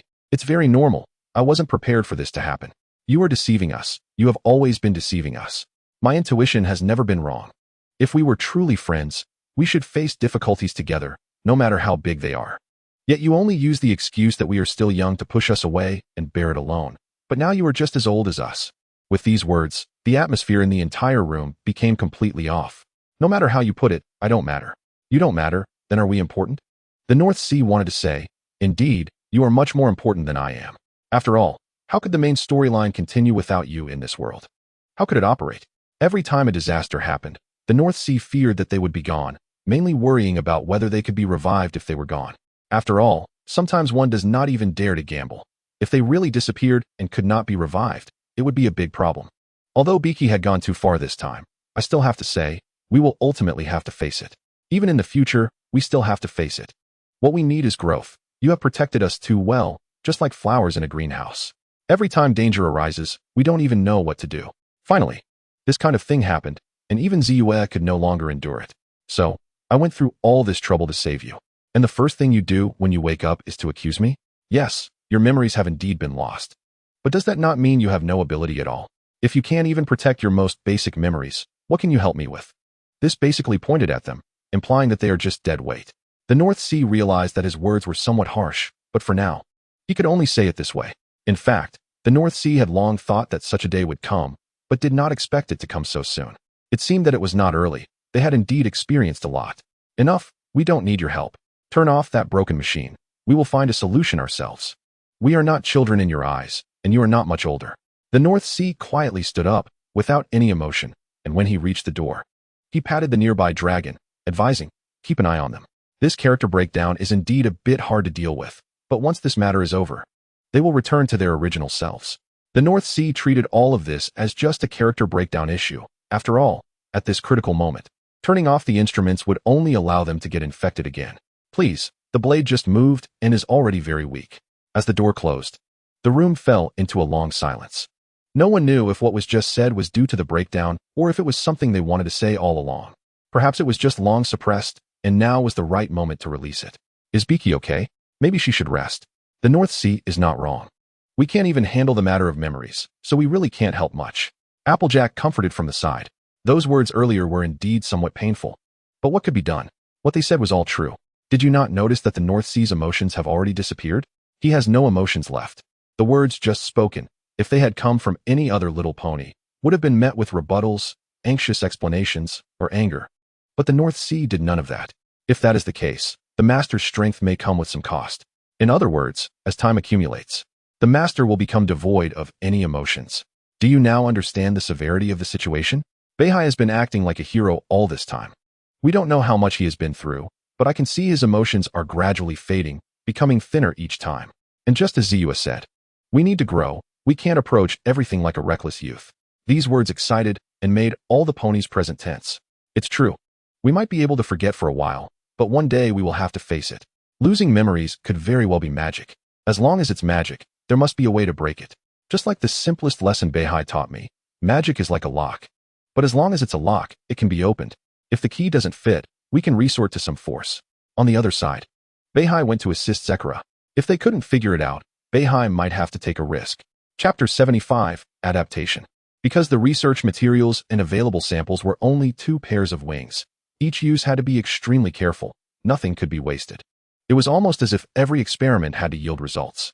I must say, Zekura has really tried her best. Is my ability only limited to this? No. To be precise, I need more samples. Zekura felt very helpless. Should she tell the leader?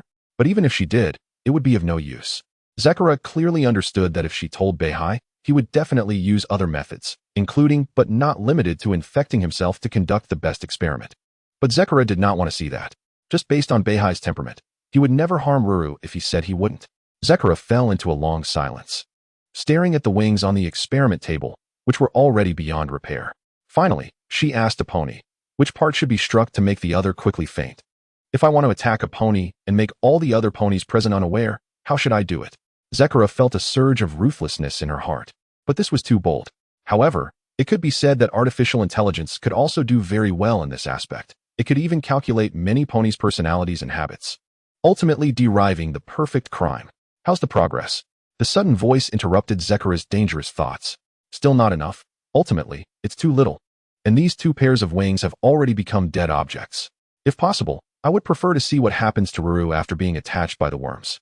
Although this is very bold, the other party is an asymptomatic pony, likely to have immunity, so we can observe carefully. Don't worry, I won't harm her. Beihai also understood that 2 pairs of wings would ultimately yield nothing in research. After all, if it were that smooth, it wouldn't be so troublesome. The ponies could solve it, but he still held on to hope. Sometimes it's like this. I promised the other party that I wouldn't harm her. Do you think I might also be an asymptomatic pony? What are you joking about? Whether you are or not, you cannot take this risk. The situation is already very bad. You are the backbone of everyone. It has been like this in the past few times. I'll say it again. This time is completely different from the bats. But what else can be done? Well, what if this time is exactly like the bats, and I am prepared? Beihai knew very well that he could not be too harsh on himself this time. He had also thought about using massive radiation to cover the entire Ponyville, to eliminate the worms. That method is no different from a virus bomb, but the key issue is that those worms are inside the ponies. If the frequency is raised, the main reason is still because of the princesses. Beihai is uncertain about what has happened to them, whether they have been infected or are safe. This is the trouble of not having a god's eye view. If the other party has been infected, magic cannot be used. After raising the frequency, the world will be plunged into silence. More importantly, creating such large frequency fluctuations is impossible. No need to say more. I have already made my decision. I was fine before, and I still have confidence now, and I have guarantees. Beihai calmly said these words, with the help of magic and the effects of that room. If worst comes to worst, I can just take a blade to myself after being infected. Speaking of magic, these worms are indeed powerful. They can only be used safely in that room. Once magic goes outside, it disappears entirely.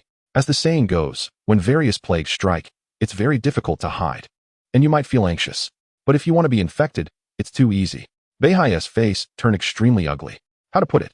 If this thing infects without one knowing, it can go unnoticed. But watching this thing enter the body with wide eyes, feeling nothing can still evoke feelings, is truly unbearable. Something is clearly crawling inside. It feels a bit uncomfortable, as if it reproduces rapidly, and its magical resistance is high. Beihai wandered around without any protective measures, even intentionally getting bitten. Although it felt bad, the attacker stated there was no problem because their head had been smashed. Beihai would bet this was definitely his most embarrassing moment. Magic couldn't be used at all, which indeed killed many. As for modern medical facilities, that was also very difficult. As some say, during the Three Kingdoms period, if you pointed at a boiling kettle to Zhuge Liang, he would say it couldn't be produced without an industrial foundation and productivity, so save your breath. The inside of the laboratory was small, filled with various herbs, some with insect-repelling properties, and others that could suppress and delay the worms. After being infected, Beihai lay down on a bed in the laboratory. Zekura was mixing some herbs, and each time she had to create a different formula before having Beihai drink it. With the assistance of the ponies, she recorded Beihai's physical condition one by one. Beihai was also trying hard to cooperate, hoping to find a treatment method, or even to kill the worms directly. However, both sides understood that killing was simple, but it could very well kill the pony along with it. In this process of testing the medicine, The worm's rapid struggles and writhing were unavoidable. Whenever it was about to reach the limit, Beihai would go to the isolation room, let his dragon take a blade to himself, and remove those things. After taking those things out, Beihai would use magic for slow recovery before continuing the cycle. However, the final irony was that the worms had extremely strong adaptability and high magical resistance. In this repetitive operation, the medicine had no effect. Instead, through this repeated experience, Beihai gradually developed antibodies. When the worms once again burrowed into the body had completely adapted to the changes of this thing and had developed a strong sense of rejection. As this feeling intensified, the body's affinity for the worms also increased, and magic finally showed some loosening. Neither Zekara nor Beihai had expected that the final result and hope would present themselves in this way. When Beihai was using magic to heal his cracked wounds, he just conducted another round of worm elimination. To be honest, this feeling was not pleasant, but it was getting faster. A few more uses of magic would suffice, and then things would become much simpler. However, was this the body's resistance, or had it begun to consider them as kindred? Fortunately, Beihai had anticipated this long ago, so he had all the surviving ponies enter the isolation room. They said it was to care for the injured, but in reality, it was mutual supervision. So no one would discover what Beihai was doing. After all, if they really discovered it, they would definitely refuse, and it would indeed be quite troublesome. Chapter 76, Resistance. The dull dragon extended its sharp claws and lightly pressed them against Beihai, using just a bit of force. The claws, sharper than a scalpel, quickly sliced open the skin. This was not the end. It swiftly removed the worms inside, and at the same time, when those worms were exposed to ultraviolet light, they would quickly dissolve and collapse. Now, it immediately began to stitch the wound. To ensure that they would not be discovered and for safety, Beihai deliberately made a few wooden boards, needing only about 6, to create a rectangle, allowing access inside. After all, there was only one instrument and only one room, with the explanation given to the outside being that they were looking for solutions in a safe and quiet place. To avoid delaying progress, anesthetics could not be used. All that was needed was to bite down on the wood picked up from outside and endure it, then use magic to heal afterward. According to the tests, you have undergone approximately hundreds of surgeries over the course of about 3 weeks, each time very quickly, as if no herbal medicine was used anymore, but rather forcing the body to accept it. If it were not for being able to clean the worms here and the restorative effects of magic, any pony would not be able to endure it at all, even if you forcibly turned yourself into a worm-immune pony. I need to correct your words, dull dragon. It's not that I have a strong immunity, but that I have become accustomed to it, you know? My body has adapted to these things it can accept. This effect is exceptionally terrifying. From Beihai's perspective in a past life, long ago, whatever people ate would have allergy symptoms, but over time, they adapted to this situation. And thus there were no longer any so-called allergies. With the body's adaptation, I could activate magic to erase this disaster, along with erasing memories. However, I'm not sure if I can do the same technique as Synastia. It's strange to say, the origin of these worms, through research, was found to be from animals, not only possessing strong reproductive abilities, but also magical resistance. Yet ironically, their so-called reproduction, their vitality becoming tenacious, can basically rely on air to spread, which actually uses magic as well. Magic is like a lock, a procedure, and there are ways to solve it. The natural enemies of those worms are parasites on wild animals. I don't know if that stuff is harmful to the body, but it is impossible for the parasites to spread on a large scale. So I proposed that the experiment continue until I could use magic. You see, this method has come up now. Although it is somewhat painful, it seems I don't even feel the pain anymore. Is this also considered a kind of emotion? Beihai has already sensed something wrong with himself. It seems he has lost many things, but he cannot pinpoint exactly what. He also feels that he has become stronger. It seems that after this matter is over, he will need to investigate his own issues. Beihai pushed open the small isolation room he made and walked straight outside. Everyone watched as Beihai went out again, during this time abnormally frequently. Every time he came in, he could feel his body was obviously languid.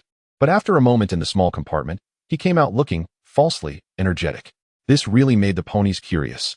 But even though they were very curious, there was nothing they could do. The dull dragon always blocked them, and when Beihai was not around, it would turn into an adult dragon, spreading its terrifying iron wings. Its claws transforming into sharp blades that spun in the center, which was a very clear warning. Unfortunately, these ponies understood that this giant dragon would not harm them. At most, it was just putting on a show. Pinkie Pie wanted to get off the sickbed directly, but was tied up by the dull dragon with a rope. Pinkie did not stop, insisting, "Friends, we need to." Before she could finish her sentence, a piece of cloth was stuffed directly into her mouth. To keep things quiet, the dull dragon simply tied up all the ponies, even those who were not infected. Hey, what are you doing? Let us go. What is Beihai doing? What is he busy with?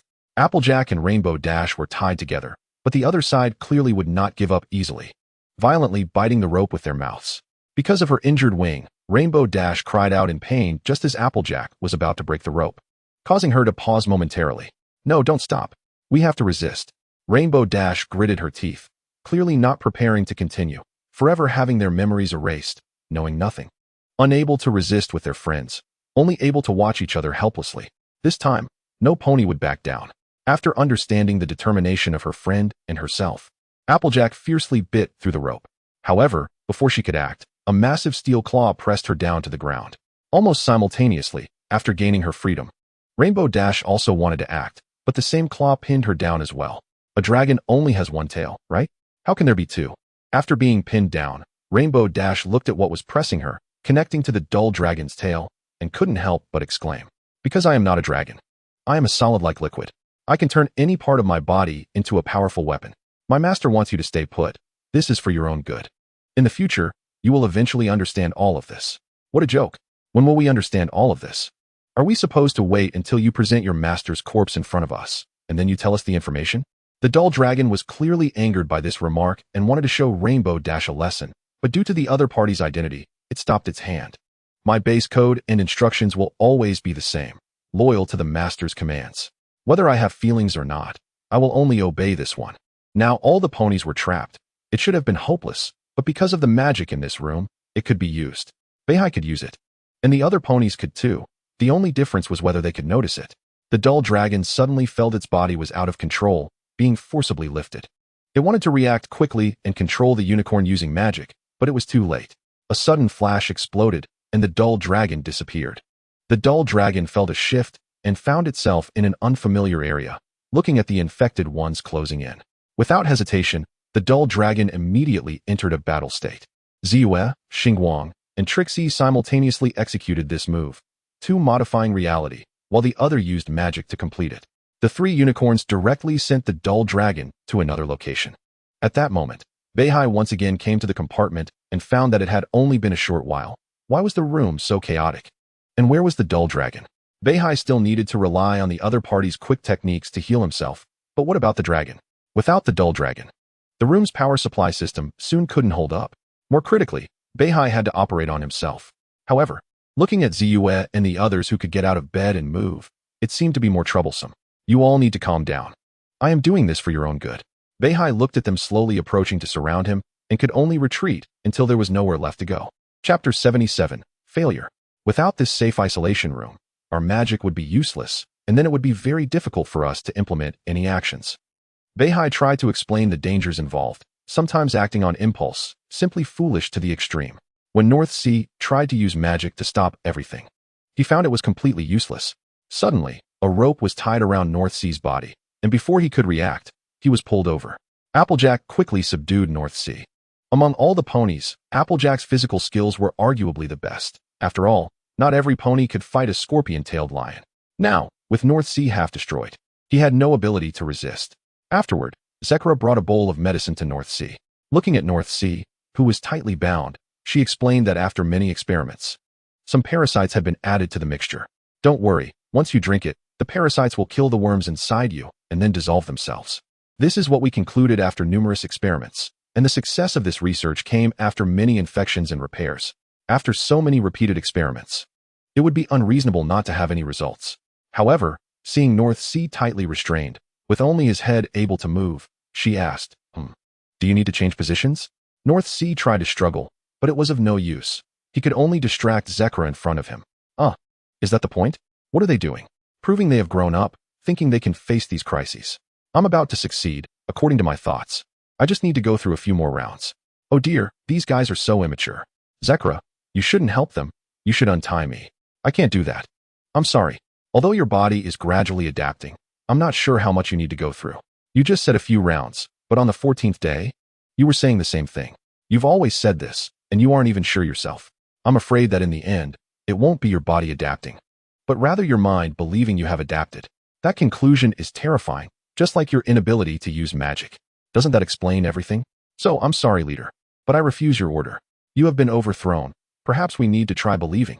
North Sea struggled desperately, but the bindings were too tight.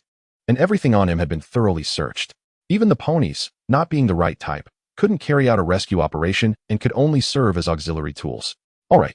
Shut up. I can't believe you can mess around with them. Then tell me, what plans do they have? What can they possibly plan? Zekra just shook her head and forcefully fed the medicine to North Sea. As he tried to continue speaking, his mouth was blocked, and he immediately tasted bitterness. Since he was talking, he didn't expect to choke on it. Coughing, he said, I'm not. Cough, cough. I'm not disbelieving them. It's just that this crisis is far stronger than the others. Zekra didn't say anything. She just checked North Sea's physical condition and then poured a few more bowls of medicine into him. After finishing, she began to pack her things and spread some powder around to repel insects. Don't worry, it should take about an hour and you'll be freed. What do you mean? An hour? Those kids will probably run far away. By then, I won't be able to catch up. Plus, it's so dark that I can't even figure out the route. You aren't planning to give my ponies to them, are you? You are right. They need a map, a route to Canterlot. There lies the source of harmony. North Sea could curse in that room, but soon realized that the source of harmony would be useless at the palace. No, it's not useless. If he could harness the tremendous magical power emitted by the source of harmony in this isolated room, perhaps it could really change everything. Once the power representing the magic of friendship is activated, even chaos cannot interrupt the rainbow cannon. North Sea had thought about this before, but mainly because he didn't have all the elements representing friendship gathered and didn't want to put those little ones at risk. Plus, the palace was far away. Unfortunately, his call didn't have any effect and instead summoned Apple Bloom. The door to the room was pushed open, and a little pony carefully poked her cute head in. Apple Bloom, right? They can't take you away. After all, you're still young. Hurry and untie me, or your sister might be in danger. Apple Bloom replied. Applejack told me not to believe anything you say. I can't help you until the set time is up. After saying this, Apple Bloom closed the door again. North Sea had no choice but to find a way out. First, because of the worms in his body, he couldn't use magic, but after the medication treatment, the power in the isolation room still had a little left, meaning he could use some weak magic. Maybe what Zekra said was correct. North Sea had never truly adapted. He only accepted it psychologically. As for being able to use magic, that was entirely because there was no spore infection in this isolated room, so he could use healing magic. North Sea had to admit he overlooked a fact. These worms essentially came from animals. In addition to reproducing quickly, they had a terrifying concept, parasitism. They achieved a coexistence state with the infected. It was just that these worms were too terrifying, as many insects relied on this method to reproduce and migrate. Before he could celebrate, the instruments in the room stopped working due to complete power loss. North Sea approached the equipment, folded it up into the shape of a medical box, and then bit down to pick it up. This kind of thing was similar to the medical facilities used for battlefield transfers, so the radiation range wasn't very large, only covering one room. And it was easy to carry, with a reasonable power supply. Just as North Sea was about to exit through the door, several gunshots rang out. The powder was something the worms hated most. After being scattered around, it wouldn't have a lethal effect, but would make them feel genuinely nauseous. To make an analogy, it was like a person stepping in dog poop, a dual discomfort both physically and mentally. And these things, recklessly crossing over, aimed to destroy that instrument. After all, only this kind of thing could harm the worms. As the saying goes, even if you want to adapt, it takes a long evolution. A fish has taken millions of years to crawl ashore, not to mention these worms. So these guys had a clear goal. Chapter 78. Action. Hearing the gunshots, North Sea understood he could no longer delay and hurriedly ran forward to provide support, running in the direction of the sound. It didn't take long to see Zekra at the door skillfully loading a shotgun and taking down two infected who were trying to run over. After running out of bullets, she turned the gun around and smashed one with the butt. Nearby, Apple Bloom quickly took bullets from her small bag and handed them to Zekra. Both sides worked very clearly together. The learning ability was truly impressive. How long had North Sea taught them? They were already so proficient. You guys are okay. That's great. Now, retreat immediately. This place can be abandoned. These guys are targeting the instrument. Even if those little ones want to find the source of harmony to resolve this crisis. This instrument is indispensable, and we must catch up with them no matter what. Zekra was not surprised by North Sea's appearance, as the timing had been calculated. But there was still some surprise. After all, these guys were actually heading for the instrument, which was unexpected, and now it was impossible to catch up. In the living room there are plenty of weapons and ammunition. We need to gear up. However, this time our journey will be much more arduous than those little ones. The leader handed the device to as ran towards the living room, he suggested. How is that possible? The monsters are after these things. Isn't it more dangerous to hand it to? We currently have no safety guarantee, and the potion I concocted is limited. We don't have many chances. If we don't arm ourselves to the teeth, we can't protect ourselves, let alone. The meaning of this statement is very clear. This device takes up space. If we give it to, she is not a combatant. Thought for a moment and decided to give it to her. But even if he did, he still wanted her to prioritize her own safety. Don't be brave. If you encounter danger, you can just throw this thing away. We can still think of other ways. Said nothing but placed the device on her back, wrapping it tightly with rope and finally biting it down. If those monsters come, I will use my life to protect this device. You, leader. Trustin was necessary, and besides, if the device was destroyed, what other options would we have? None. Interrupted, who wanted to say more. Eventually, the three little ponies arrived at the location where the weapons were stored. There were only 2 boxes on the ground, one containing some weapons and the other containing ammunition. Silently counted the remaining weapons, wondering if they would be enough to reach the palace. In fact, had more to say. If any member of the main group suffered any loss, this plan would be declared a failure. The source of harmony wanted to drive those few. One could not be missing. Do you understand? When was on the brink of despair, all I could do was pray, Celestia, give me some strength. Bang. With a loud noise, the living room door was violently slammed open. Whoever had such force was definitely not friendly. Just as thought. It was a fusion of several little ponies, or rather, those worms. They were devouring and infecting each other until they fused together. The balance was right, without magic. Relying solely on physical strength, I truly didn't know what to do. But for now, let's go to the underworld honestly. Just as the words fell, a rocket hit the target accurately and then exploded. Immediately grabbed by the scruff of her neck and started running madly, preparing to escape. After all, this explosion had blown the worms to pieces, and the shockwave made the house start to shake. Those things were falling like rain. We had to get away quickly. Ultimately, after running out, we still couldn't avoid infection, but luckily still had a small amount of recovery potion, which was the antidote. Drink up. Keep your body in the best condition. We need to hit the road. Yes, but before we set off, we need to kill some of them first. Was counting the weapons and had to admit he was a bit scared. It wasn't because there were too many infected, but rather because he was worried the device wouldn't be delivered properly. Would these ammunition and weapons hold up? As for the issue of power, that was easy to solve. The robot would definitely come along with the command. Could bet on speed first, and then on the robot. However, for now, we could still stabilize the situation. This was similar to a biohazard scenario. Those zombies looked terrifying, but as long as the player picked up a pistol, it could basically turn into a shooting game. On the other side, the main group led by had each equipped with night vision goggles, ensuring they could move quickly in the dim environment while avoiding the infected. With the help of night vision and exceptional intuition, it was like a spider sense. They could bypass danger along the way. Even if danger arose, they still had weapons to use. By the way, is this really okay? Had no weapons. To be precise, she couldn't carry these things and didn't dare to use them. Although she was very scared, she didn't want to back out of this operation either. Her friends understood and suggested that she stay behind, but she resolutely followed along. Even without weapons, as they ran, wild animals spontaneously came to protect her, including a scorpion-tailed lion she had once helped and an eagle. There was no time to regret. They needed to act quickly, and the little ponies would plan the best route. Had a natural leadership ability, and with her identity as a student from, she naturally took the lead and had the authority to use little ponies. We need to hurry, faster. Now the fastest route from Ponyville to the palace still takes a month.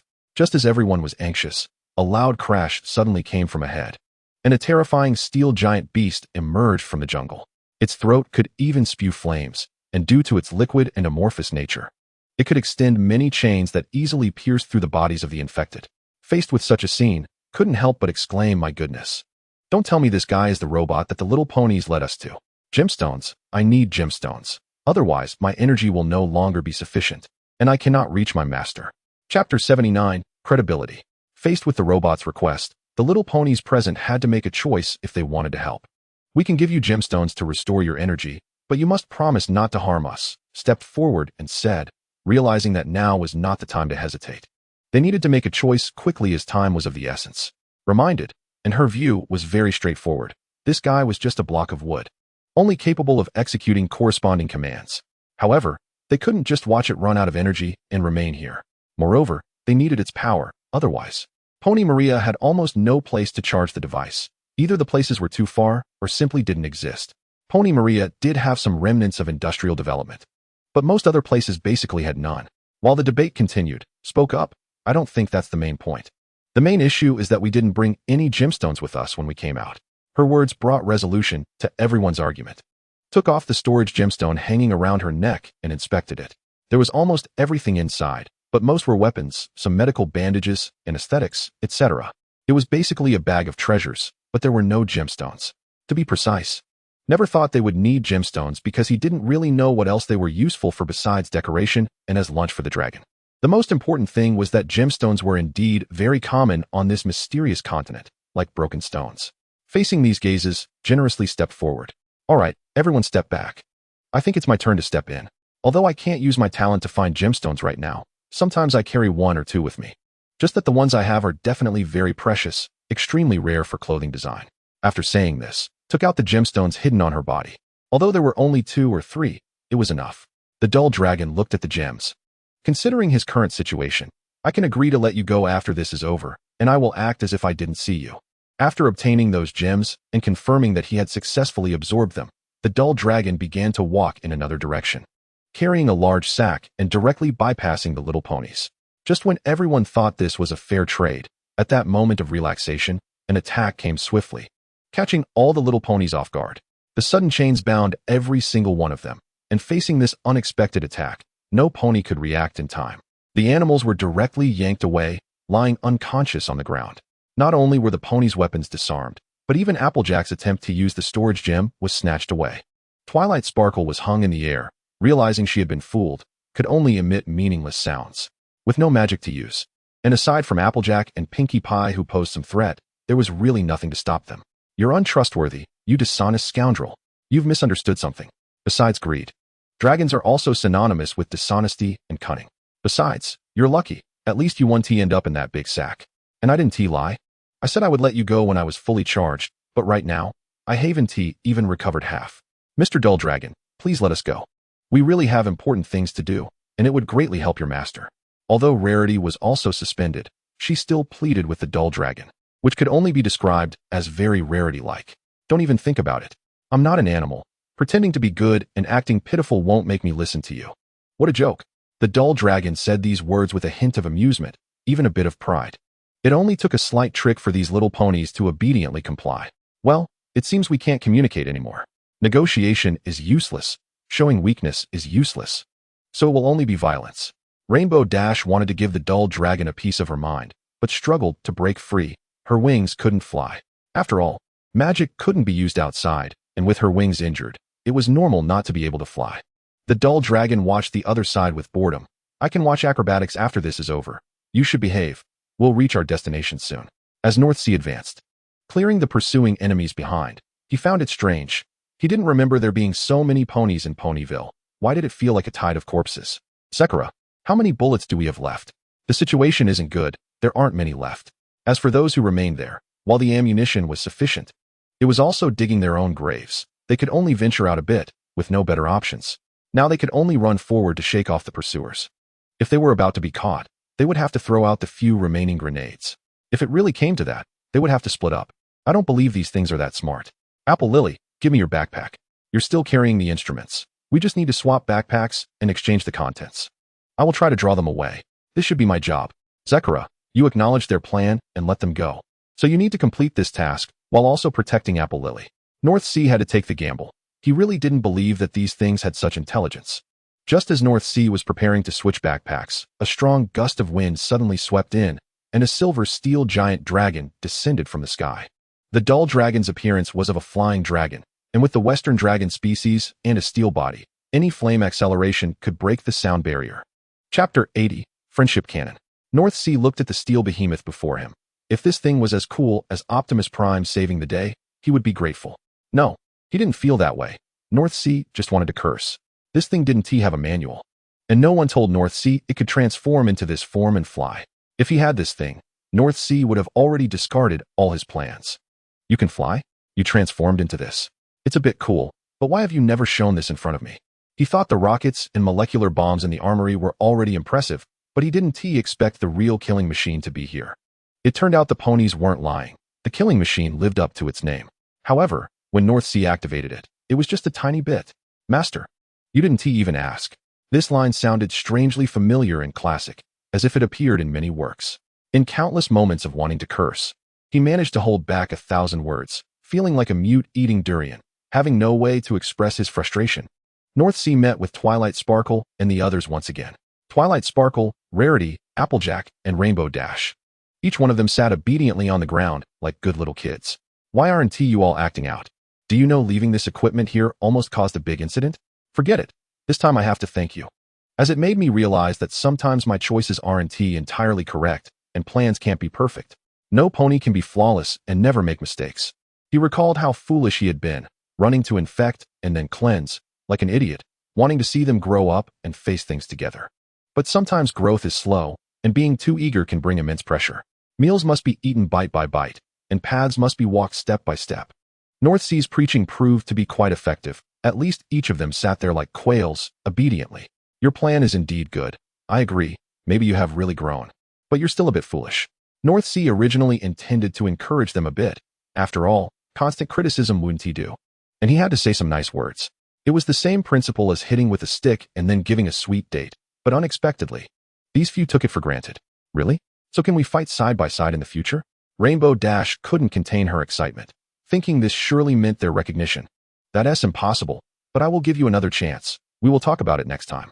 These words were meant to give the other side some hope to avoid making them anxious, while also stabilizing them.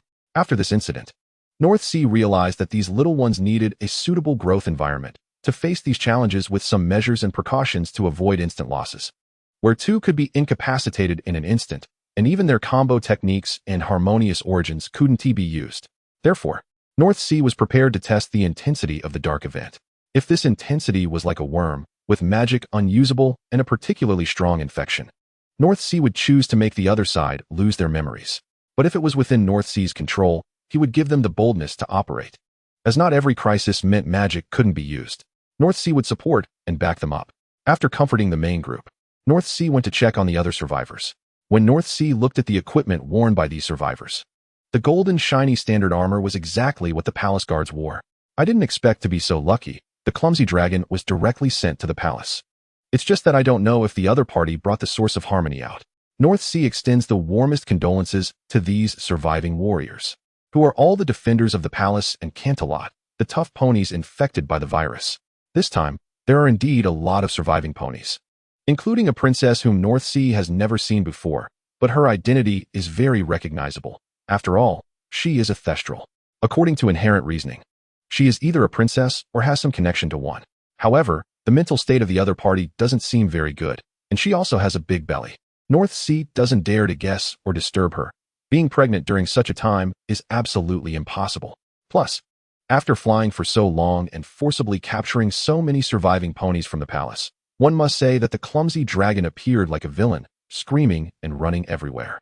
Luckily, magic wasn't used. Otherwise, the clumsy dragon wouldn't have made it out in one piece. Seeing such a clumsy dragon, North Sea also feels a bit of a headache. Where can I find gems now? How much longer can you hold on? Save a little, 1.5 hours. North Sea nodded, walked over to the 6 who were still whispering, took the necklace from Applejack, and then took out many weapons from it, arming every pony here to the teeth. If danger arises, unleash your firepower freely. Zekara, you can teach them first. Zue, Applejack, come with me. The simple commands and instructions were all followed this time without resistance. Possibly due to the clumsy dragon's authority, or perhaps they realized their mistakes, or wanted North Sea to see that they could listen to orders and cooperate as well. North Sea walked to an open space, took down the device from Apple Bloom's back, reassembled it, plugged in the power, and a safe area was formed.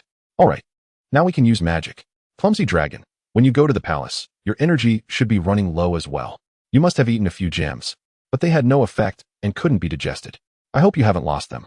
The clumsy dragon thought for a moment and took out the source of harmony from her mouth. At that time, I was thinking of throwing it away. But after analysis and testing, I found that the database was very abnormal, and it even absorbed my energy. I had almost devoured the treasure vault in the palace. But it turned out that these broken stones drained all my energy as if they were eliminating pests for themselves, so I kept it to do some research. North Sea breathed a sigh of relief. Just as he guessed, the clumsy dragon's energy was probably insufficient when capturing ponies and killing the infected in the palace. After all, since activation, apart from eating a lunch from the grain dragon, she hadn't eaten anything else. Plus, Maintaining her form and high-power weapons consumed a tremendous amount of energy. To replenish her energy, the clumsy dragon must have searched the palace, and now the source of harmony returned. This time it could only be a gamble. With Zue's eyes shining, she floated into the air with her friends, and a rainbow suddenly appeared, starting to spin and then rushing into the sky. North Sea could clearly feel some changes, but it wasn't enough. To be precise, the rainbow cannon's launch indeed couldn't be stopped by anything, but after the launch, it could be altered. This move had been used before. Why isn't it enough? Friendship is the law of the world. Unless the existence causing this disaster can shake even the laws. After North Sea figured it out, he knew he had to lend a hand. After all, in terms of status, North Sea had the help of balance. One could say that if chaos really focused on something, North Sea couldn't destroy it, since he wasn't as powerful as the other party. However, if chaos casually manipulated something, North Sea could flatten it. With North Sea's involvement, this time it finally succeeded. But North Sea wouldn't simply help. Instead, he would make some modifications. First, it was Celestia's old trick, which everyone had to know. In fact, North Sea hated reading. But there was no way around it. This magic had to be learned. After all, Celestia once said that she might also disappear. So she could only rely on North Sea at that time. As the saying goes, all strong ones have their titles, or various reasons. Just like this time. The two princesses ran away directly, so North Sea had to learn. As the rainbow soared into the sky, painting the entire horizon, this disaster finally came to a stop. After all, being a 1,000-year emperor, it was indeed hard to collapse when facing such a crisis. Sister, it's our turn to exert strength now. It's time to end all of this and let the world return to normal. Chapter 81. North Sea, I won't let this go. North Sea lay in bed, not wanting to move at all. The situation was finally resolved. The worm crisis indeed almost spiraled out of control. He didn't dare to imagine how terrifying the acknowledgement of such thoughts could be. However, his body was truly at its limit, so he decided to rest for a while. We'll talk about fishing later. In the blink of an eye, it was noon. On the other side, chaos finally broke through his seal. One can't say that friendship isn't powerful. This thing forcibly sealed chaos. Now the source of harmony finally changed its master. And the friendship legacy of the two princesses was also finally transferred. During this period, it could be considered a breakthrough. Chaos emerged from the toilet, then fell into silence. Originally, it should have been a celebration with laughter, but now he couldn't smile. After emerging from the toilet, Chaos floated outside and could see the sign for the public restroom. Chaos fell into thought. He remembered when he was sealed, he was a statue, and he shouldn't be here. I remember that apart from my good brother burying me in the ground and changing my position. Wait a minute, North Sea. You actually built a restroom on my grave. Not to mention you built me a grave. You even constructed a restroom, and it's a public restroom. Even though chaos is the king of chaos, this indeed brought out some psychological shadows. You could say the entrance was handsome or ordinary, but floating out of a toilet bowl? Luckily, there were no ponies. Otherwise, that would have been truly embarrassing. With chaos's unsealing, Ponyville also welcomed an extraordinary day. The cornfield turned into popcorn, the clouds in the sky turned into colorful chocolate, and the animals became long-legged creatures. The only quiet place was where North Sea was fishing. Now he was tidying up his fishing line and rod, as if this chaotic change hadn't disturbed North Sea at all. As the saying goes, a good mood for the day starts with what you enjoy. He set up his nest, put bait on the hook, and tossed it into the sea, leaving the rest to slowly wait. However, this time, as soon as the hook was cast, he struck gold. North Sea bit the rod with all his might and pulled back, not expecting such good luck today. Haha, this little greedy fish, you will regret your actions. As he continued to pull, North Sea increasingly felt something was off. His body was slowly shifting forward, as if he couldn't pull it. But the more it was like this, the more excited North Sea became. This proved that the fish was big. North Sea controlled the wings behind him to fly backward. This way, he would have much more strength, and he didn't believe that the fish below was so fierce. As the bending degree of the fishing rod became increasingly outrageous, North Sea also felt he couldn't hold on much longer. Luckily, the fishing rod was expensive, otherwise, he really couldn't withstand it. You better come up. With a low growl, Beihai decided to use some magic, just in time to try out the amplification magic he had learned, similar to various amplification indices in games. As the magic was used, the power gradually increased, and then the fishing rod finally snapped. After all, it was just an ordinary fishing rod. Beihai struggled to control his wings to maintain balance, preventing himself from falling directly to the ground. Looking at the broken fishing rod, he naturally felt a bit unwilling. The fish had bitten the bait, so no matter what, it was still his catch. He had to turn the river upside down to find it. He then used magic to part the seawater, revealing the fish, only to discover that they were all quite large, some as big as a house. Beihai silently restored the river to its original state. Had he just imagined it? Why did the fish look like that? Did he think that this would stop him from fishing? No, this was even more challenging. If he could catch such a big fish, he would definitely be able to boast about it for a long time. He felt even more excited and quickly prepared the fishing rod. Then he noticed clouds raining chocolate and various popcorn scattered on the ground. Beihai looked around. Indeed, he was in Ponyville. The only one who could cause such chaos must be that guy, right? He wondered if that guy liked the independent house he built for him. Thinking of this made him unavoidably happy. Stepping on the popcorn, he grabbed one or two and put them in his mouth. Not bad, they were sweet.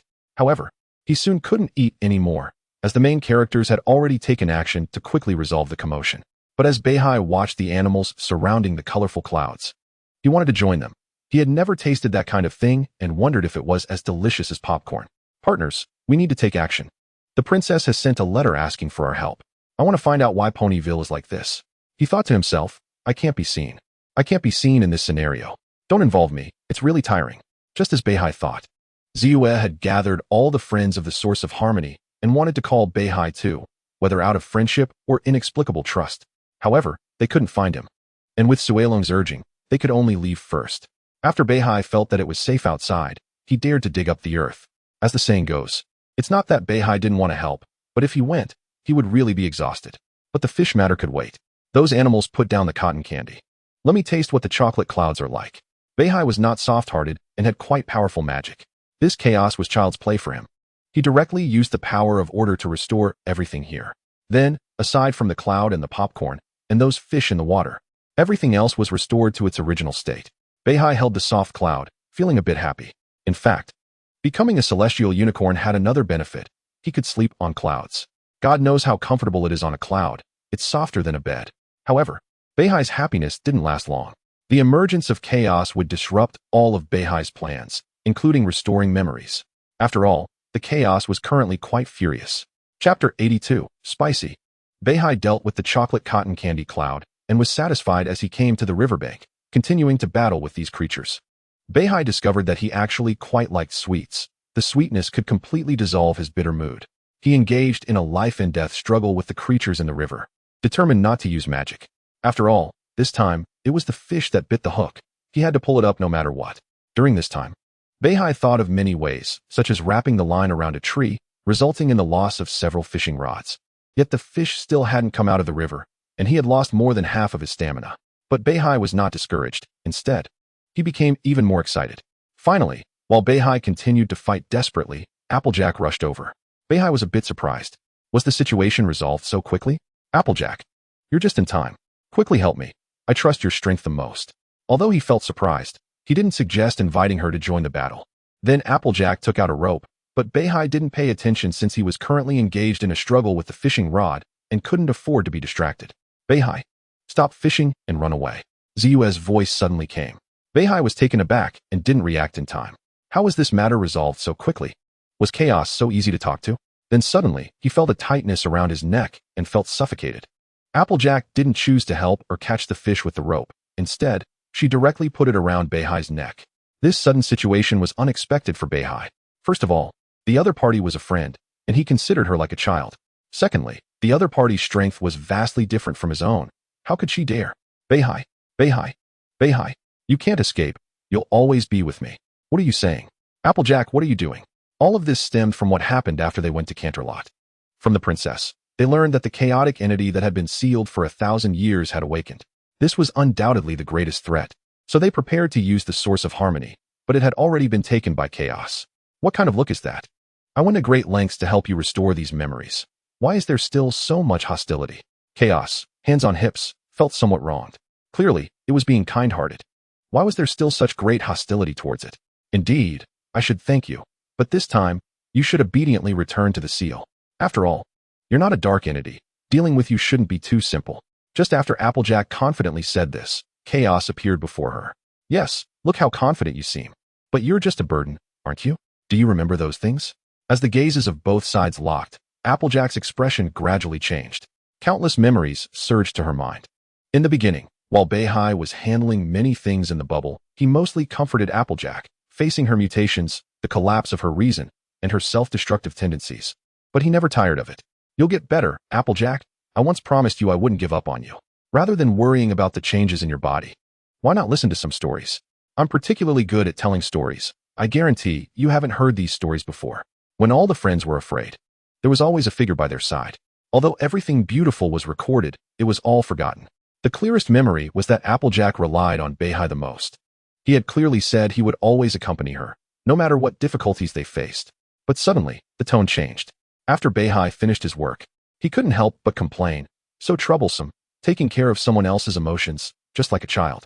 And she really is a child, having gone through such things. After that, Applejack became like a burden, unable to help at all. It was like this the first time, and like this the second time. Finally, all memories began to spin, and as they locked eyes with chaos, Beihai's disappointed gaze appeared before her. You've disappointed me too much. There's no growth to speak of. And you still need companionship. I don't have that much time. Looking at the departing figure, slowly walking into the darkness, all the burdens were borne alone. But he never spoke to Applejack again. No, don't leave. It shouldn't be like this. Applejack suddenly turned gray, collapsing helplessly to the ground. It could be said that she had already fallen into the trap. Little one, you can take your time to think now. Disorder said these words with a hint of pride and resumed selecting targets. Yunbao represents loyalty and certainly doesn't want to see her friends so downcast. What have you done? I advise you to restore Applejack back to her original state. Otherwise, I will show you the authority of a captain. Oh, I was still thinking about it, and didn't expect you to deliver it to me yourself. Captain, what kind of captain are you? Shouldn't you just be a troublemaker?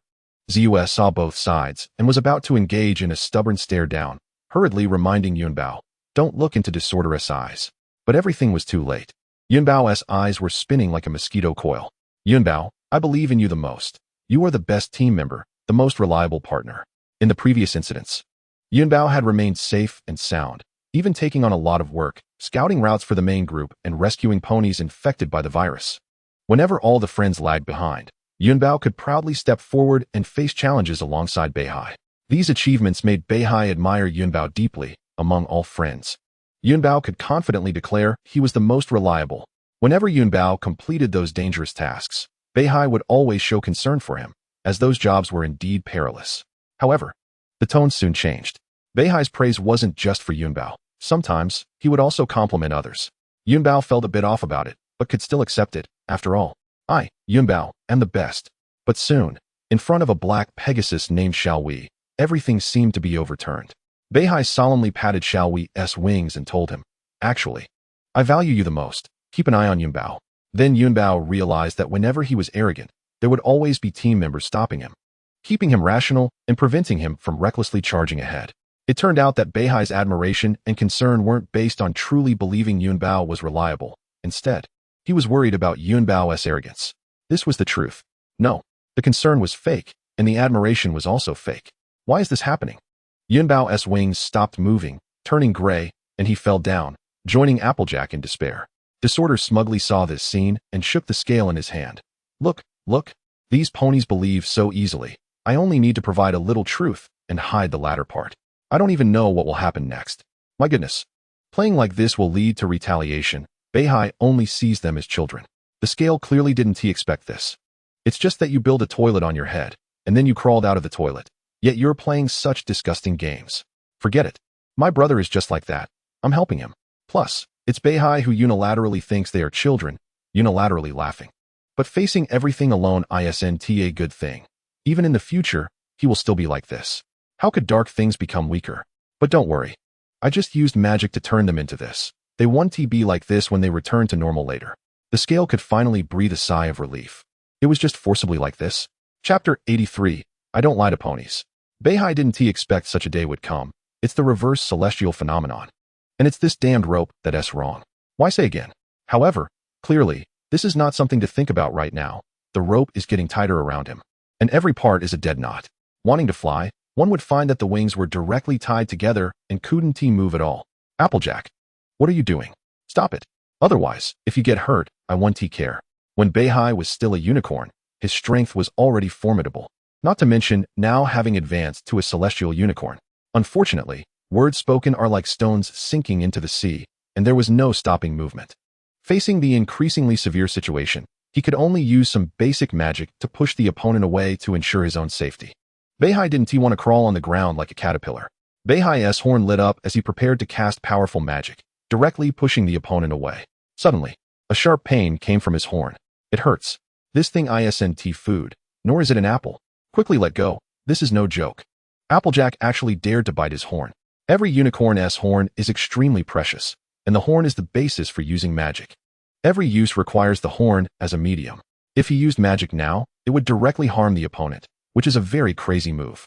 Beihai wanted to break free, but after fishing for so long, now he had to fight Applejack, which was quite a disadvantage. He couldn't gain any upper hand.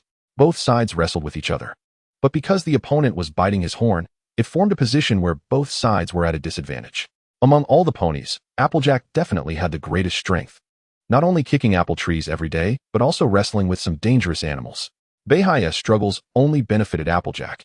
When he was just about to push her away with his forehooves, he ended up getting them tangled in the rope instead. At this moment of utmost urgency, Zuf finally arrived beside Beihai and directly collided with Applejack. This impact didn't affect Applejack much since she could fully withstand the impact, but Beihai was different. Damn it. She's biting my horn. It's hurting me. Zuf, quickly stop Applejack. If possible, pull her mouth off my horn first. What does she think my horn is? Apple candy? Why is she biting so hard? And this sticky saliva, it's disgusting. Zuf heard Beihai's plea and was obviously a bit flustered.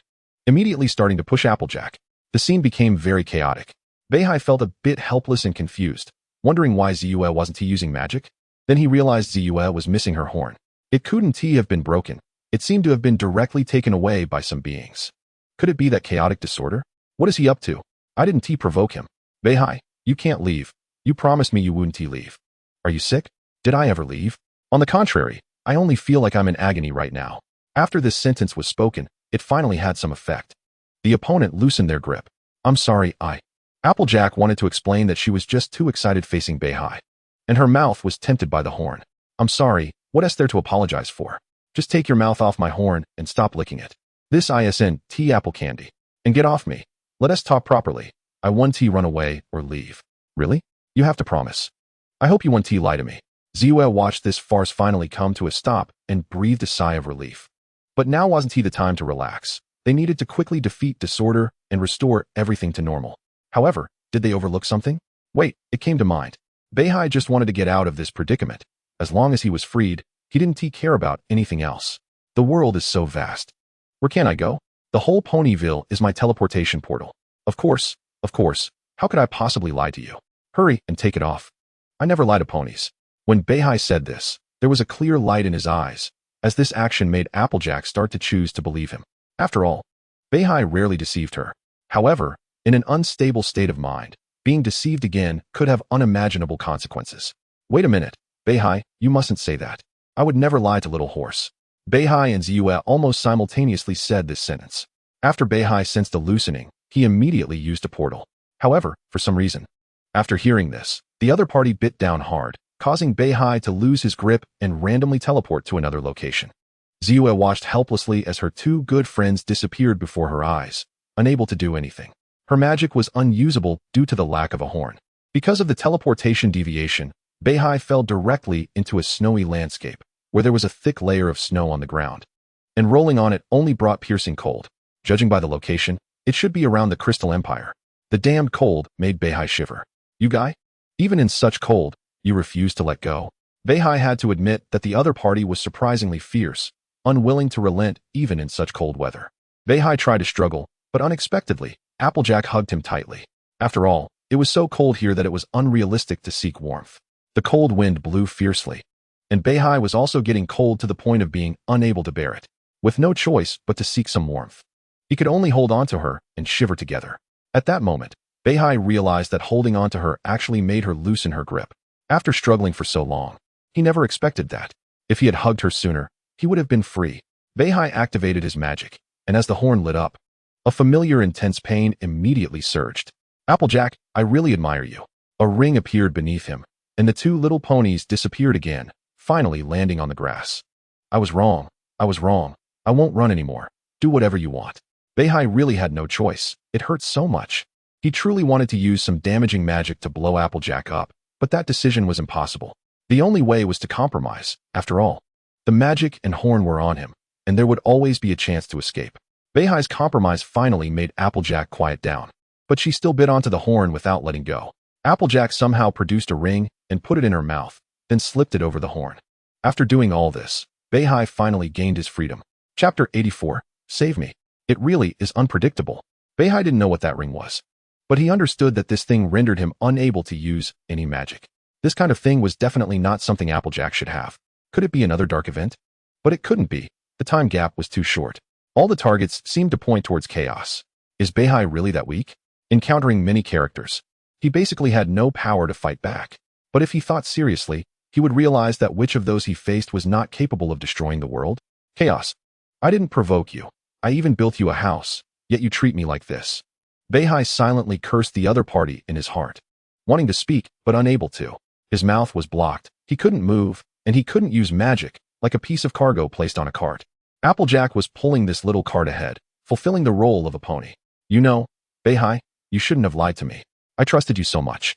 After I was bitten during my first dark event, the fear and unease in my heart kept entangling me. I ran alone, wanting to find a place. I never thought I would find a sense of security in you. At that time, you were so confident, as if everything was under control. It proved that you indeed managed it. When I faced mutations, looking at you always made me feel somewhat at ease. But then everything changed. I realized I couldn't do without you. Sometimes when I encountered danger, I would always check if you were there, as if as long as you were present, nothing unexpected would happen. You would always solve it. All along, whether at home or outside, I never thought there would be a solid backing one day. But I realized this was not enough. I also had to work hard. However, later I began to feel some fear until you deceived me time and again. You said you would stay by my side, but you never did. That diary is mine, and you didn't tell the truth. Even now, you still think of deceiving me. But it's okay. This time you will keep your promise. You will be with me and my family, and we will never be separated again. Beihai looked at the unusual Applejack, who had faced all sorts of difficulties without fear, bravely standing against the darkness. Why was it like this? This was much scarier than worms or zombies. This was definitely a dark event. What should he do? Who can save me now? Applejack's mental state was really off. What would she do to him? Currently, Beihai had no idea how long Applejack would be sick or what her ultimate goal was. He only felt a great panic rising in his heart. Just when Beihai didn't know what to do, a savior finally arrived.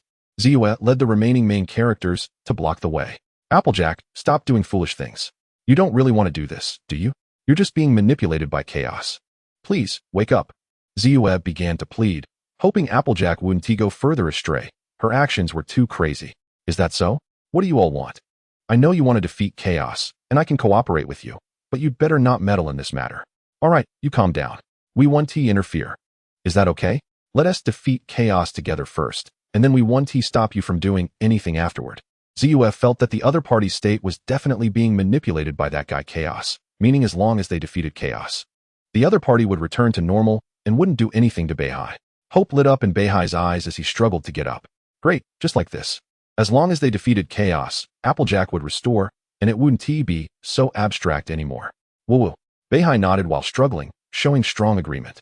However, looking at Applejack's cute face coming closer, which used to be so lovely and bright, now made Beihai instinctively shrink back in fear. Was she going to bite him again? This moment made Applejack stop her actions and leave the room, as if she realized she had gone too far. However, faced with the strange gazes of the family, Granny Smith seemed to enjoy the drama. Good girl, you are really bold. It's like when you used to like a little pony. How could you be so daring?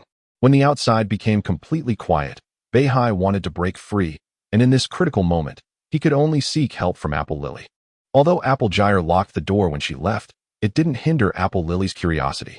Although Barley had doubts, he wouldn't rashly barge into his sister's room. In contrast, Apple Lily was the last hope. Beihai waited quietly, not believing that Apple Lily could restrain her curiosity and not come in to check or ask. Sure enough, with a click of the door lock, Apple Lily sneaked in. Fortunately, Beihai often visited the farm, and he wouldn't miss out on building rapport with the main group. Apple Lily could no longer contain her curiosity and removed the obstruction from Beihai's mouth. What happened between you and my sister? Your sister is sick, very seriously, and needs treatment, but she is very resistant. Can you help me take off the ring on my horn and loosen my bindings? Apple Lily fell into deep thought. It seemed that her sister was a bit different when she came in. It didn't look like she was sick, but something felt off. She seemed very excited, yet was suppressing something. Very strange. Stop thinking about it, Apple Lily. Besides, I haven't done anything wrong. You don't even trust me. Fortunately, the rapport built up over time was very stable. Otherwise, Beihai wouldn't dare to say that. You're right. Beihai, you and my sister are friends. This might just be a joke. I'll help you get untied. Apple Lily believed him. After all, Beihai was indeed very nice. Not only helping out for a week, but also often bringing delicious food. Chapter 85, Super Poop. Beihai flapped his wings high in the sky, flying at a high frequency. Finally free once again. Did you think Beihai would hide away? What a joke. Of course, he would confront chaos. This situation was definitely caused by chaos, but thankfully, only Applejair was around. To be honest, at that moment, when the other party was extremely distressed, it truly needed care. He hadn't done anything wrong. More importantly, Applejair's personality couldn't possibly become like that. As for the other friends, they were quite lucky. Basically, nothing happened to them. After that, things got busy. Beihai needed to find chaos, which wasn't too simple. He just needed to locate the source of the world's chaos. Zuf forcibly gathered friends. And everyone had lost the most precious quality from the source of harmony. Those rare gems instantly turned into useless stones. In the end, not only did they lose their original personas, but they also went crazy. It was hard to tie them together, and it had no effect at all. This was your growth. Oh my god, even I can't defeat you, and you still try to stand up? Pathetic, you are all worthless, admit it. Chaos sat on a chair, teasing slightly, but Zue didn't think so. You're right. Maybe we are all worthless, unable to bear the darkness of the future. We can only hide under the wings. Zue directly laid down on the ground, turning gray. Yunbao, everything is fake. Any action I take will mess things up. I am a narcissist. Jinshi, it's unimaginable. What I've done is meaningless. I put in so much effort, yet no one cares. Applejair, it seems there is no chance here at all. I'll leave first. This action is utterly boring. Biki, the parties are all monotonous and boring. A waste of time, completely useless.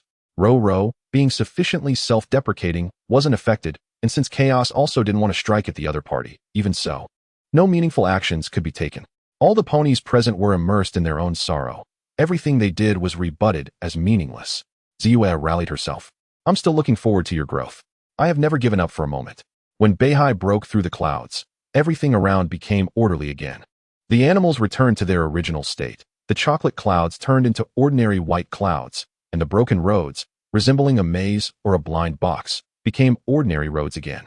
Oh my, why do you have to come with skills? Everything I painstakingly created in this chaotic world is gone. Chaos was somewhat annoyed. He had worked hard to make it so chaotic, in line with his desires, a chaotic little world that belonged only to him. And yet when his brother arrived, everything was gone. You deserve it. Chaos got up from the chair and flew into the sky. Don't be so hostile towards me, and don't be nervous. What did I do wrong? As Chaos spoke, he turned the clouds into cotton candy, and then tried to turn Beihai's horn into apple candy, but failed. Beihai's eyelids twitched. This guy's ability was too incredible, casually altering reality on such a large scale. I told you, you will pay the price. Don't mess up the world. Chaos wouldn't give up easily. With a snap of his fingers, a rabbit turned into a ball. And Beihai was forcibly twisted into a rabbit, a white rabbit with 2 pairs of tiny wings. The only difference was the wings were extremely small, vibrating rapidly to fly, with a small horn on its head. So cute. Look, it has wings and a horn. Shouldn't it be called a skyhorn rabbit? Chaos was somewhat carried away. Laughing heartily, Chaos turned into an ordinary earthworm, and then Beihai and Chaos showed off their powers, both frantically transforming each other into difficult-to-break shapes. Ants, alpacas, roosters, ducks. After several transformations, Beihai gritted his teeth. This guy had to see some colors. Besides transforming into some small animals, what else could he change? A flash of light passed, and Chaos turned into poop. Haha, you can't win against me by playing like this. And your current form is perfect for living in your little room. How do you like the house I built for you? So many beds, toilets, to sleep in. I did create this, but you can't blame me. I just made her become despondent, made her realize she was a burden who could do nothing, couldn't protect anyone. Who knew the reaction would be so big? Look at the others, they all fell into despair. I never thought she would become like this. So you did it after all. I don't believe that at all. Her magic restraining ring is something she can possess. Yes, it was indeed me. But what can you do about it now that you know? In an instant, chaos ensued, and the chains of order locked the surroundings. This was a confrontation of laws. Chapter 86. Things got serious. The battle between the two brought considerable disturbance to this world. It rained one moment, then returned to clear skies the next. Vegetation in the farmland turned into candy, then reverted back, while the river turned into chocolate syrup and then returned to ordinary river water. In this battle, there was no doubt that chaos was getting stronger. After all, this was a form of chaos. Haha, I feel myself getting stronger. I understand now. This is chaos. This is true chaos. Interesting, truly interesting. Beihai looked at the chaotic scene with a sense of helplessness. Continuing to fight would only make the opponent stronger. One could say this was no different from chaos itself. If they didn't act, the opponent could also plunge the world into utter chaos, which was incredibly unreasonable. Look at what you've been protecting, this ridiculous thing called order. Enough already, you guy. I'm so tired. I haven't rested at all. Sitting on this broken chair for 200 years, holding on to emotions for that long, is simply uncontrollable. I thought everything was over. But chaos had to jump in and stir things up. It felt like the taut string had finally snapped. After shouting this, Beihai suddenly realized something in his mind had broken off. All thoughts in his head vanished, leaving a void of silence. What he had to say was quite clear. What about the balance? It seemed like he had played a big game and needed to think of a way out. Otherwise, he would truly become a machine.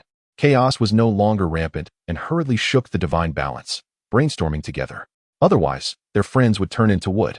Shaking it wouldn't help. What could be done? The opponent was already very exhausted, having been busy for so long without any time to relax. Beihai still hadn't figured out his own issues. Yet he went to provoke the opponent. If he didn't explode, who would? Chaos tried to use its magic to create disorder, but it had no effect. All chaos ceased, and the world would forever return to normal.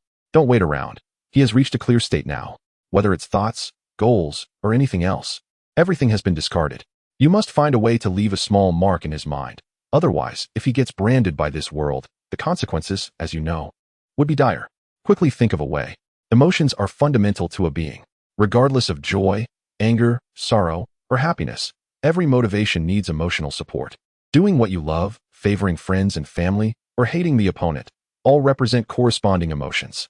These can be seen as instincts driving all living beings to act. At this moment, if one loses their goal and doesn't know what to do, they need to establish a new one for him. Regardless of whether he likes it or not, as long as it leaves an impression. If Beihai were chosen by the world to have an impression, he could be considered the best proxy. Without emotions, he would not show favoritism or compassion in anything. He would only achieve the desired result. The world loves such existence because, after all, every being has selfish motives and engages in irrational behavior, and over time, they would harbor all sorts of doubts. The world always exists, but it cannot manifest itself. It can only watch quietly. Similarly, it has no emotions, only caring about the things that must exist in this world. For example, the world initially was a chaos from which disorder was born, but chaos clearly could not give birth to civilization or sustain stable development. Thus, the divine balance was born, but both of these had very strong emotional colors.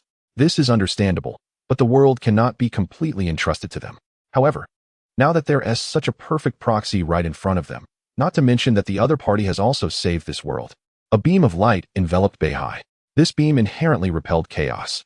At this critical moment, chaos, a representative of disorder, should refrain from meddling. It's just a pity that chaos had a better way, directly throwing the balance card in. You really think highly of me, but I'm scared. And I clearly shouldn't be with you. Besides, Beihai becoming a proxy isn't necessarily bad. You'd better hurry. What I want is a friend. A friend who can stand toe-to-toe with me, not a piece of wood or a machine. For the first time, chaos felt a bit anxious. Beihai had lost all emotions. So he wouldn't befriend the ponies anymore. Friendship simply didn't exist because he couldn't feel it at all, nor did he care about anything. But if Beihai had emotions, he would basically give everything for his friends. After all, friends are always unreserved and very pure and friendly, even for a plan. He deliberately kept a villain who knew how to transform into a celestial beast, having recognized the other's cowardice. But if emotions disappeared, darkness would descend. Let us put it this way. If the world wasn't directly destroyed, it would essentially fall into a state of indifference. After all, the duration was long, and everything would have to be treated as if nothing had happened. The world would return to its original state, but it would be different, just missing a pony. Perhaps everything else would be forgotten, but chaos couldn't forget. Its inherent rank was too high to forget. Chaos, like Beihai, hated one thing. Why did they have to know each other? If they didn't know, then the others, everything wouldn't matter at all. Just like if Beihai didn't know the main characters, he wouldn't care. But in the end, he couldn't help but build rapport, and as he did, they became good friends. Plus, being all alone in a strange world, having a couple of friends wasn't easy. Therefore, Chaos did do some things to ensure Beihai could stay well, including being with other ponies. It was so simple and crude, forcibly tying them together, but Beihai was unwilling. Listen up, you stupid balance. If you don't want me to stuff you in the toilet, you better do as I say, or I'll throw you into some strange places every day. I'll break you, and I'll think of every way to torture you. Don't think about begging for mercy or resisting. You can't beat me, and even the world won't care about our fight. The balance was numb. Perhaps the world was right. Having emotions truly made it impossible to govern the world. Just like now, the balance was terrified, fearing for its future life. It could only go all out. Beihai found himself in a pure white space, not knowing what to do. It felt like nothing had any motivation. Beihai was still in a clear state, not having thought things through, not even remembering his own name, when he was swept away by a torrent, an ocean of knowledge. Pulling Beihai in, countless pieces of knowledge violently entered his brain, bringing no irritation or fear, only calmness. These things infiltrated him like thousands of needles. Pain is a sensation, not an emotion. This pain rendered Beihai unable to scream. He wanted to shout, but only in a state of extreme fear and panic, where various complex emotions intertwined. Could he cry out? Losing these things, Beihai could only numbly murmur two words, so painful, and nothing else. Golden patterns began to appear on Beihai, and the cute symbol transformed into a totem, like a golden eye, slowly spreading across his body. The only downside was that he hadn't thought of anything yet, and he was being stuffed with these things. Wow, is it starting to format so quickly? Chapter 87, The Bet. The golden balance, traversing through this complex ocean, found Beihai, who was engulfed by these waves. Beihai looked numb, feeling nothing, just lying quietly in this merciless vortex. The balance approached Beihai, calling out his name. Do you still know who you are? What do you want to do? Who am I? I don't know. I can understand many things, but I just don't know who I am. I can't remember, and I don't want to think about it. There are so many unknown and novel things. I can barely accept them. Who I am is no longer important. There's only a voice vaguely telling me something. Tianping sighed in relief. It wasn't too late, and there was still a chance. You have a name. You are called Beihai, and I know your story. As Tianping narrated everything, he hoped the other party would understand not to let this knowledge overshadow everything else, repeating the same things over and over. I don't know how long it took, but even Tianping became a bit impatient before there was finally some effect. I remembered some things. I have a bit of an impression, but why did I do that? I was really foolish, hurting myself just for those few little ponies. For the current Beihai, he couldn't understand those past actions. How could you think like that? Do you still know what a friend is? You must understand the word friend, right? There are many interpretations of friendship. Some are two-faced, while others are heartfelt. Who asked you to explain? What about your feelings? Oh, right. You have no emotions. You don't even know what joy and pain are. I hear you still like fishing. Do you know? You love doing this kind of thing, treating this place as a sea and going fishing. Beihai felt a slight stir in his heart, and a lake appeared before him. Then he directly used his ability to bring up the fish. What are you doing? Fishing, of course. Holding a fishing rod and enjoying the process. Doing it that way is meaningless. This is the fastest way to get results. But do you know what happiness is? You know so many things. You should know what happiness is, right? Try to find it back. Just a few laughs can be happiness. This thing is complicated. I can interpret various kinds of happiness for you. Reunion with old friends, the joy of resurrection, the thrill of revenge. I can show you all of that. Just when Tianping was in despair, thinking about how to live in the future, suddenly the waves of rainbow light swept through here. Amidst the golden patterns, the appearance of the colorful rainbow was indeed very abrupt. Disorder rushed out from it, transforming chaos into order, aided by the rainbow cannon, bursting in. Oh no! It changed shape again. This is really bad. How come this guy Beihai's skin and form keep multiplying? From the initially ordinary unicorn to later borrowing Tianping's power, then sitting on the throne, and now coming down from the throne to become a heavenly horned beast, and now it was simply a complete form. It seems that to help Beihai recover, one could only trust the rainbow cannon. After Disorder finished speaking, it immediately retreated. If we talk about the most powerful force in this world, it must be the rainbow cannon. Once it is activated, not even itself can stop it. One could say the world is like a god. It's omnipotent yet not omnipotent, often harmed by the things it creates. Just like a god saying he is omnipotent, then creates a divine weapon and gives birth to a demigod child, and then the demigod child, encountering injustice, rushes up and kills his own father. The power of friendship embodied in the rainbow cannon is clearly a nuclear weapon created by the world itself, and it's particularly unstable. The concept of friendship is quite broad. Even villains can have friendships, making this nuclear weapon turn into a precision bomb. when Ziyue walked into this place filled with truth. Behind her were friends who had returned to normal, each wearing the source of harmony, including two princesses who were also here. After all, Beihai was too important. After everyone was sealed, he was the only one who could act in real time. Beihai is really here.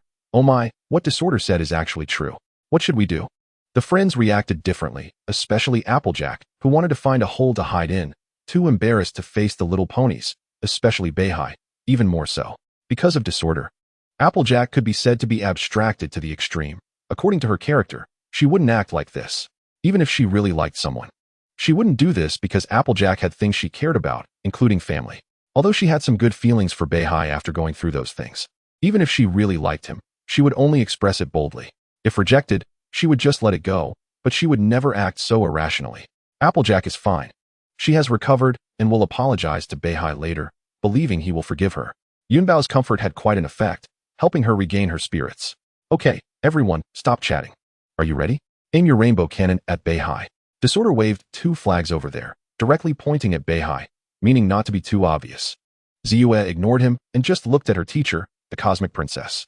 After seeing her nod in approval, she and her friends used the rainbow cannon. The source of harmony was charging. Under such circumstances, Beihai thought of many ways, seeing the other side so slowly, wanting to stop it, but then realized it was impossible. Once activated, nothing could stop it. Unless there was a problem with the friendship on the other side. Facing this situation, Beihai could only use his powers now. He was following the way of heaven. As the two forces intertwined tightly, a violent roar erupted instantly. Friendship is truly a troublesome thing, although it seems unbelievable. This thing is indeed one of the foundational elements of the world.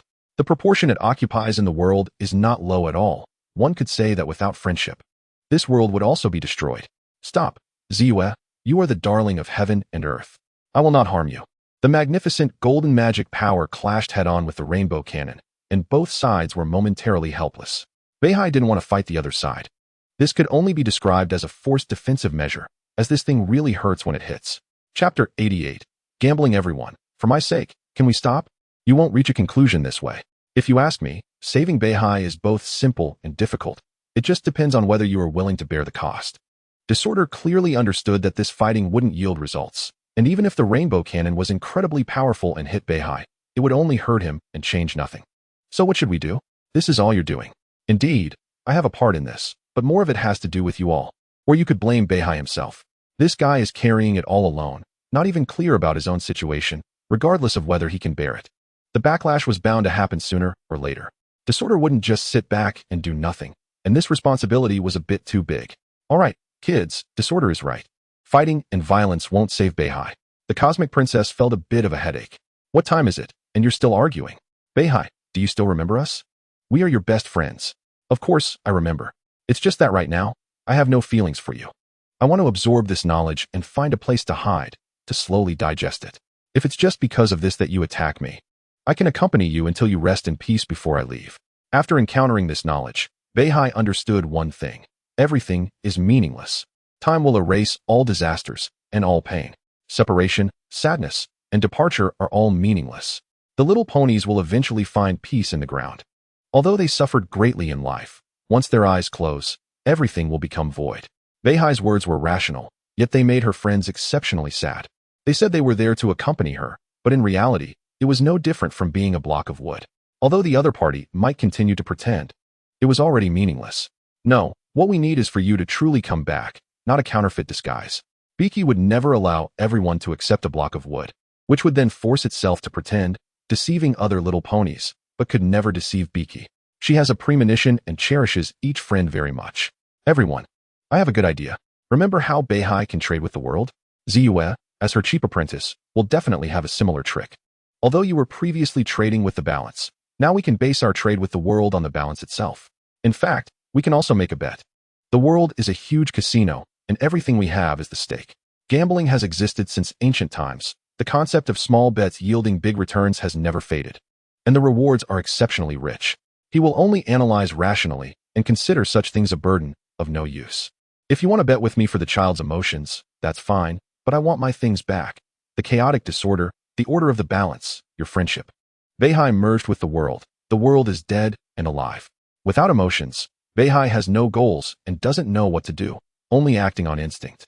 However, the opportunity is here. We can't fight, but everything has a glimmer of hope, so let us gamble.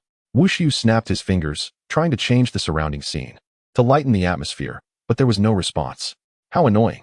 Applejack stepped forward, clearly understanding that Beihai had completely changed, acting only on the world's instincts. All right then, what do you want to bet? But this is my unilateral request. If I lose, I am willing to give up everything, including your family. You. Seeing Applejack speechless, Beihai didn't care. What is a guy with nothing willing to give? The more you act like this, the more Beihai wants to seize it. Please. He is not a villain. He only wants things that benefit him. Step back. You have nothing to bet with me. You can't win or lose. Fine then. Bring it on. I won't back down. What do you think I have? Ziyue? You have many things. The source of harmony, future talents, and strong friendships. Cherished memories. Too many important things. But some of them are useless to me. However, there are still some I need. All right, enough talk. Let us get started. Ziyue said firmly, unwilling to back down, determined not to give up on any friend, especially since Beihai had saved everyone during their crisis. She had already sacrificed enough. Now it was their turn. This choice is not about me, but about you. Ziyue was right. Now he had absolute confidence. With all the knowledge of the world in his mind and powerful magic, he didn't care what to bet on. When the outcome of a gamble is already determined, one naturally won't care. Beihai also wouldn't resort to tricks, but would use the fairest and most rational methods. Wait a minute, if my stakes are rich, I hope to let my friends also bet against you. Sure, I have no problem, but you all have to pay some price. Soon, some square golden cubes would separate all living beings present. Then Beihai stood next to Applejack. They made a bet. Just as Beihai thought, the other party's vision and knowledge were quite limited. Applejack requested not to use magic, but to rely solely on physical strength to compete. To see who can kick down more apple trees. All the little ponies vanished, leaving only Beihai and Applejack. The surroundings transformed into land with apple trees sprouting up. Countless apple trees laden with apples. Applejack showcased his abilities and strong physical power, while Beihai willingly gave up all her abilities to compete with her weak physical strength. Applejack moved quickly. By the time he kicked down the 10th apple tree, Beihai had just barely reached the 3rd. The conclusion is still too early. Time will prove everything. Just as Beihai said, even if the other party kicked down 100 apple trees, Beihai was only at the 30th. But does that matter? As time passed, Applejack would feel tired and thirsty, would choose to eat apples, would age, and would feel bored and irritable. This place was like a brand new cage.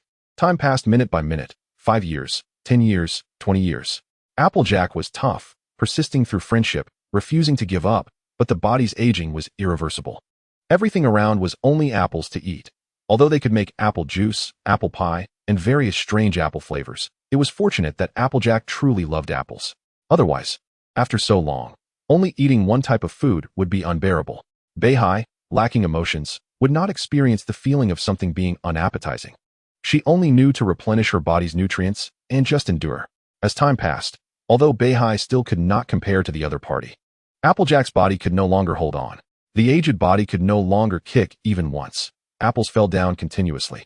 In this gamble, Beihai won. It was a simple gamble without clear rules. The other party's limited vision was destined for this tragedy to happen. Then a light surged from Ziyue. The outcome was determined. And the rules began to take effect. Chapter 89. You invited a Yandere over, betting that she will forget me? Then moving on to the next. Beaky wanted to throw a huge party to see who could bring joy to everyone. Beihai just tilted her head and kindly reminded. It's better to change to a different approach. There are so many ways to make the little ponies happy. I can make all the little ponies happy. Huh? Are you scared? Beaky said proudly inside the golden cube, not exaggerating, claiming that given this alicorn a day's time, she could notify all the little ponies in Equestria. Don't bother. You've already lost. Beihai displayed her abilities, creating a mirror that opened up, quietly observing the outside situation, letting everything in the world be coated with frosting, turning it into a massive party, while also fulfilling many little ponies' wishes, satisfying what they desired most in their hearts. This is what I want to do. Beaky was somewhat incredulous. I can turn the whole world into an amusement park, and you can't. Do you still want to compete? Beaky felt a bit down for the first time. Well, they really aren't opponents. I think there's no need to continue. They can't come up with anything good. Ziyue, let's have a direct showdown. I don't want to waste too much time. Beihai temporarily set Beaky aside and brought Ziyue in front. It's obvious what the others want to do without even competing. Yunbao's flying. But even if the opponent can use Rainbow Sonic Boom, she doesn't have the speed. Rose animal affinity. Although Beihai can't achieve it, can forcibly alter their brainwaves. This is quite simple, and Ro won't notice. As the saying goes, as long as you aren't discovered, it doesn't count as cheating. Instead of slowly collecting them one by one, it's better to get straight to the point. What can I do? There's no way to compare with magic, learning knowledge that the other side already possesses. Ziyue also didn't have a better idea at the moment. Everything seemed to have become a foregone conclusion. Ahem, can I join? Me plus Tianping and 2 princesses. Does that sound good? Wushu jumped out at this moment, looking somewhat confident and at ease. Of course, that works perfectly. No, I've invested so much. Just getting his emotions back isn't enough. I need to make some changes to the rules. Okay. Beihai agreed without any hesitation. Wushu nodded in satisfaction and then brought up the bet. You don't think time can erase everything, do you? Let's bet that Twilight Sparkle will endure this temporal torment to save you. But I have to remind you, do you dare to gamble? Beihai nodded without hesitation. And then Wushu clapped. Not bad. You actually dared to agree. So, let us welcome Twilight Sparkle from another world. Twilight Sparkle walked out from a crack and then lay on Beihai. Beihai made no move, as there was no emotional fluctuation, letting her be. I thought I'd never see you again. What happened? Wushu said, you're in danger, so I came. Is it my turn to save you? Oh, huh. You look quite handsome in this form. You've also become an alicorn. Twilight Sparkle unconsciously touched Beihai's horn, which had golden patterns on it, and looked really beautiful, along with a pair of wings, before being grabbed by Wushu. All right, miss, let's clarify the situation. All hope rests on you. After explaining everything clearly, Twilight Sparkle agreed without hesitation, but her gaze disdainfully looked at Ziyue and the others. I can agree, but I must add a condition. I'm willing to bet everything I have, but if I win, Beihai must stay in my world. I can't do that. I can't promise. This is my route, but you have no chance of winning. Twilight Sparkle, you finally woke up. Did you forget? You fell asleep while reading. I thought you were too tired, so I didn't disturb you. Sleep? Is it a dream? How could I have such childish thoughts? As time passed, Twilight Sparkle embarked on the path of the original storyline, making friends and resisting danger together. Not only that, but everything went exceptionally smoothly.